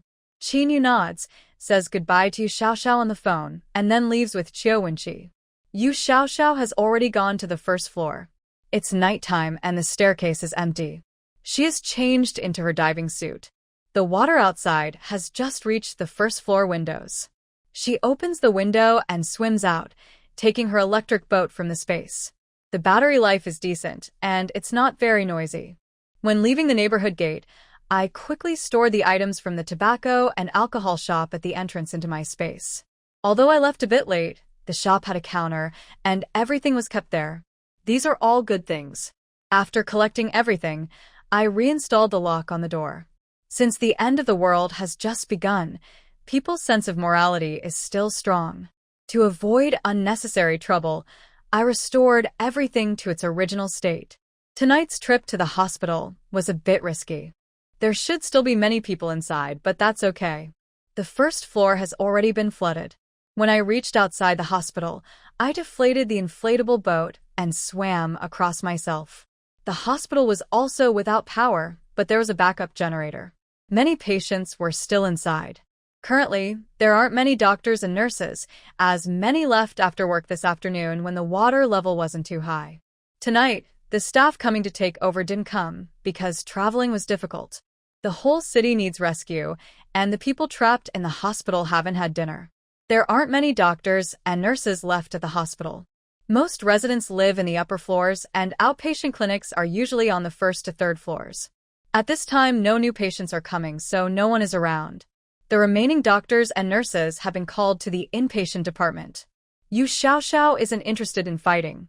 She quickly changed out of the water and put on her clothes, with her black clothes and hat covering her tightly. Knowing that some of the hospital's surveillance cameras are still working, she first cut off the power to the outpatient area.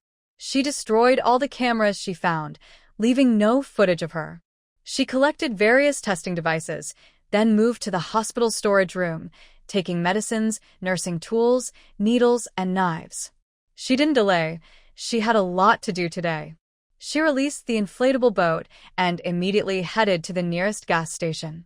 I'm not sure if I should say Yu Xiaoxiao is lucky, but a fuel truck was parked at the station. Because of the heavy rain, it couldn't unload, so it stayed there. In the darkness, Yu Xiaoxiao directly stored the truck into her space. Since the fuel truck was there, she guessed the remaining fuel at the station was running low. Continuing to wait was unnecessary and a waste of time. Her next stop was to get her beloved RV. The location of the dealership wasn't far from her, and she had planned this route in advance. The area is located at a higher elevation, so the water hasn't reached here yet. Although there was a power outage, there are surveillance cameras here. Because the roof is very high, she finds it difficult to act directly. This place is somewhat remote, as the area is large and not suitable for building in the city center. Yu Xiaoxiao took out a gun from her space. She knew how to use a gun from her past life. She checked the camera detector. Anywhere with surveillance cameras could be shot with a silenced gun, so the sound wouldn't be loud. After confirming there were no cameras, she changed her clothes and headed straight for the car she liked last time. Although she liked many cars, space was limited. Assuming each car is about 2 meters wide, stacking 5 cars is possible. SUVs are shorter, but RVs are much taller. She managed to take 2 RVs and 2 luxury cars with the same brand as Chinyu. It's best if she can find the car keys. If not, it's okay. She just needs to look for them first. Fortunately, she found a keychain in the room near the office. This time, Yu Xiaoxiao played the good person. She pressed a key, and a car blinked. She casually placed the car key in the driver's seat. Although she liked all the cars here, space was limited, so she had to choose the best ones. This place is on higher ground. Even though it might be flooded from behind, all the cars are locked and haven't been opened. The luxury cars should be quite water-resistant. Cars that can be repaired after flooding can still be driven. She'll leave them for others. She packed up her things and got back on the inflatable boat.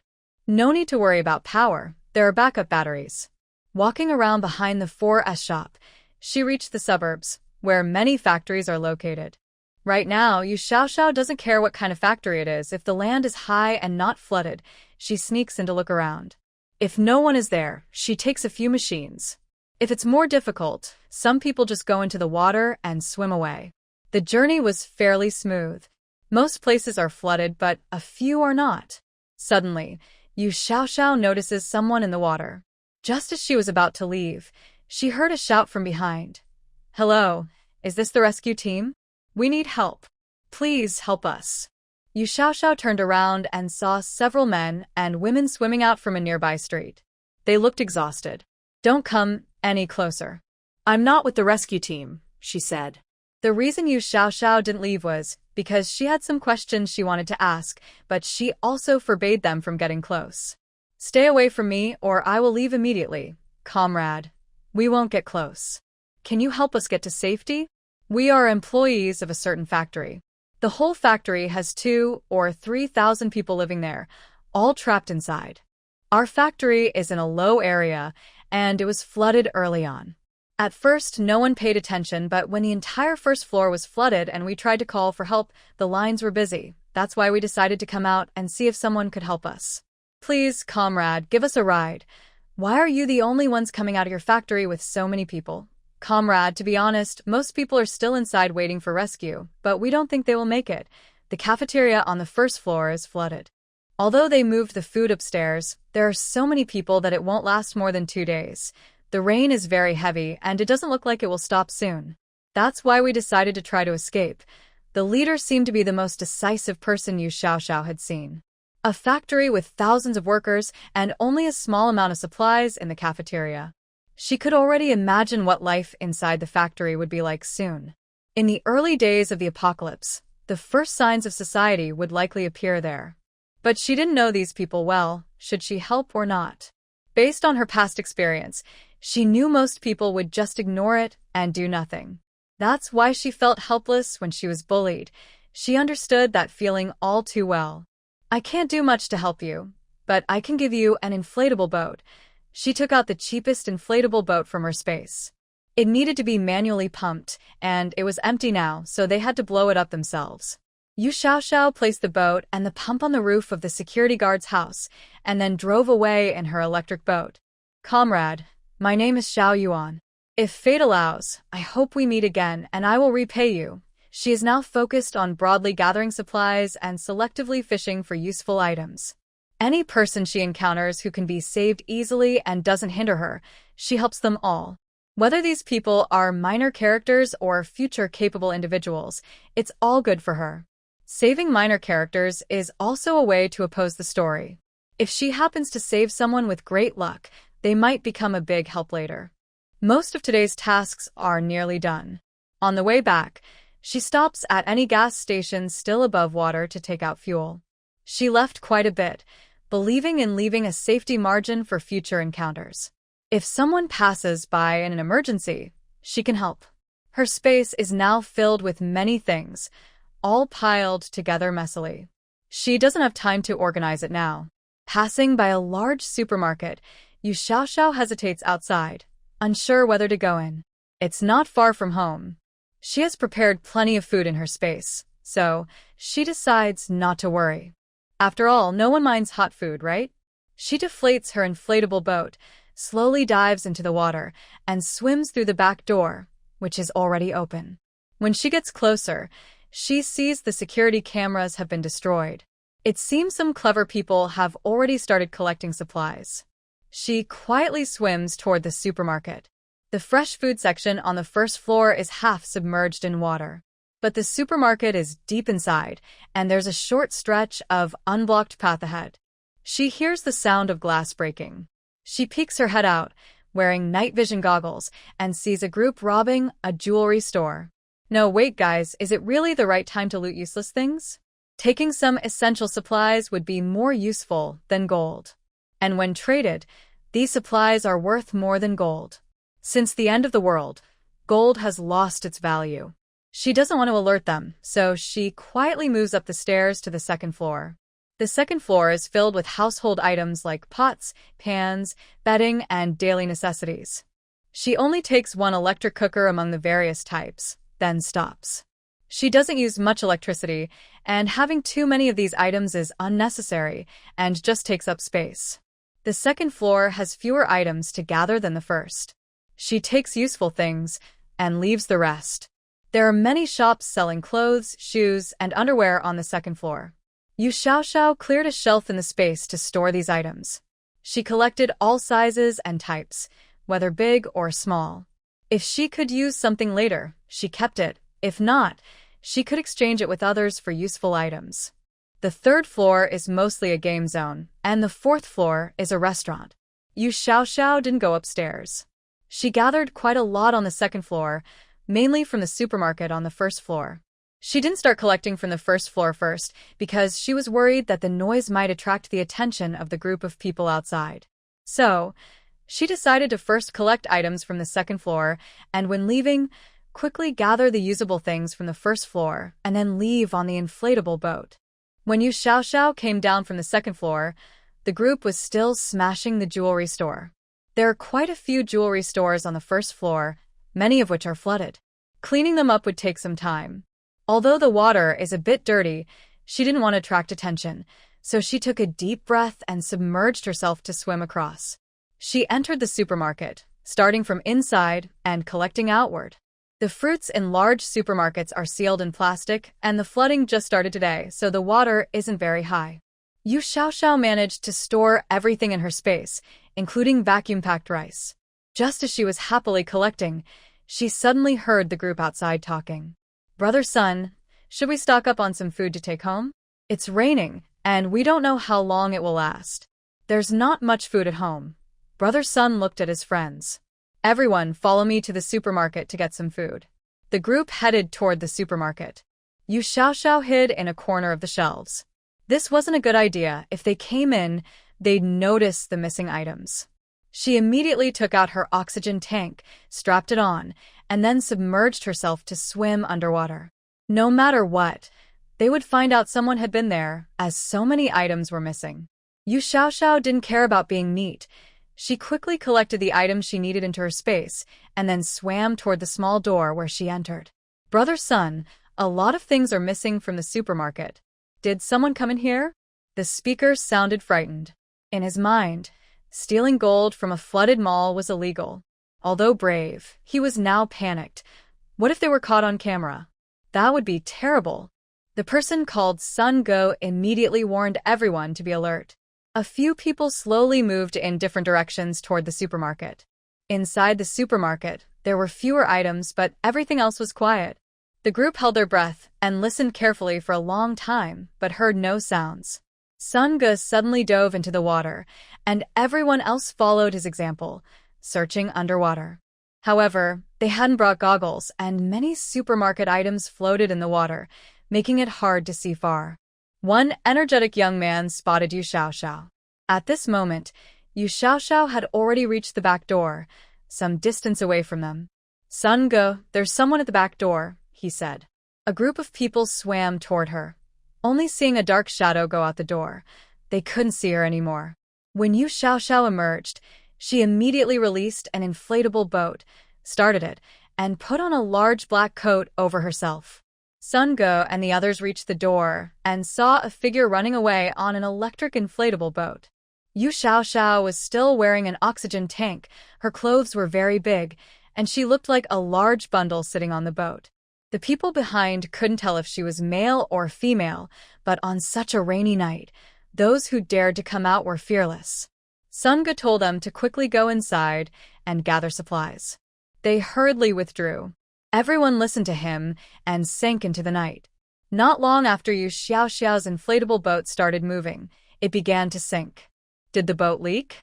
Without hesitation, she quickly replaced it with a new inflatable boat, took out the power source, and threw away the damaged one. Yu Xiaoxiao felt very upset. She knew that once again, the story's power was making things more intense for her. She took out a bowl of spiritual spring water from her space and drank it, feeling a bit better. Today was the first day of the apocalypse, and she had already encountered such situations several times. She could feel the effect of the spring water weakening. She had been out for a long time tonight. She planned to go to a higher ground where she could buy an electric bike. When she arrived, everything was fine. The electric bikes hadn't been flooded much. Motorcycles and bikes were on this street, and she collected many into her space. On her way back, she passed by a few large pharmacies and raided them again. She had completed all her tasks for the day. It was late into the night, and she decided it was time to go home. One quiet evening, a person returned home alone, took a hot shower, and felt completely soaked today. The water was dirty, but there was no other choice. They swam for a long time, and their clothes stayed wet, making their hands and feet swell.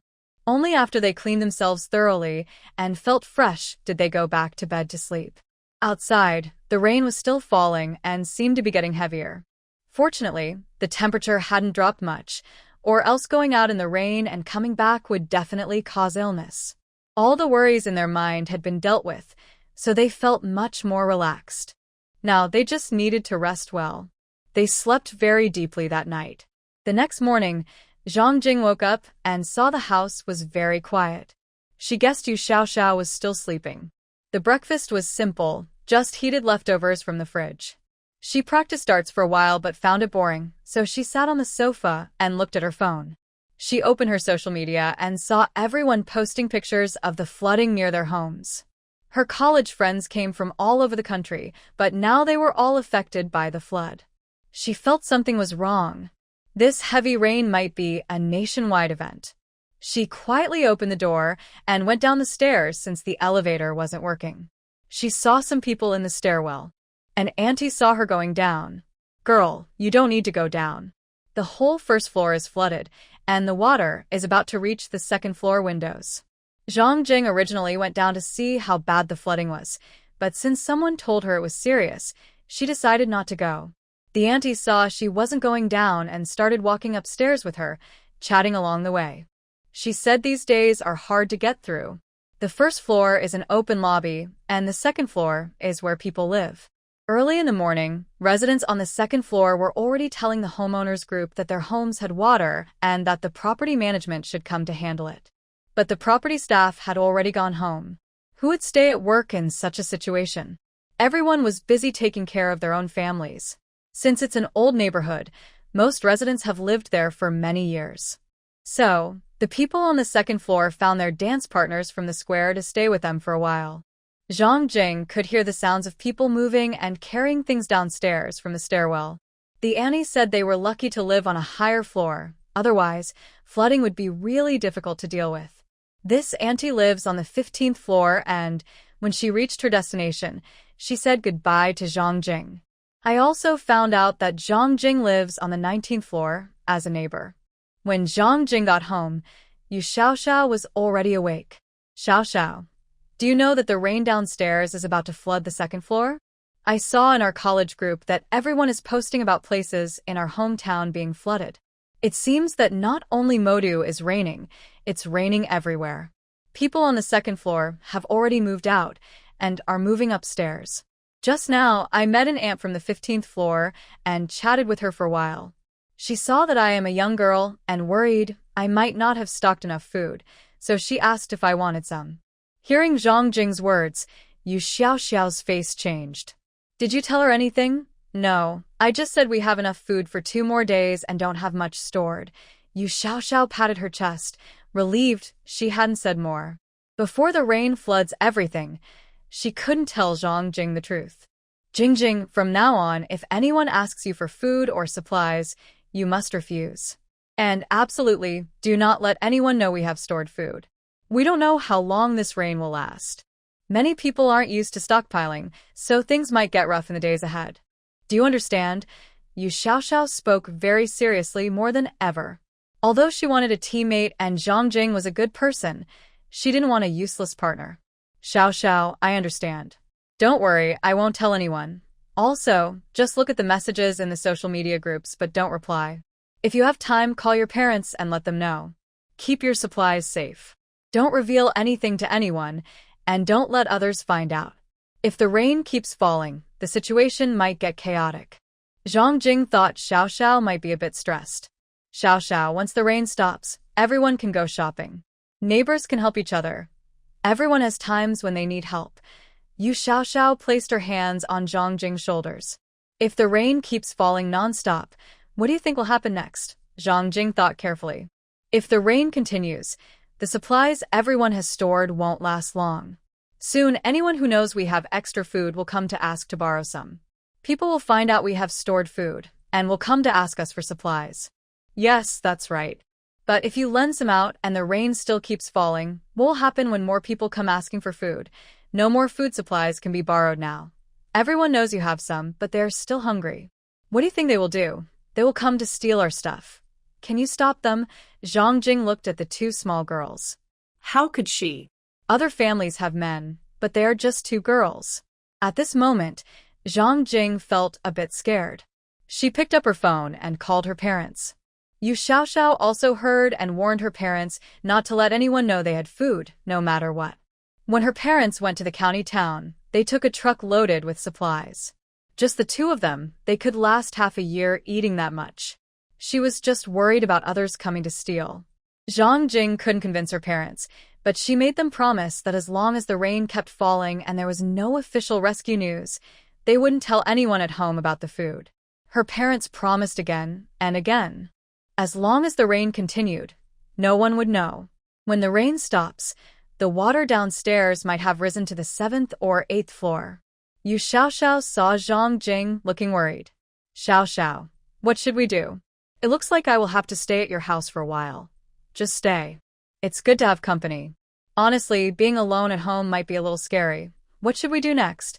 Next, we need to have breakfast, Bauer. The breakfast can be heated and eaten. Oh, Xiaoxiao, if the rain keeps falling, won't the gas run out soon? That's a good point. Yes, probably today or tomorrow. If the rain continues, the gas might be cut off, so we should prepare more food. If the gas stops, cooking will be a problem. The power is already out, and if the gas stops too, how will everyone eat? No need to cook more. We already did yesterday. The fridge is small and full. If we make more and keep it for a long time, it will spoil. Zhang Jing suddenly felt discouraged. It seemed she thought of something. She picked up her phone to check messages. The social media was very quiet, no updates. Xiaoxiao, do you think Weiwei is doing okay in the Magic City now? Momo is now back in her hometown, but I don't know how she's doing. Jingjing, right now, whether it's Vivi or Momo, whenever they ask us, we always tell them there are no supplies. Do you understand? I understand. Before she could say more, her father called. Their hometown was flooded after the rain caused a mudslide. The whole town was gone. The neighbors from before are all gone. Only one family, who ran a supermarket, survived. They had swimming rings, and they tied them together. They were washed out by the water. Their family also has a house in the county seat, and they moved there. They knew Zhang Jing's family had left the day before and even called her father. Now, Zhang Jing feels cold all over. If it weren't for Yu Xiaoxiao, her parents might really be gone. She hugged Xiao Xiao tightly with tears. Zhang Jing's voice was heard, and Yu Xiao Xiao listened too. It's okay. Uncle and aunt are safe now, right? You must tell them to take good care of their things. I will. Jing, now there's a nationwide power outage, and soon the internet might go out too. So, before the internet is cut off, if you have anything to say, tell your parents quickly. She left her some space. Yu Xiao Xiao went upstairs to organize the things they brought in last night. They had hurriedly packed everything, so it was messy. Now that she had time, she wanted to sort it out. She separated the medical equipment brought into the hospital. She doesn't understand all of it, but she collected a set of examination instruments and surgical tools for each department. She also gathered items from the warehouse, even blood bags. Her warehouse was in a static state. Everything was as it was when received. Looking at these items, she felt quite safe. The total value of these instruments might be over 100 million. They also collected a lot of production equipment from the factory. She didn't take the large, continuous production machines because they take up too much space. She only took independent machines that can operate on their own. Better to have than not, in case they're needed someday. The space is empty anyway, so why not reuse it? At this moment, before the rainwater flooded Jiangcheng, Wang Anya and her family rented a house. Jiang Feng helped her rent it, right next to his own. Last night, not only Yu Xiao Xiao was collecting supplies, but Wang Anya was also gathering resources. Their family already knew about her having a special space, and Jiang Feng was aware too. So last night, Jiang Feng took Wang Anya to collect supplies. Unlike Yu Xiao Xiao sneaking around to gather things, they came more forcefully. Wang Anya also openly talked about the end-of-the-world situation with them. The whole family went out to collect supplies, except Yu Tian, who stayed at home. After Yu Dad learned about this, he also thought about Yu Xiao Xiao. But he remembered how Xiaoya had hesitated and called Yu Xiao Xiao back before, and she didn't appreciate it. Since this situation broke out, Fang Kun often whispered in his ear. Even if Xiao Xiao comes back later, he would still criticize her. Now, he doesn't blame Wang Anya at all. After all, Xiaoya called her back, and if she goes to live in the house her mother left her, people might treat Xiao Xiao a bit better. But now everything is uncertain. She secretly sold the house, which hurt him deeply. Jiang Feng has now become Wang Anya's protector. Yu Xiao Xiao was organizing her space easily. After finishing, she came downstairs and also gave Zhang Jing a bow and arrow for training. Zhang Jing had already called her parents and was looking at her social media. Yu Xiao Xiao came over before she could turn off her phone. What's going on? The end of the world. Do you want to confess your feelings? Xiao Xiao, don't tease me. I just wonder how they're doing now. Just make a call if you want to know. They had the numbers saved, so dialing was easy. Xiao Xiao, Qinyu hasn't come back. Aren't you worried at all? What's there to worry about? He said he was busy with something and would come back when he's done. So you still trust him? Of course. He had a good life in his past life, so this life probably won't be much different. Trust or not is one thing. I just think he's not the kind to die young. She roughly knew what Qinyu was doing now. Right now, she was quite curious about what Xiao Ran and Jiang Qi were up to. She took out her phone and made a video call to Xiao Ran. Soon, Xiao Ran answered the call. What do you want? Now, Xiao Ran finds it quite strange that Yu Xiao Xiao is calling him via video chat. Is your area flooded? Are there any parts of Magic City that are not flooded? Yu Xiao Xiao touches her nose, realizing the truth. What are you doing now? Xiao Ran is helping his father handle family matters. Everywhere is flooded now. Our factory in the suburbs of Magic City is being affected. We're sending people to help with rescue efforts. We can talk later if there's anything else. Do you know what Jiang Qi is doing now? Jiang Qi? He might also be dealing with family business. All right. You both are busy people. Go ahead and do your work.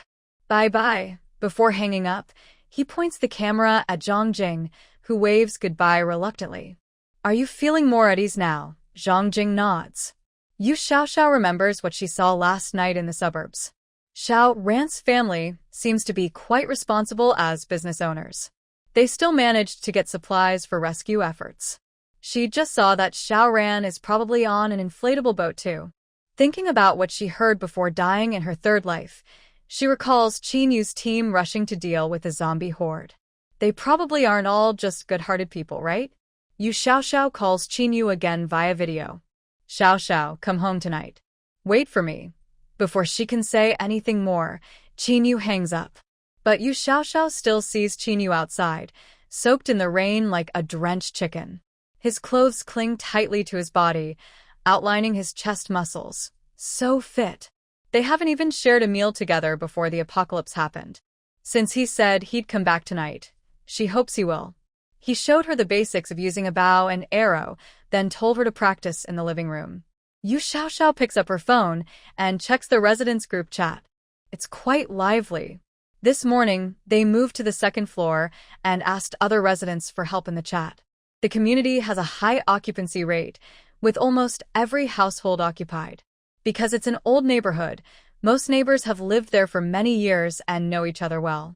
Nothing particularly difficult or troublesome has happened. Yu Xiaoxiao thought that Chinyu's parents had settled in this place years ago, which showed that the residents in the community were quite well off. However, many people had moved out and rented their homes. Most of the loudest voices in the residents' group were from tenants. She also saw many caring aunties in the group, helping to send warmth, including Zhang Jing, who mentioned the aunties on the 15th floor of their building. Oh. If they had done good deeds before the end of the world, no one would think much of it. They were all kind-hearted people. But now, after the world has ended, doing good might lead to trouble. She turned off her phone and joined Zhang Jing in practicing archery. Around dinner time, Chinyu returned home. He washed up, changed clothes, and went up to the 19th floor. As soon as he entered, he sensed something was wrong. Is there still electricity in your home? Yu Xiaoxiao nodded. Yes, I bought a generator earlier and we have some backup gasoline so we still have power. Yu Xiaoxiao didn't want to say much. She went over and hugged Chinyu. Thinking about the video she saw on her phone today, she buried her face in his chest and rubbed against him. Soon, her face turned red. Zhang Jing heard the noise and came out of her room, seeing the couple hugging. That's a bit too much. She wondered if she was being unnecessary. She covered her eyes and quickly stepped back. Although she hadn't seen him for only 2 days, Yu Xiaoxiao felt like it had been a century. Chinyu rested his chin on Yu Xiaoxiao's head, which was fluffy and adorable, and his hair smelled nice. Is there water upstairs, huh? Yu Xiaoxiao hadn't paid attention to that. She let go of him and went to the kitchen to turn on the tap. No water. Yu Xiaoxiao wasn't worried about drinking water. She had some in her space. But using it for bathing might be a bit luxurious, and she needed a reason to justify it. So, she kept a large water barrel in her space. In extreme cold, she could use snow water, melting frost if needed. But in very hot weather, no water would be a problem. Did the water stop outside when you came back? Yes, both water and electricity are out, and probably gas too. Yu Xiaoxiao immediately turned on the gas stove in the kitchen, and there was gas. There's still gas. I'll quickly cook some food. She took some vegetables from the fridge and called Zhang Jing to come help her cook. Tonight, we ate dinner here because Chinyu came back early, and they finished preparing food quickly. Right after dinner, someone in the owner's group chat announced a gas outage. Chinyu was also checking the messages, and the group was filled with complaints. The whole family hadn't eaten yet, so what should they do now? Yu Xiaoxiao felt a bit helpless. The second floor was flooded, and the power was out. Did these people not expect the natural gas to stop too? Suddenly, someone in the group started selling items stored in their refrigerator. Since there was no electricity, the food could be temporarily kept, but if it lasted too long, it would spoil. This was from Resident 0402 on the 4th floor of the building, near the corridor. The asking price was high, and the payment was in RMB. Soon, the deal was made in the group chat. There was no water, no electricity, and the gas was also out. The second floor was flooded, and people couldn't go outside. Someone took a photo and sent it to the group.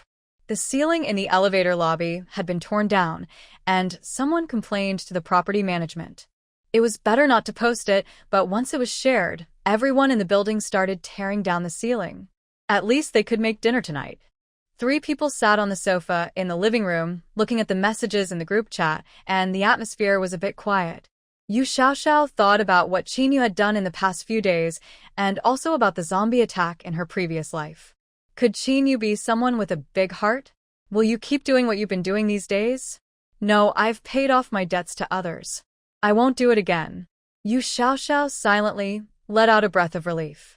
The heavy rain lasted for 3 months, coming and going intermittently. In her previous life, Jiangcheng was flooded up to the 7th or 8th floor, and most areas were like that. The military had already been overwhelmed during the heavy rains. It's still early, so it's hard to see the full picture now. When people realize that society has lost order, life will become difficult, survival of the fittest. Tomorrow the internet will probably go down too. It's been 2 days. Even with power banks, phones will run out of battery. Qinyu had something to do, so he took Yu Xiaoxiao to his house. As soon as they entered, Yu Xiaoxiao saw many things in the living room. Where did you get the generator and the gas tank? The generator was brought back when I returned, and the gas tank was taken from the restaurant downstairs. Yu Xiaoxiao gave him a thumbs up. His reaction was quite quick. Qinyu brought back many supplies, all of which were useful. He also kept some items in his apartment, but he wasn't planning to go back there for now. Yu Xiaoxiao had moved many of her things here and had also stockpiled a lot of food. Xiaoxiao, did you know it was going to rain early on? She had prepared a lot of supplies in advance, not only for her own home but also filling his house. Now the fridge was full, and they needed to quickly install the generator, or the food might spoil over time. I knew it would rain. Didn't you check the weather forecast? It said it would rain. She would never admit otherwise. Together, they successfully installed the generator on the 18th floor. Qinyu also brought diesel and gasoline. Qinyu, where did you park your car? On the top floor of my apartment building. A rooftop parking lot? As long as it wasn't flooded, it was fine. They helped Qinyu organize his supplies. He then came out of his room and handed Yu Xiaoxiao a package. She opened it and saw a pistol and a few bullets. She looked up at Qinyu's expression. Their eyes met, and Qinyu signaled for her to open it. Next, Qinyu taught her how to load the bullets, chamber the gun, and shoot. Here's a gun for your protection. If the heavy rain keeps going and things get uneasy, you can use it just in case. Do you have one too? Qinyu nodded casually. He had known how to use one since he was young. Although Yu Xiaoxiao had many guns of different types stored in her space, no one would complain about having too many guns. Plus, this gun was legal, so she could openly carry it in the future. She happily kissed Qinyu on the cheek. She was casual about it, but Qinyu's face turned slightly red. Yu Xiaoxiao also noticed Qinyu blushing. But instead of feeling shy, she leaned closer, and the two faced each other, looking into each other's eyes. Qinyu's heart pounded. His gaze drifted from her nose to her lips, and he gently kissed her. It was their first kiss, and neither of them knew exactly what to do. He was handsome, but his technique was a bit awkward. In Yu Xiaoxiao's accusatory gaze, Qinyu cupped her face and kissed her again. As the kiss deepened naturally, Qinyu's phone rang. He reached into his pocket, answered, and immediately hung up. Less than a minute later, it rang again. This time, Yu Xiaoxiao pushed him away, signaling him to answer quickly. It was Xiao Ran calling, probably looking for Qinyu. Since they couldn't finish talking in a short time, Yu Xiaoxiao decided to leave first. She had never been in a relationship before and didn't really understand men. Although she had seen many men and women sell their bodies for some benefit, she had never seen how they did it. She wondered if they would be completely undressed. Lying on the bed, she thought about it, imagining scenes of intimacy. She had only seen kisses before, never anything more, and she also thought about what it would be like to see Qinyu undressed. Honestly, she couldn't imagine it. It wasn't that she didn't want to. It was because in her past lives, she had been like a crazy person, and no one had ever liked her. Who would like someone with a disturbed mind? Before the apocalypse, she focused on studying. After her mother died, she became quiet and withdrawn, with no friends. She had never watched adult movies. Thinking about it, she searched her space for books and materials that Zhou Kai had prepared. Maybe there was something related. She stayed up late, browsing various materials on her computer. They were comprehensive, including different TV shows, movies, both modern and ancient, domestic and foreign. But none of them had scenes like that. Whenever the main characters were about to do something intimate, the scene would cut away. Why don't they just film it and let people watch? The next morning, she stayed up late and developed dark circles under her eyes, but saw nothing. Zhang Jing asked her why her eyes were so dark, but she didn't dare to say. After thinking for a while, she pulled Zhang Jing aside and quietly asked if she had downloaded any adult videos. Zhang Jing was so shocked she couldn't speak. Xiao, do you know what Qinyu would think if he found out? If you want to know, you could just move downstairs. I don't know anything about that stuff, Zhang Jing replied shyly and pretentiously. People haven't even been in a relationship before. How would I know about couples? Then she suddenly remembered something. Xiao, are you planning to ask Qinyu to do that for you? Xiao took out her phone and checked, but there was no internet connection. She moved around the house trying different spots, but still no signal. What's going on? Has the internet gone out? Jing, your phone has no signal either. Try yours. Zhang Jing took out her phone and tested it everywhere. Indeed, there was no internet. She shrugged her shoulders, showing she couldn't help. Xiao remembered Qinyu was still on the phone downstairs yesterday, then she happily ran down again. The person opening the door was Xiao Ran, which really surprised Xiao. Why are you here? Xiao Ran opened the door and saw Xiao in pajamas rushing over. Maybe it wasn't the best time for her to come. Last night, I was busy until very late, so I stayed here overnight. Are you planning to leave today? How did you get here? Did you swim? The rain outside hadn't stopped. This morning, the second floor was completely flooded. The water level was very high, and if someone wasn't good at swimming, they wouldn't be able to come back. Last night, after working until late, Qinyu didn't sleep much because Xiao's knocking woke him up. Qinyu had gone out last night to help move supplies. When he's speechless, he doesn't want to talk much. Xiao Ran opened the door and let her in. The living room was full of stuff, all messy. Wow, they are really good at collecting things. This is the 18th floor, and everything was carried up the stairs. Where did you get so many supplies? Qinyu came out of the bathroom. Just as Xiao entered, he was washing up, and Xiao Ran went to open the door. Yesterday night, we fished them out of the flood. They sat down and talked. Xiao learned that many people had gone out to gather supplies these days. With water, gas, and electricity cut off, everyone was in a tough situation. What are you planning to do next? Xiao Ran, are you going to stay here? What about your family? My parents are on a business trip out of town. They haven't come back yet. Yesterday, I went out a few times and brought some of our factory workers here. The rest are on their own now. My villa has already flooded, so I came to stay with Qinyu. I brought supplies here myself. Xiao Ran didn't expect Qinyu to choose to stay at the old house at this time. His apartment's large flat was actually more suitable for living now. She thought she was right. Xiao Ran must have been on the same team as Qinyu in their past life. Everyone heard they were very capable. Xiao feels she can now show some friendliness, just in case she might need it later.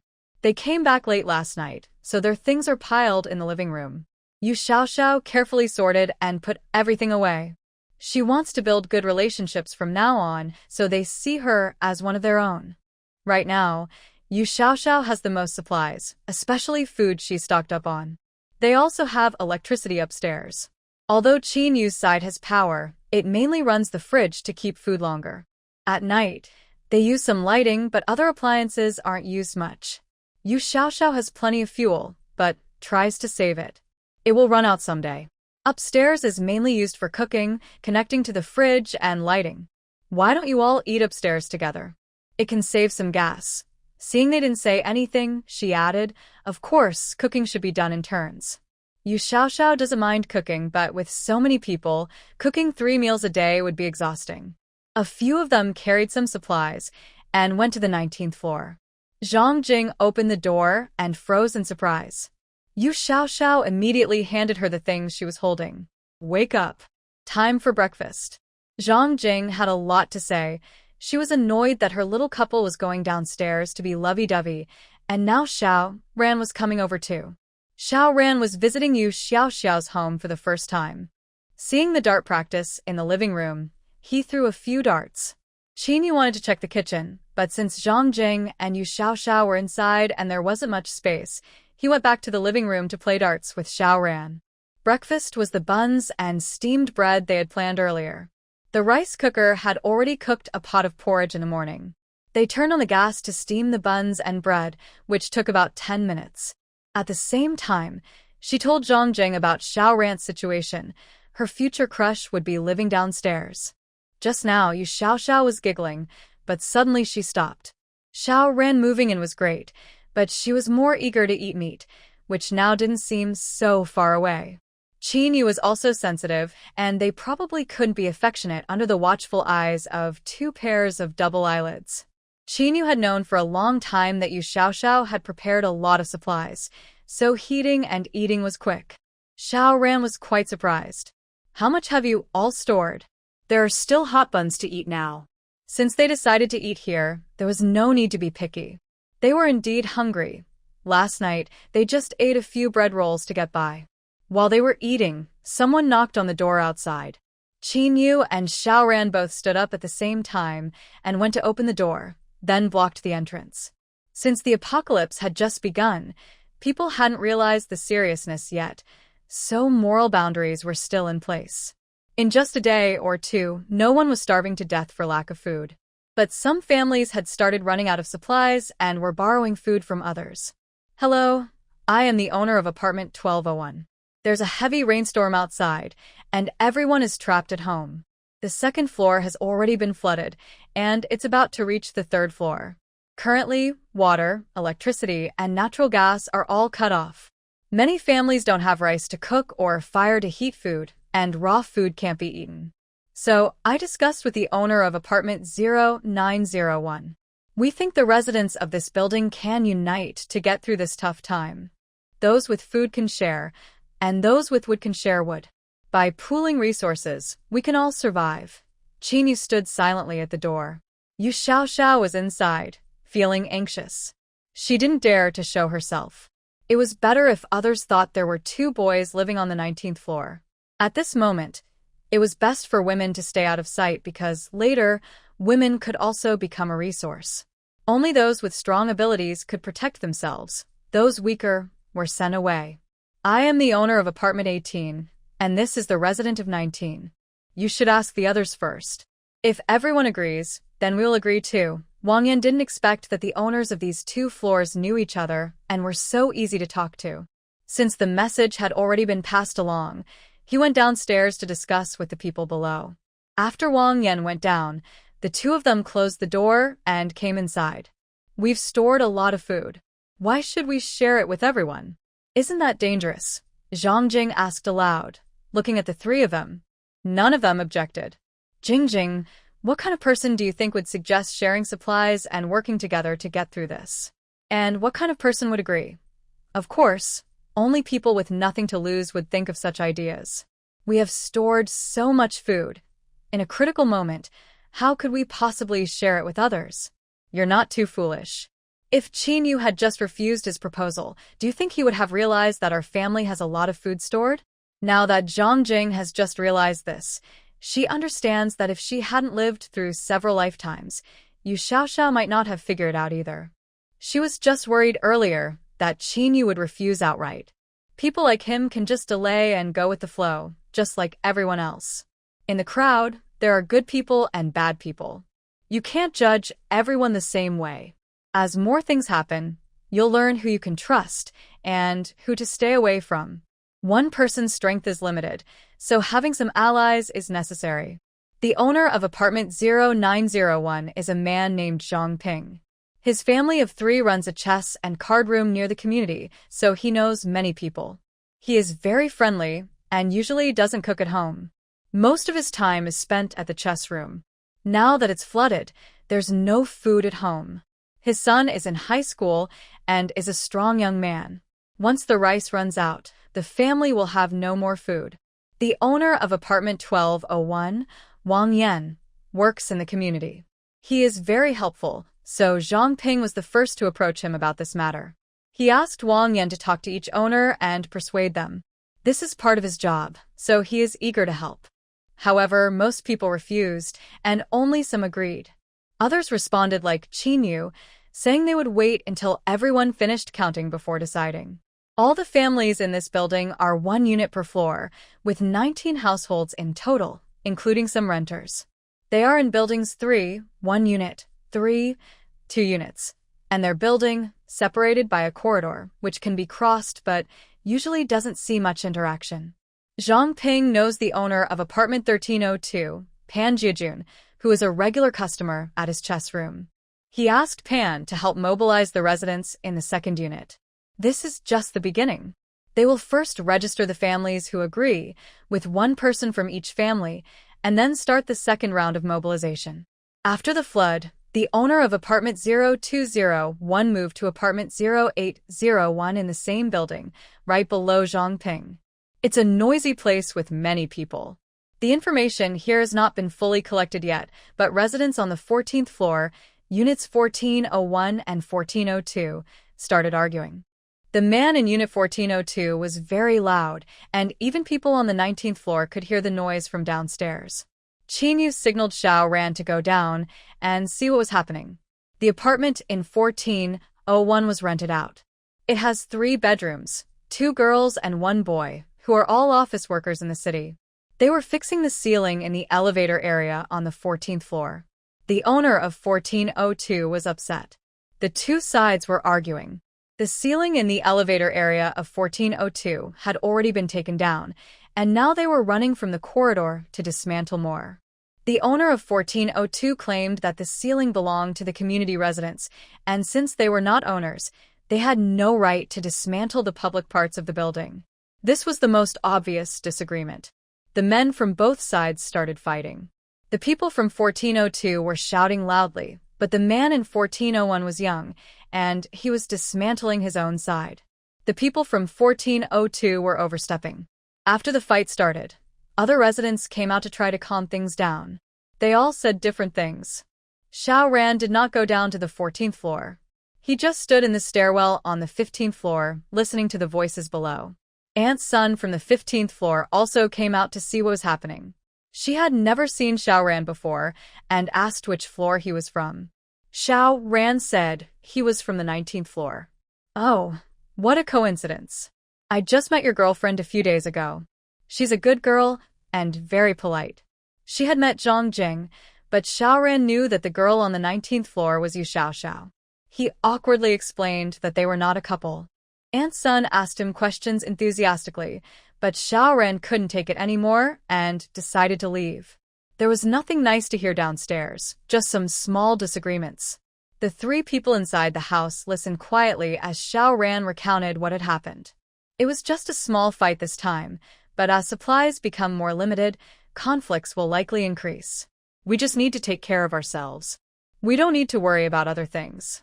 These days, it's always raining heavily, and no one can go out. Now that the internet is cut off, even if they have family, they can't contact them.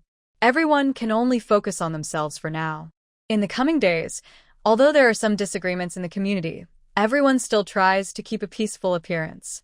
Some residents have even gone out in the rain with saws to cut down trees. Once one person starts acting, others see it and follow suit. How many pieces of furniture and wall panels in the house can be taken apart? We still need to eat every day. After the water stopped, everyone stopped using their own toilets and started throwing waste out of the windows. The smell outside is very bad now. The water has reached the 4th floor. People on the 3rd and 4th floors are moving upward. Since the families on the 2nd floor moved to the 8th floor, they have been arguing a lot. Old friends who used to dance together in the square are now fighting over firewood for cooking. The son of the family on the 8th floor forced the family on the 2nd floor to leave. They took them in, but then tried to steal their food and wanted to burn the furniture at home. Once the furniture is gone, there will be nothing left. He kindly suggested that their family learn from the tree-cutting workers outside, but no one from their family wanted to go out. They only rely on their furniture. How much furniture can they have, and how long can it last? So, the families on the 3rd and 4th floors have no one to take them in. Earlier, Zhang Ping and Wang Yan suggested everyone share resources, so these families came to ask Zhang Ping for help. They settled in the stairwells on the 9th, 10th, and 11th floors. Closing the stairwell doors makes it a sealed space, accessible only to the residents of that floor. The residents of the 9th, 10th, and 11th floors caused a lot of trouble. When they opened the doors, they saw a big family huddled outside their apartments. These people used their own beds to cook, and the smell was terrible. But arguing now doesn't help. Their homes are flooded, and they can't just be kicked out. They have to endure it.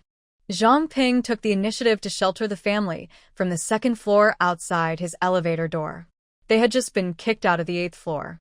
Su Fuxiu, the wife of the 2nd floor family, told Zhang Ping about the stored supplies on the 8th floor. Zhang Ping's family currently has no food. He wanted everyone to help each other, but most people refused. He had no choice. Under his wife's strict orders, he went out to find food. There is a supermarket near the community.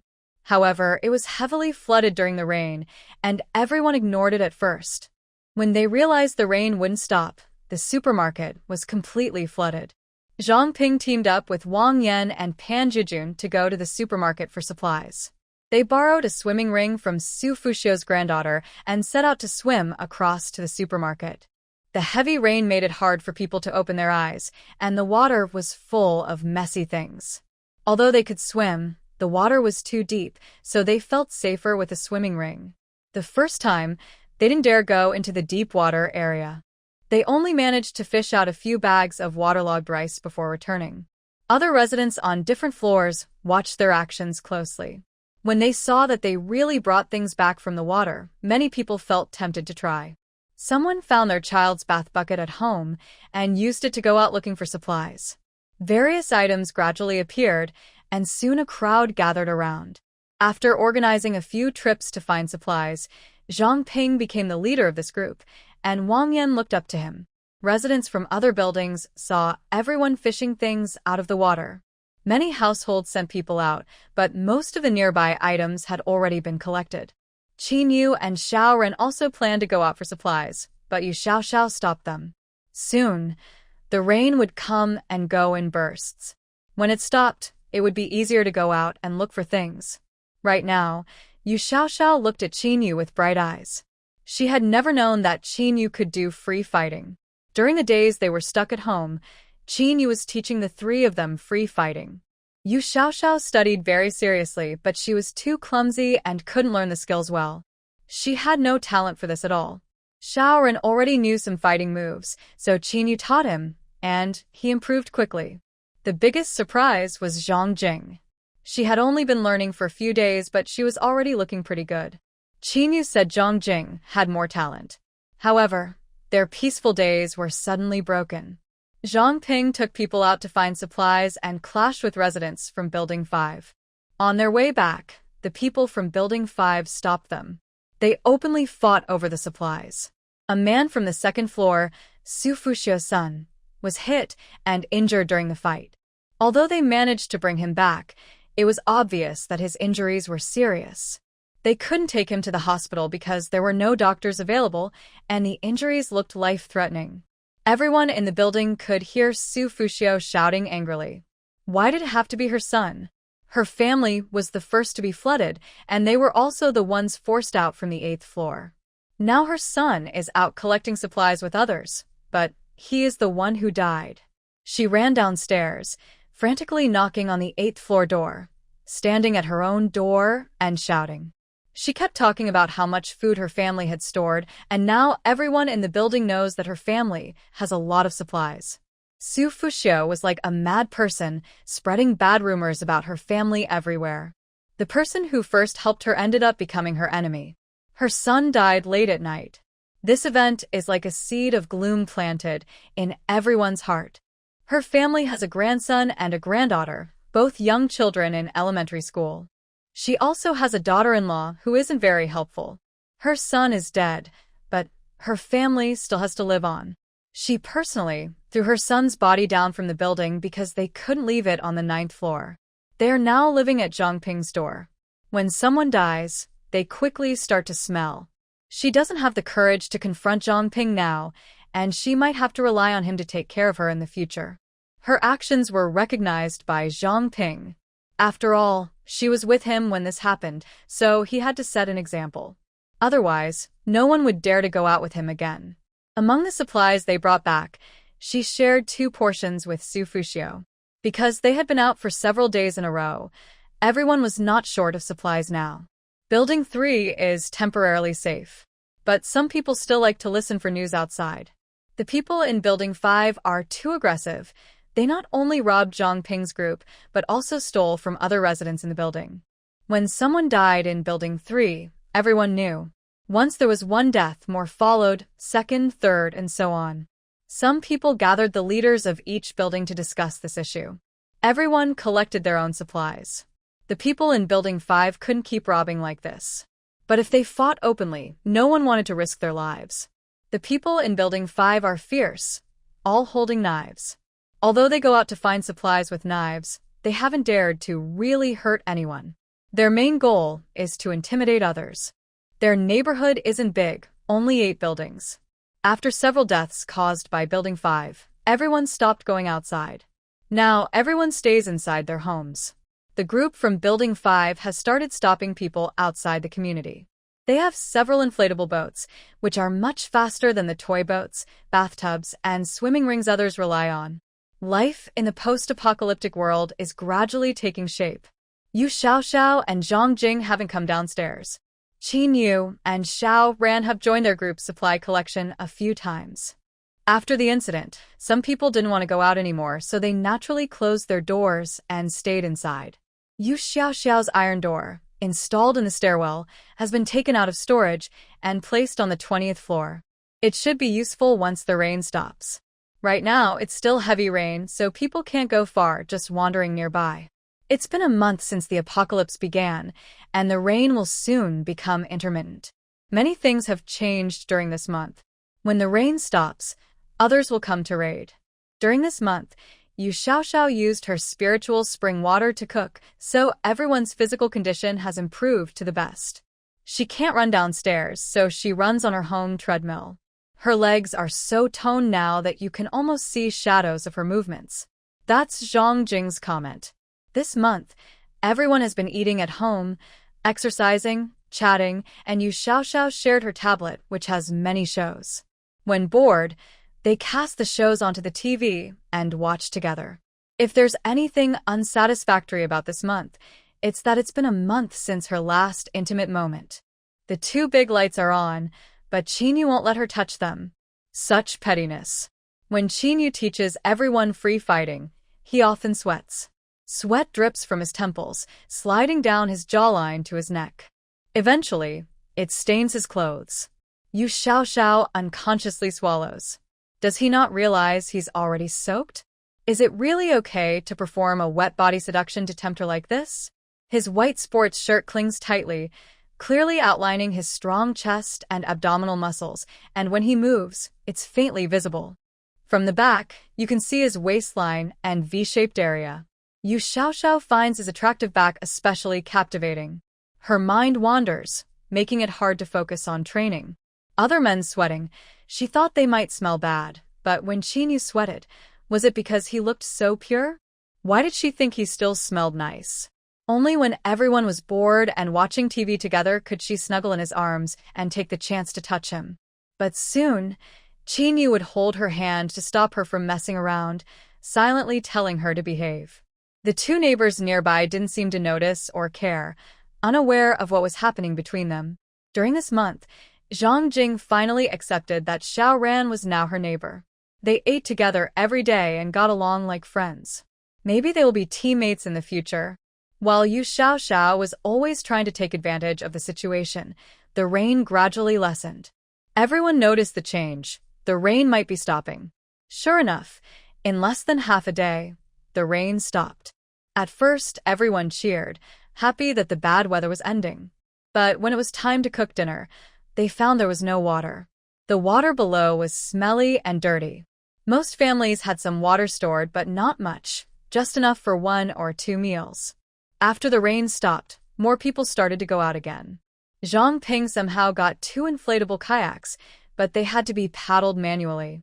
Even so, the other residents of Building 3 trusted him a lot. Zhang Ping organized people to go out and gather supplies. Some thought the rain had stopped and rescue might come soon, so they refused to go out. Plus, the outside was very chaotic now. These people still believed that once rescued, the law would punish those who broke the rules. People with no supplies at home still went out with Zhang Ping. It's only been a month since the end of the world. If everyone was willing to go out and look, they would definitely find something. As time went on, the hardest moments came later. With more trips outside, everyone found places to gather supplies, avoiding others, and still managed to find some resources. But what Zhang Ping and the others didn't expect was that the group from Building 5 had started robbing residents in each building. After the rain stopped, that group began kicking down doors and entering homes to take supplies. This made everyone very angry. The leaders of the other buildings gathered together, demanding that each family send one person to help deal with a troublesome group. If not, they would have to fight them one by one, and no one would have an easy time. Wang Yan went back up to the 19th floor and knocked on the door again. Qin Yu and Xiao Ran didn't say much. Since everyone was going, they decided to join and confront the group.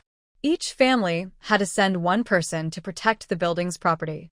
Otherwise, when the troublemakers arrived at their door, they wouldn't be able to stand up to them. This time, gathering people went smoothly, and every family sent someone. Families that didn't send anyone didn't have to wait for the troublemakers to come. They would come to their building, and their doors wouldn't last long against a few kicks. In Building 6, each family sent one person, totaling a few hundred people. Even the more arrogant families in Building 5 couldn't withstand the collective anger.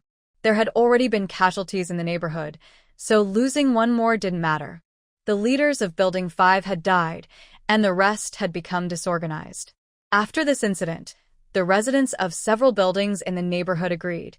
Everyone would take care of their own building, but when outsiders attacked, they would unite and fight together. Half a day was enough for everyone to gather a lot of supplies. By midnight, it started raining again. Many families heard the rain and took out pots, bowls, and containers to collect water. Many homes had bathtubs, which they now used as water tanks. During this month, Yu Xiaoxiao hadn't dared to indulge much. She occasionally cooked some meat, but recently she was craving it badly. When they went out in the afternoon, she took out a rack of ribs from her space and started stewing them. All the doors and windows were closed at home, so the smell wouldn't escape. When Zhang Jing saw this, Yu Xiaoxiao had already chopped the ribs and put them in the pot to cook. Xiaoxiao, isn't this a bit too luxurious for us? Zhang Jing also swallowed hard. Honestly, she was very tempted too. They had been eating simple food these days, mainly because Yu Xiaoxiao had stored a lot of prepared ingredients earlier, which they had been using up. Jing, it's okay. We don't eat like this every day. Today, since they're all out fighting, how can we not enjoy something good to boost our spirits? When Qin Yu and Xiao Ran returned, Yu Xiaoxiao quickly opened the door secretly, pulled them inside, and immediately shut the door. She was afraid the smell of meat would leak out. As soon as they entered, they could smell the aroma of the meat. Honestly, although they had stored a lot of food, it was mostly dry goods like rice, bread, instant noodles, and biscuits. I didn't expect Yu Xiaoxiao to have stored ribs. Actually, today Yu Xiaoxiao did a few things. She packed some items into the refrigerator downstairs in Qin Yu's place. This afternoon, she took a few chickens from her space and put them in there. Later, when they go downstairs to get ingredients, they will find them themselves. In this life, Yu Xiaoxiao doesn't know how long she can live. She doesn't want to live a sad life, just guarding her supplies in the space, yet ending up living like a monk. Thinking of this, she looked at Qin Yu with a sad expression. She said she had suffered for many generations. Qin Yu was confused by Yu Xiaoxiao's look. Did he do something wrong? Everyone was very satisfied with dinner. It had been a long time since they ate so happily. This was the first time after the end times that they ate meat freely. Before the end, maybe meat didn't seem so tasty, but after not eating it for a long time, it really made them crave it. Yu Xiaoxiao originally thought she might soon use the big iron gate she bought. When Qin Yu and Xiao Ran came back and mentioned it, Yu Xiaoxiao didn't expect that the people in this community were quite united. The troublemakers from Building 5 had been dealt with, so they could rest for a while. Zhang Ping later organized people to go out daily to find supplies. Qin Yu and Xiao Ran went out every 2 days. As time went on, fewer things could be found, and eventually, some women also joined in gathering supplies. Some men started making inappropriate jokes, but the women ignored them. Zhang Ping didn't stop them either, but Wang Yan couldn't stand it. He was naturally kind-hearted and involved in community work. Seeing this, he said a few words and the two men didn't continue. However, they cast subtle glances at the women. One of the women, Su Lily, was one of the tenants in room 1401. Since the flood, the other woman sharing the apartment, Zhang Na, and the man, Gung Jun, had become close. Gung Jun would share some of the supplies he found with Zhang Na. Su Lily had stored a lot of things before, enough to last a month, but now she had less. The rain had stopped, and she couldn't just sit and wait. So, when Zhang Ping organized another outing to find supplies, she joined. When faced with the inappropriate jokes from the man across the way, she didn't respond. She only watched as Qin Yu and Xiao Ren never paid attention to her.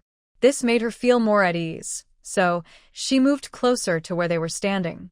Gung Jun, her roommate, looked very ordinary. Before the apocalypse, he seemed normal, but after everyone was trapped, his attitude changed gradually. Zhang Na was really hungry and could eat anything. Gung Jun had hinted several times that she could also eat. But whenever she saw his face, she felt sick and she definitely didn't want to kiss him, fearing she might vomit. She preferred to go out alone to find supplies rather than see his face.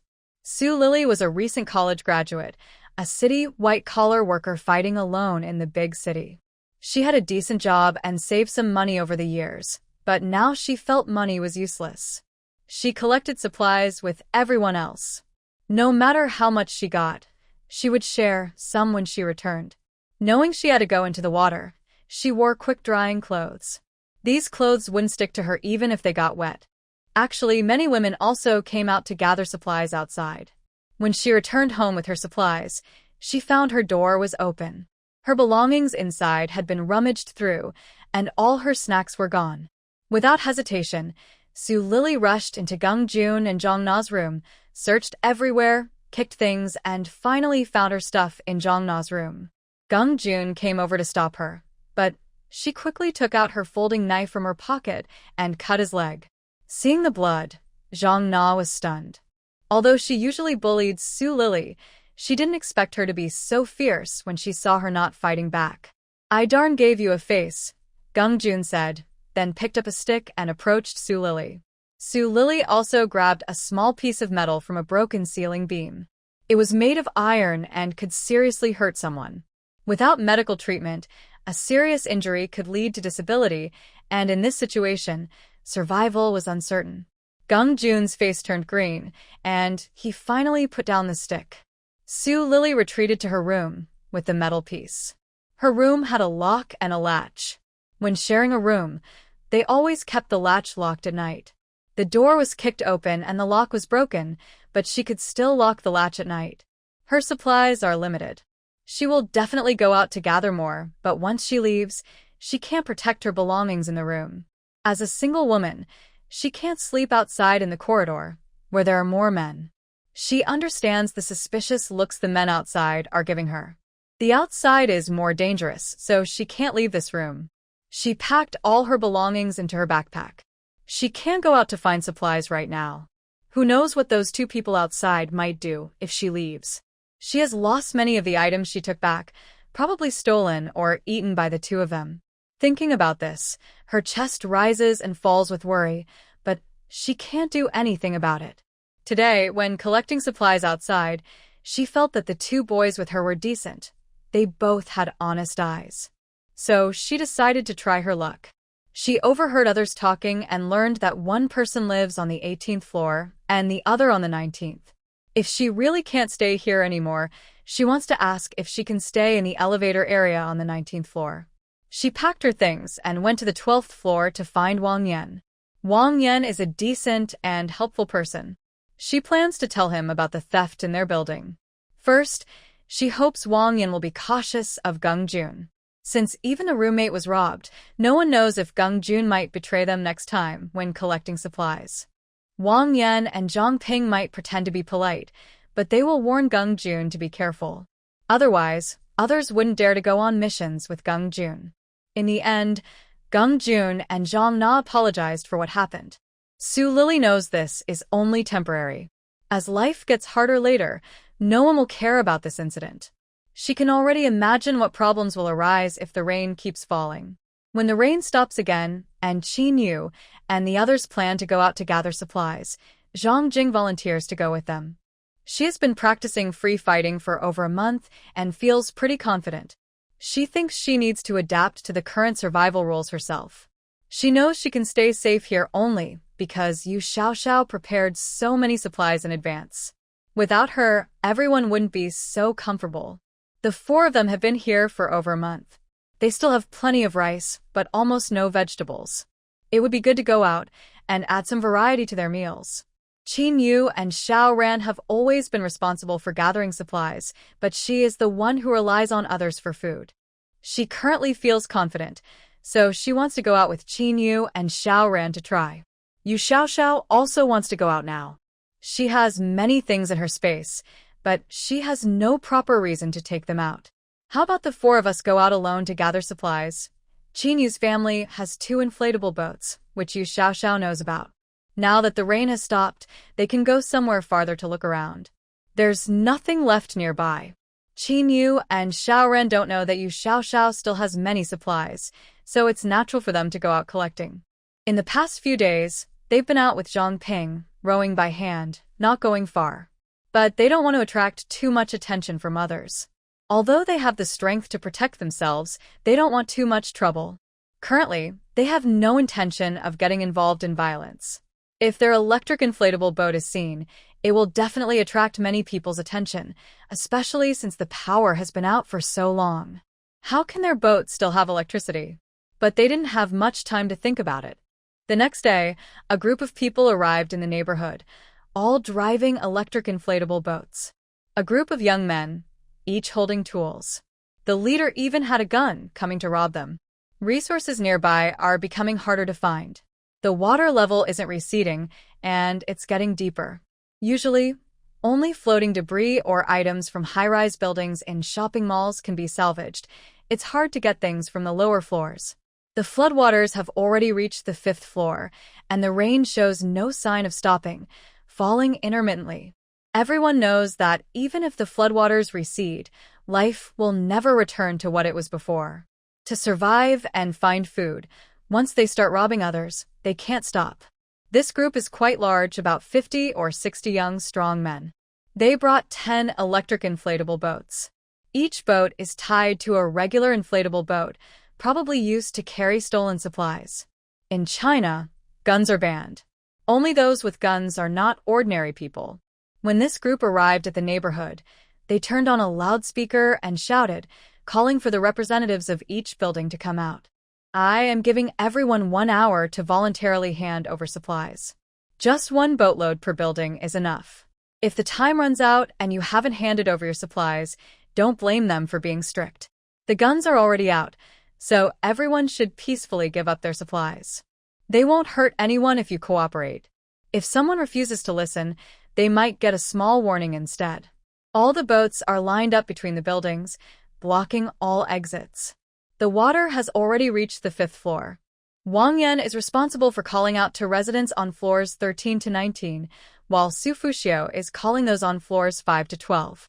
Actually, starting from the 8th floor, people are living in the elevator halls. Usually, just closing the stairway doors creates a small enclosed space. Everyone has heard the loudspeaker announcements downstairs, and the recordings are still playing on repeat. Finally, a meeting is held in the stairwell on the 12th floor, with 1 person from each family coming out. But now, more than 1 person from each family is coming out. During this time, everyone has been working together to find supplies, which shows some trust. Seeing the guns pointed downstairs, Yu Xiaoxiao knows she can't avoid this anymore. If she doesn't cause trouble for others, others will come to trouble her. It's already lucky to have spent over a month peacefully. This time, she and Zhang Jing followed Qin Yu, and Xiao ran downstairs to see what everyone is planning to do. This is also the first time they've appeared since the end of the world. Everyone has seen Qin Yu and Xiao Ran before, but they don't know Yu Xiao and the others well. When they saw them come down together, they realized they are a team. These two boys usually speak very little and rarely talk to others, but they are good at doing things. They always gather the most supplies. During the distribution, they don't fight or compete. They share equally, like everyone else. Because of this, Zhang Ping has a good attitude toward them. He has seen many people, various kinds, and these two are definitely not the easiest to get along with. Usually, everyone keeps to themselves, but now, in this situation, working together with these two to support the scene shouldn't be a problem. What's the loudspeaker saying outside? I believe everyone heard it. Let's hear your thoughts. Of course, we shouldn't give them anything. If we give today, do you believe they'll come back tomorrow? Said the resident from the 17th floor. I rarely speak, because they are also renting a house. It's better to avoid trouble. The man, Yuan Xihua, is a retired teacher. He and his wife are here taking care of their son and daughter-in-law's children. Their new house is still being renovated, so they are currently living here. However, they haven't been able to move into the new house even for a day because they are trapped here. If it weren't for the heavy rain that day, he would not have made the quick decision to ask his son to take leave and come back, claiming the children were sick. Now, his son's life is uncertain. That day, his son Yuan Lang was supposed to go on a business trip. Because of the unusual weather, he insisted his son stay home for an extra day. Yuan Lang is an engineer maintaining national cables. That day, during the heavy rain, there was a fault, and he was called to fix it. Actually, he was supposed to be on leave. There weren't enough people, so he was asked to go. He refused to go. Later, those who went out disappeared without a trace. The flood was so severe. They went out to serve the people, but what about their families? The children are still young. If something happened to their father, how would they grow up? But many people disagreed. You talk so nicely, but if you don't go out, are you going to lead the rebellion? Can't you see they are already armed? If you're not afraid of death, go ahead. Su Fusiu spoke angrily. Her family is full of elderly, women, and children. There are no capable men. She is busy flattering Zhang Ping, running errands all day. Because of that, she gets some supplies which helps her survive. Now, those people are clearly armed and no one in her family can go out. One building has 2 units, with 18 households each. 3 buildings total 36 households. 1 person from each household means 36 people. They can't compare to the big men outside who are armed. You're just being soft. We will send someone from each building. We won't have fewer people than them. They only have 2 guns and we don't even know if they have bullets. Why are you all so scared? Yuan Xihua knew that if they gave in once, there would be a second and third time until they were completely looted. Just showing a gun could easily make them take all their food and supplies. Without food, they would die of hunger even if they didn't get shot. Right now, resisting might have a chance of success. Death is unavoidable, but surrendering without a fight means they truly have no way out. Recently, Yuan Xihua and his son Yuan Lang have been taking turns searching for supplies, so they met Qin Yu and Xiao Ran. After speaking, he looked at Qin Yu and asked for their opinion. He has been a teacher all his life and has good judgment about people. These 2 young men are not ordinary. I don't know if others will give, but I won't give, he said. Qin Yu wouldn't tolerate such people. As Yuan Laosher said, once they get a little, they want more. They won't let go until they drain all the blood. There's still a chance to resist. If you don't, you just wait for death. Zhang Ping actually hopes everyone will shed some blood to calm things down. His family only has him as a man, so he can't be the one to charge forward. But seeing how things are today, this situation is complicated. The same thing happened in different buildings. Some people want to spend money to fix things, some want to resist, and others don't want to spend or fight. They just keep their doors tightly shut. After Qin Yu and the others made their stance clear, they prepared to leave. There was no point staying longer. These people are like scattered sand. They can't be gathered. Everyone only thinks about their own interests. Zhang Ping appears to serve everyone, but he's actually just trying to get a couple of boats. When collecting supplies, he didn't go into the water. He, Wang Yan, and Pan Jejun stayed on the boat. But the supplies were divided equally among everyone. People who only care about profit are just like that.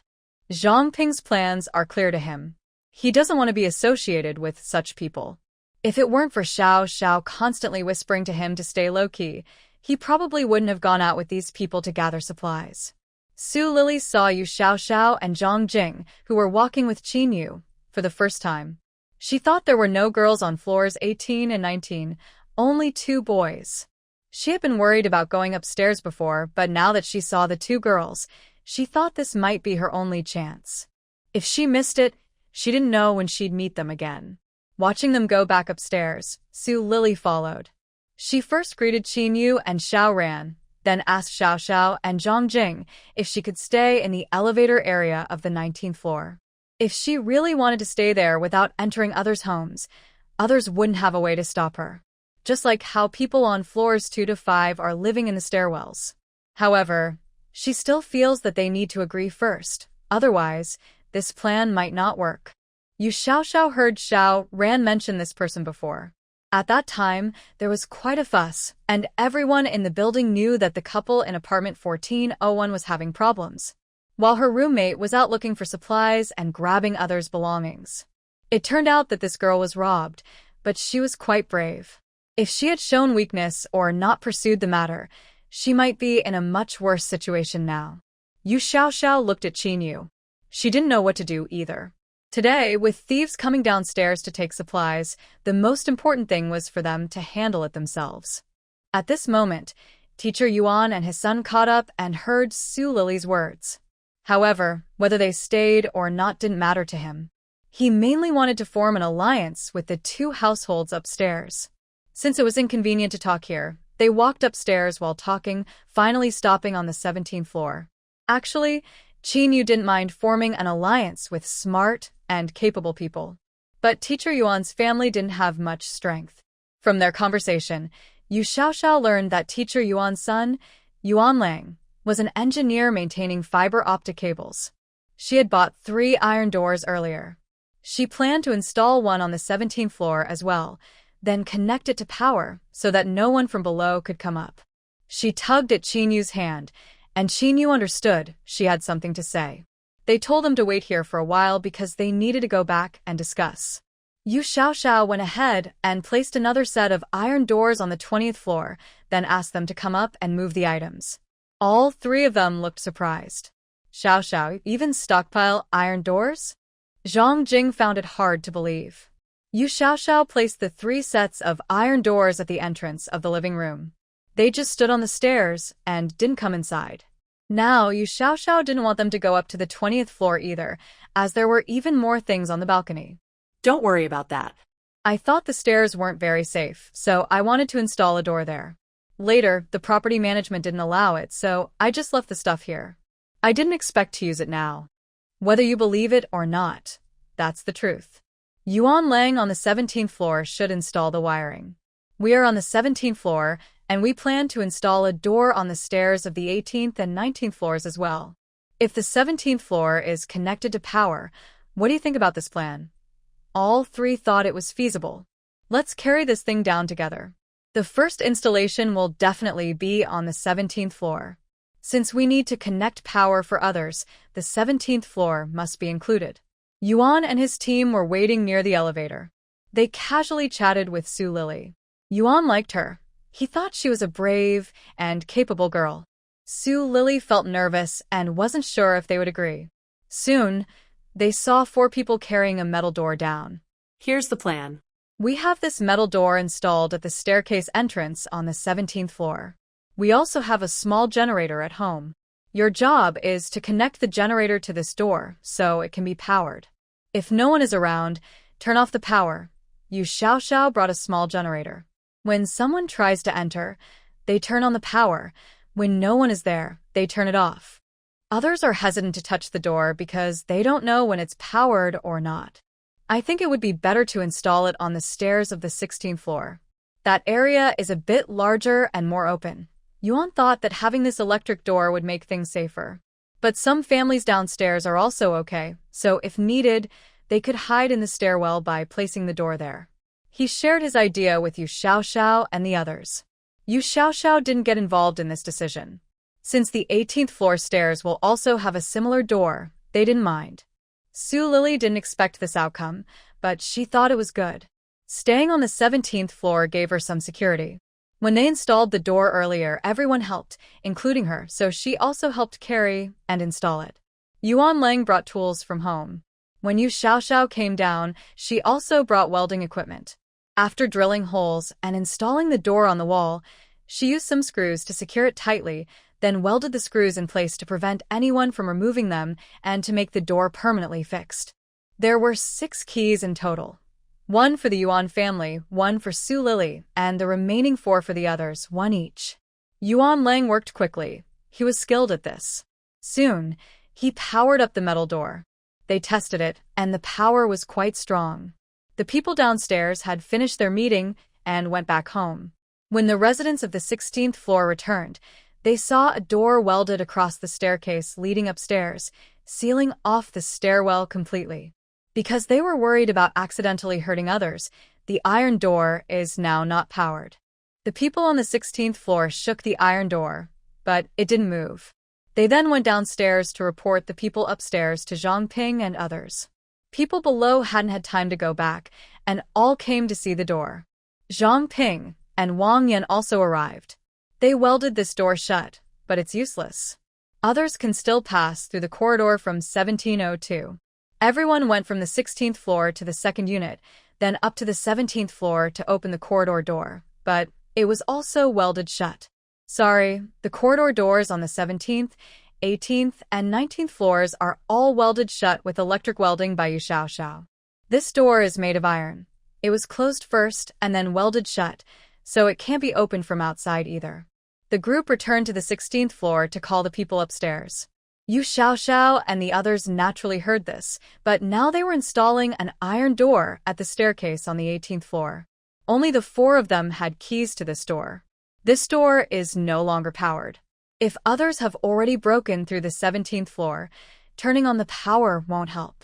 Su Lily's belongings had already been moved to the elevator hall on the 17th floor. She didn't have many things, mostly food like bread and biscuits. There was also some food that needed cooking, but she didn't have much wood to burn, just a rice cooker and a frying pan. Actually, Yuan Lang's family also has electricity. They have a manual generator. It's installed on the 17th floor now. Originally, Yu Xiaoxiao took a fuel-powered generator, but it was kept as a backup, in case they ran out of fuel. She didn't bring the small generator back, it's left there. The fuel generator has more power and can be used in emergencies.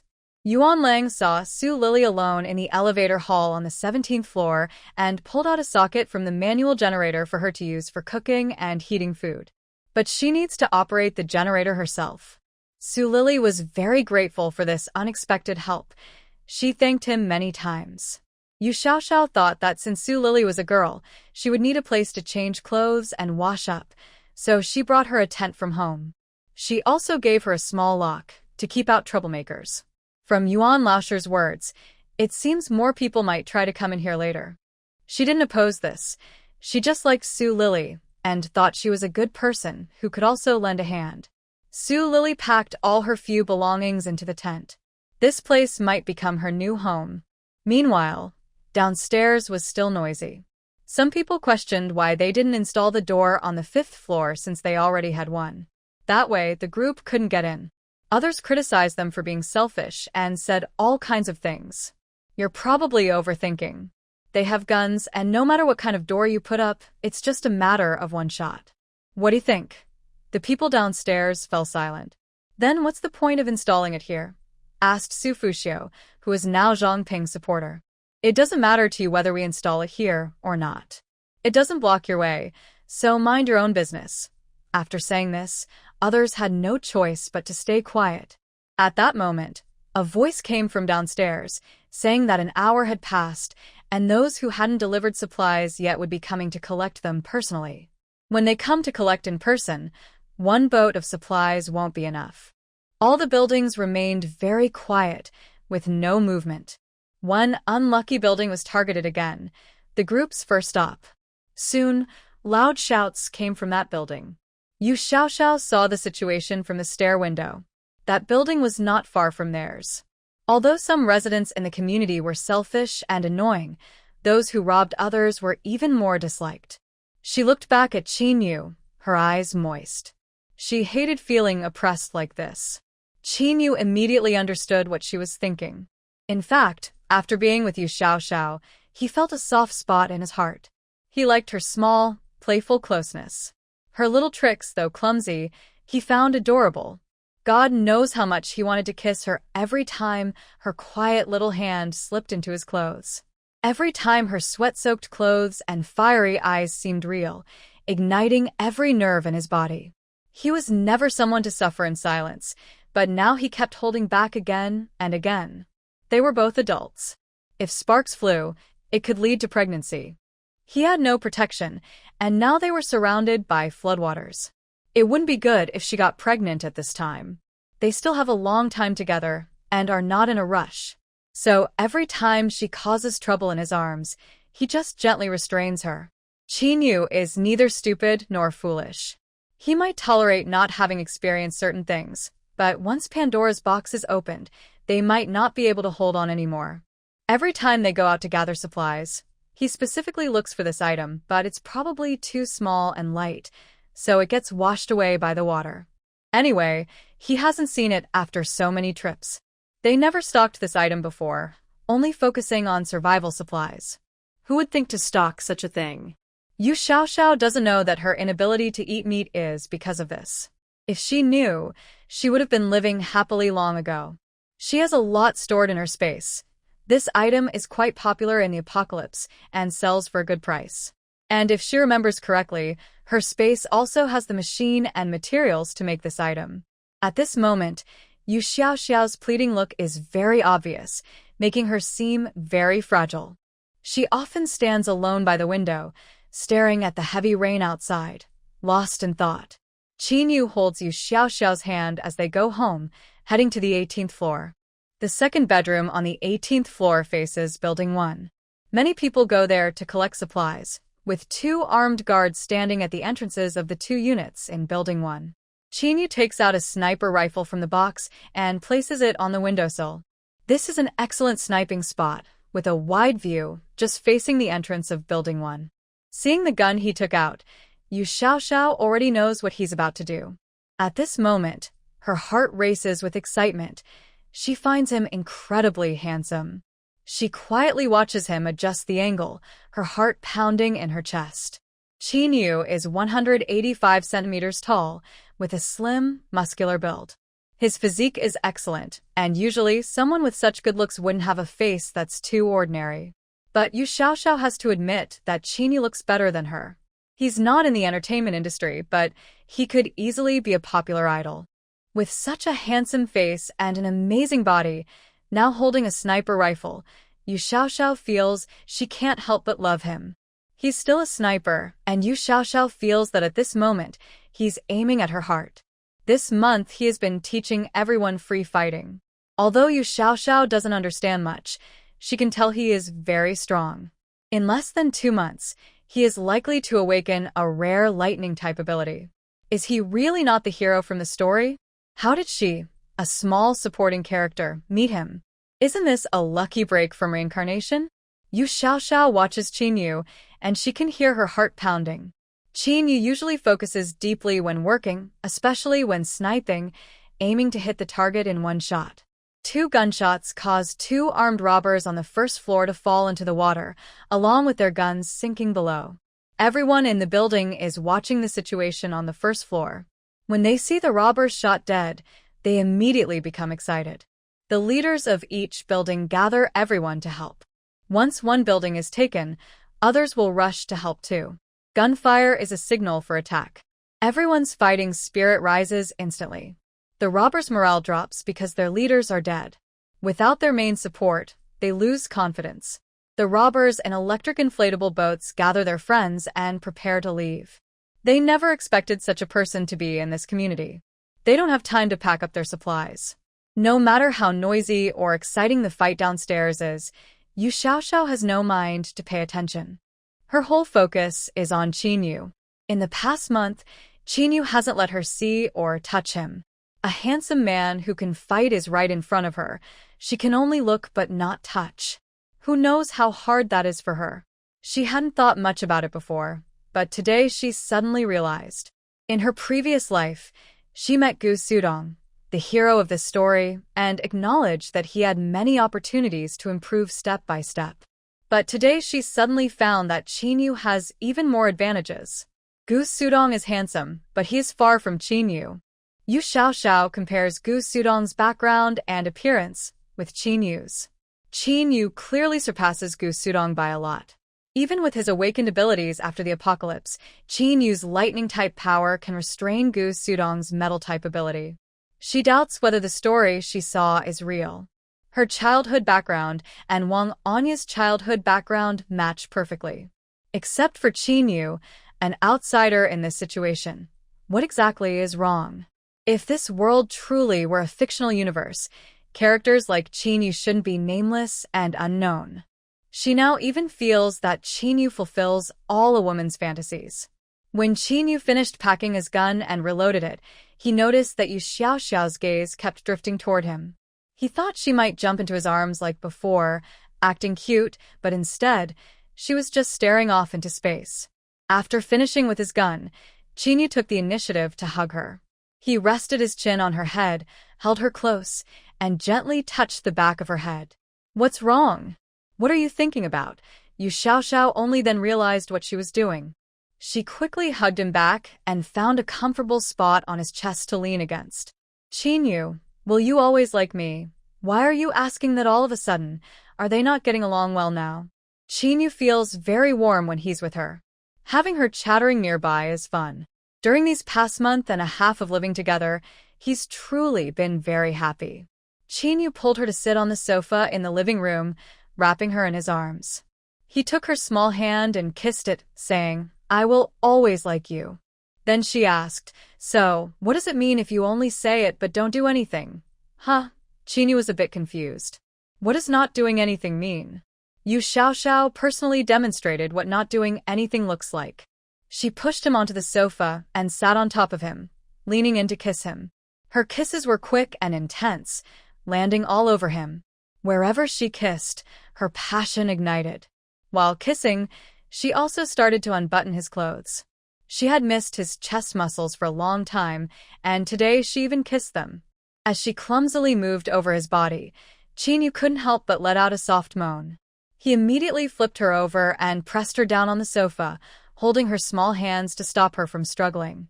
Yu Xiaoxiao didn't know how to kiss properly, just lightly touching his body with quick, playful kisses. But Qinyu couldn't handle her teasing anymore. He slightly arched his body and pressed her down on the sofa. Yu Xiaoxiao didn't care about anything else. She was determined to succeed today. She started to fidget with her clothes, trying to hide more of her skin, which was so white it dazzled the eyes. There was nothing Qinyu could do, so he used one hand to lift her clothes slightly. Taking advantage of his distraction, Yu Xiaoxiao broke free from his hold, wrapped her arms around his neck, and kissed him again. The sofa was too small to hold both of them, and they started to slide down. Qinyu supported himself with his hand to prevent both of them from falling. In that brief moment, Yu Xiaoxiao took the initiative and left a small kiss on his neck. She held him tightly, unable to reach his back, so Qinyu cupped her face and kissed her back. Just as they were lost in their kiss, Xiao Ran and Zhang Jing suddenly entered the room. They saw the two of them in a messy state, passionately kissing as if caught in a storm. Qinyu was still on top of Yu Xiaoxiao, acting like a strict boss enforcing a kiss. "And Yu Xiaoxiao, what were you doing with your hands? You were trying to take off Qinyu's clothes." Xiao Ran knew that Qinyu might have been shooting at two armed robbers downstairs from the 18th floor, which was why he came to open the door. At that moment, both of them wished they could disappear instantly. But Zhang Jing was the first to react. She quickly closed the door. Xiao Ran had wanted to come in and discuss what to do next, but now he realized he had overthought it. The scene inside was completely unexpected. Seeing them come in, Yu Xiaoxiao let go of Qinyu. Yu, unfazed, tidied his clothes and sat up properly, also helping to fix Yu Xiaoxiao's clothes. Xiao Ran was stunned by how shameless they were. They weren't embarrassed at all, even when caught. As long as he wasn't embarrassed, others would be. He also sat down casually on the nearby sofa and even patted it. Only Zhang Jing's face was bright red. What should she do? When they came in, she saw Xiao Xiao frantically trying to take off Qin Yu's clothes, both of them kissing and undressing. They really came at the worst time, interrupting something private. Shouldn't they have left quietly? Xiao Ran, as her favorite idol, sat there calmly, not blushing or showing any reaction, acting as if nothing was wrong. Zhang Jing felt she still needed to work on her mindset. Clearly, she was the only one feeling awkward here. Her imagination started to run wild again. Xiao Xiao had asked her before if she would watch certain movies, and she thought Xiao Xiao was just joking. But now she realized Xiao Xiao was serious. Oh my goodness, she was so brave. She found an opportunity and went for it. Zhang Jing felt as if her legs weren't really her own.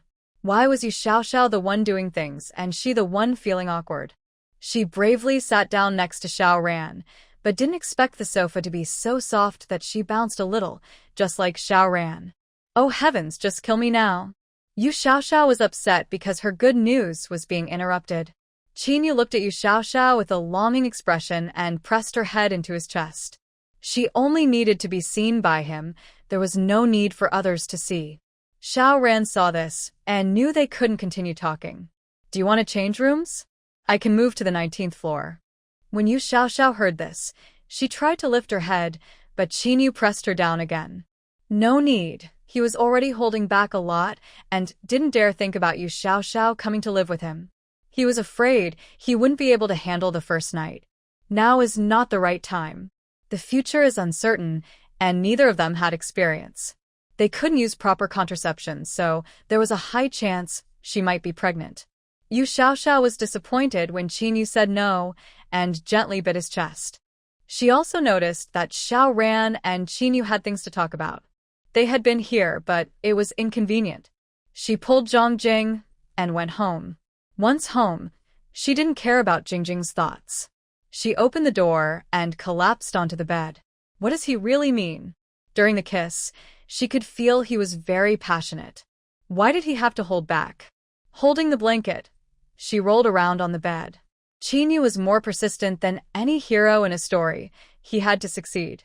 She wondered why he always stopped at critical moments. Could it be that he wasn't capable? But he didn't seem that way. Maybe he's just a small chili on a big tree?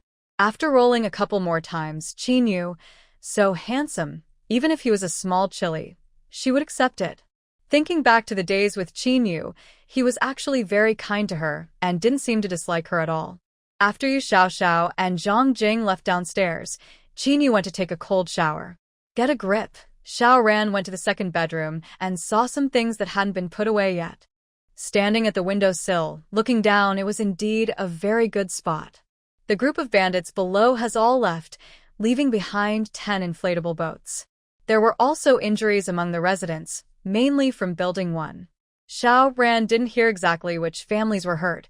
He just came back to check if Qin Yu was responsible. He didn't expect to almost witness a passionate scene. He also didn't expect Qin Yu to be so bold and exciting. Qin Yu had just finished washing and was drying himself with a towel. Wow, that was quite intense, Xiao Ran said, eyeing the marks of kisses all over Qin Yu's chest and neck. Let's get to the main point. Upstairs, Yu Xiaoxiao was rolling around in bed and fell asleep. When she woke up, only Zhang Jing was quietly watching TV in the living room. It was raining outside again, and the neighborhood had quieted down. Everyone now had a better understanding of the danger outside after what happened today. There are still many robbers outside, but today was the first time they encountered armed robbers with guns. What surprised everyone even more was that their neighborhood actually had snipers. Most residents had never handled guns. They only knew that 2 people were shot in the head, but they didn't know where the bullets came from. People inside the neighborhood have become more cautious. News about the snipers spread through the group that came today, and since then, things have been relatively peaceful. The 10 boats left behind, one for each building, with 2 extra for building 1. Their sides suffer more losses, always with building 1 taking the brunt. It seems that the events of that day haven't left a lasting impression. The 4 of them are still living their lives as usual. The iron doors on the stairs of buildings 18 and 19 have also been installed.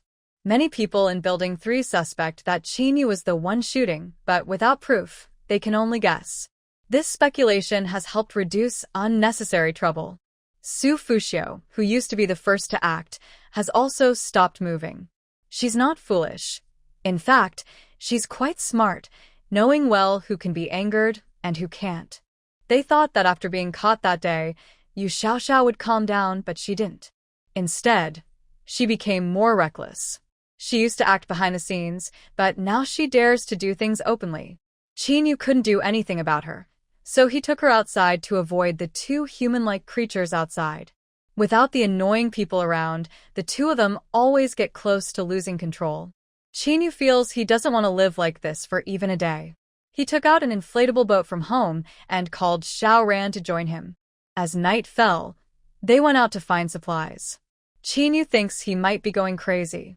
If Xiao Ran knew he was looking for that thing, he would probably laugh at him. Actually, Xiao Ran might guess why Chinyu hasn't been with Yu Xiaoxiao yet. Chinyu has a charming face, but is very loyal. Things are different now than before. Without doctors or medicine, if something bad happens, there's little hope of saving him. Yu Xiaoxiao never thought she might be pregnant. She just thought Chinyu didn't want her. Her mind was full of how to win him over. Days passed one after another in heavy rain. It's been 2 months since the end of the world began. Yu Xiaoxiao still hasn't eaten meat, but she still enjoys this situation. While others have started fighting for survival, she has chosen to lie low in the end times. Zhang Jing also went out a few times with Chinyu and Xiao Ran. Every time they went on a mission, Su Lily and Teacher Yuan would follow. Others might be unsure, but they are certain. The person who shot that day was probably Chinyu. Now, the water has risen to the 7th floor, and supplies are getting harder to find. So every time they go out, they travel farther. The pirate's boat is shared among the owners, who take turns using it. When Chinyu and the others go out, they first row away, then turn on batteries to drive further out. They go to more distant places, collecting more supplies. Since everyone leaves around the same time, but Chinyu and his group always bring back more, many others want to join them. After returning with supplies that day, Chinyu felt very hot. He asked Xiao Ran if he noticed any change in the weather. Xiao Ran shook his head, feeling nothing unusual. Chinyu didn't pay much attention. Recently, Yu Xiaoxiao had been seeking him more often, using all kinds of tricks. He often felt his face flush and his heart race when she flirted with him. He just thought about Yu Xiaoxiao when he returned, feeling his heart beat faster and his face warm. Today, Yu Xiaoxiao was already prepared, making sure Zhang Jing kept Xiao Ran away so she wouldn't disturb her plans. Zhang Jinghong blushed and nodded, even planning strategies to help her good friend succeed in winning over a handsome man. In the past month, with Yu Xiaoxiao's training, Zhang Jing was almost ready to become a confident young woman. Sometimes, she still liked to be alone and quiet. Every time they returned, they came back from getting dirty with wet clothes, so they would take a shower first. After Xiao Ran finished a shower, Zhang Jing would call them upstairs to cook dinner together. Tonight's dinner was very rich, and she even brought a hen to stew for several hours without any problem. For her good friend's happiness, she was willing to do everything. When they entered, they saw Chinyu taking off his shirt. He had a strong build, and his body looked very fit. The girl had eaten well, and there were still marks on her chest from Yu Xiaoxiao. Silently, she looked at Xiao Ran, almost crying out of envy. Xiao Ran was still her idol. Even though they often spent time together and saw each other every day, Zhang Jing couldn't bring herself to disrespect him. She always felt shy around him, acting very gentle and polite. She was so envious of Yu Xiaoxiao for being so carefree and natural. After they left, Yu Xiaoxiao tiptoed to the bathroom to open the door. Good, it was locked from the inside. Who was she guarding against? Hearing the sounds from the doorknob, Chinyu smiled helplessly and quickened his washing. When Qin Yu came out, Yu Xiaoxiao was lying on his bed in a big, relaxed pose.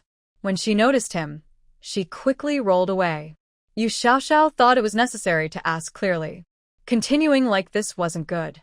"What's really on your mind?" Qin Yu stood by the bed. Yu Xiaoxiao hooked her little finger around his and shook his arm. She really couldn't stand her acting spoiled. "Be good. Haven't you thought about the possibility that you might be pregnant?" Yu Xiaoxiao's body stiffened instantly. She had only been thinking about quickly being with him and hadn't considered this problem. Seeing her reaction, Qin Yu knew she hadn't thought about it at all. He sat down and held her in his arms, kissing her forehead. "Now is really not a good time. If you get pregnant, there's nowhere to go for a checkup. Plus, things outside are really chaotic right now. Can we wait a little longer? Every time I go out to find supplies, I pay attention, but I haven't seen that thing. There's no way to prevent pregnancy, which isn't good for you." Yu Xiaoxiao was a bit stiff at first, but she quickly remembered that Qin Yu might have that item in his space. She immediately looked for an excuse to go out, hurriedly ran to her space in the corridor, took out the item, and then ran back to open the door. "Is this what you're talking about?" Now Qin Yu's face turned red. He didn't expect Yu Xiaoxiao to have that item. So, all his patience these past 2 months was in vain. From Qin Yu's expression, Yu Xiaoxiao knew he was probably talking about that thing. Since she had it, there was no reason to wait. She pushed Qin Yu down again and kissed him. This time, Qin Yu didn't refuse. Instead, he took the lead, and they were both deeply involved, making it hard for Yu Xiaoxiao to breathe. For the first time, Yu Xiaoxiao realized she had accidentally hurt herself. His advances were overwhelming, and she couldn't resist. Their body temperatures rose higher and higher. Because he was considerate, knowing it might be her first time, he was gentle to help her relax. Yu Xiaoxiao's own temperature was rising, but compared to Qin Yu's, his was scorching. The two newcomers explored together and shared their first experience. Only the small umbrella on the bedside table witnessed everything. If the umbrella could talk, it might say, "You don't think I'm used this way, do you? Just placing me by the bed won't prevent pregnancy. I think I'm more like a good luck charm." Neither of them noticed that they hadn't actually used the umbrella. Qin Yu felt his body was very hot, burning intensely, while Yu Xiaoxiao was cold and comfortable in his arms. It was like finding an oasis in the desert, making people long for it. At first, Yu Xiaoxiao only thought Qin Yu's body was very warm. Gradually, she felt herself getting very hot and extremely thirsty, her mind becoming a bit fuzzy. But she remembered taking spiritual spring water from her space to drink. She took a sip, but Qin Yu swallowed it all, and they kept doing this repeatedly, enjoying it. Their temperatures kept rising, and both of them became less clear-headed, unsure if they were dreaming or awake. After their last activity, they both fell into deep sleep. Upstairs, Zhang Jing's head was about to explode. "This lifetime, I have said everything I wanted to say. It's almost 9 o'clock now, since 5 in the afternoon. Even if I am very strong, I should be done by now, my dear. The dinner has been ready for an hour. The old hen has been simmering until it's very tender. Has it not fallen apart yet?" Since Zhang Jing first hesitantly called out to Xiao Ran realized that the two people downstairs might need some space. But she didn't say anything about it. She just watched Zhang Jing avoid looking at her and try to make small talk, which was a bit teasing. Zhang Jing feels very sad inside.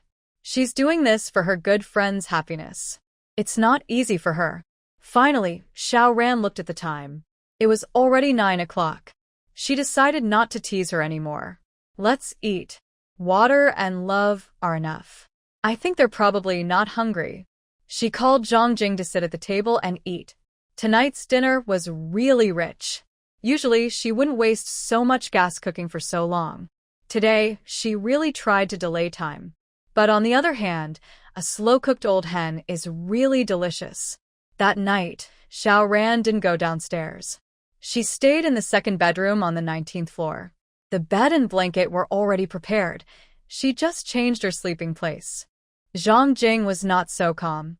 Xiao Ran was sleeping in the room next to her. How could she sleep? She kept tossing and turning all night. Downstairs, The two people's body temperatures were extremely hot. Yu Xiaoxiao felt she had never been this hot in her life, and no one told her that sleeping with a man could be this warm. She felt like she was in a dream.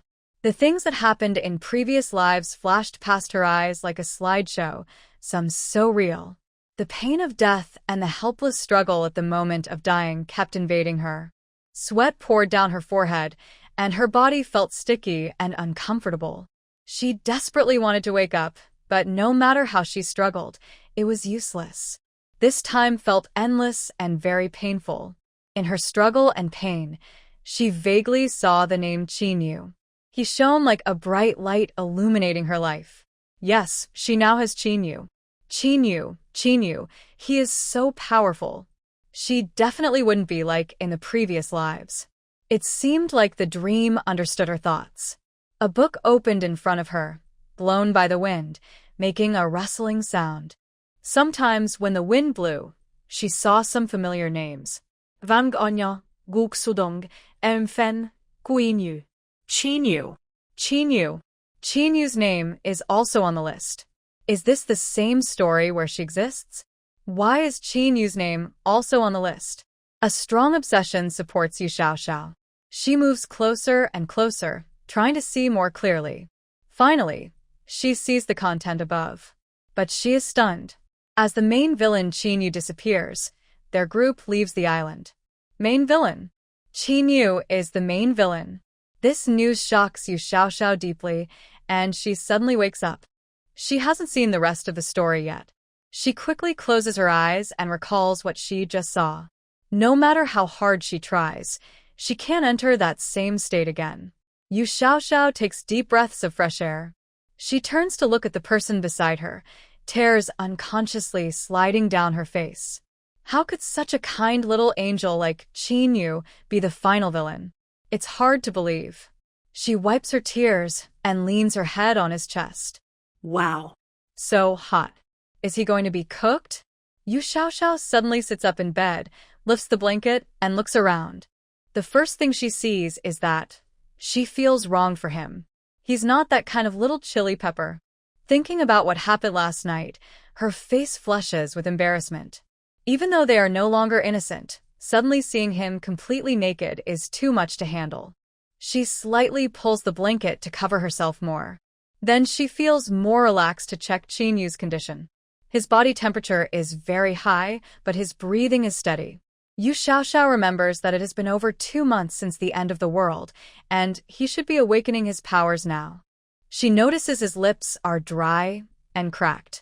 She takes spiritual spring water from her space and helps him sit up to drink. Fortunately, he can swallow.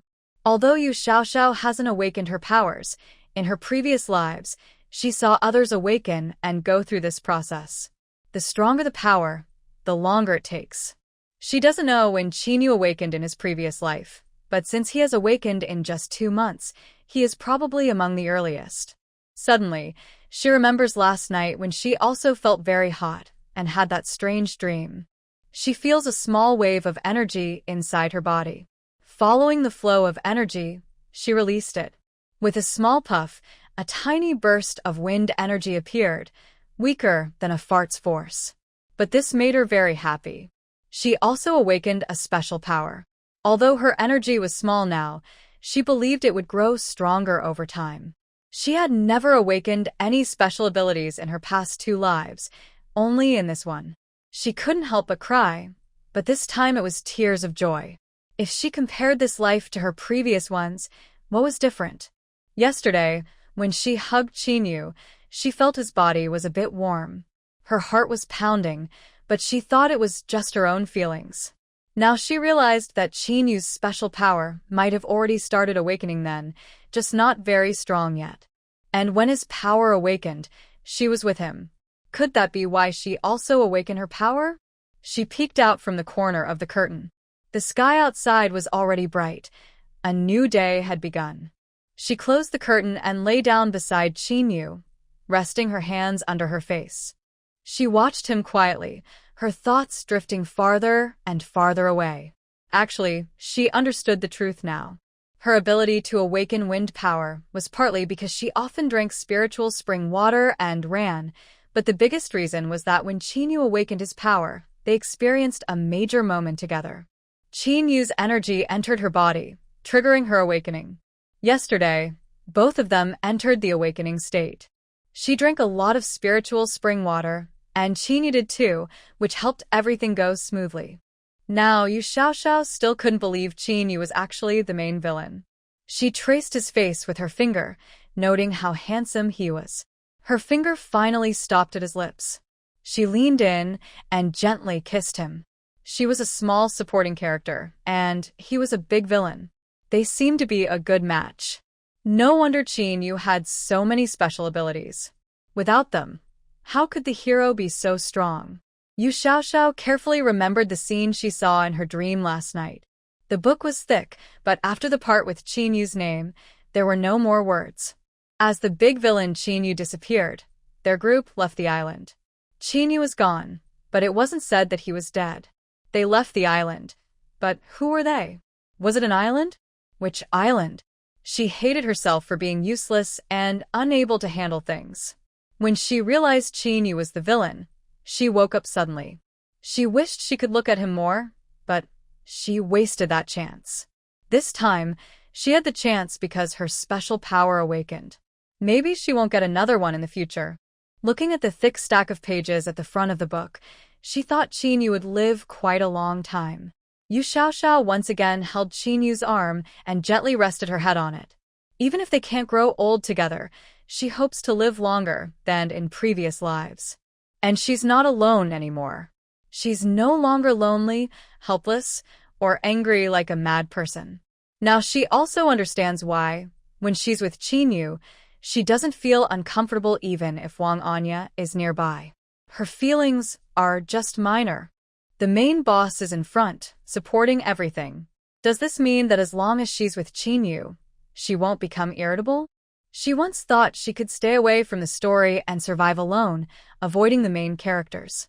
But now she sees that although she's away from the heroine, she's still playing the role of a cannon fodder and hasn't escaped the story's limits. If that's the case, she might as well be happy and stay with him. After hesitating for a long time and thinking things through, she awkwardly realized they were both still naked. She quickly got up to clean herself first, then helped him clean up. He was quite heavy, and it took a lot of effort to get both of them ready and tidy the room. Turning around, she saw the things on the bedside table still unopened. Thinking about yesterday's situation, she guessed they probably wouldn't open it now. She silently opened the drawer and put it inside. Then she remembered they hadn't eaten dinner last night. Now she was very hungry, so she took some food from her space to fill her stomach, planning to eat first and go upstairs later. Qinyu was heavy and she couldn't move him. She could only tidy up the room and open a window to let in some fresh air. After everything was cleaned up, she went to the 19th floor. Zhang Jing and Xiao Ran stared at each other in surprise. It was already this late, and they still hadn't gotten up. It seemed last night was quite intense. Yu Xiaoxiao opened the door, and only then did they turn their eyes toward her. Where's Qinyu? Why can't he get up after a whole night? She shyly rubbed her nose, admitting she couldn't get him up for now. But it wasn't what they thought. He just couldn't get up for a different reason. Why don't you go downstairs and check? Xiao Ran looked confused and wondered if she needed to go downstairs to check. Could he really not get up?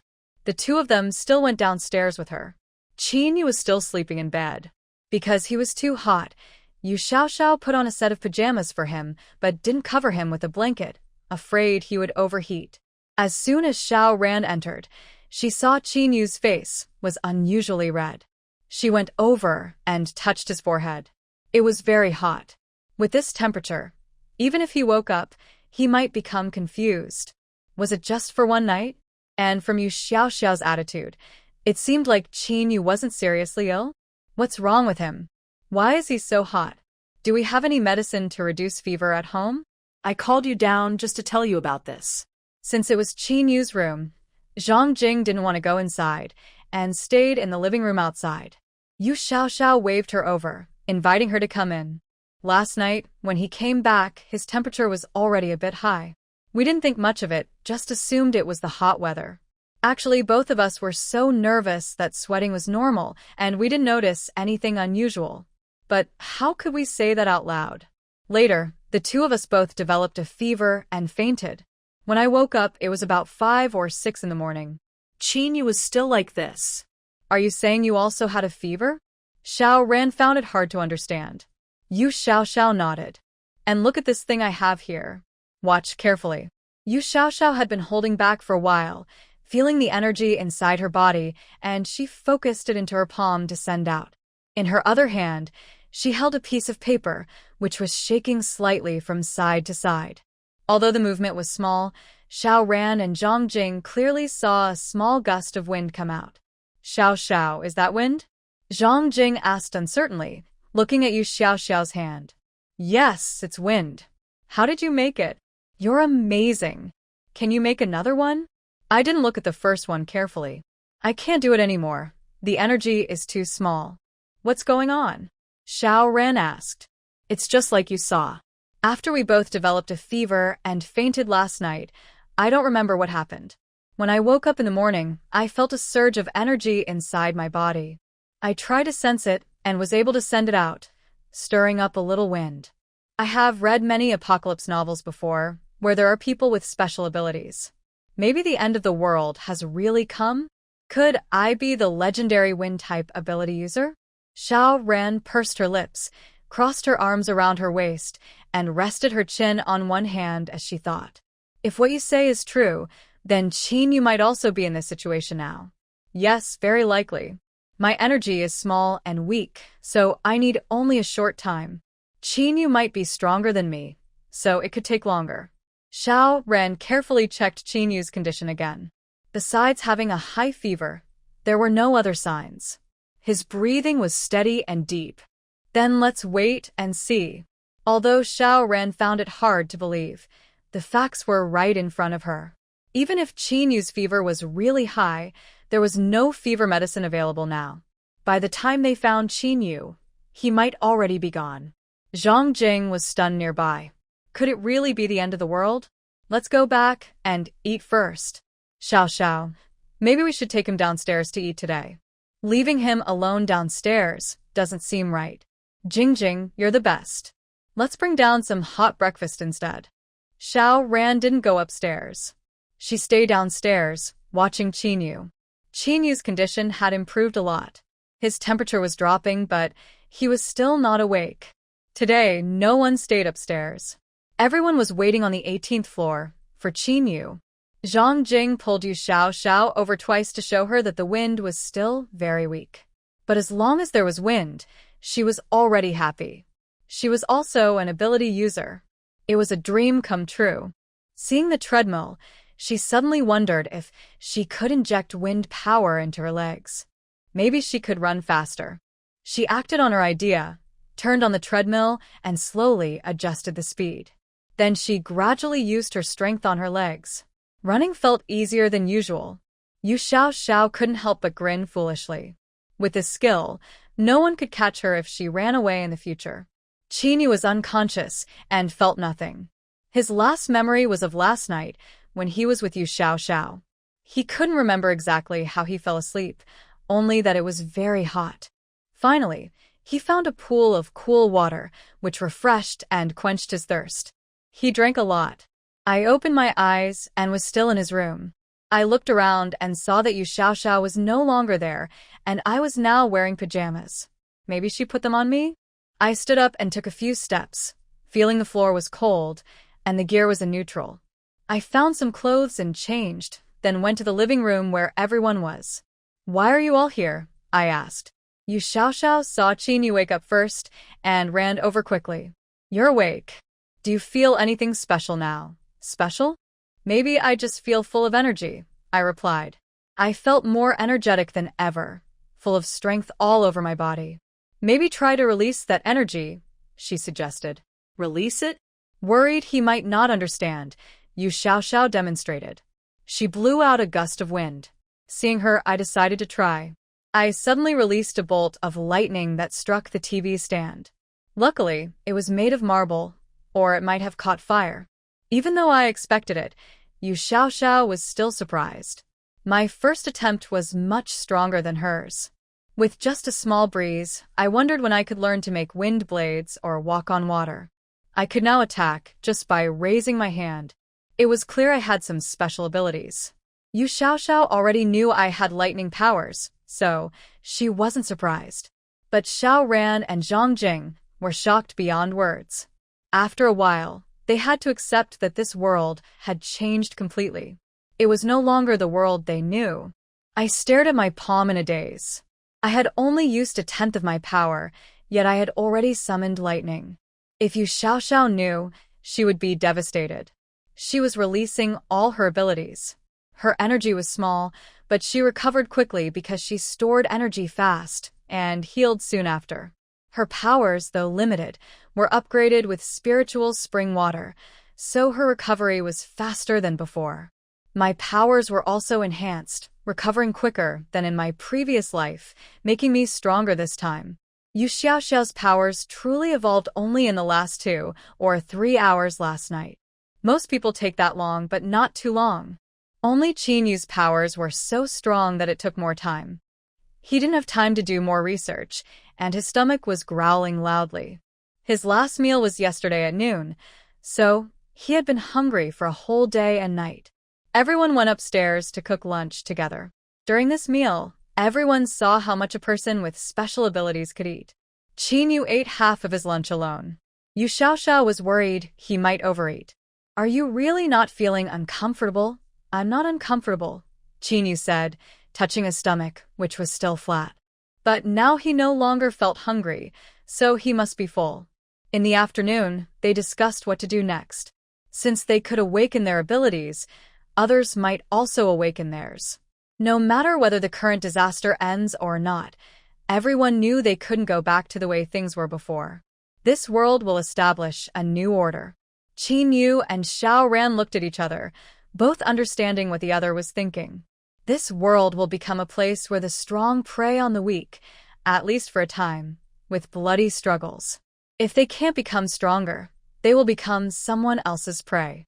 So they need to work hard to become stronger. In the past, they had guns so they could face everything calmly. In the future, guns might only be used as backup, and they will rely more on their own abilities. But how to awaken their abilities is still unclear. Qin Yu had been living and eating with them, with no difference, so why were only they two able to awaken their abilities? In the following days, everyone worked hard to learn fighting skills from Qin Yu. The water outside was now so high that only floating food or stored supplies in tall buildings like the old rooftop restaurants in the city could be accessed. The lower floors were flooded and not worth scavenging. No matter how terrible things outside were, the 18th and 19th floors stayed behind closed doors. Every night, they would secretly go out, using their inflatable boats to reach a slightly farther place. Qin Yu and Yu Xiaoxiao both needed to master their skills. Qin Yu could now freely release his abilities, while Yu Xiaoxiao could do so too, but her energy was too weak. Half a month had quietly passed. Yu Xiaoxiao was busy every day exercising her wind abilities on the treadmill, so she didn't bother Qin Yu. Reflecting on Qin Yu's experience of savoring the taste, she realized it was the peak moment, but also knew the timing wasn't right. She decided to focus on learning how to control her special abilities precisely. She felt quite frustrated. One day, when Yu Xiaoxiao went to the balcony on the 20th floor, she suddenly saw a large mouse outside the glass. It was very big. Yu Xiaoxiao walked over, and the mouse wasn't afraid of her. This mouse had evolved. It was surprising that these small animals had already evolved so early. In her previous life, Yu Xiaoxiao noticed such changes much later.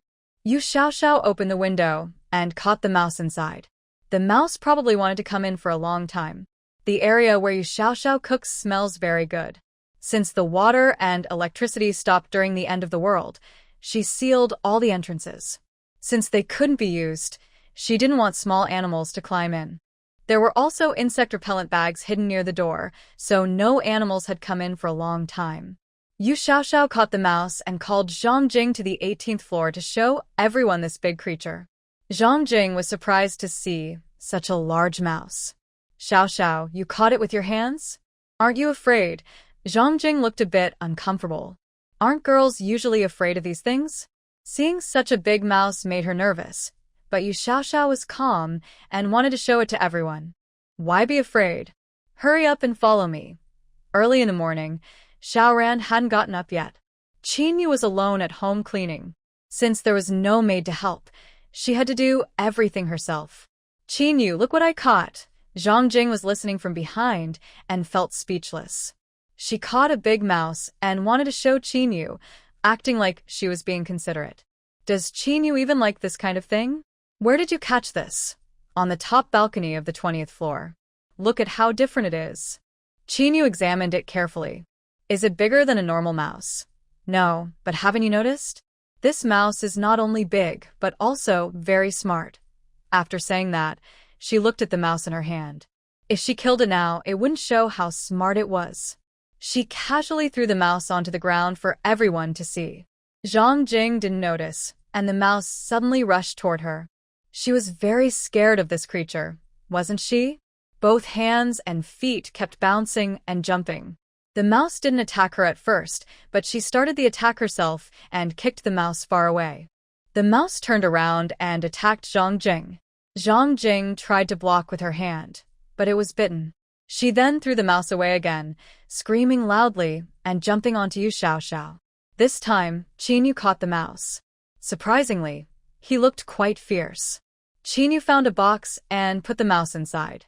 Soon, the mouse chewed a hole in the paper box. Yu Xiaoxiao quickly found a cage and put the mouse inside. Xiaoxiao, my hand was bitten by the mouse. Am I going to get sick or die?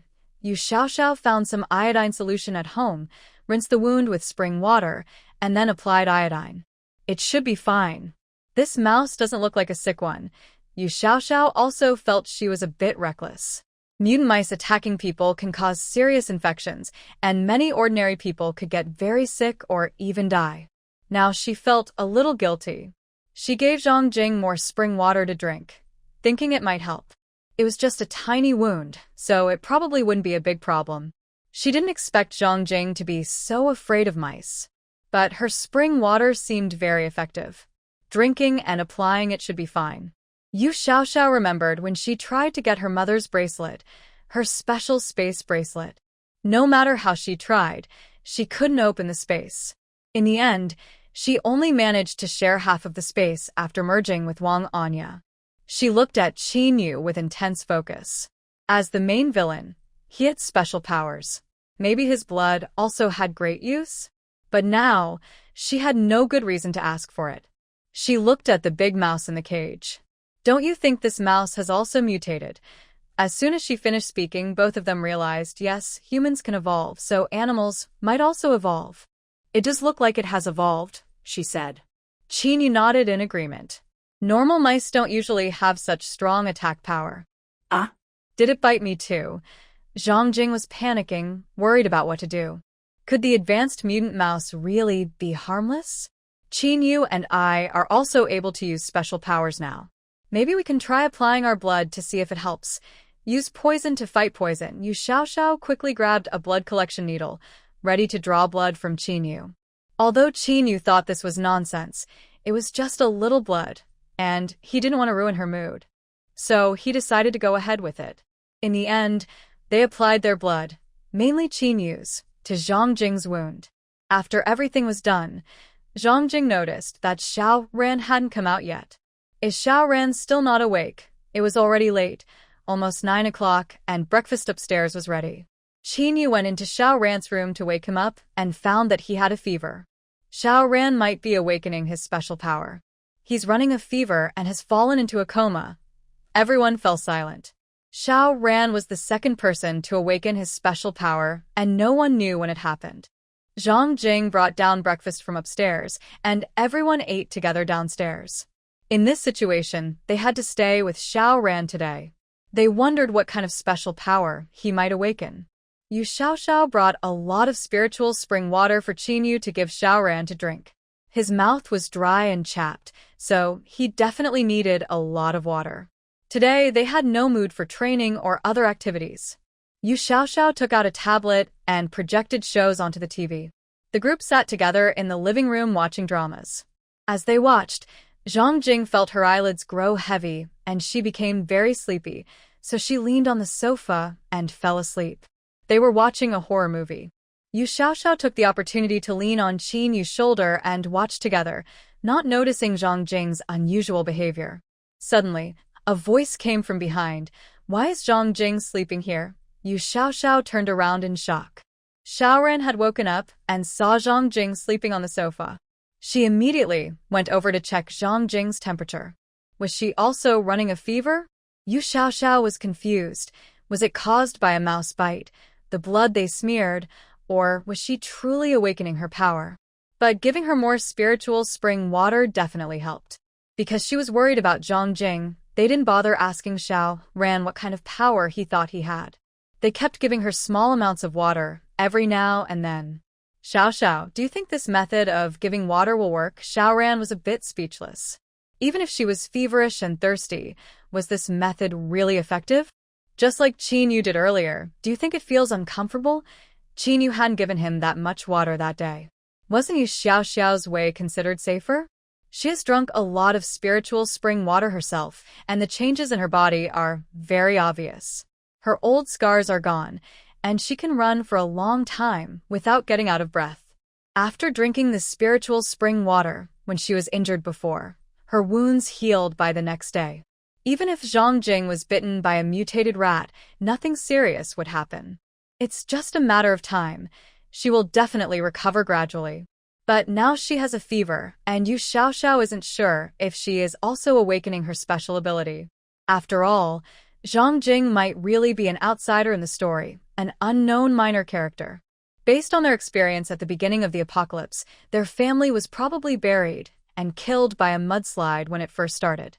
By the way, Xiao Ran, what kind of special ability did you awaken? Xiao Ran splashed some water on her face. Are you a water-type ability user? During the hot weather, isn't there a fear of dehydration? Water abilities are very useful. Plus, Xiao Ran's water ability combined with Qin Yu's lightning ability is almost invincible. Xiao Ran first activates her ability, then Qin Yu uses his. Water can conduct electricity, which can knock down a large area. He probably also relies on Qin Yu's special advantage. Congratulations! Now we're all ability users. Let's look out for each other in the future. Yu Xiaoxiao thought that since she had already fed Zhang Jing a lot, it should be enough. Xiao Ran and Qin Yu were playing with that big rat over there. One splashed water, the other struck with lightning. They controlled the strength, and Xiao Ran felt a bit sorry for the rat. It probably wasn't this miserable when playing with cats. This delicate play, with their precise control of their abilities, made the rat look like it was about to die soon. Xiao Ran opened the fridge, took out some food to feed it, and the two of them stopped. Once it recovers, they can play again tomorrow. Its little life as a rat probably never encountered such a strange person. Zhang Jing woke up during lunch, about 3 hours later, which is the usual time Yu Xiaoxiao knows. Jing, how do you feel now? She had just woken up and was a bit in disbelief. She had awakened too. Although I can feel my energy is full, it doesn't seem like anything special. She tried various methods taught by Xiaoxiao, but nothing worked. She touched the back of her head. Xiaoxiao, maybe I haven't awakened at all. As a result, the lunch was not enough for both of them. 2 awakened people shared it equally, which was just right. They had to make a little more food. For now, they would leave it at that. After eating, Zhang Jing went to wash the dishes. She had a habit from before the apocalypse. She habitually turned on the tap. Accidentally, she broke off the faucet handle. Holding the fallen handle, Zhang Jing was stunned. Xiao, look, it fell off. Fortunately, there was no water coming out of the tap now. Jing, could it be that your awakening is some kind of special ability? Xiao quickly brought a metal spoon from the kitchen for her to try. Zhang Jing felt she didn't use much strength, but the spoon bent and could even be folded in half. Yu Xiaoxiao was starting to feel a bit withdrawn. It seemed their abilities were more useful than hers. For people sat in the living room. 3 watched Zhang Jing struggle to twist a donut-shaped snack. Actually, Zhang Jing was a bit speechless. She was a girl after all. Why did she need to use so much strength? But she was happy to have awakened her ability. Xiao, do you think I only awakened my ability because I was bitten by a mutant rat? Maybe that's it. Yu Xiao didn't really know the exact reason. She hadn't lived long in her previous lives and didn't have time to study this. For now, she just blamed the little rat. In fact, the mutant rat was just a trigger. The real reason she awakened was because of the combined effect of Qin Yu's blood and the spiritual spring water. Anyway, it was a good thing. Now all four of them had awakened. This was something Xiao never dared to dream of before. All her teammates had awakened. Most importantly, she had awakened too. Now she thought Qin Yu couldn't possibly be the villain. He was her lucky star. Before the apocalypse, she worried a lot about many things. Now she felt those worries were unnecessary. She even bought a few iron doors to lock outside, but now she thought that was overkill. The rain had been falling intermittently, but in recent days, it was clear that there was less rain. Teacher Yuan came to knock on the door. Recently, they hadn't come downstairs, so he asked if they wanted to go out and gather supplies. We won't go. We still have enough to eat for now. Teacher Yuan's supplies were running low. Today, he noticed the rain had decreased significantly. By the way, I feel the flood has receded quite a bit. I marked the water level for several days, and it has indeed gone down a lot. When the water just reached the 8th floor windowsill, the residents from the 8th floor came to see him. They were the family who sheltered Su Fuxiu and wanted to move to the stairwell on the 17th floor to live together. They all knew each other before the end of the world, and Teacher Yuan thought their family was pretty decent, so he agreed. They packed up many things. The next day, they found the water level had dropped a little. He went back to tell them, made more marks, and confirmed that the water had been receding for several days. After a few days, everyone noticed the water had gone down. They felt a bit scared but also relieved, thinking it was good that the water was receding, and soon everyone could go out to find supplies. During this rainy period, many people had blood on their hands, whether intentionally or passively. Quite a few things had happened. It didn't rain for 2 days in a row, and the floodwaters were quickly going down. After the flood recedes, where do you plan to go? This was a question asked by Qin Yu to Xiao Ran. Before the end of the world, Xiao Ran's family was well off, but during the disaster, his parents were not at home. Now they have lost contact. He already roughly knows the outcome, probably bad news. My parents are probably no longer alive. Even if I go look for them, I have no idea where to find them. Our home was flooded, and I have nowhere to go. So, are you not going to take me in? Qin Yu was indifferent. Whatever. Stay as long as you want. What about you?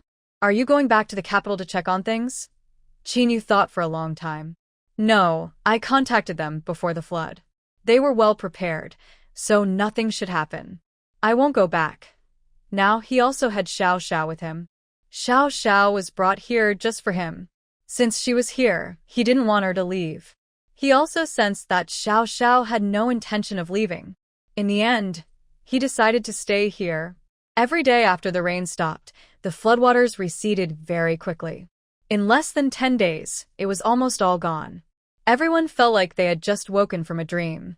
The ground of the community gradually appeared, but there was debris everywhere, and the smell was quite bad. When the water receded to the 1st floor, the residents started searching everywhere for supplies. At this point, supplies were much easier to find than before. Items that have been soaked in water cannot be eaten, but many vacuum-sealed packages are still safe to eat. The Magic City is a busy big city, and most of the rice in the supermarket is vacuum-packed. So, it is still possible to find some supplies. The more the water recedes, the muddier the water near the ground becomes. Yu Xiao doesn't let them go down to collect supplies right now, as there's no rush. But for Qin Yu and Xiao Ran, this is a good time to gather supplies. The food stored at home will eventually run out. Yu Xiao feels that since the 4 of them have experienced the end of the world together, they will become teammates in the future. Some things don't need to be kept secret anymore, or she will suffer alone. She holds a bag of potato chips in her hand, and the chips disappear from her palm. Under everyone's watch, the chips reappear in her hand.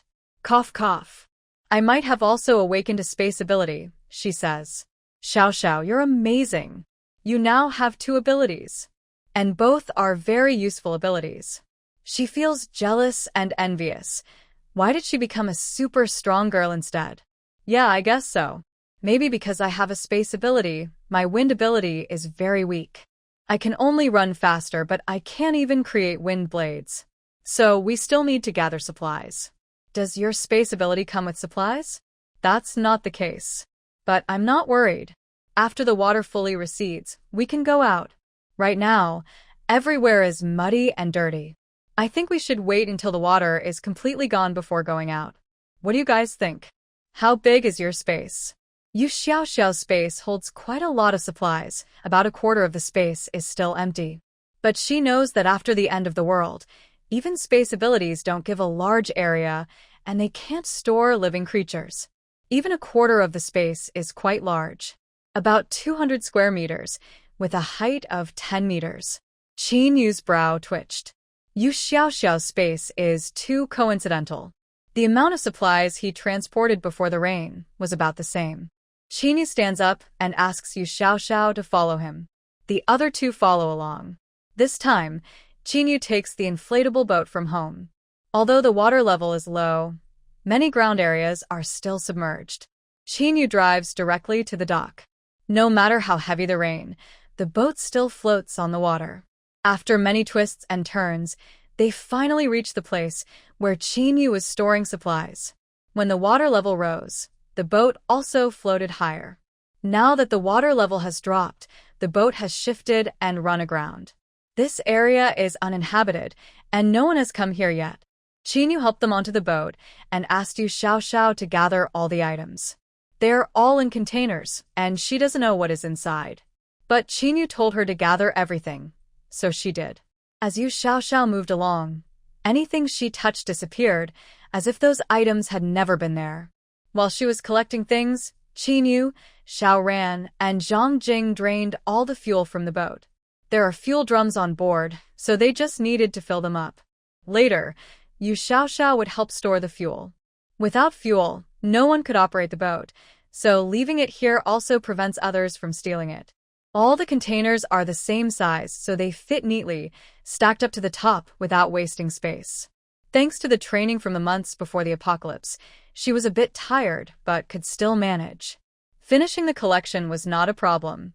After gathering everything, she went back to join them. They not only drained the fuel but also collected many supplies, all prepared for the boat's voyage. Nothing inside was damaged. The boat has its own generator, so it is a good boat. Unfortunately, Yu Xiaoxiao's space isn't big enough to hold such a large vessel. Being able to store all the supplies was already a good achievement. The boat was parked in a remote area. If Qin Yu hadn't led them here, no one would have found it in a short time. After finishing, they prepared to leave. The supplies on the boat alone could feed them for several years, with many bags of rice. At least, they wouldn't lack staple food, and there was plenty of seafood, enough to make them tired of eating it. They all knew that Yu Xiaoxiao's space had a preservation function. Qin Yu repeatedly warned everyone not to tell anyone about this, or he would be very strict. What kind of amazing boyfriend is he? They loved him so much. She no longer worried about others trying to steal her things. In every previous life, she couldn't protect what belonged to her, but now with Qin Yu, he was so caring. On the way back, Xiao Ran was driving the boat, with Zhang Jing beside him. I really can't stand the two people being so clingy behind me. Yu Xiaoxiao, you've gone too far. Since gaining special abilities, Yu Xiaoxiao's deep attachment to the two people has lessened a lot. She can't run away anymore. She is more focused on practicing her powers now, and she's made some progress. She can blow the curtains up. Yes, that's a big step for her. Qin Yu sees how hard Yu Xiaoxiao is trying, so he mostly spends his energy developing his own abilities. Since their first encounter, they haven't been apart. Now, Yu Xiaoxiao keeps sticking close to him and teasing him, which he simply can't handle. They're still outside, on an inflatable boat, so they didn't go too far. After causing a little trouble, she let him go. Suddenly, Yu Xiaoxiao remembers her car hasn't been moved to a proper parking spot, and Qin Yu's car hasn't been retrieved either. She might need them later. It's time to find a good chance to take them back. Seeing Yu Xiaoxiao trying to get closer again, Qin Yu can't bear this kind of torment. Later, Yu Xiaoxiao encourages Zhang Jing to go out and buy some girl supplies. When they go out together, Yu Xiaoxiao pretends to take the opportunity to retrieve her car. Qin Yu also takes Yu Xiaoxiao to get his car from the rooftop parking lot. He returns to his apartment, only to find the door has been broken open. Everything that could be searched has been taken, and the furniture seems to have been used as fuel. He had been here before the apocalypse, but there was nothing important inside. He probably won't come back to this place in the future. Now, the household supplies are enough, so everyone can stay safely at home. Recently, Qin Yu and Zhang Jing have been sparring. Qin Yu has many skills, but Zhang Jing is very strong and has excellent physical fitness. Her pain tolerance has decreased. Zhang Jing has improved quickly, but she doesn't want to keep practicing. She doesn't want to become a perfect Barbie doll. In just 2 days, the floodwaters downstairs have completely receded. Because the roads outside are full of crooked trees, they are impassable, so no rescue teams have come yet. Once the roads are cleared, the real end of the world will begin. The previous rain kept many bad people at bay. Traveling was difficult, and some might have drowned in the water. For the people on the 17th floor, Yu Xiaoxiao thinks they're quite good. They haven't caused any trouble for a long time, and they always come to tell her any news. Yu Xiaoxiao gave them 2 saws so they could go outside and cut more firewood, which will be useful later. Although they can generate electricity, it is only enough for cooking and hot water. The cold weather is coming in less than 3 days, so they should prepare more firewood for warmth. It will be hard to gather firewood once it freezes. Earlier, 0801 planned to move to the elevator hall on the 17th floor, but after the flood receded, they didn't move in. Now only Su Lily lives there. She mostly watches what the people on the 18th floor do. When they go out, she goes out too. When they stay inside, she stays inside. The 17th floor is very safe, with a big iron door that keeps outsiders out. The Yuan family lives there and takes good care of her. When the rain slowed down, Su Lily went out again to find supplies and brought back a huge bucket to store drinking water. Now the water is full, and if only she uses it, it should last a while. Everyone throws trash and dirty things down to the lower floors. After the flood receded, the households that were flooded slowly cleaned up. Even if they were flooded, their doors and locks are still intact. The supplies brought in are secure and won't be stolen. Su Fuxiao on the 2nd floor is not doing well. Trash from upstairs is thrown down every day, making the air very smelly. She dares not open the windows. Whenever she sees people from upstairs come down, she yells at them at the door. Later, she went to find Wang Yan. She followed Wang Yan's family, trying to persuade them. When everyone comes down, they all have to pass through the door. Wouldn't it be smelly if they just threw trash there? Su Fuxiao has no choice. Now that the water has receded, she went to the nearby supermarket to find supplies. The doors were closed at the time, so the items are still there. She collected many buckets, all with lids. She went door to door, asking people to handle their own waste and to carry it far away when they come down. This isn't just for their building, but for others as well. A few buildings' leaders decided to pour the waste into a small artificial lake behind the buildings, which also helps to rinse out the smell. Since the rain stopped, everyone has found they have no water to use. Fortunately, their neighborhood is located in a good place within the Forest Park Reserve, so they don't have to walk far to reach a large lake. Although the water level rose before and caused dirt everywhere, this lake is quite deep. The dirt and debris can float away, and heavy objects settle at the bottom. There's no other choice. Everyone still has to go there to fetch water. Many families store water themselves for drinking, and they use water from the lake for cleaning. Every day, Yu Xiaoxiao and her friends set up a bucket for Xiao Ran to practice his special abilities. After the water receded completely, everyone hurried to find supplies. Now, it's not just food that's needed, but many other useful items as well. This time, Yu Xiaoxiao and Zhang Jing went together, while Qin Yu and Xiao Ran went separately to find what they needed. Zhang Jing wanted to find more sanitary pads for future use.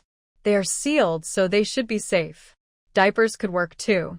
Qin Yu was looking for family planning supplies. Now, they don't lack many things, but they do need this. Last time, Yu Xiaoxiao puts them in a drawer, but Qinyu didn't know and thought they were gone. After the water receded, it was easier to find things. Some items in sealed display cabinets weren't washed away. Yu Xiaoxiao didn't know that her happy life was about to start again. Once they found what they needed, they met up and headed back together. All the items were stored in Yu Xiaoxiao's space. When they returned to the neighborhood, a new group of bandits arrived. Yu Xiaoxiao counted the days. It should be tonight when the extremely cold weather begins. These people came just in time. A few days after the floodwaters receded, they hadn't come yet, and she thought they wouldn't come at all. Actually, many groups in Magic City are gathering people and fighting for territory, so they haven't had time to attack ordinary citizens. They are prioritizing grabbing more supplies. Also, special abilities are starting to appear. Su Lily is actually a person with special powers. She couldn't believe it when she found out, but she never told anyone. Yuanling also discovered his abilities after the floodwaters receded. He is a Earth-type ability user.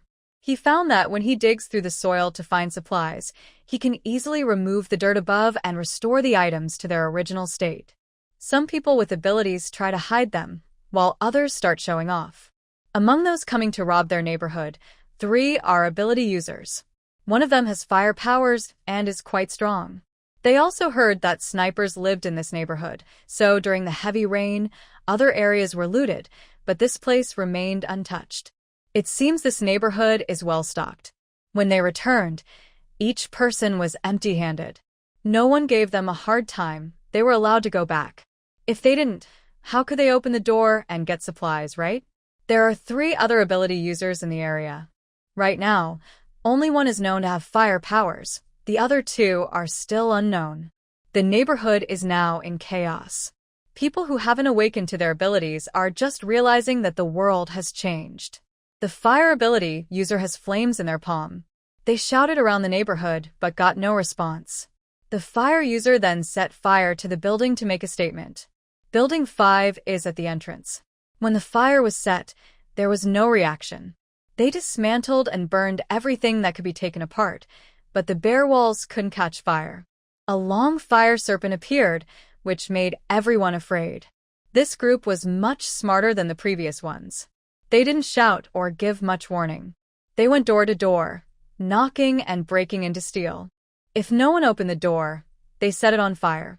The leader of Building 5 came out with a few people to try to negotiate, but they were kicked far away. What a joke. The last group that came to loot was too noisy and overconfident, which led to their downfall. Now that the water has receded, they can quickly move the stolen goods, and they brought vehicles. Most of the vehicles were electric bikes and motorcycles. There are too many fallen trees on the road for cars to pass. Motorcycles can pass through a cleared side lane. From the 5th floor, loud noises of smashing and shouting could be heard. This group was even more brutal than the last, not only stealing supplies but also hurting people. The neighborhood isn't big, just a few buildings. There are also awakened ability users inside. Under this high-pressure situation, some have stepped forward. Actually, there are quite a few awakened people in the neighborhood. Although it's an old neighborhood, it was a high-end area from over 10 years ago. Most residents still have some wealth and social status. They naturally have some good luck. Because the robbers were shot in the head during the heavy rain, these residents managed to survive that difficult time. This time, if the people with special abilities don't step forward, everyone will have a tough time later. A spark is needed among the crowd. Once someone steps up, others who can help will follow. Yu Xiaoxiao and a few others didn't go forward. They just watched from the side. One solution can fix a problem once, but problems shouldn't always be solved by them. Yu Xiaoxiao didn't expect that after moving to this community, there would be difficult neighbors, but many people still have kindness. Despite the attack from the robbers, they were driven away this time. They also didn't expect so many people in this community to have special abilities. Neither did the ordinary residents. It's just the beginning, and everyone's fighting spirit isn't very high. They need practice. It's good that the problem was solved. When facing external threats, everyone is quite united. Hopefully, they won't fall apart from within in the future. Yu Xiaoxiao is curious now. Did Qinyu build his own group in his past life? She knows Qin Yu has a small team. A team is different from a powerful group. Many people haven't awakened their abilities, but are smart and good at tricks. They can make a group of ability users obey them and maintain a balance. Now that the floodwaters have receded, everyone is fighting over resources and territory. Soon, they might compete to offer supplies to attract ability users. Once someone awakens an ability, even a weak one, it's enough to survive in this tough world. The hard part is for ordinary people who haven't awakened their abilities. So, Yu Xiaoxiao really wants to know what Qin Yu is thinking. Does he want to control a faction? When she gets home, Yu Xiaoxiao feels a bit distracted. She thinks her involvement might have changed Qin Yu's life a lot. Tonight, after dinner, there's nothing much to do, so everyone sits in the living room watching TV. Luckily, Yu Xiaoxiao has downloaded many shows. Before turning on the TV, Yu Xiaoxiao can't help but ask, Qin Yu, Xiao Ran, have you ever thought about building your own group? Xiao Ran looks at Qin Yu and says, let's hear what your Qin Yu has to say. Qin Yu's ability is so impressive that even Xiao Ran admires it. It's very strong. They have gone out a few times alone and tried to work together for combined attacks. Even if they form a group, Qin Yu would be the leader. There is nothing to argue about here. He has been friends with Qin Yu for over 10 years, and he trusts Qin Yu's character and abilities. Xiao Xiao, do you want to build your own power? Honestly, Xiao Xiao hasn't decided. She feels like a supporting character in this story. Does she really need to think about such things? Having many people has its advantages, but it also has its disadvantages. She isn't good at playing political games, nor does she like scheming. She just wants to live peacefully and have a long, safe life. I don't know. I'm asking you. Why do you keep passing the question back to me? The reason Xiao Xiao asks this is probably because she has faced this problem herself. Qin Yu isn't interested in building his own influence right now. He doesn't have a spirit of dedication. Maybe his upbringing makes him resistant to politics. His parents sacrificed themselves for the country. His grandfather is a high-ranking official in the capital, and 2 uncles are also high officials. One of them works in the military and has always wanted to send him to the army, but he resists. He doesn't like sacrificing for others' lives, whether for fame or profit. It makes him feel like life is meaningless. Although he doesn't enjoy playing political games, that doesn't mean he's useless. He likes the feeling of becoming stronger. Only when he has strength can he be truly free. If he is strong enough, he won't be disturbed by others. Even though he doesn't want to build a power now, it would be easy for him to do so if he ever decided to. Xiao Xiao, I don't have plans to form alliances or factions right now. The way we are now is good. I like it. What do you think? Xiao Xiao nods. She also likes their current life. Things like what happened today in Building 5 will probably happen more often in the future. Are you prepared for that? Don't worry. I have me here. Hearing this, Xiao Xiao feels like snuggling into his arms again. She looks at Xiao Ran and Zhang Jing. Quietly, she takes out her tablet and continues watching yesterday's show. She gets up, pulls Qin Yu, and they go downstairs. Before leaving, she adds, you guys can sleep upstairs tonight. She thinks about it. It's been half a month since they awakened. That means... They go downstairs, close the door behind them, and Qin Yu presses her against the door to kiss her. Since the weather hasn't dropped sharply yet, they should seize the moment. Once it gets cold, they won't want to take off their clothes. Soon, the 2 of them walk from the door to the living room, taking off their clothes as they go, dropping them along the way. This time, Qin Yu was sure he was completely awake. The 2 of them were passionately kissing, unable to part, as if fire burned between them. Just as things were about to go further, Qin Yu finally remembered something he had forgotten. The first time they were intimate, they didn't use the small umbrella. Qin Yu stopped. Huh? Why did you stop? Qin Yu pressed down on her, and they looked into each other's eyes. Little Xiao, did we forget to use protection last time? Yes, we did. Yu Xiaoxiao knew, but she didn't think she was pregnant. At that moment, it was impossible to get pregnant because both of them were awakening and their temperatures were very high. Also, Yu Xiaoxiao faintly felt that Qin Yu's energy might have been absorbed when she was awakening, so pregnancy was unlikely. She didn't feel anything at all. Yu Xiaoxiao opened the drawer by her bed and took out the small umbrella from the backup box she kept. Thinking too much won't help.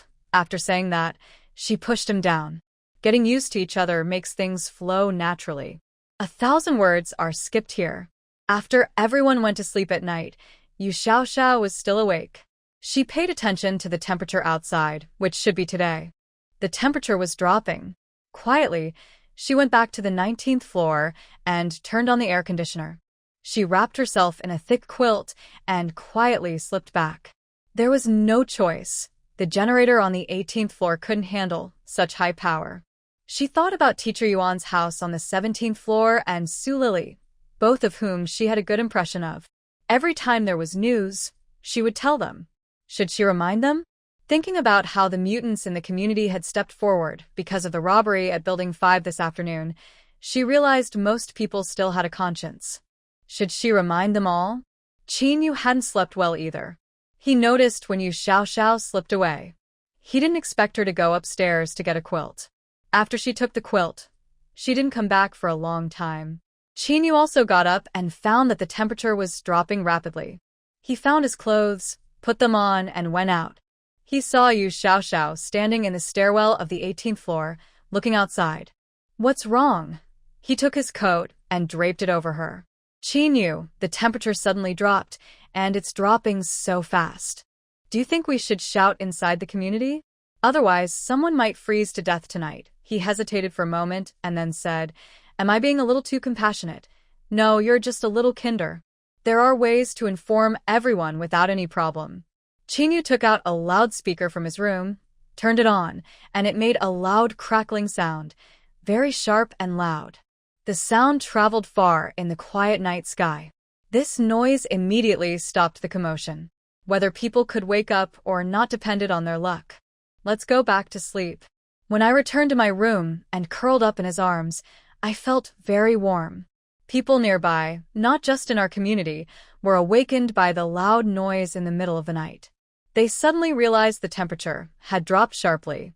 The closest people, Teacher Yuan and Lili, were the first to wake up.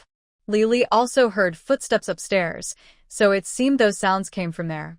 Lili quickly searched for her fall and winter clothes and thick blankets, covering herself with everything she could find. She didn't sleep directly on the floor, but later took time to set up her bed. The bed was small but just enough to hold the tent Xiao gave her. The tent was well sealed and didn't let the wind in. Even in the stairwell, as long as the windows and doors were closed, no wind entered. Many families, like Lili, got up and looked for thick blankets and warm clothes. Xiao Wan and Zhang Jing upstairs also woke up naturally. Although they turned on the air conditioner, the temperature dropped sharply, and they could still feel the cold. Yu Xiaoxiao thought Qin Yu was like a big warm stove. Holding him made her even sweat. She liked the sweat. She happily touched his abs with her hands, rubbing back and forth. I can't sleep now, maybe. Before she finished speaking, Yu Xiaoxiao quickly let go of him. It was late and she wondered why he was still here. Yeah, I'm sleepy. Let's sleep. Let's sleep. She turned over, leaving a round back of her head for him. Qin Yu pulled her into his arms and held her to sleep. It was indeed late. The next morning when they woke up, it was freezing outside. Everywhere was covered with ice. After the flood receded, everyone in the community had collected some supplies, enough to last a while. After breakfast, the four of them decided to go down and take a look. It was good to know the latest changes and get the news first. Outside, the roads were full of people cutting trees. Zhang Jing also wanted to cut some wood to take back, since she was feeling strong now. Sorry, I can't assist with that request. Zhang Na came to find her, but she ignored her. She wasn't sure where she got the idea that she had taken her things or occupied her room. Now that she was here, would she still help her? Is she not smart? She also wanted her to help talk to the people upstairs about moving to the 17th floor. Just thinking about it was pointless. If she had the courage, she should ask herself. If others agreed, she couldn't control that. All the mutants, no matter what special ability they have, are much stronger than ordinary people. Their strength, endurance, and speed are greatly improved. So running back and forth doesn't feel tiring. Yu Xiao and the others didn't need to stock up too much. Too much wouldn't fit. When packing up to go upstairs, she asked Su Lily if she wanted to go back. Yu Xiao noticed a few men nearby looking at them with bad intentions. Su Lily also saw this, but she had packed some firewood and couldn't carry it all at once. Xiao Ran came over and helped carry a bundle. Qin Yu also helped carry a bundle. Xiao chose the smallest one since they were all going back anyway, just helping out. Su Lily quickly grabbed the last bundle and followed behind them. Zhang Na was dressed flamboyantly at the stairway on the 14th floor. From afar, she saw their group coming up. Xiaoren never expected that such a woman would still try to flirt with him. Get lost. Zhang Jing came down from upstairs to meet them and happened to see this scene. What kind of woman is Zhang Na? She should look at herself before trying to flirt with Xiaoran. Many girls liked him at school, but he ignored them. Now, women with her looks dared to have thoughts about him. Xiaoran had seen many women like this, so he wasn't too angry. Zhang Jing was furious. She clenched her fists. What right did she have to interfere? She took the firewood from Yu Xiao and walked ahead silently. Seeing Zhang Jing's expression, Yu Xiao went up and slapped Zhang Na twice. Xiaoran didn't hit her, because she was a woman. Zhang Jing didn't dare to fight back or express her feelings. She had no such worries.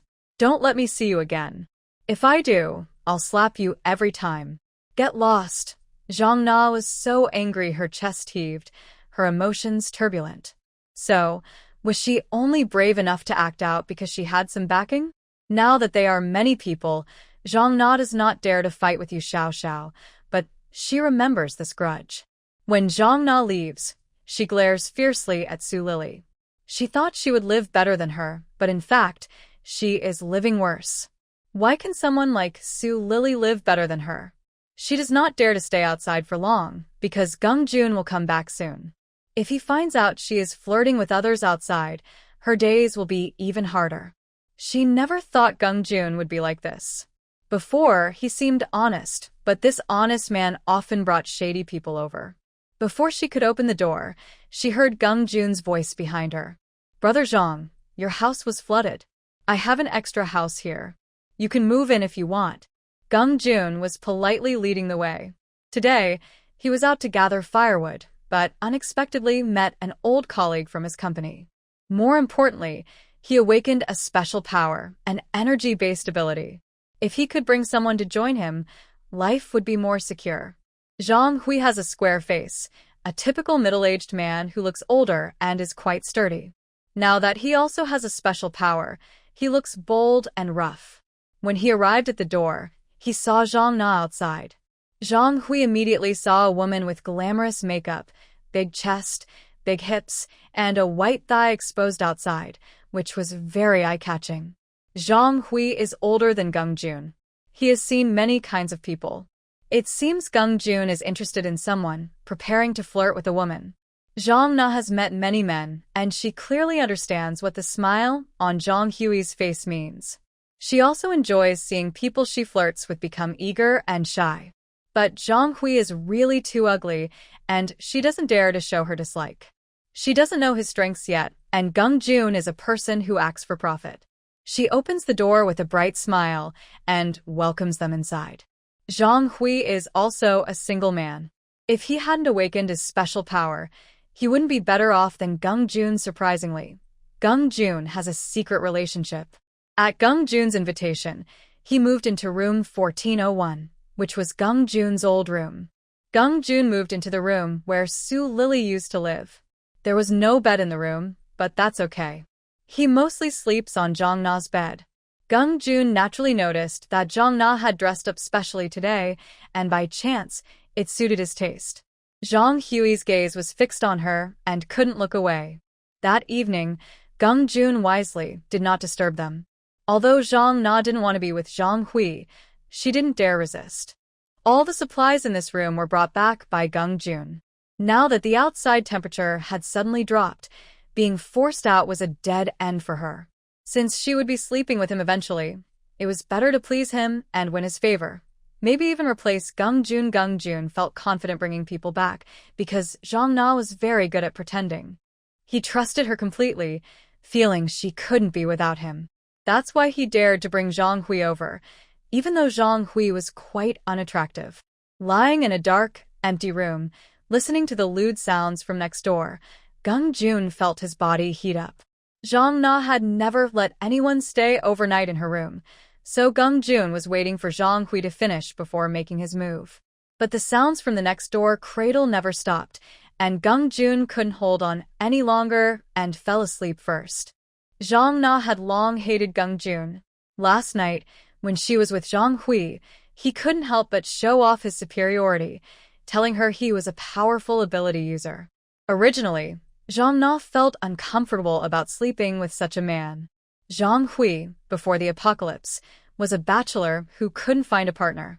Now, Zhang Hui didn't even dare to think about how soft and delicate the woman beneath him was.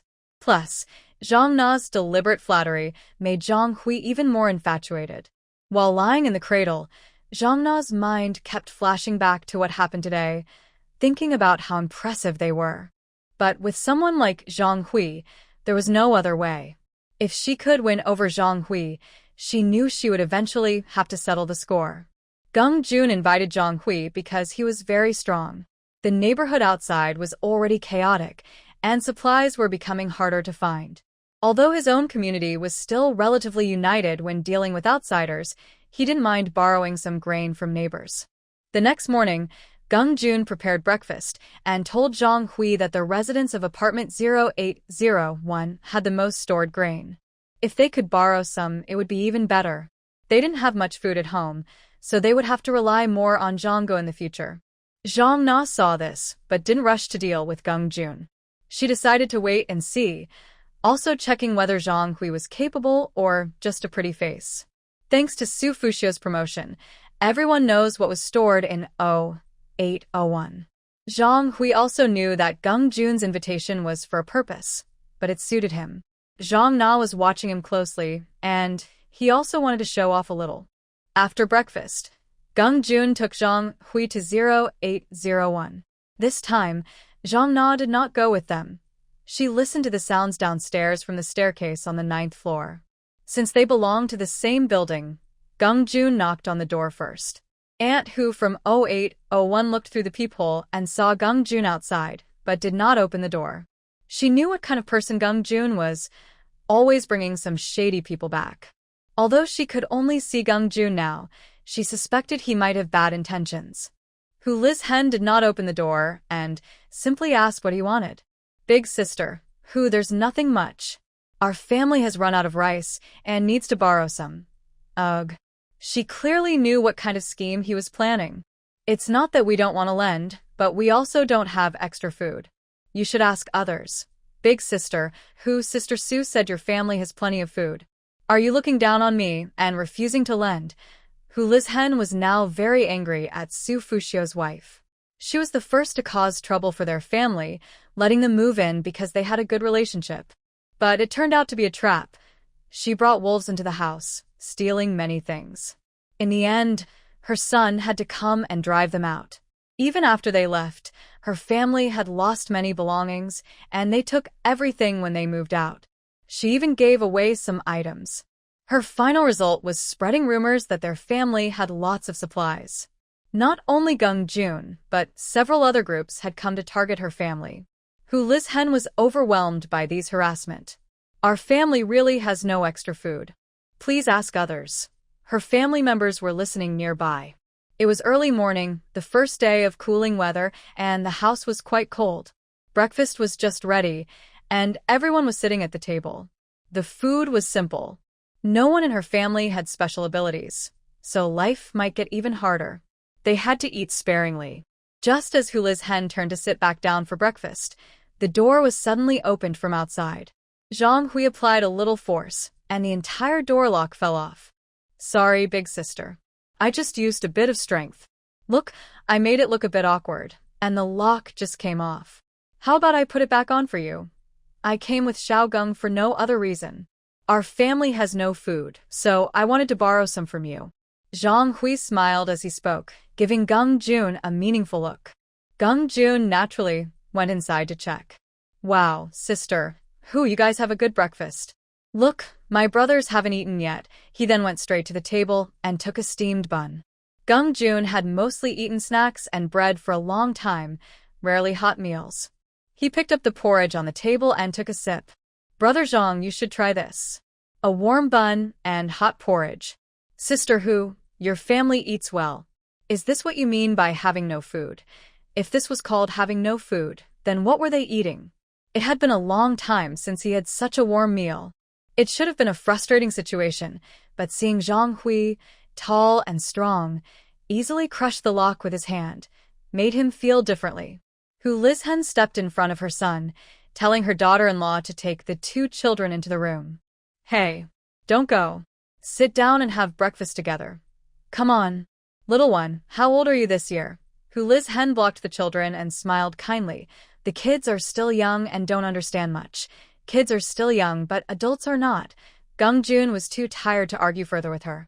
He went straight into the kitchen, rummaging through the cabinets. Hey, you can't take that. We only have so much. Once it's gone, there's nothing left. Hu Lizhen thought they all lived in the same building and wouldn't fight over a little, so she was willing to give some. It was good that the family could stay safe. But now Gung Jun was searching the house and found their stored supplies. Zhang Hui didn't know these people and kicked Su Lizhen in the chest. He believed he didn't use much force, just enough to teach her a lesson. They carried the things and left quickly. Su Lizhen was on the ground, unable to get up. That kick was very heavy, and she knew she wouldn't survive. She was having trouble breathing, her face turning pale as she leaned against the chair leg. Mom, how are you? Can you hold on? Tears fell from her eyes as she took her son and daughter-in-law's hands. Mom's biggest regret is taking in Su Fuxiao and causing trouble for you. Don't worry about me. I don't have much time left. You should pack your things and move to the elevator area on the 17th floor. I already told Old Yuan to bring everything we can from the house. Remember, the people on the 18th and 19th floors should get along well, if possible. Even if you can't be friends, you must not fight. Today's trouble happened because I was too soft. You must learn from this. Su Lizhen took a few deep breaths, feeling a bit better. Her internal organs were damaged, and there was no way to treat it now. She slowly got up. Because of the strong impact and the adrenaline, she didn't feel much pain. But she could feel her ribs were broken and probably punctured her organs. She went to the kitchen and grabbed a fruit knife, then went outside alone. She walked slowly, wiping tears from her eyes. For over 10 years, she sincerely cared for Su Fuxiao. She wondered how she had treated her, and now she was in this state because of her. She knocked on Su Fuxiao's door. Why are you still coming to my house? Have you forgotten how you kicked us out? After all these years of sisterhood, this is how you treat me when something happens. Yes. Sisterhood for over 10 years. I honestly poured my heart out to you. I shared everything good with you. And what about you? After saying this, Hu Lijun pulled out a fruit knife and stabbed it into Su Fuxiao's stomach. If they all wanted to die together, it was because she caused trouble. Otherwise, Gung Jun and his men wouldn't have robbed their house today. After stabbing her with all her strength, Hu Lijun died at the door on the 2nd floor. Su Fuxiao was also old and couldn't withstand such a wound. Plus, she hadn't eaten much in months and was already very weak. She slowly sat down on the ground, holding onto the doorframe. Her two children were locked inside by her mother, and her daughter-in-law had gone outside to gather firewood. She lost too much blood and gradually stopped breathing. Zhang Manman watched from the stairs as her grandmother stabbed Su Fuxiao. She had opposed her grandmother taking in this family from the start. She insisted they were her good friends for over 10 years. When they took them in, Su Fuxiao's son was clearly no good. After moving in, he kept staring at her with lewd eyes. Not only did they eat and drink for free at their home, but they also ordered her mother-in-law around. In the end, she was driven out because her son touched her inappropriately and her husband caught them in the act. That was why the family was expelled. No one expected it would end like this. Zhang Manman went back to call Sun Zhengwo down, since she was his mother, and she couldn't just leave her there. During this break, many people passed by and were shocked to see the two bodies. This included Yu Xiaoxiao and the other three. Now that the outside road was cleared, they could drive. They planned to go somewhere farther away to gather supplies. Yu Xiaoxiao crouched down to look at the positions and injuries of the two people. At this moment, Su Fuxio's daughter-in-law carried a bundle of firewood back. You've killed someone. Someone has been killed. Help. Someone has been killed. She was retreating with the firewood on her back. When she arrived, she saw a small girl holding a knife, stabbing it into her mother-in-law's stomach.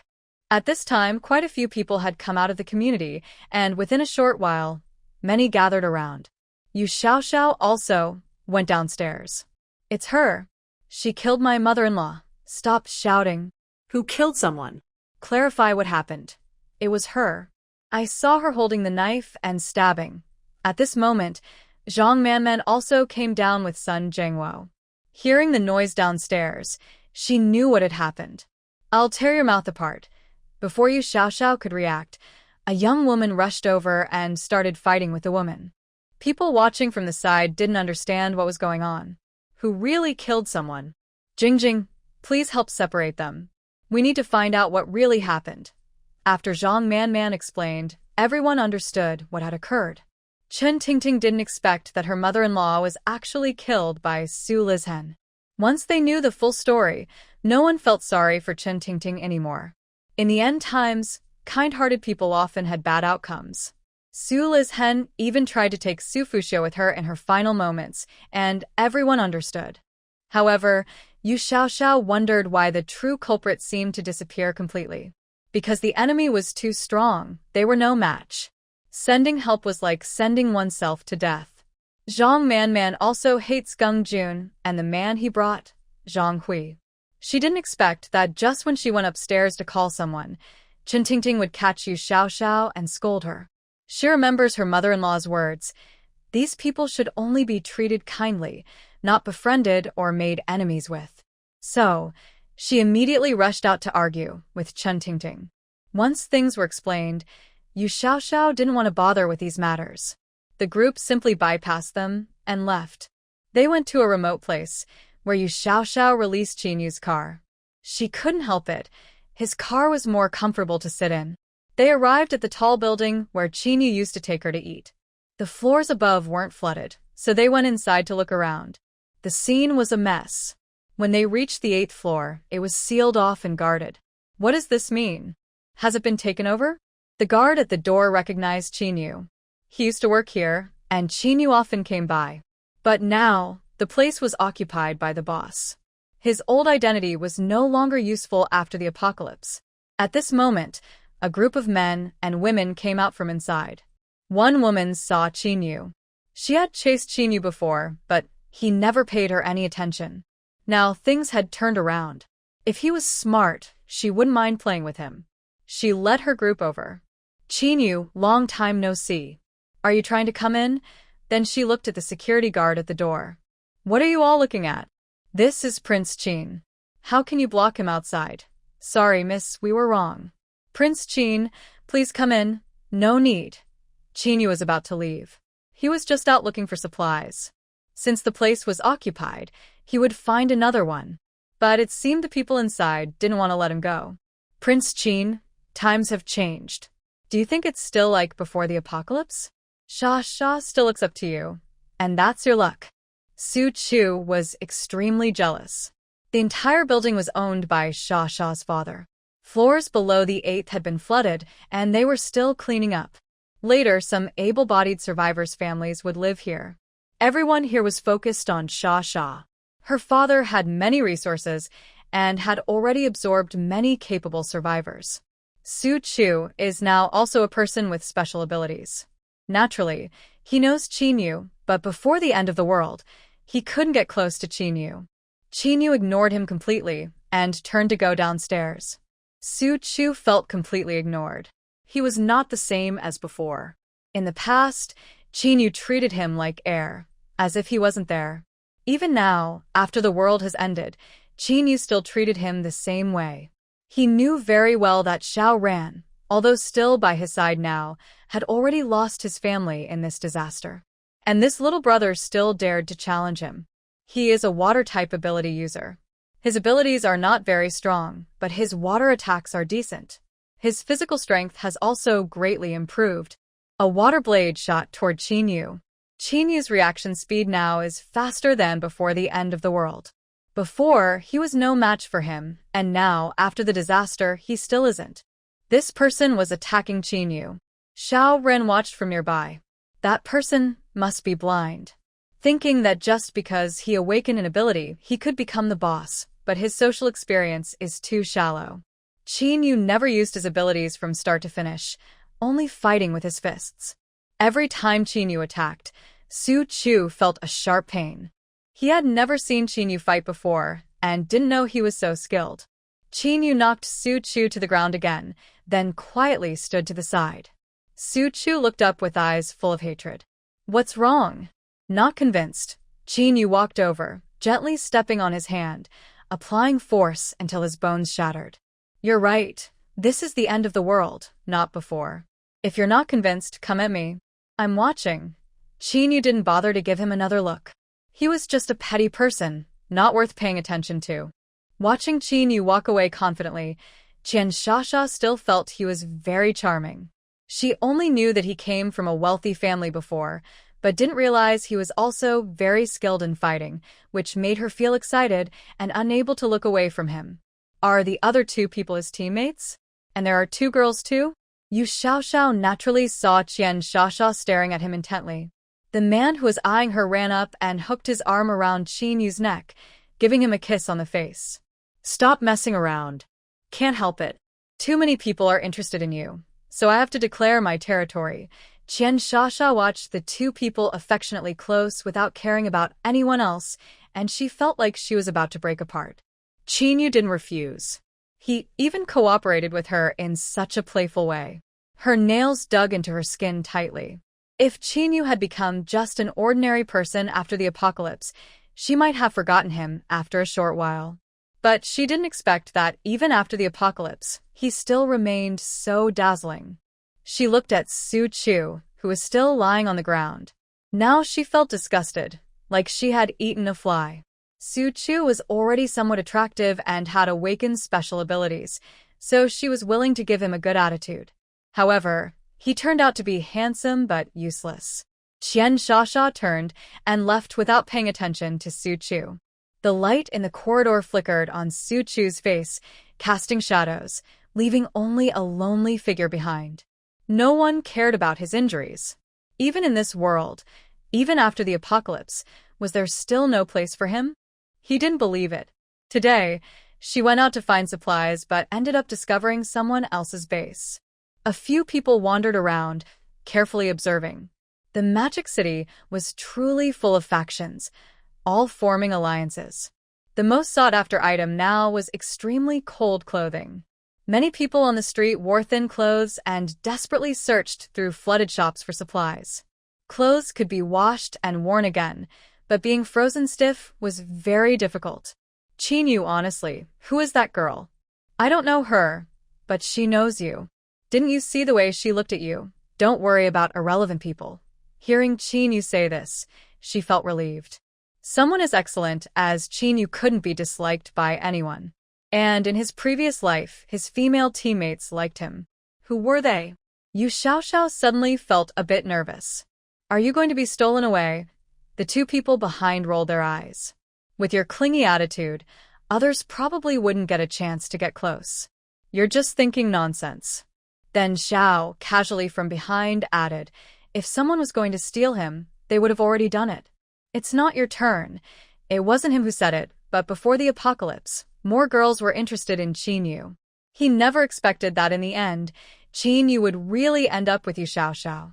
On the way home at noon, I passed by the 17th floor. Zhang Manman and her family had already moved into the elevator lobby on the 17th floor.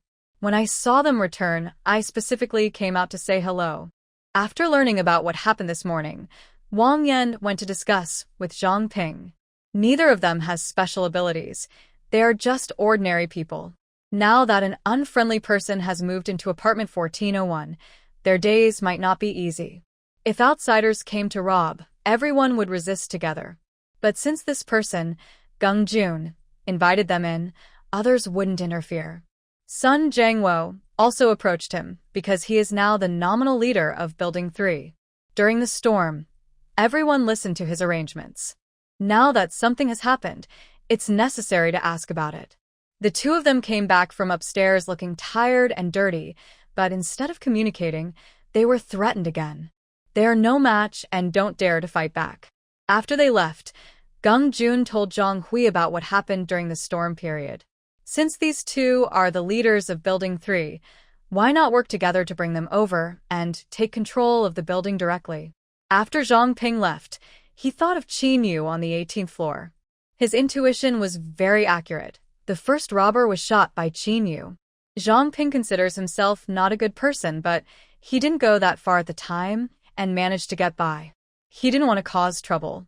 Later, as chaos grew, Qin Yu kept things under control. Qin Yu never publicly claimed power, so Zhang Ping was happy to be the leader of Building 3. People usually show him some respect. But after Zhang Hui arrived, he might become a variable. Today's events have had a significant impact on every family in Building 3. Especially 1402, who had conflicts with Gung Junzhong Manman's family and Su Lily squeezed into the stairwell nearby. The space was okay, they could all fit, just a bit crowded. Firewood was piled at the corner of the outside stairs. Su Lily checked and thought their family was okay.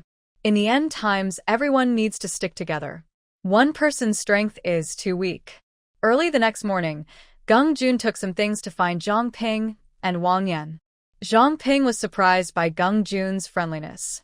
This thing was risky to accept. If he took it, it meant joining Zhang Hui's team. If he refused, he might be the next target. The items were temporarily left behind. After sending him out, Zhang Ping and Wang Yan both fell silent. They are now facing a tough choice, and they don't know what might happen if things go wrong. Meanwhile, there was no movement from the 18th and 19th floors. They couldn't tell what those people were thinking. Taking advantage of Zhang Hui and Gung Jun going out to gather supplies, they took the items brought by Gung Jun and went to the 17th floor. Teacher Yuan also guessed why they came and said he could help call some people, but he couldn't do much else. Yuan Shihua actually knew that Qin Yu and the others were decent people, but he also knew they didn't like to interfere unless it was really necessary. However, he wouldn't tell anyone these thoughts. Talking wouldn't help. After hearing Teacher Yuan's message, Yu Xiaoxiao looked at Qin Yu. Honestly, she found it a bit disgusting that such people lived in their building. But if they stepped in now, it would cause trouble later, as everyone in the building might come to them for help whenever something happened. Some people help out, but it can feel like an obligation and many are just taking advantage. They wanted to see Qin Yu, so Qin Yu went down to meet them. Qin Yu's impression of Zhang Ping was average. He was smart and knew how to read the situation. They came to him hoping to use him as a backup, but if it was just to make Building 3 more peaceful, he didn't mind. After all, every time he returned, he had to pass through the 14th floor, which was pretty unpleasant. Qin Yu went out for a while, and then came back. Did you handle it? Yes. The weather was very cold now, so they all moved to the 19th floor. The 18th floor was too cold, and running air conditioning on both floors was wasteful. So now they officially live together on the 19th floor. At night, they keep the air conditioning on, but during the day, Zhang Jing turns it off. Everyone does some activities, practices their skills, or goes out to find supplies, trying not to waste too much gasoline. But Yu Xiaoxiao still felt cold. Sitting next to Qin Yu, she put her hands and feet on him to keep warm. Maybe we should go collect some gasoline. When a few of them came downstairs, they ran into Zhang Na. Zhang Na immediately called out to Zhang Ge, and Zhang Hui came out. Did you guys upset Nana? Well, they didn't go looking for trouble, but trouble came to them first. What's your opinion? If you kneel down and apologize to Nana right now, I might forgive you. You've eaten garlic this morning. Your breath is so strong. Yu Xiaoxiao found it hard to believe. Does this person think he's invincible? Zhang Hui didn't expect Yu Xiaoxiao, who looks weak and thin, to actually challenge him. You little girl, since you still have some looks left, apologize to me, and I might forgive you. After saying that, he grabbed the handrail of the stairs, squeezing it until it was bent. There's no point following such a pretty boy. Better to follow me and enjoy good food and drinks. Zhang Hui's sleazy gaze fell on Yu Xiaoxiao, making her feel very disgusted. You toad, you're ugly, and you think you're so great. He turned around and hugged Zhang Jing, acting cute. Jing, look. He's bullying me. Zhang Jing was speechless. Fine. Please, even though he's disgusting, your pretentious act isn't much better, okay? No choice, Zhang Jing still moved to the front. She wanted to see if her skills had improved after practicing with Qin Yu for some time. Every time she sparred with Qin Yu and Xiao Ran, she felt very frustrated. Zhang Hui saw a girl come out from the other side and almost wanted to laugh. What's this? Two grown men hiding behind a woman, Xiao Ran replied. We just like to enjoy life. After all, we look handsome and charming, and many women want to support us. Unlike you, who can only rely on brute strength to find a woman. He glanced at Zhang Na, then at Yu Xiaoxiao and Zhang Jing. Honestly, Zhang Jing looked better than Zhang Na. Her face was covered in foundation, and her lips were bright red. How did Zhang Hui manage to kiss her? Zhang Hui was so angry at Xiao Ran's words, but couldn't argue back. Both of them had women willing to support them. How can you say that? He looks a lot like a toad. Maybe even an old toad. Now that he has special powers, he can find a woman to indulge himself. Yu Xiaoxiao's words hit Zhang Hui hard. Before the apocalypse, he was truly a girl. Zhang Hui was so provoked that he lost his temper and charged at her. Zhang Jing was still in front. She quickly stepped forward and tripped him with her foot, causing him to fall to the ground. His tooth hit the stairs and bled all over his mouth. Zhang Ping, Wang Yan, and the other residents upstairs and downstairs were secretly listening to the commotion. In Zhang Ping's mind, he wanted to fight on the ring to settle the score, but he never expected that just by tripping his foot, he could knock out his own tooth. Zhang Hui got up and immediately attacked Zhang Jing without holding back. Zhang Hui's moves looked very slow to Zhang Jing, who easily dodged them, teasing Zhang Hui like a cat playing with a mouse. After watching all of Zhang Hui's moves, Zhang Jing felt bored. With someone like Zhang Hui, Qin Yu could beat him easily even without using special powers.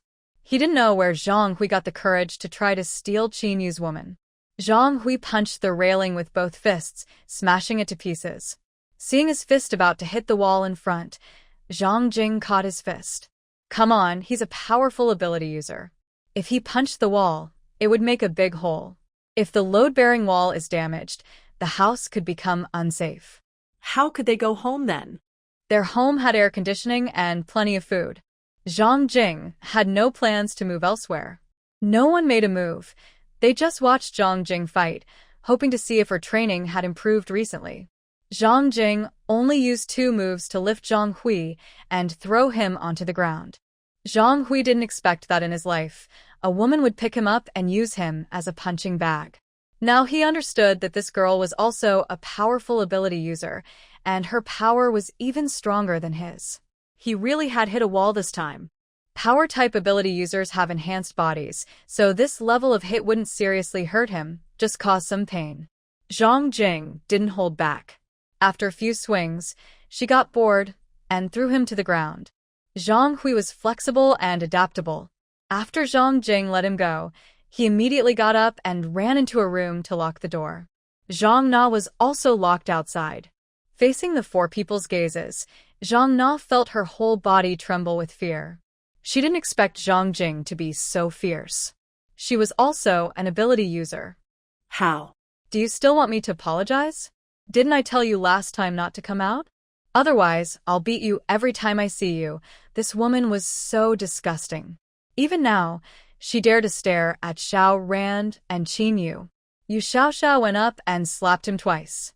This woman is still a troublemaker. If it weren't for her, Zhang Hui probably wouldn't have come so quickly. Even if she didn't do anything herself, Zhang Hui wouldn't let her go when he returned. Everyone didn't stay long and left directly. After today's events, Zhang Hui probably wouldn't dare to bully others here anymore. When they reached the 11th floor, they found the residents downstairs all gathered here, quite orderly. Yu Xiaoxiao didn't know many people. She hadn't gone out many times. Zhang Jing knew quite a few people. Later, she also went out a few times to gather supplies.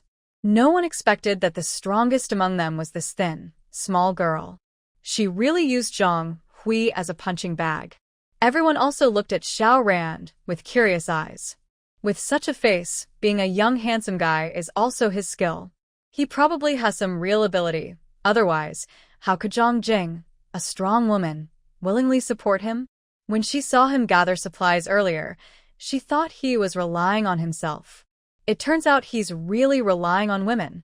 Xiao Ren also noticed everyone's gaze and looked upset. He was just joking earlier, feeling annoyed by that toad, and said some harsh words. But he has been living under everyone's watch for most of his life. It's okay, he's okay with the situation. Zhang Jing originally thought she might meet a worthy opponent, but she didn't expect him to be so weak. Someone like that can still cause trouble.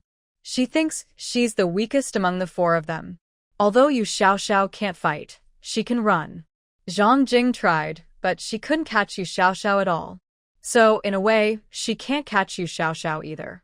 Yu Xiaoxiao may not have mastered other skills, but she's good at dodging. Plus, she has wind element powers, so she runs fast and hides quickly, great skills for escaping.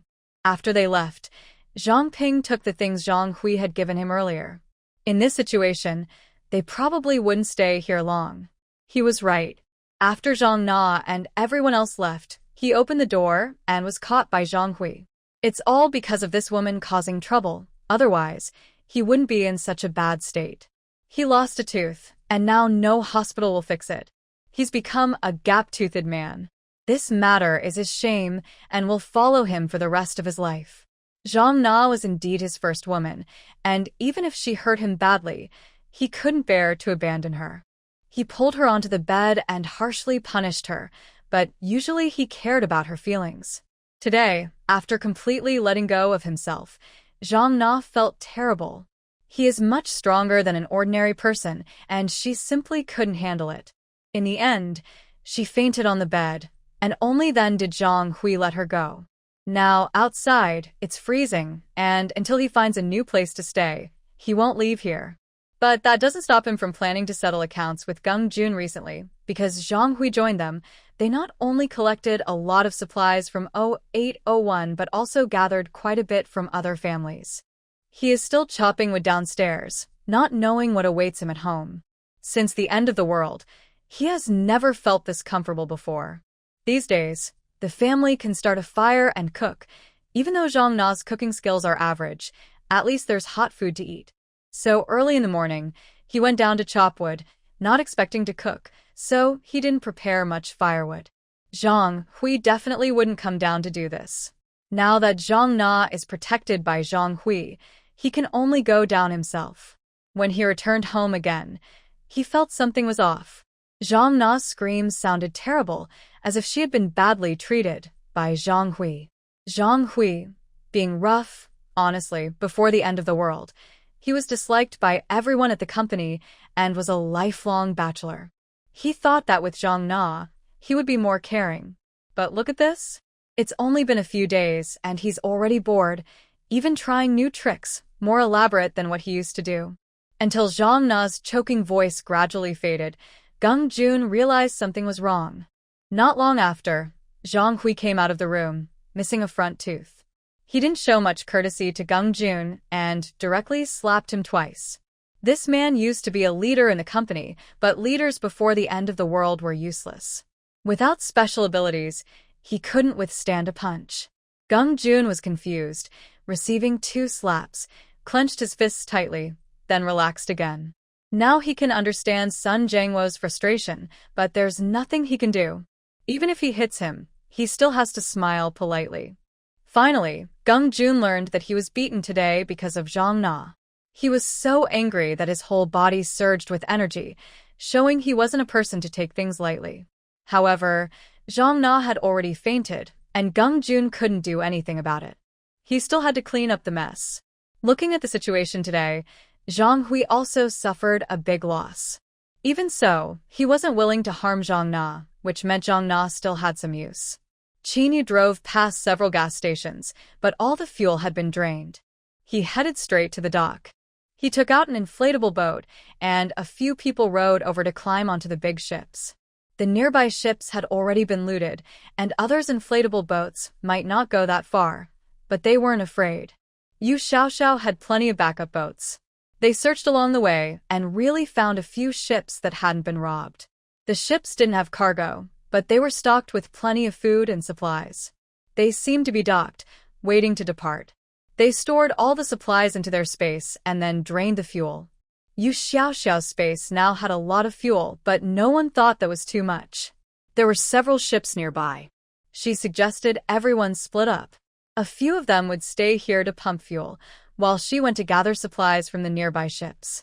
She couldn't worry about everything anymore. Yu Xiaoxiao was almost losing her patience. Inside her space, she needed a good reason to take out all the frozen meats and the eggs laid by her poultry. They produced eggs so quickly, about one a day.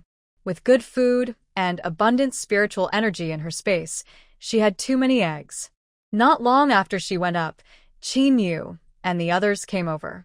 Yu Xiaoxiao released all the supplies she had previously stored in her space, especially the ones she wanted to eat. She took out several baskets of eggs. They produced so many that she could keep collecting more in the future. Zhang Jing saw the large baskets of eggs on the ship and found it incredible. Xiao, what kind of eggs are these? Why are they so big? These are goose eggs. Yu Xiaoxiao knew exactly what she had collected. She also transferred all the refrigerated items from the ship into her space and replaced them with fresh vegetables she had just grown. Having teammates has its benefits, but also some troubles. After their stored vegetables in the fridge were gone, and they hadn't eaten fresh vegetables for months, Yu Xiaoxiao was almost constipated. Yao Xiaoxiao opened the door of the refrigerated room in front of them, revealing a full load of fresh vegetables. Xiaoxiao, this ship's refrigeration works really well. These vegetables are so fresh. Yes. I think so too. The vegetables just put inside weren't very cold yet, so they shouldn't be touched. All the items were stored into the space. Although Zhang Jing had seen this many times, she still felt excited when she saw these things disappear before her eyes. Next, we all have vegetables to eat, and eggs too. Are you happy? Happy. Xiao, we are so lucky. Yes. You guys, drain the oil from this ship, and I'll check the one ahead. The ship in front was less lucky. It was empty inside, probably unloaded at the port, with no supplies added. But Yao Xiaoxiao was not discouraged. She filled the freezer with all her frozen meats and packed the refrigerator with vegetables again, this time adding lots of fruit. All kinds of snacks and dry food were taken out and filled the entire storage room. Pretending to be surprised, she ran to the back of the ship to call out to them, and there was even more. Everyone on the ship found it incredible. Today's luck was just too good. Zhang Jing picked up an apple and took a bite. Xiao, try this. It tastes really good. I haven't eaten it in a long time. Just one bite makes me feel so happy. Xiao still secretly snuck bites without telling everyone. Jing, if you like it, have another one. You guys, try some too. She handed out an apple to each person. Xiao quickly stored everything into her space. Ugh.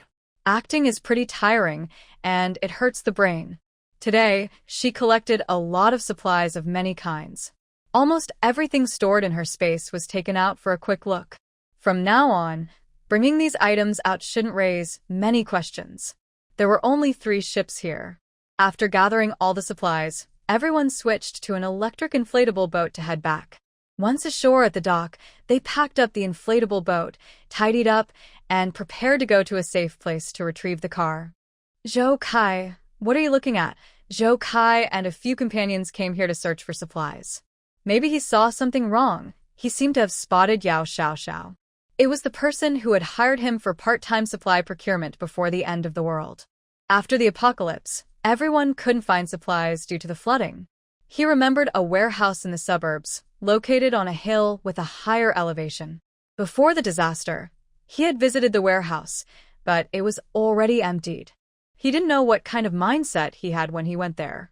There is a small door at the corner of the second floor, which still contains some of their previous supplies, including 2 inflatable boats and food. He wonders if he's overthinking, but he feels like the items there were left specifically for them. All the food inside is vacuum-packed, so even if flooded, it remains safe to eat. The only items are food and 2 inflatable boats. These supplies helped him survive the first few months of the apocalypse. Inside the small room, there is a bed and blankets, which makes it look like someone else stored supplies there to guard the place. So, Zhou Kai isn't sure if Yu Xiaoxiao left them. Whether or not she left the supplies, it was because of her that he remembered to go to that place. The classmates who used to work part-time with him have all gone to other cities for work and are no longer in Magic City. They've lost contact. Now, the people with him are the residents from his apartment complex who have formed a new team. Zhou Kai managed to stay in a good position in the community committee because he brought out 2 inflatable boats during the early heavy rain. He also awakened a special ability during the apocalypse. It's not very useful yet, only allowing short-distance teleportation within half a meter. Yu Xiaoxiao naturally doesn't know that Zhou Kai saw her. She doesn't want to waste any time now. She just wants to go back quickly and prepare the dishes she made today. There are lots of chicken, duck, meat, and ribs. Today's lunch will be very hearty. After returning home, she put on an apron and happily started cooking lunch in the kitchen, working like a busy bee. There's so much food that she can cook a little more. If it's left over, she can store it in her space and eat it later in the evening. Everyone in the family is helping out today. Qinyu is picking vegetables, Xiao Ran is washing them because he has more water, Zhang Jing is chopping, and Yu Xiaoxiao is in charge of cooking. The gas is turned to maximum, and she's stir-frying vigorously. There's plenty of gas, as several boats have many gas tanks, so she's not worried about running out. Like them, a jar of gas can last about a month. At noon, I prepared a very big and delicious meal. Just as I was about to eat, there was a knock on the door. It was Teacher Yuan, saying someone outside was looking for Qinyu. Who could it be? At this time, Qinyu still went out. We were about to start eating, but it was a bit disappointing. Yu Xiaoxiao looked at the full table of food and drooled. Let's wait a few more minutes and eat together. Unexpectedly, Qinyu brought someone with him, someone we all knew, Jiang Qi. Long time no see. It seems I came just in time. Jiang Qi went to the kitchen to get a bowl and chopsticks and sat down by himself. Yu Xiaoxiao almost forgot about him. After the end of the world, life had been smooth and she didn't think much about normal things. Now seeing Jiang Qi, she thought of Jiang Feng. She wondered what the situation was with Wang Anya without her involvement in this life. Anyway, she was now in Modu, far away from Jiang City, about 180,000 miles. It would be best if they never met again, never saw each other. Looking at Qinyu's face, she knew that was impossible. How could Qinyu become a villain? He didn't seem like it. In the last life, Wang Anya awakened a healing type ability, and the male lead, Gu Sudong, had a metal type ability. The most common abilities in this story were metal, wood, water, fire, earth, and ice. There were also some rare abilities. Rare abilities usually weren't very powerful. Some had teleportation, mental powers, space abilities, healing powers, and other rare skills, but their growth was limited. Besides Qinyu, who had a lightning-type ability, Yu Xiaoxiao hadn't seen anyone else with this ability. The female and male leads both had strong abilities that improved quickly. Gu Sudong, though not rare, had a powerful metal ability, almost like Magneto. In places full of metal, he could easily manipulate a tall building with his power, showing how much ability he stored. Wang Anya's healing ability was also very powerful, but when she first awakened, it was quite ordinary. Later, her end-of-the-world survival system led her to find her special skill. That's why her ability was amplified many times. All these things were still months away from now. Yu Xiaoxiao deliberately tried not to think about them. But now, seeing Jiang Qi, she couldn't help but think of Jiang Feng. After all, they are from the same family. How did you come here? How is your home? Did it survive the flood? Why do you ask? Don't you welcome me here? Back at your gathering at my house, you ate a lot. Now, are you feeling sorry for me just because I invited you for a meal? Jiang Qi looked hurt. Yu Xiaoxiao and Zhang Jing felt awkward. To be honest, they did eat until they were full every time at his house. Yu Xiaoxiao scooped some food onto his plate. If you like it, take more. There's plenty left. Oh, so generous? Looks like you have a good stock of food. Why? Do you want to steal some? Honestly, Yu Xiaoxiao wasn't sure if Jiang Qi was part of Qin Yu's team after the apocalypse. Only Xiao Ran had come during that time. She was sure Xiao Ran was, but not Jiang Qi after all. Zhang Feng was definitely a supporting character. They are related, so she wasn't sure if Jiang Qi was visiting as a friend or for something else. You can't judge everything by appearances, right? She casually asked, what special ability have you awakened? Jiang Qi just smiled and didn't answer. A metal spoon on the table suddenly floated quietly. Yu Xiaoxiao had been drinking soup and almost spat it out. She was being overly suspicious. Jiang Qi confirmed that he was probably a teammate of Qin Yu, and he felt guilty for doubting him. He and Xiao Ran are Qin Yu's protectors, after all. One is water, the other is metal. Who's afraid Qin Yu can't reach them? They can even conduct electricity. Come on, eat more. Yu Xiaoxiao gave him a big chicken leg. Seeing her being so attentive to Jiang Qi, Qin Yu felt full just watching. Soon, she noticed Qin Yu hadn't touched his chopsticks, so she quickly gave him another chicken leg. They only cooked one chicken and 2 chicken legs were gone. Xiao Ran looked at the other 2 with chicken legs, but he had none. Who spent the whole morning using their powers to wash vegetables in the kitchen. Yu Xiaoxiao thought for a moment and decided to steal some later. She divided the 2 chicken wings and gave one to Xiao Ran and the other to Zhang Jing. Qin Yu saw this and put the chicken leg from his bowl into her plate. Hurry up and eat. These things might not have been valued before the end of the world, but after eating dried food for so long, meat still tastes very good. Jiang Qi didn't push others to serve him. He simply took many vegetables and ate. He never expected that, even at this time, they would still have so many fresh vegetables. They didn't look as miserable as he had imagined. Jiang Qi was like a wild person. When cooking, he ate faster than anyone else, and everyone quickly joined in. Any politeness disappeared almost immediately. After everyone was full and satisfied, they usually sat on the sofa. Yu Xiaoxiao took out her tablet to cast the TV show. Wow, you guys still have electricity at home. Why? Your place doesn't have power? Yu Xiaoxiao thought that since he was Qin Yu's teammate, it shouldn't be so bad at his house, right? Jiang Qi hadn't come to find Qin Yu since the end of the world, so Qin Yu knew their family was doing well. Jiang Qi's parents were well-known business people in the city, with plenty of supplies. Otherwise, before the end of the world, Jiang Qi wouldn't have been so reckless, constantly throwing parties. Honestly, Jiang Qi grew up under Qin Yu's spotlight.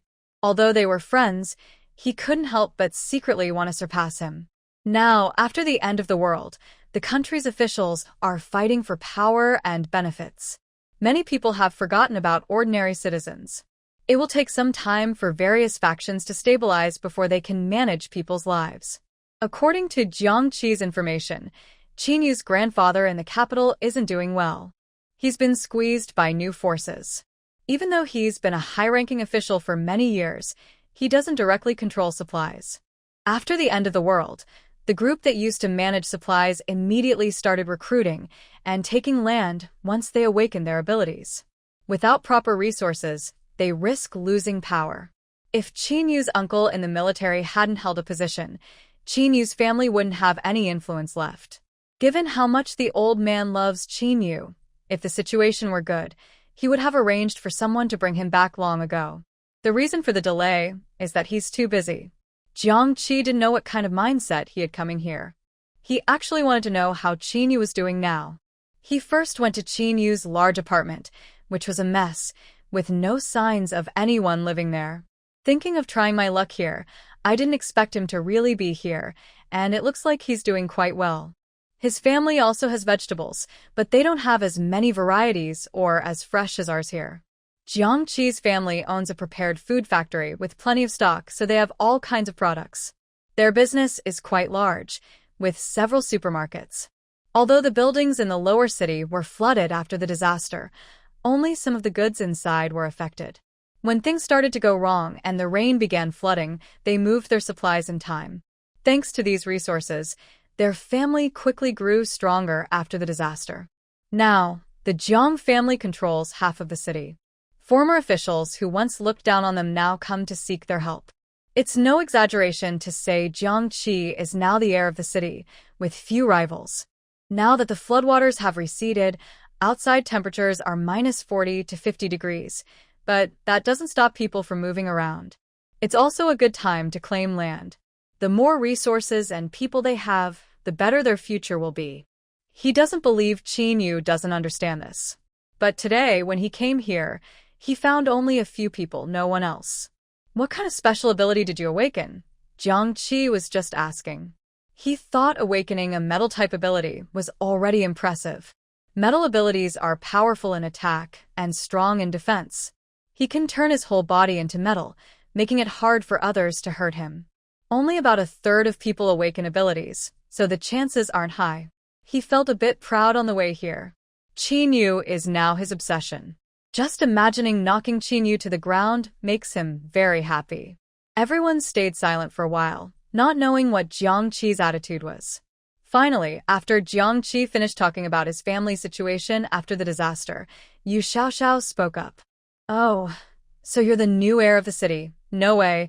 Your influence is so strong. Everyone supports you." The faces of the group showed different expressions. Jiang Qi came to show off his superiority. Saw the. "The new heir of the city. Please forgive us. We're just ordinary people, probably not on your level. We'll head out now, no need to see us off." Xiaoran stood up quickly, grabbing Jiang Qi and leading him toward the door, showing him the way out. Just kidding. We've been friends for over 10 years, and you're still like this. It makes me sad." Jiang Qi patted his chest, just showing off a little. Qin Yu saw Jiang Qi's tail, almost wagging to the sky, and Xiao Zhao's very friendly attitude toward Jiang Qi made him feel annoyed. "Come on, let's go outside and have a fight. Let's see how your metal-based powers work." This idea suited him perfectly. He wanted to press Qin Yu down and rough him up. Since he had the chance, he wouldn't refuse. Jiang Qi drove ahead to an empty, open space. A big place is better for showing off skills.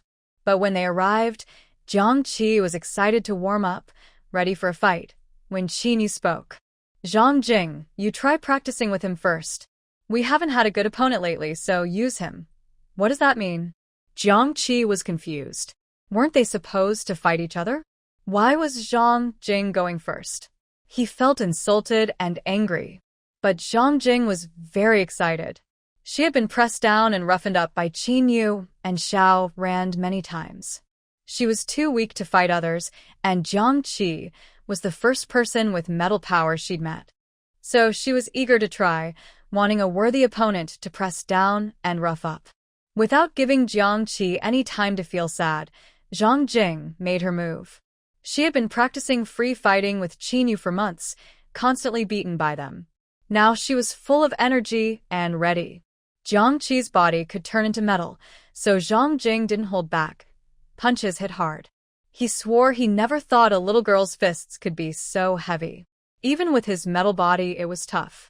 The key was, Zhang Jing was very agile and quick to dodge. Jiang Qi couldn't land a hit. He could only pull nearby metal objects to block and try to attack when the chance came. Zhang Jing seemed to have eyes on her back, easily blocking a metal attack from behind with a kick. She was very excited now. Jiang Qi might not be good at fighting, but he was good at sneaking attacks, which was perfect for her to practice her agility and dodge attacks from all directions. This kind of exciting feeling was really addictive. Jiang Qi didn't expect Zhang Jing to be so difficult to handle. In the end, after Jiang Qi's special ability was exhausted, Zhang Jing pressed him to the ground and rubbed him. Since they're friends, it wouldn't be right to go too far. Although Zhang Jing experienced the thrill of facing a worthy opponent for the first time today and even defeated Jiang Qi, she had to stop herself. Jiang Qi got up from the ground with a feeling of deep resentment. He really came today to show off his superiority and even dreamed of pressing Qin Yu to the ground and rubbing him. He didn't expect Qin Yu to stand nearby without making a move. Just Zhang Jing was no match for him, which severely damaged his confidence. Weak and exhausted, Jiang Qi sat up and started to doubt his life. Yu Xiaoxiao saw Jiang Qi's face full of despair and knew exactly what he was thinking. She also shared this feeling, being constantly suppressed by others, now having a chance to turn things around. He probably wanted to lift the heavy burden that had been pressing down on him and sing songs of victory. Today, he came to find Qin Yu just to have some fun. But now, things have turned sour, haha. Since learning that Jiang Qi's special ability is a metal element, Yu Xiaoxiao felt there was nothing to worry about. He must be on their side. A villain should have some loyal allies, right? However, she also felt a faint worry in her heart. Zombies might appear soon. In her previous lives, she hadn't paid much attention to these things. If someone gets bitten or scratched by a zombie and isn't treated promptly by a healing-type ability user, there's a high chance they will turn into zombies. It's like a powerful virus. Qin Yu still needs a healing ability to assist her. She also secretly thought that her spiritual spring water might be able to cure zombie toxins. In her past life, Wang Anya was overly kind-hearted. Whether for show or other reasons, she did save many people bitten by zombies. Yu Xiaoxiao believed she wouldn't use up her abilities so recklessly, so she probably used her spiritual spring water. Since she herself has a healing ability, no one would doubt her. Actually, Yu Xiaoxiao's suspicion was correct. No matter how powerful Wang Anya's abilities are, she can't keep using them endlessly, so she used a lot of spiritual spring water. Jiang Qi, having been humiliated like this, became obedient. He wouldn't go home. He decided to stay here with everyone. In other words, the house on the 19th floor isn't enough anymore. The 19th floor has air conditioning, but the 18th floor doesn't have enough oil to waste on running the air conditioning. Without hesitation, Jiang Qi called someone to bring over fuel. On the way back by car, everyone was very quiet. When coming, everything was fine, but on the way back, Jiang Qi let others drive his car and sat squeezed between Xiao Ran and Zhang Jing. Yu Xiaoxiao looked at Jiang Qi through the rearview mirror. Young Master Jiang, Prince Jiang, you're not going home but coming over to our place. Isn't that a bit too much to ask? Jiang Qi sharpened his gaze and said honestly, he was really hurt. Now he felt that the gap between him and Qin Yu was not small. He couldn't even beat Zhang Jing, which made him very angry. He was determined to join their training. How? Not welcome? Don't worry, I'll bring my own supplies. Their family had plenty of resources, even more than before the apocalypse. They could trade anything they needed, so there was no shortage. Near the community, everyone got out of the car and stored it in the space. Jiang Qi moved closer and put his hand on Yu Xiaoxiao's shoulder. Did you awaken a space ability? Yes, and wind-type ability too. A gust of wind blew, fanning Jiang Qi. It was already minus 40 or 50 degrees, and Yu Xiaoxiao made a wind to blow on Jiang Qi, surprising him. They didn't know if the wind made Jiang Qi foolish, or if he was just shocked that Yu Xiaoxiao had awakened two abilities. Their family had recruited many ability users, including some with space abilities, but so far, no one had awakened two abilities. Suddenly, a tiny lightning bolt struck Jiang Qi's arm resting on Yu Xiaoxiao's shoulder. He didn't have time to react, his arm was burned. Qin Yu saw his arm drop, then walked over and hugged Yu Xiaoxiao's waist, walking quickly up the stairs. Xiaoran looked at Jiang Qi still standing there in shock, smiled slightly and followed. Zhang Jing looked around and decided to follow behind Xiaoran. Jiang Qi took a while to realize, was that lightning just now? Qin Yu was a lightning-type ability user? He felt like the sky was falling. He was a metal type and Lei Kajin, so he would have to live under Qin Yu's shadow forever. After a loud cry, Jiang Qi quickly followed. When passing the 14th floor, everything was quiet, no troublemakers, which was good. Jiang Qi followed behind, shouting, "You guys are really unkind. We're friends, and is this how you treat friends?" Xiaoxiao looked behind her, and Qin Yu pressed her head into his chest. She wondered what was so interesting to look at. Wouldn't that be bad for their future teammates? Qin Yu showed her with his actions that there was nothing to worry about. The group returned to the 19th floor. Jiang Qi followed behind. Now, Jiang Qi was completely honest. If he couldn't beat Zhang Jing, that was fine. Qin Yu was an electric-type ability user, so he had no chance to stand out. Everyone sat in the living room. Xiaoxiao usually cast her phone screen onto the TV and found a spot on the sofa to watch shows. You guys are living quite comfortably, not much different from before the end of the world. Xiaoran glanced at him, but said nothing. Before the end of the world, he and Jiangqi were about the same. But now, Jiangqi's family was very powerful, and his own family no longer existed. The room was also very cold. Qinyu held Xiaoxiao's hands and pressed them to his waist to keep warm. She was happy and leaned into his embrace. What's going on with you two? Qinyu didn't even glance at him. Jiangqi needed to be dealt with. It's just what you see, Xiaoxiao said, not as cold as Qinyu. She was still friendly to Jiangqi because his gold-type ability was very strong. Maybe she thought it could be useful someday. Jiangqi didn't expect them to really be together, and seeing how close they were, he found it hard to watch. He never imagined Qinyu would do something like this, warming a girl's hands. What happened on the 17th floor? Some people slept in the elevator? To exchange information, Xiaoran told Jiangqi about what had happened after the end of the world. Jiangqi also shared what he knew from outside. Qinyu had long suspected that his grandfather might be in trouble. Otherwise, he would have sent someone earlier. For these people, a few boats were nothing.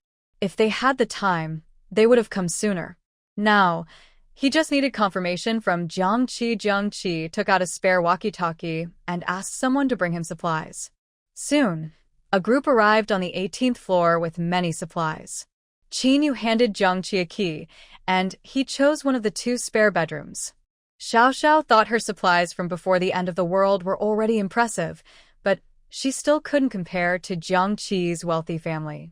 When these 5 mutants went upstairs together to deliver supplies, the entire building 3 was shaken, and every family sent someone out to find out what was happening. Gung Jun also came out from the 14th floor. Seeing that these people didn't look easy to deal with, he felt regretful. As the saying goes, it's easy to invite a god, but hard to send one away.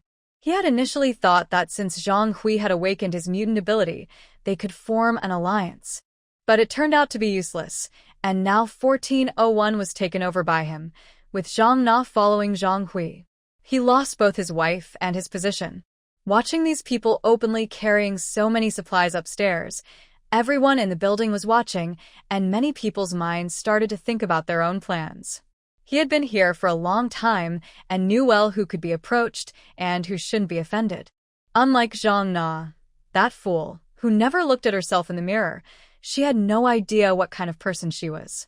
The 2 boys on the 18th floor were once beyond her reach before the apocalypse. Now, they seemed more capable, and perhaps they had also awakened their abilities. Yet, she still foolishly tried to get close. Gung Jun's mood was growing gloomier. Zhang Hui was stubborn, thinking he was so powerful because he had awakened his ability. Now he had hit a dead end. Instead of trying to improve his ability, he was obsessed with bothering Zhang Na. He didn't even feel like splitting the firewood he brought today, and his strength wasn't enough anyway. He was hoping Zhang Hui would lend a hand. Jiangqi was very polite to the mutants who came to deliver supplies. These were all mutants recruited by the Jiang family. Their supplies were abundant, and they needed capable people to help defend. Everyone inside Building 3 was now very quiet. The residents of the 18th and 19th floors had previously gone out with everyone to find supplies. Though a bit cold, they didn't bully others. Now, with a person who seemed difficult to deal with arriving, and many mutants coming to deliver things, they knew they couldn't provoke them. Some people felt worried, while others felt a bit more at ease. If outsiders came to rob them again, everyone could band together, which made them feel safer. Jiangqi called Xiaoran to help move the food upstairs to the 19th floor. They now cooked there to save gas. His people also brought 2 gas tanks and 2 fuel cans for power generation. Yu Xiao never imagined that they could still live like this after the apocalypse. What about the suffering she endured in her previous lives? Did she think she was capable of enduring hardships? Yu Xiao saw Zhang Jing staring blankly outside alone. She walked over and sat beside her. Jing, what are you thinking about? Maybe you're missing your parents. Xiao, during the heavy rain, my parents already moved to the county town. My aunt's building is quite tall, and they don't know any neighbors there. Zhang Jing thought for a moment. Worrying wouldn't help. The city is too far from her home. With this weather, Going out for a few hours could be dangerous, especially at night when everything is frozen and cars can't even pass. I've done what I can. Before the internet was cut off, I knew they were safe. Now, I can't control anything. I hope they're all well. Xiao Xiao also didn't know if Zhang Jing's parents would have a different ending in this life. After the natural disasters, zombies came in large numbers, turning the world into a nightmare. Now, these disasters only made people's hearts more complicated. As long as they stay cautious, there's not much danger. They have also awakened special abilities, which gives them a good sense of security. Jiang Qi brought over 2 fireplaces. He was about to call Xiao Ran to help install them. The exhaust pipes need to go outside, or it could be dangerous. Just as Xiao Ran was about to come help, Xiao Xiao appeared. Seeing what they were doing, she was startled. "What are you guys doing?" "Installing the fireplace exhaust. That way, burning wood inside will be warmer." Xiao Xiao looked at Jiang Qi's tools, her heart pounding. Her house has bulletproof glass, and they wanted to make a hole in it. "Our room doesn't need it. We're all ability users with good hearts. Just install it on the 18th floor. "Are you sure?" Jiang Qi was a bit surprised. "What does having a good heart mean? And how does that help keep warm?" "No, really, you don't need to. If you have kindness, you can help those in need. I saw some people in the stairwell on the 17th floor. Maybe you can give them a hand. They might need it." Trying to be kind and getting ignored. Jiang Qi put everything down and looked at Qin Yu. "Are you really not going to install it?" Xiao Xiao said she won't install it, so she won't. She doesn't feel cold. Jiang Qi hesitated. Who was he doing this for? His kindness seemed to go unrewarded. Bulletproof glass is one thing. The main concern is that after drilling a hole, the opening can't be sealed because of ventilation. Who knows if small animals might crawl in through the pipe? For example, advanced cockroaches or their close relatives like mutated mice could get in. The house is still well sealed overall. Jiang Qi installed a fireplace on the 18th floor, and the remaining one was given to the people in the staircase on the 17th floor. When he went downstairs, Su Lily was just about to start cooking dinner. There are 5 people here, Sun Jiangwo's family of 4 and Su Lily. Su Lily eats less alone, just heating some water and soaking biscuits. Sun Jiangwo's family takes longer to prepare, so she cooks in advance. Seeing Jiang Qi come down, she recognized him. He just arrived on the 18th floor today. Since he could move in before the end of the world, they are friends, so Sun Jiangwo was very welcoming. Sun Jiangwo also warmly approached when he saw the fireplace Jiang Qi brought. "This is for you. How you install it is up to you."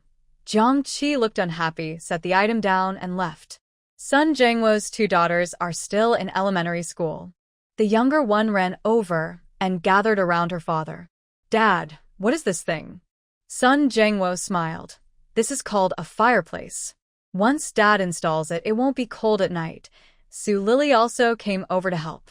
They all need to use it, so they will install it together. The 3 of them spent a while in the staircase, trying to find a way for the smoke to escape. Finally, Sun Jiangwo took some tools and made a hole in the elevator door to let the smoke out into the elevator shaft. Maybe this smoke will warm up the whole building a bit. He sealed the hole around the elevator door afterward.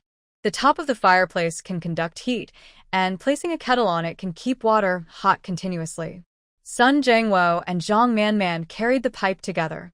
Su Lily saw their little daughter holding a screw in her hand, sometimes going up, sometimes down, looking very amused. Has this little girl also awakened a special ability? They don't know what it is yet, but judging by her parents' expressions, they might not know either.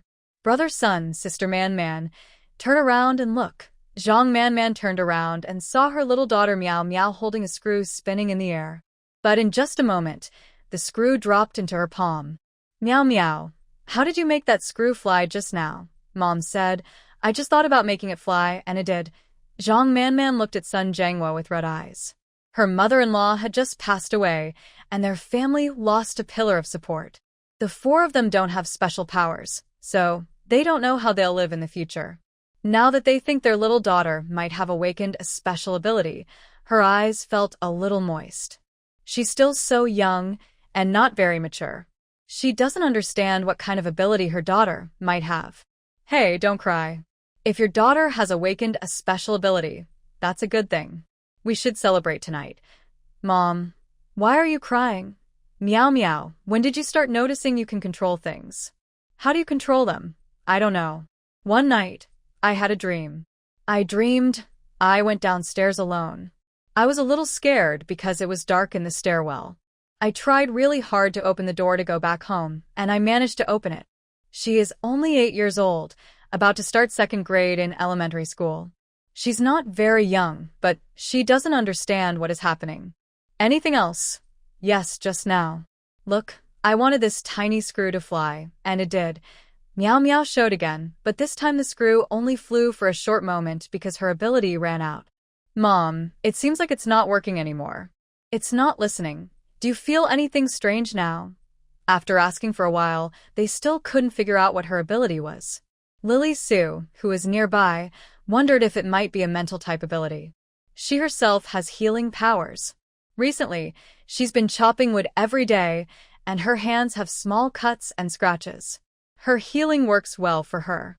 But her ability isn't very strong, and her energy is limited. Maybe it's just in the early stage and her energy is weak.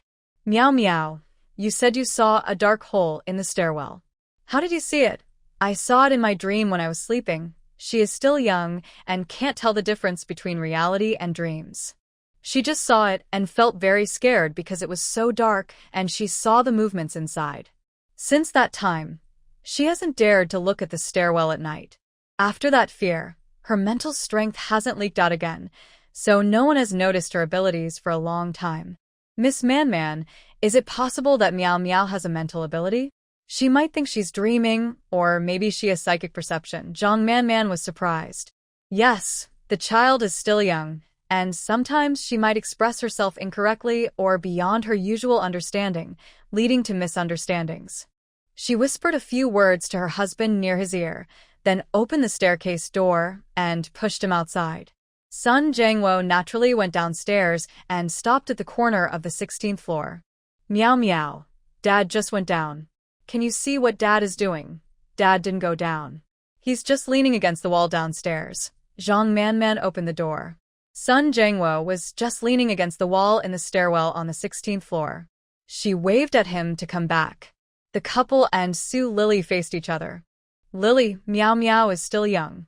About her special ability, can you keep it a secret for now? Su Lily thought that Zhang Man's family was very nice, and Yuan's family was also good.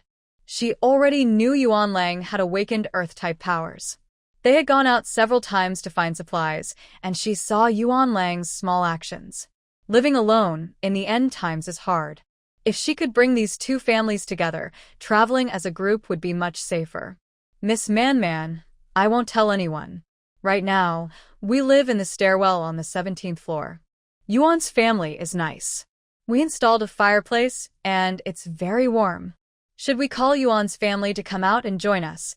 Everyone could stay warm, burn some firewood, and more people would feel warmer. It would also save some firewood. Sun Jangwo thought it was a good idea. Since everyone needs warmth, burning one firewood together would reduce everyone's burden. Plus, the top of the fireplace can heat water. Jiang Qi brought down 2 hot water bottles, and they could use them together. Putting some rice in the hot water bottles could make porridge, saving a lot of resources. Let's knock on their door and ask if they want to join us. Yuan's teacher opened the door and saw them installing a fireplace against the wall. She didn't expect they could still get such a thing now. Teacher Yuan, a fireplace was just delivered upstairs for us. We've installed it here. We wanted to ask if you'd like to use it together. It's warmer when everyone is together. You can boil water and heat food upstairs without any problem. Burning firewood all day is a bit wasteful. The 3 families sharing would reduce the pressure. Would you like to consider it? Teacher Yuan didn't expect they wanted to ask about this. Their family has stored many things, so it's not convenient to invite others to stay. Zhang Man and the others have experienced this firsthand. Once someone moves in, it becomes troublesome. The stairwell is quite small, and the door to the staircase is kept closed, making it a sealed space. The fireplace actually helps to keep the place warm. Everyone can stay warm here. Teacher Yuan went home and talked to his family. They all agreed. Being cold at home is just part of life, and it's better to be together. The people outside are also doing okay. So, the people on the 17th floor also formed an alliance. Lily Sue showed her special ability in front of both families. They all have their own skills, but she is alone. She needs to be useful to be part of the group. To be honest, if danger comes, they won't easily abandon her. On the 19th floor, Xiao Xiao was busy in the kitchen with everyone. Today was a big harvest day. She brought out things from her space, and Jiangqi also brought a lot of supplies. Jiangqi, who is grown up, was surprised to be asked to help in the kitchen for the first time. He didn't know where they got the vegetables. They were all very fresh. The vegetables came from Xiao Xiao's space. To avoid making them seem too fresh, she even pulled them out in the morning and left them in the garden. She only took them out when they started to wilt. When Jiangqi saw Xiao Ran using her ability to wash the vegetables, he finally shut up. At least he just picked the vegetables with his hands, but Xiao Ran was using her ability. He never thought that even before the apocalypse, Xiao Ran was cunning, and after, she remained clever. He had been here for a while but only now learned that Xiao Ran has water-based abilities. But by the end of washing the vegetables, Jiangqi couldn't sit still anymore. Xiao Ran, can you keep using your ability like this? He found it hard to believe. Their group has many ability users, and everyone's abilities are about the same. After using their powers on a large scale, it takes some time for their abilities to recover. Xiao Ran had been washing vegetables for half an hour. Xiao Xiao was peeling potatoes and taro, then washing and soaking them again. Xiao Ran looked like a water faucet, constantly pouring water. Jiangqi felt like he was about to burst. He had never been so shocked in his life. He couldn't understand what kind of mood he was in this morning to come here. She gently brought her face forward to them, feeling only pain now. Xiao Ran was confused by his question. Can your special power not be used all the time? No, I can't keep it on. When my energy runs out, I need time to recover. Oh, so your power isn't very strong, Xiao Ran said calmly. Jiangqi didn't believe it. He carefully looked at his hand. Xiao Ran looked annoyed and shook his hand away. Sorry, I don't have that hobby. Everyone in the kitchen was silent, all watching Jiangqi. He suddenly realized, hey, wait. What do you mean by that? Xiao Xiao leaned close to Qin Yu, looking curious. You can't let him touch you.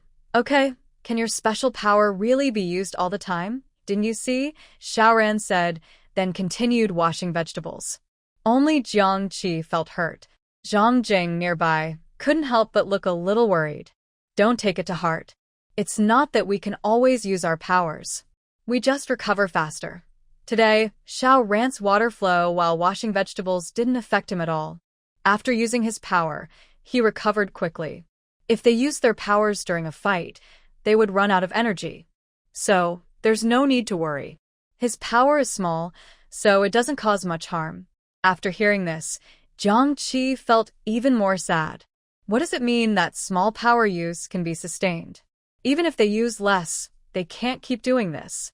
When they awaken their powers, Xiao Xiao drinks spiritual spring water, which has healing abilities. So, even though their powers seem similar to others, their recovery is much faster. For example, Xiao Ran today used his power to wash vegetables, and he recovered immediately afterward. It really didn't affect him at all. Xiao Xiao looked at Jiangqi. She had noticed that their powers were different.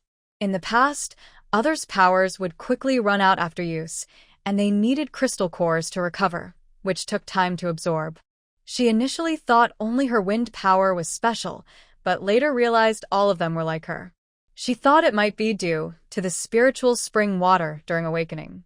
But Jiangqi had awakened his power a long time ago, and now, drinking spiritual spring water might not help him anymore. Jiangqi had no idea what he had missed. Why, after just a few months apart, was everyone so much better than him? Today, the person cooking was still Xiao Xiao. Because he felt guilty for owing her. He often felt guilty. With this group of people, eating her cooked dishes every day and thinking about her kindness, they would naturally want to save her first if they faced danger. Her quick reflexes had improved a lot, but who doesn't have a moment of weakness, right? Qingyu looked at Yu Xiaoxiao, who was smiling all day today. She was humming a song while cooking, clearly in a good mood. Unconsciously, a smile appeared on his face too. It was a warm feeling, something he hadn't experienced much before. Because of Jiang Qi's arrival, Zhang Jing felt much more relaxed. Usually, Qingyu and Yu Xiaoxiao were a couple, leaving her and Xiao Ran alone. She felt a lot of pressure. Now that Jiang Qi was here, she felt a bit more lively. Jiang Qi was feeling a little down tonight, so he ate less dinner. He definitely couldn't get any answers from Qingyu and Xiao Ran. As for Yu Xiaoxiao, Qingyu was right beside her, so only Zhang Jing was left. After everyone finished dinner, Jiang Qi tried to get closer to Zhang Jing, asking questions, but there was no real progress. It was the same as everyone's awakening. Xiao Ran threw a pillow at him, stopped blocking the TV. Qingyu saw that Yu Xiaoxiao's gaze kept drifting toward Jiang Qi. It's late, time to rest. Tomorrow we'll go out for supplies. As soon as they entered, he pressed her against the door and kissed her. Good heavens, the others outside hadn't left yet. Were they afraid others would not know what they were doing? Yu Xiaoxiao pushed Qingyu, but he didn't move. Qingyu finally realized Yu Xiaoxiao's mischievous side. She used to bother him without regard for the situation, but now it was his turn. She knew how to push back. Who is Yu Xiaoxiao? How could she be afraid or timid? Who's afraid of whom? Even in the cold winter, the bedroom was full of spring warmth, like dry wood igniting a blazing fire, making people lose all reason. Before sleeping, a tear still hung at the corner of Yu Xiaoxiao's eye. She was careless. This guy had been pretending all along, pretending like a big wolf with a tail. Thinking back to her previous opinion of him, she retracted everything. Completely retracted.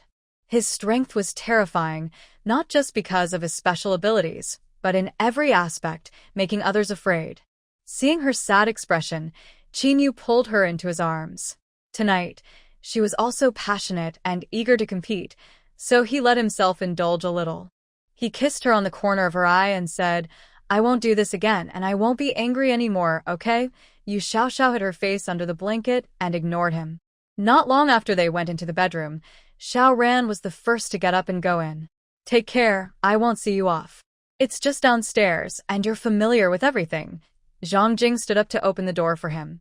When he reached the door, Jiang Qi turned around and pointed at the closed bedroom door. "Are they like this all the time?" Zhang Jing rubbed the back of his head and said, "Not all the time, just sometimes." In the dark night, Jiang Qi was alone on the 18th floor. He knew this place well and was very familiar with it, but tonight, he couldn't sleep. He had lived a smooth life, except for a stumble with Qingyu. Since childhood, he loved following Qingyu, playing and growing up together. He knew about Qingyu's childhood, but he didn't expect that now Qingyu had found his own home. Mu Chong was never just interested in women. He also had men. Qingyu had always been strong in front of him, and he had no complaints about following him as a younger brother. But now, Qingyu's position as the #1 person around him was in danger. Having a girlfriend was one thing, but Xiao Ran had taken advantage of the situation and behaved badly. Why was he alone and lonely on the 18th floor, while Xiao Ran could live together with him on the 19th floor? The next morning, Jiang Qi got up early and went to knock on the door of the 19th floor. He hadn't slept well last night. "Good morning." Zhang Jing greeted him and went to wash up. Jiang Qi went inside, but didn't see Xiao Ran. Had he not gotten up yet? He entered his bedroom, but no one was there. "What are you looking for?" He didn't know, and Xiao Ran had already stood behind him. "Nothing. Brother, I came to wake you up. Since you're already up, let's have breakfast," Jiang Qi said casually and headed to the kitchen. Zhang Jing had already taken steamed buns out of the fridge, which were ready, and had cooked a pot of millet porridge. The first thing Yu Xiaoxiao did after waking up was to pack Qingyu's clothes and send them downstairs. When she opened the door, she saw Jiang Qi. "Jiang Qi, perfect timing. Please help carry this to the 18th floor." "Thank you." Jiang Qi didn't know what Yu Xiaoxiao asked him to move, but it didn't matter. It was a small task he could handle easily. When he finally came up from the 18th floor, panting, Qingyu was standing at the door. "Did you move it downstairs?" Yes, wasn't you Xiao Xiao asking me to help? No big deal. No need to thank me. Later, let's find a place to practice our skills. Yesterday, you said I didn't make a move, right? Today, let's go practice together. Now that the world has ended, we can't afford to be weak. Okay, I agree. He hadn't seen Qinyu fight before, and honestly, he was pretty excited.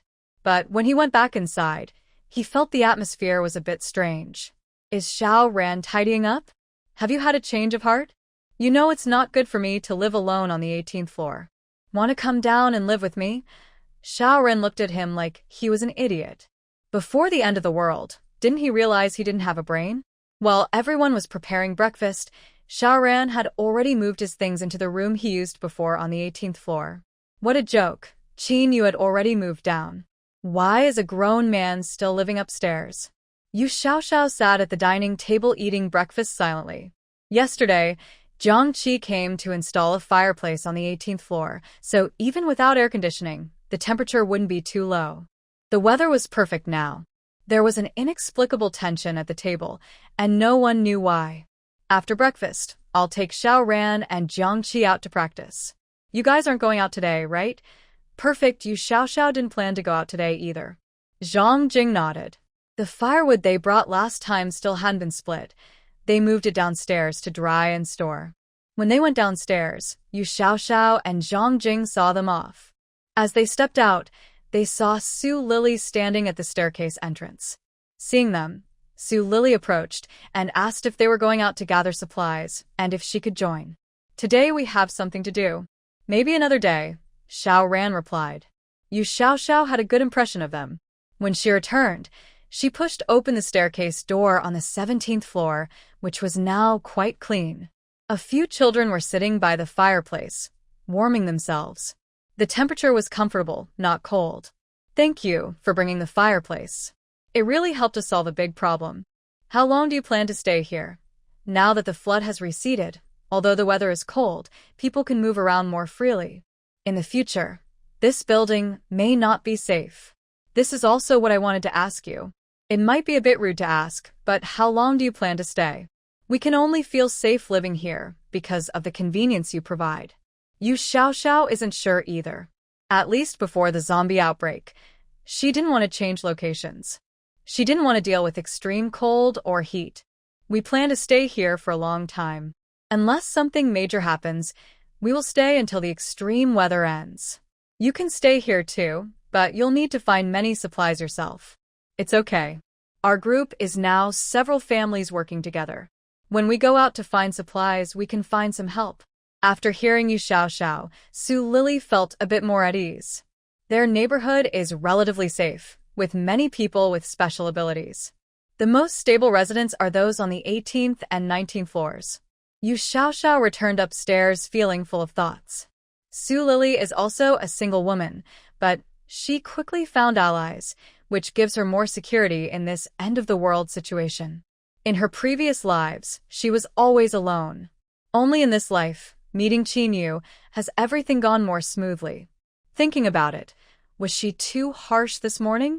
Did she treat her, big support, badly? She can't understand why she suddenly pushed him away when she wanted to cling to him. And recalling last night, she couldn't help but want to cover herself with a blanket. She is still too naive. What should she do? She already packed his things and sent them downstairs this morning. Is it too late to realize this now? When Yu Xiaoxiao and the others came down, they released a car from the space. Qinyu took the driver's seat first. Jiangqi watched Xiao Ran for a long time from behind. In the end, Xiao Ran just opened the back door, and Jiangqi got into the back seat. He feels that Qinyu doesn't seem to be in a good mood today. Qinyu drove to the place they visited yesterday, Jiangqi's territory. It was very open and deserted. Later, Jiangqi realized that Qinyu really was in a bad mood today. He was beaten by Qinyu and yelled loudly, running all over the place. Darn it, his body has been strengthened, so he runs much faster than normal people. But no matter where he ran, Qinyu could always hit him precisely. He was completely dominated by Qinyu, who attacked him unilaterally. Qinyu always easily dodged his surprise attacks. Xiao Ran couldn't stand it anymore and said, "Let's stop for today. You look pretty pitiful. Qin ignored Xiao Ran and said, "You go and fight with him. Let's try battling together." Seeing that Xiao Ran was just standing there without moving, Qin added, "The path of a strong person is built through battles. Staying in a safe place won't help you improve." After saying that, Xiao Ran joined in. He is now better at controlling water than Jiang Qi. Jiang Qi clearly hasn't practiced much. He has been training with Qin to control his powers more precisely. With Xiao Ran's help, Jiang Qi felt relieved. He didn't expect Xiao Ran to be so loyal at a critical moment. This brother was worth having. Jiang Qi was actually closer to Xiao Ran during college. After all, Qin was often not around. This was the first time Jiang Qi saw Xiao Ran fight. Not only with his powers, but he was also very skilled physically. How long had he been practicing? After 3 months of training, Xiao Ran was now quite agile. He realized that Qin Yu's gentle feeding of moves was a kindness. At least he wasn't beaten up every day. When fighting Qin Yu, he could only rely on surprise attacks. If Jiang Qi hadn't been there today, Xiao Ran probably wouldn't have fought Qin Yu. Jiang Qi's skills were not great, but he had a metal-based power. Anything made of metal could be temporarily turned into his weapon. Even ordinary objects could be briefly metallized for surprise attacks, which was quite powerful. So, fighting Qin Yu was manageable for them. Qin Yu beat both of them up and felt much better. He also intentionally helped improve their fighting skills. Jiang Qi noticed this too. As his own brothers under Qin Yu's guidance, both of their powers improved a lot. But in the end, Jiang Qi's power was exhausted, and he had to retreat, watching Xiao Ran and Qin Yu fight. By the end, Jiang Qi's face was as green as could be. Qin Yu was a bit of a freak, but even with 2 against 1, their powers kept coming. Xiao Ran's water powers also kept supporting him. Jiang Qi could tell Xiao Ran's powers were running out. They resorted to close combat, but soon Xiao Ran could still shoot water arrows for surprise attacks. Jiang Qi also left a communication device for Yu Xiaoxiao. When they returned downstairs at noon, they called her to come down and pick up the car. Xiaoxiao Yu and Jingzhong came down together, but as soon as the car door opened, Yu first stepped out. Later, Xiao Ran and Jiang Qi also got out from the back seat. Seeing them, Yu Xiaoxiao was shocked. Both of them looked like beggars, with their hair standing up and their clothes torn and incomplete. Their good winter clothes were just like that? These are supplies, right? It's really upsetting, isn't it? Did you do this to them? Facing Yu Xiaoxiao, Qin Yu hesitated. Can he really say it was him? From Qin Yu's expression, Yu Xiaoxiao could tell everything. She looked distressed and said, "Next time you fight with them, make sure they take off their clothes. Now their clothes are ruined, and they'll need to find supplies again." It's very troublesome.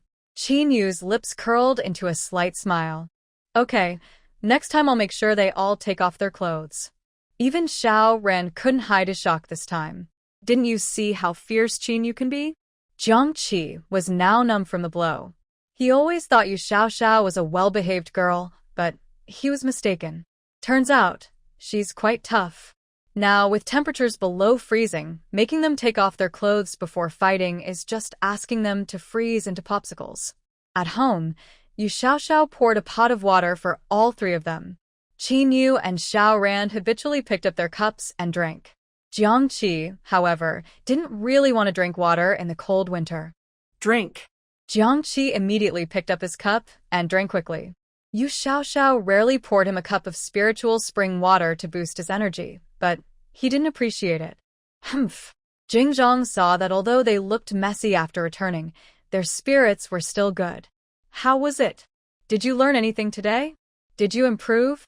She was eager to try and wanted to join the fight, but she didn't want to fight Qin Yu. She wanted to try fighting Jiang Qi. After today's battle with Qin Yu, Jiang Qi realized that Jingzheng's skills were probably also trained by Qin Yu.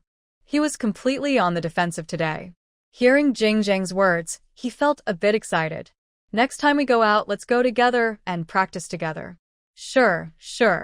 Listening to their conversation, Yu Xiaoxiao wondered if she had become too comfortable. She only thought about how to escape, practicing her running speed on the treadmill every day.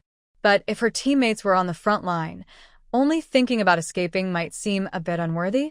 Next time, let's practice together. You really need to work on your wind blade, said Qinyu.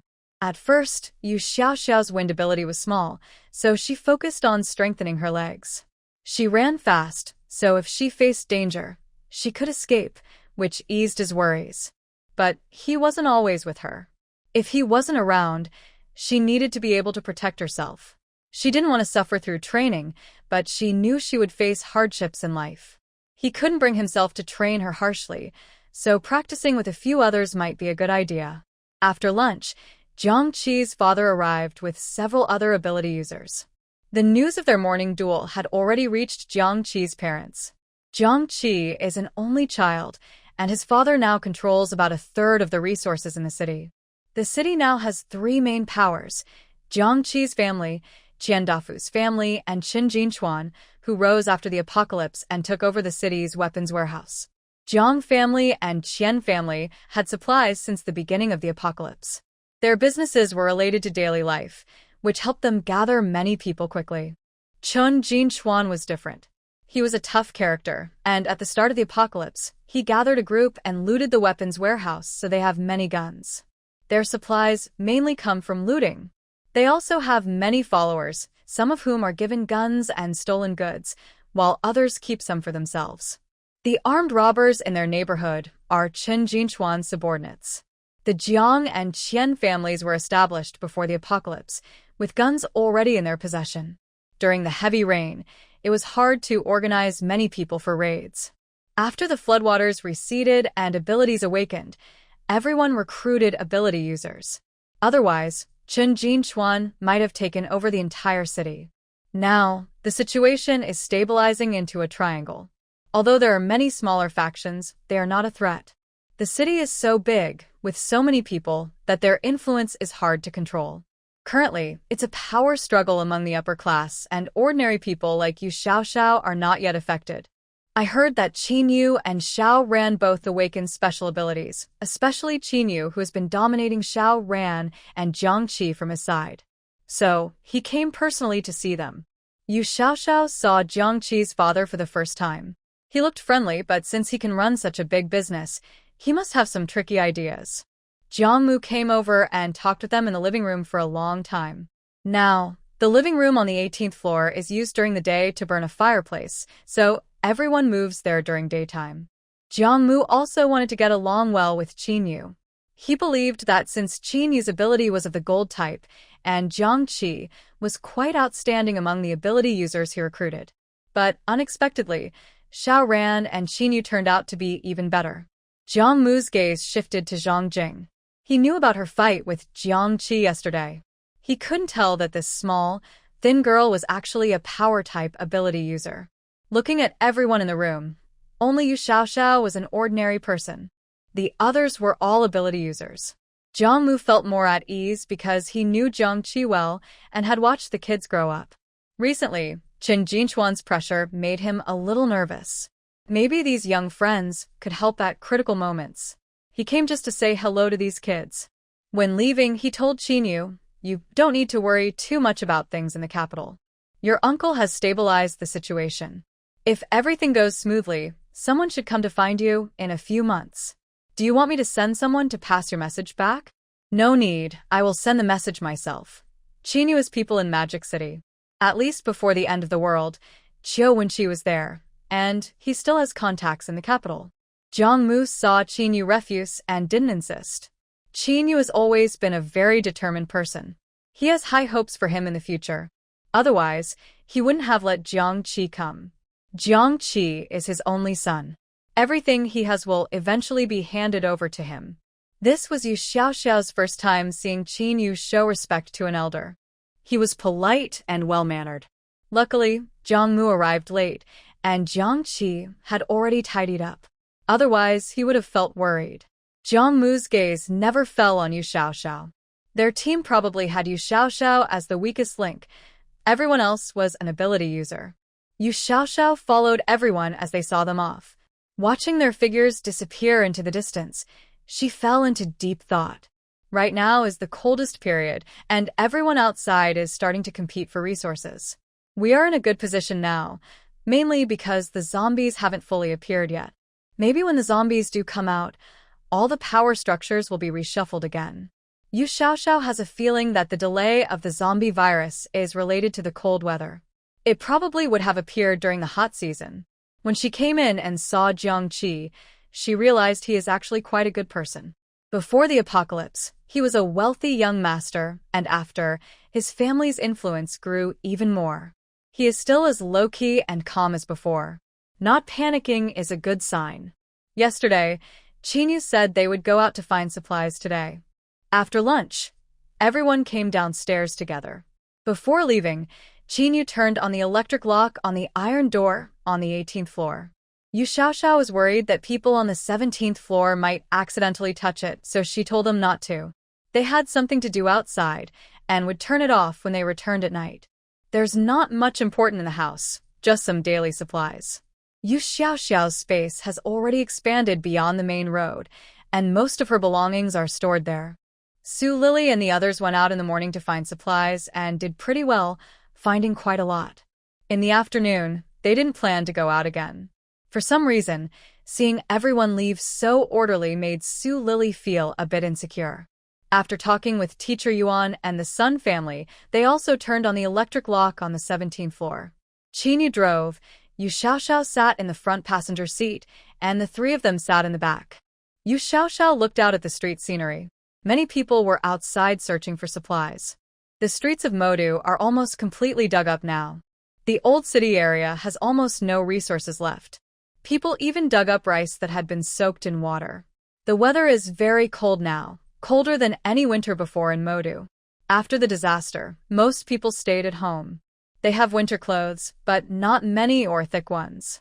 People wear all kinds of clothes on the street, some thin, layered one over another. On their way, they were surrounded by a group of people who set up a metal barrier. Brother Sun, a luxury car just arrived. Everyone's come out. A crowd gathered, holding guns. Qinyu saw them from afar and quickly braked and started to back up. When the group saw they wanted to run, they immediately opened fire. Yu Xiaoxiao took out the gun Qinyu had given her earlier from her space. Most of Qinyu's guns were now with her, one for each of them. The first shot hit the car window, aimed at Qinyu. But Qinyu's car had bulletproof glass, so the shot missed. She prepared to shoot again, aiming at the tire. Are you stupid? Shooting the car until it's a sieve. What good will that do us? There was a person with wind-type abilities behind them, and like Yu Xiaoxiao, he was practicing speed. He was quickly chasing the car with a person who had metal-type abilities. The fence on the road ahead was broken and pushed into the middle of the street. At a critical moment, Jiang Qi moved the fence aside and smashed it behind them. Brother Sun, there are people with abilities on the car. Yu Xiaoxiao recognized this Brother Sun. He was the guy who robbed the jewelry store on the first day of the apocalypse, on the first floor of the mall. He probably wasn't a good person. Yu Xiaoxiao rolled down the window of the front passenger seat a little and fired 2 shots, hitting the 2 people chasing behind. Actually, after Qinyu turned the car around, only 2 people were chasing them. Most of the others were ordinary people, just armed with guns. The 2 ability users didn't expect the people in the car to have guns. Could they all be under Qin Jinchuan? Neither of the 2 expected the other to have guns. Both were hit, but not in vital spots. Everyone in the car was very quiet. The 3 people in the back seat looked at Yu Xiaoxiao. Xiaoxiao, have you trained? Your marksmanship is really good. Huh? Yu Xiaoxiao reacted instinctively. Of course she knew how to use a gun. As the older sister of the main female lead, having a gun was quite normal. In her previous life, she was so useless that without a gun for self-defense, she would have died long ago. Hee, it was an accident. Mainly, Qinyu drives well. Zhang Jing looked upset. Really? Hasn't Qinyu always driven like this? What should we do? Now there are roadblock robberies everywhere. They've appeared here, so other places probably have them too. Qinyu drove the car onto another street and stopped at a corner. Get out of the car. Yu Xiaoxiao and Zhang Jing didn't understand why, but Xiao Ran and Jiang Qi went along with it. What's going on? Xiaoxiao, put the car into your space. Wait here with Zhang Jing. We'll be back soon. Are you going back to trouble them? It's not about trouble. If they dare to rob us, we have to be prepared for retaliation. Qin asked Yu Xiaoxiao to store the car in her space because it was the only one they could use for travel. The car's performance was good, and if a tire burst, it would be hard to find a replacement quickly. When Yu Xiaoxiao heard that Qin was going to deal with those people, she realized he was about to take action. Why did that make her feel excited? She had never seen Qin fight before. She had seen him use small lightning attacks, but never in a real one-on-one battle. Her blood was boiling with anticipation. You two go from the front, Zhang Jing, and I will go around the back to collect supplies, she said. Qin looked at the two of them, clearly worried. Don't worry about me, Yu Xiaoxiao said. You know I can run fast. None of them can catch me, and those people over there definitely can't either. Oh, and I still have these in my space. She took out 5 sets of bulletproof vests. Keep those, Zhang Qi said with a grin. I don't need them. Yu Xiaoxiao quickly realized why. Zhang Qi had metal-based powers. Guns were useless against him. Her eyes lit up. You have metal powers. Can you pull all their guns away? Zhang Qi laughed. I'm not that strong yet. Yu Xiaoxiao nodded. It made sense. Powers had only just appeared, and everyone was still weak. Maybe not now, but one day he could. If Yu Xiaoxiao and Zhang Jing hadn't been in the car earlier, Qin wouldn't have reversed to avoid danger. Qin Yu's gaze lingered on Yu Xiaoxiao for a moment. She would have to face things on her own eventually. With them around, she should be fine. The 3 of them went straight ahead, not bothering with a sneak attack. Qin Yu wanted to test his current strength. He was much stronger than the others during training, so he needed real combat to improve. He had never used his full power before, and since those people weren't good ones, they were perfect for practice. Yu Xiaoxiao followed behind. Once the fight started, she planned to circle around from another street. She still had many weapons in her space, and this might be her best chance to use them. The 3 of them walked forward confidently. The people ahead didn't recognize them and stopped them, demanding a protection fee before letting them pass. A protection fee? Both of the special abilities users were injured just now. The person called Brother Sun was not present. The people outside were mostly just some small thugs. They didn't make things difficult for them. They went straight inside, knocking down anyone who tried to stop them. Most of the people were ordinary folks. 2 armed men with guns had their guns crushed as soon as they drew them. We're here to collect supplies. If you break things, how will we use them? Xiaoren glanced at Zhang Qi right now. Supplies are very precious, and wasting things is not good. Sorry, I'll be more careful next time. Xiaoran and Zhang Qi were eager to try. Besides being beaten by Qin Yu, they hadn't fought anyone outside before. If they had, they would probably be pretty bad at it. Earlier, among those trying to stop and chase them, there was a person with a gold ability. Unfortunately, Yu Xiaoxiao injured him. Otherwise, he really wanted to see how his gold ability compared to others. What are you guys? The yellow-haired person at the back saw these people coming with bad intentions and shouted up to the 2nd floor, Brother Sun, someone is here to cause trouble. As soon as he finished shouting, he was kicked away. Qin Yu had just entered. On the 1st floor, besides this group, there were many ordinary people working. Everyone was surprised to see Qin Yu and the others. They weren't here voluntarily. They were passing through, paying protection money, and had been caught to do forced labor. They came out looking for supplies. Their families were still waiting at home. When they were captured here, they were very anxious. But these people had guns, so they couldn't leave. Some of the captured people were taken outside to a rundown shopping mall to search for supplies. Others stayed behind to clean and organize useful items they found. Your family probably isn't like this, right? Xiaoran looked at Zhang Qi. What are you talking about? My family would never do such things. Only wicked people, like Chun Jinchuan, would do that. Before the apocalypse, my family had plenty of resources. We could provide supplies, but we wouldn't do such things. Zhang Qi opened the heavy iron door to check on these people. At this moment, a group of people came down from upstairs, full of anger, and immediately launched their abilities. Yu Xiaoxiao, outside, saw that the people inside were attracted by the commotion and quietly moved to the back warehouse. Before Zhang Jing came in, she had already taken out her gun and covered it with something.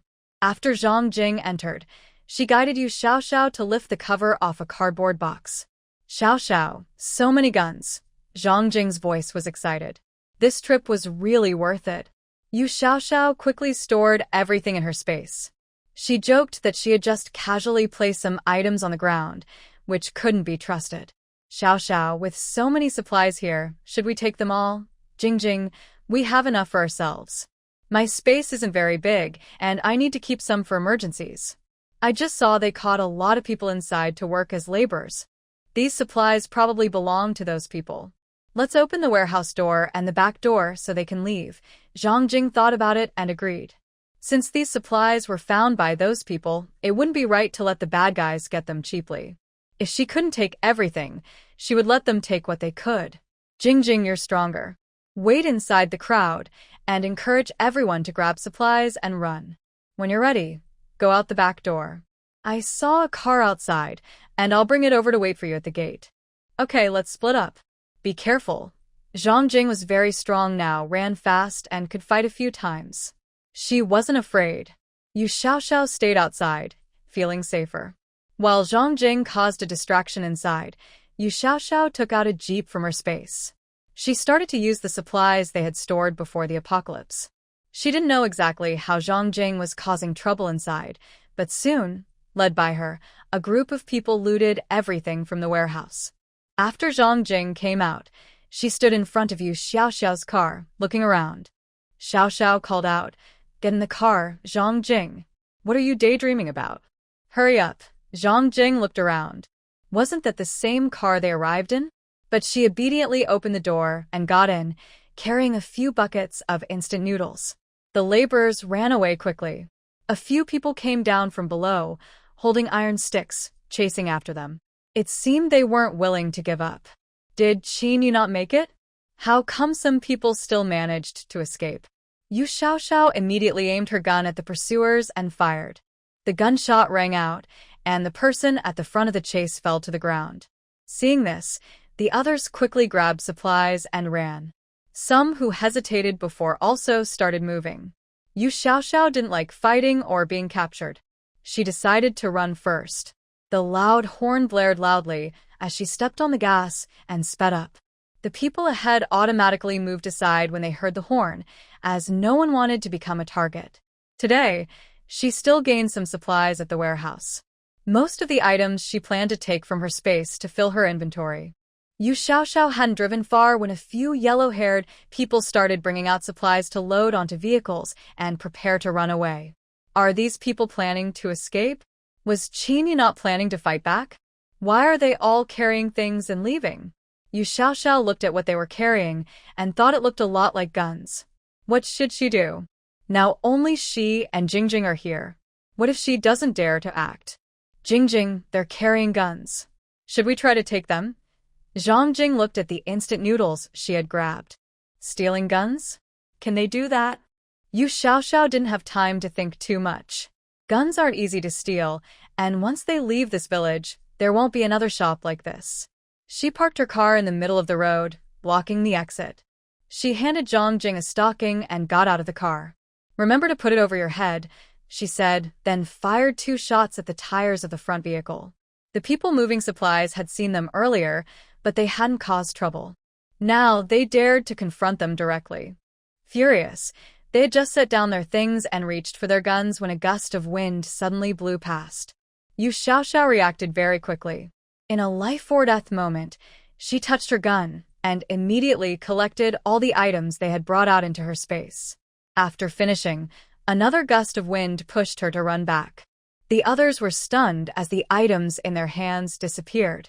Zhang Jing then grabbed a fallen tree branch nearby and threw it at them. Their shots missed, and the branch Zhang Jing threw also got stuck in a branch they had thrown. Yu Xiaoxiao quickly got into the driver's seat, using her gun to cover Zhang Jing. The two of them sped away. The people behind couldn't catch up. The big tree was too heavy to move, and their tires were already flat. They didn't even get a clear look at the others' faces. They didn't know if they were men or women. Nowadays, people's clothing makes it hard to tell, as everyone dresses in revealing layers, making it hard to distinguish. The brothers upstairs provided cover so they could sneak away and secretly take the supplies. If needed, they could move to a new place and start over. As long as they had guns, everything would be fine. But now, the guns had been stolen. Darn stockings.